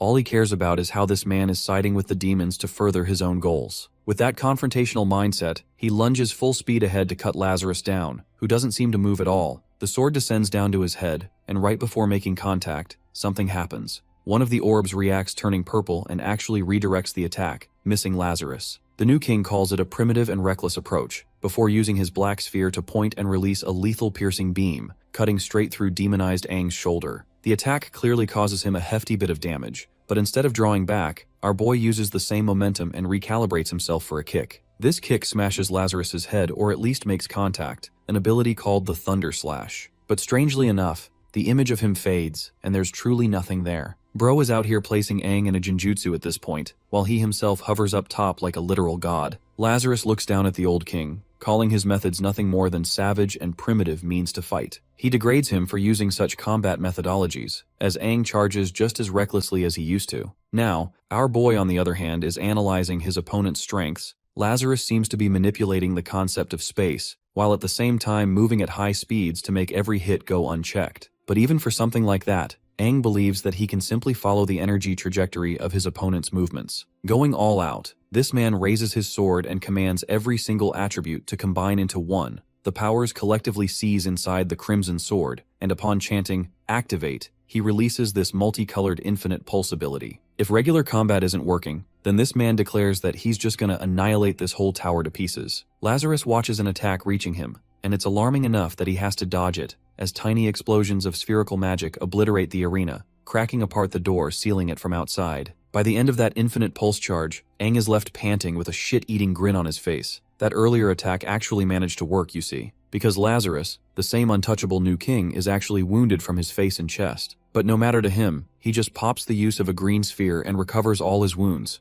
though it surprises him already that Aang managed to significantly wound him in the first place. Our boy is shocked that this guy can even manipulate the regenerative powers of the green element, even though people said that he was supposed to be just a triple-core warrior. Lazarus goes on the offense, intrigued by the power of all the attributes, but he too has a different power, a response that shows his way of omnipotence. The energy spherical ring propels in a magnificent size. Aang is baffled how a 7-fin core is capable of manipulating all 6 attributes at once. Things are not looking great for him, and even he knows this next attack is going to be difficult to block. Oh, and by the way, Lazarus's next attack is literally called Godhood, just to paint the picture of how strong it is. It creates these ripples of golden energy. They reach their way over to Aang, who doesn't know how to react, and in the end gets caught up by the full crushing weight of the attack. It does a number on him so bad that bro is flinging across the arena like a Looney Tunes character. Lazarus is covered in this seismic, untouchable aura of energy waves, while the old king is put on the ground with a hole in his chest, completely gassed out from his wounds. Lazarus taunts Aang for calling it the power of all attributes when it's nothing more than a mockery of his strength, because he is the one who has truly merged with the attributes themselves, a way to signify the gap between the weak era of the old and the new generation. Towering over the old king, Lazarus roars that his powers are far superior than his and is moments away from killing Aang. But then, right as the attack is about to connect, a crimson energy starts to pulse from his body. It's an energy shift so violent and dark that even the new king is terrified of energy to dash away from touching it. Lazarus didn't expect this kind of change, and peers his eyes open on a kind of power he's never seen before, the kind of power that is filling up the arena in its rage. At that point, the Crimson Tide laughs, filled with excitement of the king's aura. He who is the god of all the demons and is the strongest devil of all, seizes control of Aang's body, sealing all of his injuries. And then that same pool of red energy turns into this siphoning sphere of black. The white space of godhood is covered from top to bottom of this new aura, a way to signify the shifting of power. When Lazarus looks back at the creature responsible, he sees the malicious smile of the Crimson King, the being who is curious to know if this new king still believes his powers are above his own. With his own telekinesis, the Crimson King catches his sword in an instant. The sword ecstatically welcomes his king, having missed its original master. Lazarus takes a moment to understand what happened. Now he can finally understand why Aang always had a terrifying power brimming from within the moment he stepped here, as if it wasn't even something of this era. This is the same reason behind the survival of the old king, the creature whose legendary existence harbors his body. The Red King Finn merely savors the moment, confirming Lazarus's assumptions. But the new king isn't worried, believing that this demon is just bound by the vessel, which means he's also incomplete. Lazarus is curious to test the powers of the incomplete Crimson King, so he casts a spell called the Purple God to match him blow for blow. This spell grants him a sword, a way to challenge him one-on-one. Despite the Red King Finn's thirst for battle, he's intrigued with this fluctuating aura. You see, the weapon Lazarus has right now carries a similar power to the Purple King Finn's might. Now it makes things easier to understand.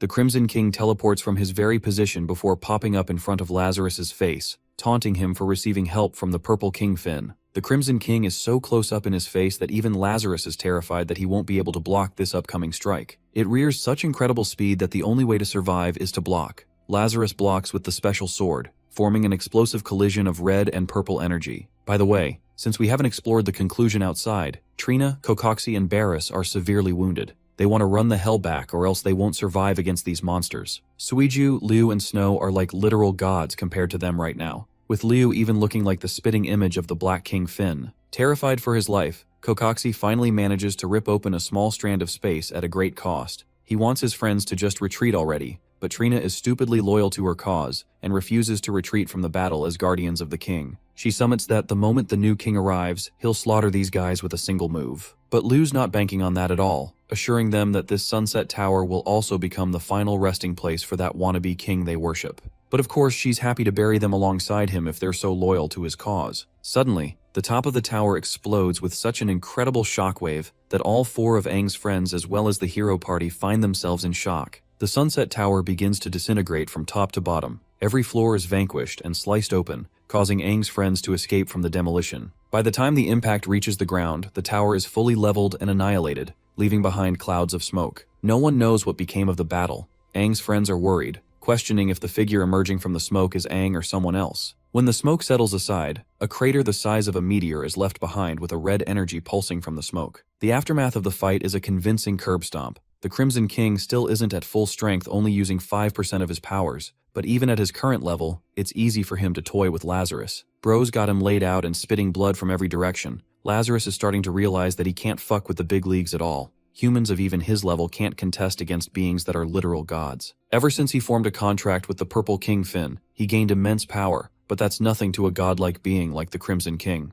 From this current position, the Crimson King spots this guy's chest. Understanding what's going on, he can tell that the Purple King Finn clearly used a demonic offering contract with the human, which means it must have cost Lazarus something far too precious. In a way, it excites the Crimson King, because resting within Lazarus's body is the final piece of the puzzle, the part that the Red King Finn needs to force Aang's evolution as a vessel that he can fully control. Trina watches in horror and shouts in concern for her king, questioning why his aura has become so faint. And then she shares the Crimson Devil standing atop of him. Suiju clocks it immediately that it's 8 Fin Aang, or in other words, one of the King Fins. The Crimson King stands up and scans the surroundings, realizing that his presence has already been noticed. Oh, but you see, it's not Aang's friends he's worried about. Several different limbs start to cut through the dimensional space, ripping it out to expose the eyes of the remaining King Fins. They're all so powerful that their very presence leaves the evolved friend group of Aang shuddering. They're about the same level as the Crimson King too. Their eyes peer directly towards their companion, who seems to be enjoying himself on the battlefield. The Crimson King smiles at them, voicing that he's going to be with them soon. It's only going to take a while. As for Lazarus, who is laid out T-posing on the ground, Bro just wants an easy death at this point and wants to be killed. But for some strange reason, the Crimson King conveniently states that he won't be offering the insect any further attention. Suddenly, white lightning exposes out from the inside, surprising the King Finn, because this energy source implies that Aang is actually fighting for his life to take back control. The Crimson King is okay with that, and decides to return the boy to his body firsthand. In mere moments, the armored demonic transformation fades as if it were blood, spilling away from Aang. He is now de-transformed, while Lazarus is shocked that Aang has only just taken control, berating him as a coward for hiding in the shadows from their fight. He doesn't want this guy anywhere near him and orders Aang to go, but our boy is out here mogging straight up with that majestic hair and jawline. Lazarus tries to use the same Frieza Death Ray beam technique that he likes to spam so much. The beam doesn't even reach our boy and instead gets deflected from his base form, annihilating the ground nearby. Our boy's hand appears to maintain some kind of demonic claws mixed with white lightning. Charging it, Aang fully slams the arm directly into Lazarus's chest, causing him to scream in agony. The pillar of energy spills out, torturing the compromised new king and symbolizing his fall from might. Aang's friends are worried, while Trina is crashing the fudge out and tries to go and rescue her king. The rest of the King Fins watch this conclusion with peak interest, as white lightning crackles everywhere around. Now that he has defeated Lazarus, he intends to seize the power of the cores that surpasses even the might of the 7 Fins. Lazarus continues to suffer in agony as the core is ripped from his body, until eventually Aang shatters it and rips his very heart out. It's a brutal scene and a forceful seizing, while the Crimson King orders him to manipulate ultimate control into the most perfect version of himself. With Lazarus slaughtered, our boy holds the power of the all-attribute divinity orb in his hands. If he just absorbs this, he will become the perfect vessel for the king, but then the pleading of his friends reaches his ears, who beg him not to use it. Liu can sense that something's seriously wrong with it, so she doesn't want him anywhere near the attribute crystal. Our boy patiently comes to his senses, but the way he's looking at the King Fins right now, he knows that this fight's only just the beginning of a long journey ahead. Even with the bad feeling he's getting about this, Aang clasps the orb and presses it deep inside his chest, entering his penultimate final evolution. Before we taste an experience of his final evolution, let's go back 100 years ago in the year 3069. The people of the city were peacefully walking about when a giant shadow suddenly cast over them, making them wonder if this is all because of a solar eclipse. But no, not really, because one of the average dudes looked up. Bro's face shuddered in horror. High up in the sky was this cubical, almost alien-like red box coursing with red energy. That happened in Country M, because a similar black spaceship box also landed in Country D. A green one landed in Country B, a blue one in Country R, yellow one hovered over Country N. until finally, the purple one hovered over country Z. That same day, humanity was exposed to a world-ending disaster. The creatures that they would later formally call as the demons, but those same demons already gushed out from each tube in unending numbers. Just look at the size of them flooding out like a waterfall. Humans were not ready for this descent, and that day is still mourned as the day of the destruction of humanity, as the demons slaughtered and massacred the cities. The same peaceful and calm cities now only knew havoc, explosions wreaking out at every moment. Hovering on top of his red core ship stood the Crimson King watching it all. He didn't seem to have any interest in partaking, and merely glanced at the destruction of the country with visible non-interest. His ever-so ecstatic lover, the Black King Finn, reached for him and stuck out her arms, explaining how 4 of them already had made an alliance before the attack. The Black King Finn also expressed that it appears the other King Finns have no idea about her special relationship with him. This girl is a simp pro max for this Gigachad demon. She told him how they wanted to string her over to their side, explaining how the moment they would settle on Earth, they would collaborate together to find a way to get rid of the Crimson King. With clearly all odds stacked against him, she cooed and wondered if her king was terrified at this news. Instead of being afraid, the Crimson King taunted that the only way for any of the other King Finns to defeat is if they all managed to work together. This is actually the most clever strategy for taking out an unmatched being like him. The Black King Finn was curious, and really wanted to know what he would do from here on out, because it's going to be really tough to safely defeat 4 King Finns at the same time. Oh, and by the way, it's here that we learn that there's some kind of being that surpasses even the King Finns, because they're the ones who sent them to Earth for this mission. The Crimson King fully understands that the goal here is to discover which one of the King Finns is the last one standing, and upon their return, these same King Finns will be forced to take on even more difficult missions to prove their worth. To him, he could understand that this was just a test for the 6 of them, because there have been other squads sent to other planets as well, the ones that are experiencing the same kind of situation. Their own group just happens to be the best of the best, but they're still nothing more than expendable chess pieces for the entertainment of the higher-ups, who only really care about universal expansion for their territories. The Black King Finn confirmed this, revealing how the higher-ups even had the gall to give this whole mission a special name. Curious to hear about the name, he asks her, so the Black King Finn declares that it's called Project Anu, and we get this metaphorical representation of the ships heading towards a black hole to face utter destruction. We cut back to our boy Aang, who is descending deeper into the abyss of strength. He has been doused in the Blood-Red King's memories, and though he sinks deeper into the abyss, he questions why he can see all of them. The explanation of Project Anu, the coincidence of the demons coming to this planet, everything that seems like it's going to end Earth, is nothing more than just a plan for expansion spanning across the universe. It truly makes our boy wonder what kind of extraterrestrial godlike beings they're dealing with, and this revelation only makes the future of humanity even more uncertain and grim. For him personally, he wonders if the path he chose to undertake was correct in the end, because now there's no telling. Aang's body withers and descends into an enormous mouth of what is supposed to signify the Crimson King's soul. The mouth snaps shut, devouring him, while he's left internalizing that this may be the only chance humanity has left. We get a top-down view of this creepy but also badass demonic skeleton too. In the outside world, Aang enters his 7-fin demonic form, with spikes jutting out of his body, before his armor is stripped away, exposing marks underneath and crackling energy. In the center of his chest is the 8-finned red core, Aang's most powerful transformation yet, giving him a completely different look. The demonic warrior lifts off the ground, leaving his friends to wonder what's going on with their old friend. They watch him hovering close to the blood-red sky, while Liu remarks that ever since he absorbed the new King Lazarus's core, she fails to sense any of his aura. This confirms it for her. The being floating in the sky is not the Aang they know at all. Their friend is gone. Instead, the being is an unconscious manifestation of a real 8-finned demon without control. We get a frontal shot of this man, and let me just tell you, this transformation looks insane. Trina observes in horror, questioning what the hell this man has now become. The 8-finned demon hovers as the only object in the sky in front of the blood-red moon. Meanwhile, Kokoxi is losing his marbles and knows they have to get the fuck out of here. He intends to use every last bit of energy to get away, terrified that they have to face that thing, especially when their king is already dead. Barris wants to join in too. Neither of them have any plans to mess around with this godlike demon. Kokoxi funnily ditches them and escapes all alone, while the majestic 8-finned demon simply lifts his arm before pointing a finger and literally ripping apart the very spatial dimension in which he tried to escape. A single point scarred the earth, with a display of power so nerve-wracking that even Trina is paralyzed in fear. When she looks behind, she sees the scarred earth as well as Kokoxi's arm ripped clean off trying to escape. Exhaling, the unconscious 8-finned demon suddenly roars a command to kill all demons. The scene takes us to Lusan, who got nuked like Omni-Man got hit by Thrag in their first fit. Anyway, that punch sent him pretty far, and the only reason Lusan managed to duke it out is because the Yellow Core specifically specializes in defense. At the time, Lusan is under the impression that the immense aura in the surrounding is actually thanks to the awakening of his king,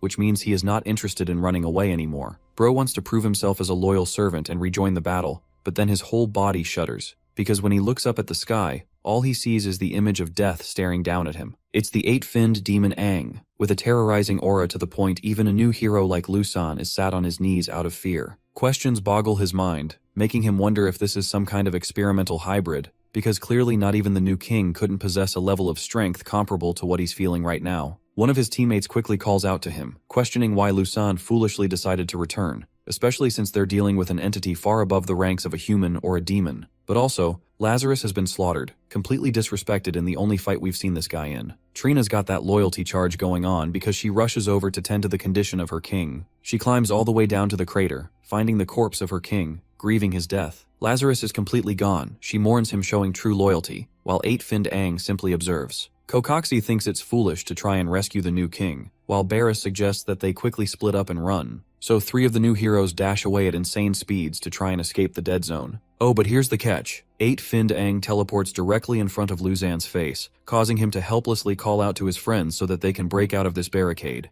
However, here's the twist. This version of Aang has become so goddamn powerful that he's literally appearing in front of all 3 of them at the same time right now. But not only that, his main body hovers in the sky, which means he's now capable of creating clones that bear immense pressure and strength. The 3 heroes figure that it must be some kind of illusion energy at play, and banking on that possibility, they try to lunge forth for an attack. Obviously, the stupidest of the bunch is Lusan with a punch. Except, Aang literally stops his full force strike with the tip of his finger. Bro's out here acting like Lord Beerus from Dragon Ball Super. That singular point concentrates enough energy to fucking sever Lusan's body in half, literally turning him into a Kit Kat. But that's not all. Kokoxi is also downed in the same manner. Barris falls shortly after. All 3 of them are mercilessly killed, and from a distance, the evolved Liu can sense that the combined powers of the purple and black cores are being used at the same time. Having absorbed every single vortex energy of each attribute, this man is now capable of fusing multiple cores and unlocking endless abilities for himself. Speaking of which, Aang unleashes tendrils of black and purple, reaching out to each corpse. Using her telepathic powers, Suiju makes a dangerous move, risking her life to communicate directly with Aang, begging him to wake up as the battle's already over. She continuously requests him to return to his friends, but the power of friendship ain't gonna do shit because this man literally speed blitzes the speed blitzer herself before slamming a god-tier slam from behind. Suiju is sent flying like this man just did a whole-ass home run with her body. Liu and Snow are visibly shocked as Suiju's body crashes and thrashes among the rubble, the impact being out of control. It's thanks to Snow and Liu's intervention that they managed to stop the sheer weight of what she had been struck with. The current Suiju is literally out of commission, coughing blood, while her friends quickly come up to check on her state. While they're busy being worried, the maddened Aang is slowly prowling up to them. It seems that his only objective is to kill every single demon. Snow realizes that this must be some kind of subconscious and deep obsession lingering in his heart. They shared so many memories together from the very moment they formed a party, but now, Liu is regretting it all, questioning if today's going to be the day they go out. Refusing to acknowledge this monster before her as Aang, Liu no longer gives a damn and directly confronts the 8-finned demon for hurting her friends. Evolved Snow is the first one to rally up his defenses, believing that he'll do the best at protecting. He utilizes one of his special techniques called the Earth Origin Unmoving Mountain, creating this interesting terrain shift that sends ripples in the ground. In response, the murderous Aang merely lifts his hand, before eviscerating the very mountain that Snow helped manifest using his best defenses. Yes, a single swing chopped all of it off and even had enough scale of damage to leave Snow bleeding. But that's not all. Aang teleports from his position, speed blitzing Liu and the others with time-stopping speed. Even the controller of spacetime, Liu, can't figure out what kind of insane movement technique this guy is using. Like a literal god, Aang looms over Snow, daring that anyone who stands in his way must be purged. He places his hand over at Snow's head, before shattering the very armor from his body, causing his own friend to scream. And angered, Liu smashes her way in, roaring that he should let their friend go. Being pissed off, she decides to stake everything into a final attack, one that is divulged in the essence of life and space at full capacity. This ability is called Space Rift Displacement, and what it does is teleport her target back to her, which she does by grabbing Snow and saving his life. However, things here are looking frightening for the party, so Liu begs them to just get the hell out of here. She takes matters into her own hands and rises up to unleash seismic spatial waves, an ability called Time Stop of her own. This creates a region specifically where time stops except for Liu, allowing her to flank the 8-finned Aang in an effort to push him up. But right as her attack is about to reach his head, This man literally breaks the time-stopping ability by reacting instantly to it. Liu didn't anticipate that, and well, the girl gets crushed with her throat in his hands. The unconscious Aang is intrigued by her usage of stopping space-time on a whim, but the voice coming from his body is actually the voice of the Crimson King. Snow begs her to stop, reminding him that it's Liu that he's about to kill. Refusing to hear those words, Aang prepares a deadly strike and aims at full speed against her body. His friends are screaming for him to stop, and shockingly enough, right before his nails reach her throat, he actually does stop. His friends are at a loss for words, while the unconscious Aang takes a second to glance at the woman he is about to kill. Liu looks at him with tears in her eyes, and that little look of hers alone is enough to paint a waterfall of memories coursing down in his head. The special moments they shared, and the times they spent being in each other's comfort. Aang pops into his consciousness at last, and rockets away from Liu out of fear of hurting his friends. His body spirals out of control, two spirits fighting for dominance, as he convulses into a mess. The Crimson King is out here with that Sukuna energy, annoyed that the existence of one special woman has caused such a strange shift. He'd already taken over Aang's body for the most part, but the faintest moment made him lose control again. Instead of getting frustrated, the Crimson King is actually fascinated with the nature of humans. Our boy finally maintains full control. His appearance doesn't change apart from his golden eyes, except Bro literally loses it the next second. He erupts with immense energy and shoots away like a missile, probably to distance himself from his friends. The current Aang flies with so much speed and energy balance that faint traces of the attributes leave a trail in his ascent. He goes all the way up, surpassing the speed of sound with another shockwave in his flight. Suiju is left wondering how this crazy guy managed to recognize Liu at the last second, gaining just about enough control to return to his senses. The captain doesn't really know what happened, but she knows one thing for sure. The fights that are rallied against Aang are beyond their comprehension. This makes Snow worried that he'll never come back, and since he's already become someone beyond their understanding, him fighting the godlike King Finns doesn't make it any better either. Liu takes a moment to reflect that Aang promised her that he would never leave this party, and though he's forgotten for a moment because of the Crimson King exercising control, she as the captain refuses to let things be, and is fully hell-bent on bringing him back. Way up in the clouds, this man towers above all, looking down at the gorgeous view. Even in a place as isolated as this one, a spatial portal stretches open, and though you may think this is Liu, it's actually the Black King Finn, who is ecstatic to see her hubby manifest at last. This same body was selected 50 years ago as the perfect vessel for the king, and today it has proven his worth. Even the Crimson King is happy, but then, his control withers once more, spilling out immense energy from the vessel, so much so that it pours into the sky and literally engulfs the atmosphere of the earth. The transformation is so metal that it can be seen from space, and when the dust settles, the majestic and gorgeous figure of the most powerful King Finn resurrects in his true form. The Crimson King cackles. He as the ultimate Red King Finn has been revived at last. The Black King Finn quickly embraces his body, expressing her love for him. It had been such a long time since she saw him fully manifested like this, and she'd waited a very long time for this day to come. The Crimson King is impressed, and shares how his vessel exceeded his own expectation. The human king known as Aang possesses a unique level of power far beyond his own comprehension, the power to refuse to yield, and undying resilience. It's the same reason that Aang managed to evolve himself several stages faster than what even the Red King Finn anticipated, dubbing him as the perfect vessel. The perfected vessel is one thing, but Aang's consciousness is now also fully surpassed in his heart, becoming a bystander who won't even have control in his own body anymore, and fully succumb to eternal sleep. Now let's discuss the counter-strategy that the Red King developed 50 years ago when the four King Finns colluded together to eliminate the strongest. At the time, these guys decided to stage the Crimson King's death to deceive the rest of the King Finns, and thanks to the 50 years that crossed, the four ended up fighting each other out of sheer suspicion, making an enemy out of their own alliance. At the current stage, all of them believe that they're capable of conquering this planet by themselves, but the Crimson King fully intends to rip them to pieces before they can even understand what's going on. That was the idea they had back then, but interestingly enough, another portal cuts open coated with purple illusion energy. A voice calls out to the Red King Finn, as a humongous eye peers open to locate the Crimson King. The Purple King Finn is shocked, utterly baffled that both the Red King Finn is alive, and that the Black King Finn proved traitorous, and betrayed them from the start. The Queen of Black greets their long-lost friend, assuring the clown that she never betrayed them because she never even swore allegiance to their plans. Not even back then, or not now or ever for that matter. She's loyal to this man. That's a keeper for life. The Purple King Finn is happy that the Red King Finn has exposed himself at last because they think that they can simply take him down together by targeting him in a team. Before this ugly eyeball could finish its sentence, the Crimson King pierces it with a beam, vaporizing the crimson clouds. He finds it laughable that these delusional folk actually think that they have an iota of a chance to fight against him. It's insulting for him to see that they can call themselves powerful like that. Instead, the Crimson King declares that he's going to slowly take them off the board one by one. Holding each other's hands, both of the King Fins begin to release their own energy, spreading it into the atmosphere. The scene cuts to the ancient King Monument, the same place where Aang disappeared originally. The Black King Fin roars for her ship to answer her call and awaken at last, and from within the ground emerges the same black tube that arrived here many years ago. The ancient King's monument for the Crimson King is located in the volcanic outbursts, unleashing literal hell where the red space shape resurrects from the lava. It's time for both their armies to stand tall. Both King Fins summon each ship lasering back to their position.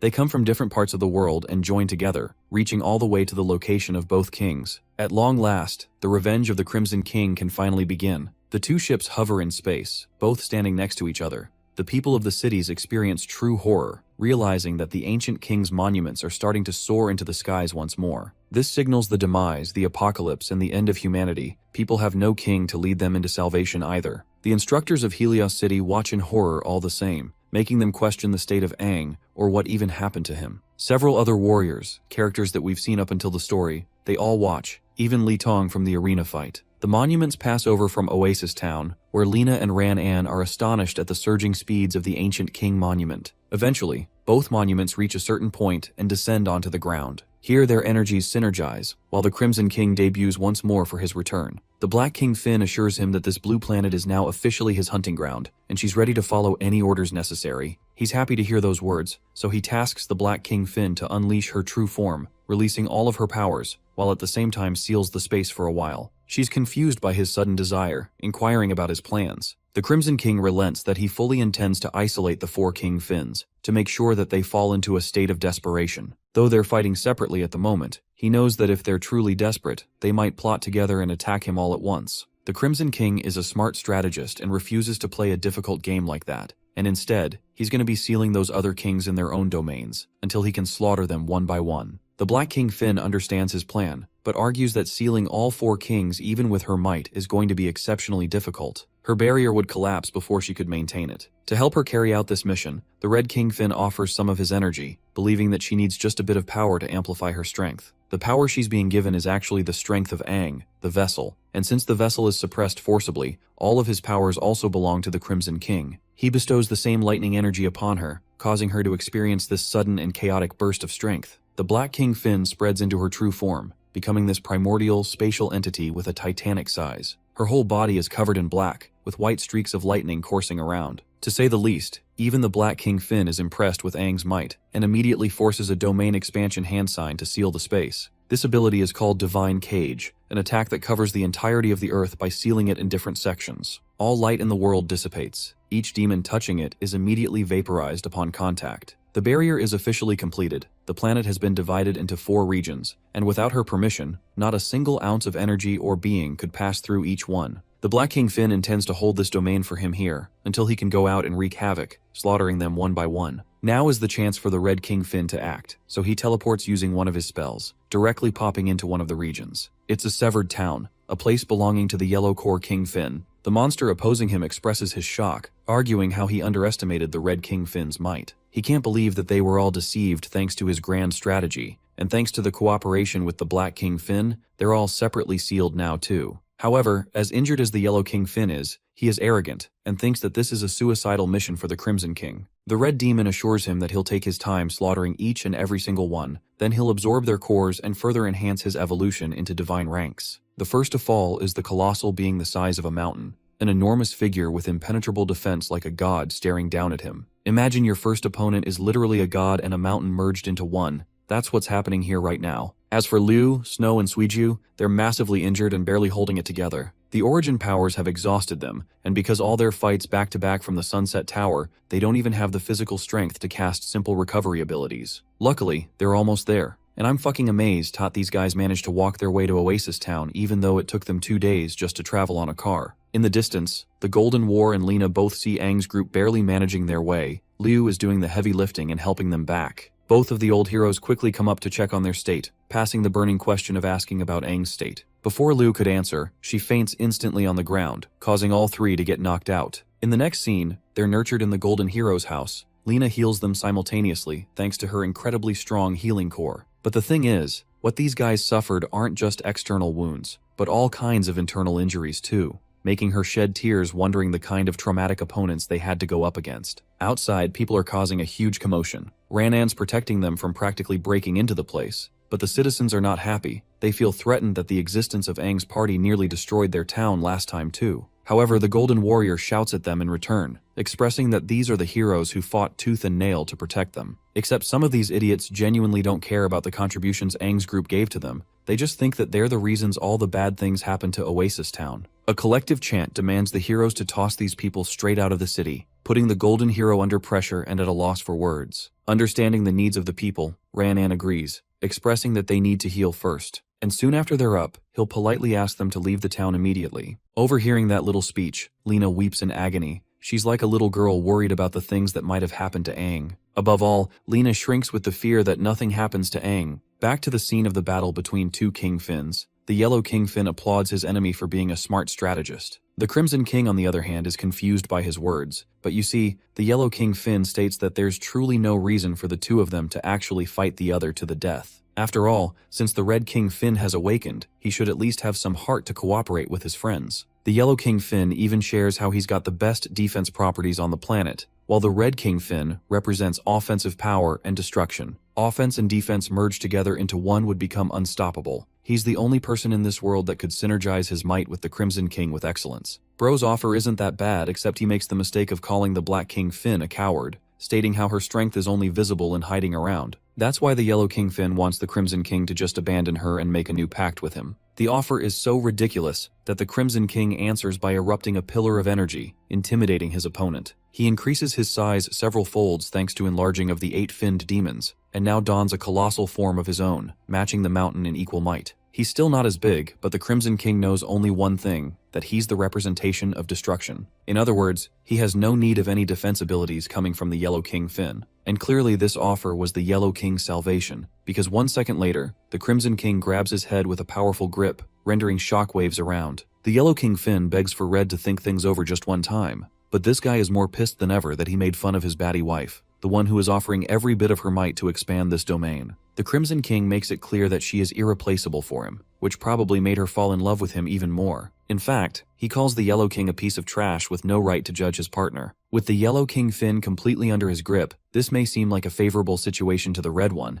except this guy is not going down without a fight, and actually frees himself with shockwave bursts. This surprises the Crimson King, while the Yellow King activates his divine ability to render a transmission to every other king, roaring that their natural enemy has arrived. The pulsing shockwaves bypassing the spatial barriers, reaching the frequency into the icy mountains, where the Blue Kingfin awaits in its slumber. It has heard the call, and so it explodes out like an unstoppable storm, crashing everything around. The monster emerges from the sea, boasting yellow armor and blue skin. This Kingfin has an extremely sharp build, powered by an energy core in between. It's an excellent piece of design, but now let's visit the next Kingfin, who awaits in the slumber of a forest. This creature emerges from nature, shooting out vines and manifesting its form. For a being of healing, this creature literally looks like the most horrific design I've ever seen. I mean, look at that thing. The Green King Fin is something out of the SCP universe. At last, inside the amethyst caverns of the earth, we welcome the gorgeous homeland of the final King Fin. This monster manifests itself in excitement, donning a female body and aloof nature.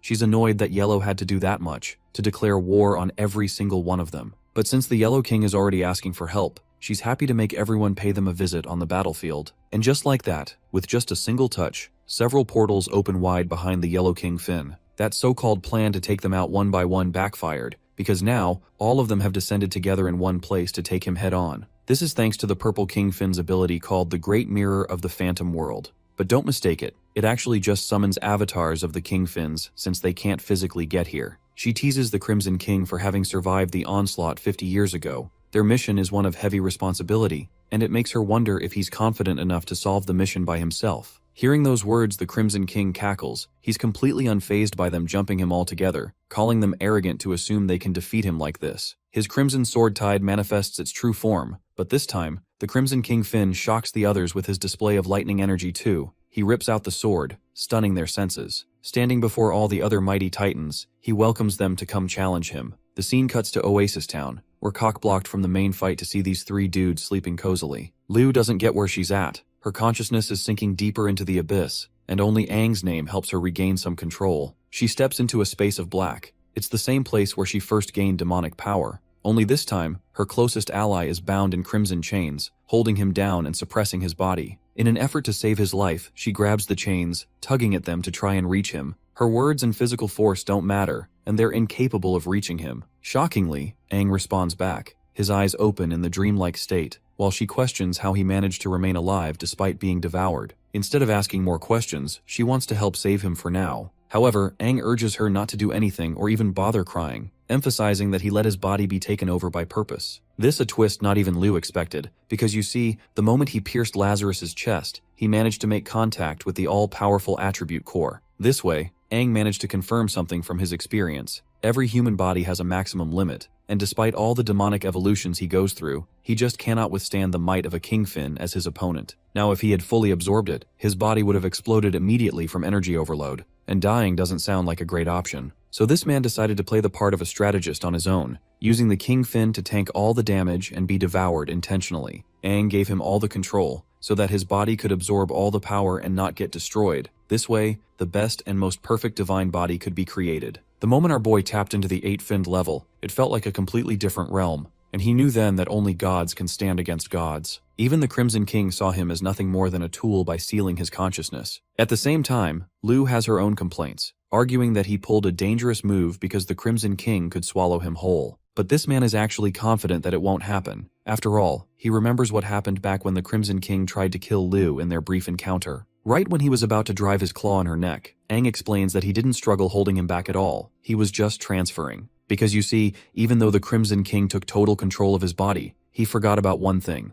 It's that humans have a heart, and Aang's heart is filled with his own will. He utilized that heart to stop the movement, and he passed that will inside Liu's body. Long story short, to make things simpler, this girl literally has his heart inside her body right now. The resilience of the Great King is beating in her chest. Aang explains that she's the only anchor he has left tying him down to this world, and that she should take his heart and go to the battlefield to help reawaken him. Aang concludes by saying that he entrusts the whole of his heart to her, which could also be taken as a way for him to confess his love. The beam of light blinds her as the dream sequence destructs on itself. While we cut to Oasis Town, the sky has already split open, causing the people to pray for mercy. Heroes of humanity watch in horror, questioning the kind of might the kings possess that gulfs even their own. Lena sits in her room, praying for Aang to never abandon them again. While she's out here praying, Liu is out here getting possessed by lightning and freaking her the fudge out. That same wave of lightning crashes down and cuts into the bodies of his friends as well, allowing them access to a different kind of power. Charged with intense lightning coursing through them, they get up like a bunch of zombies. Suiju deduces that it's Aang's lightning heart helping them. All the memories are now merged into one, and they're all healed too. Lena is stunned that they've mustered the same strength as Aang, implying that the king is still alive. Liu rallies up her teammates, emphasizing that they now have a new mission to fulfill. Golden Warrior Ranan is shocked when these three exit the room looking majestic. The people around them are afraid of their new state, complaining that these three need to get lost. The trio transforms into their demonized forms, frightening the civilians and driving them into madness. Each evolved warrior glows yellow thanks to the influence of the lightning heart. Liu doesn't give a damn about these imbeciles, and understands that their goal is to return to Aang before the Battle of the Kings begins. They can't let the heavens and the earth be shattered in the wake of the fight between literal gods. Liu's team joins the battlefield to save their friend.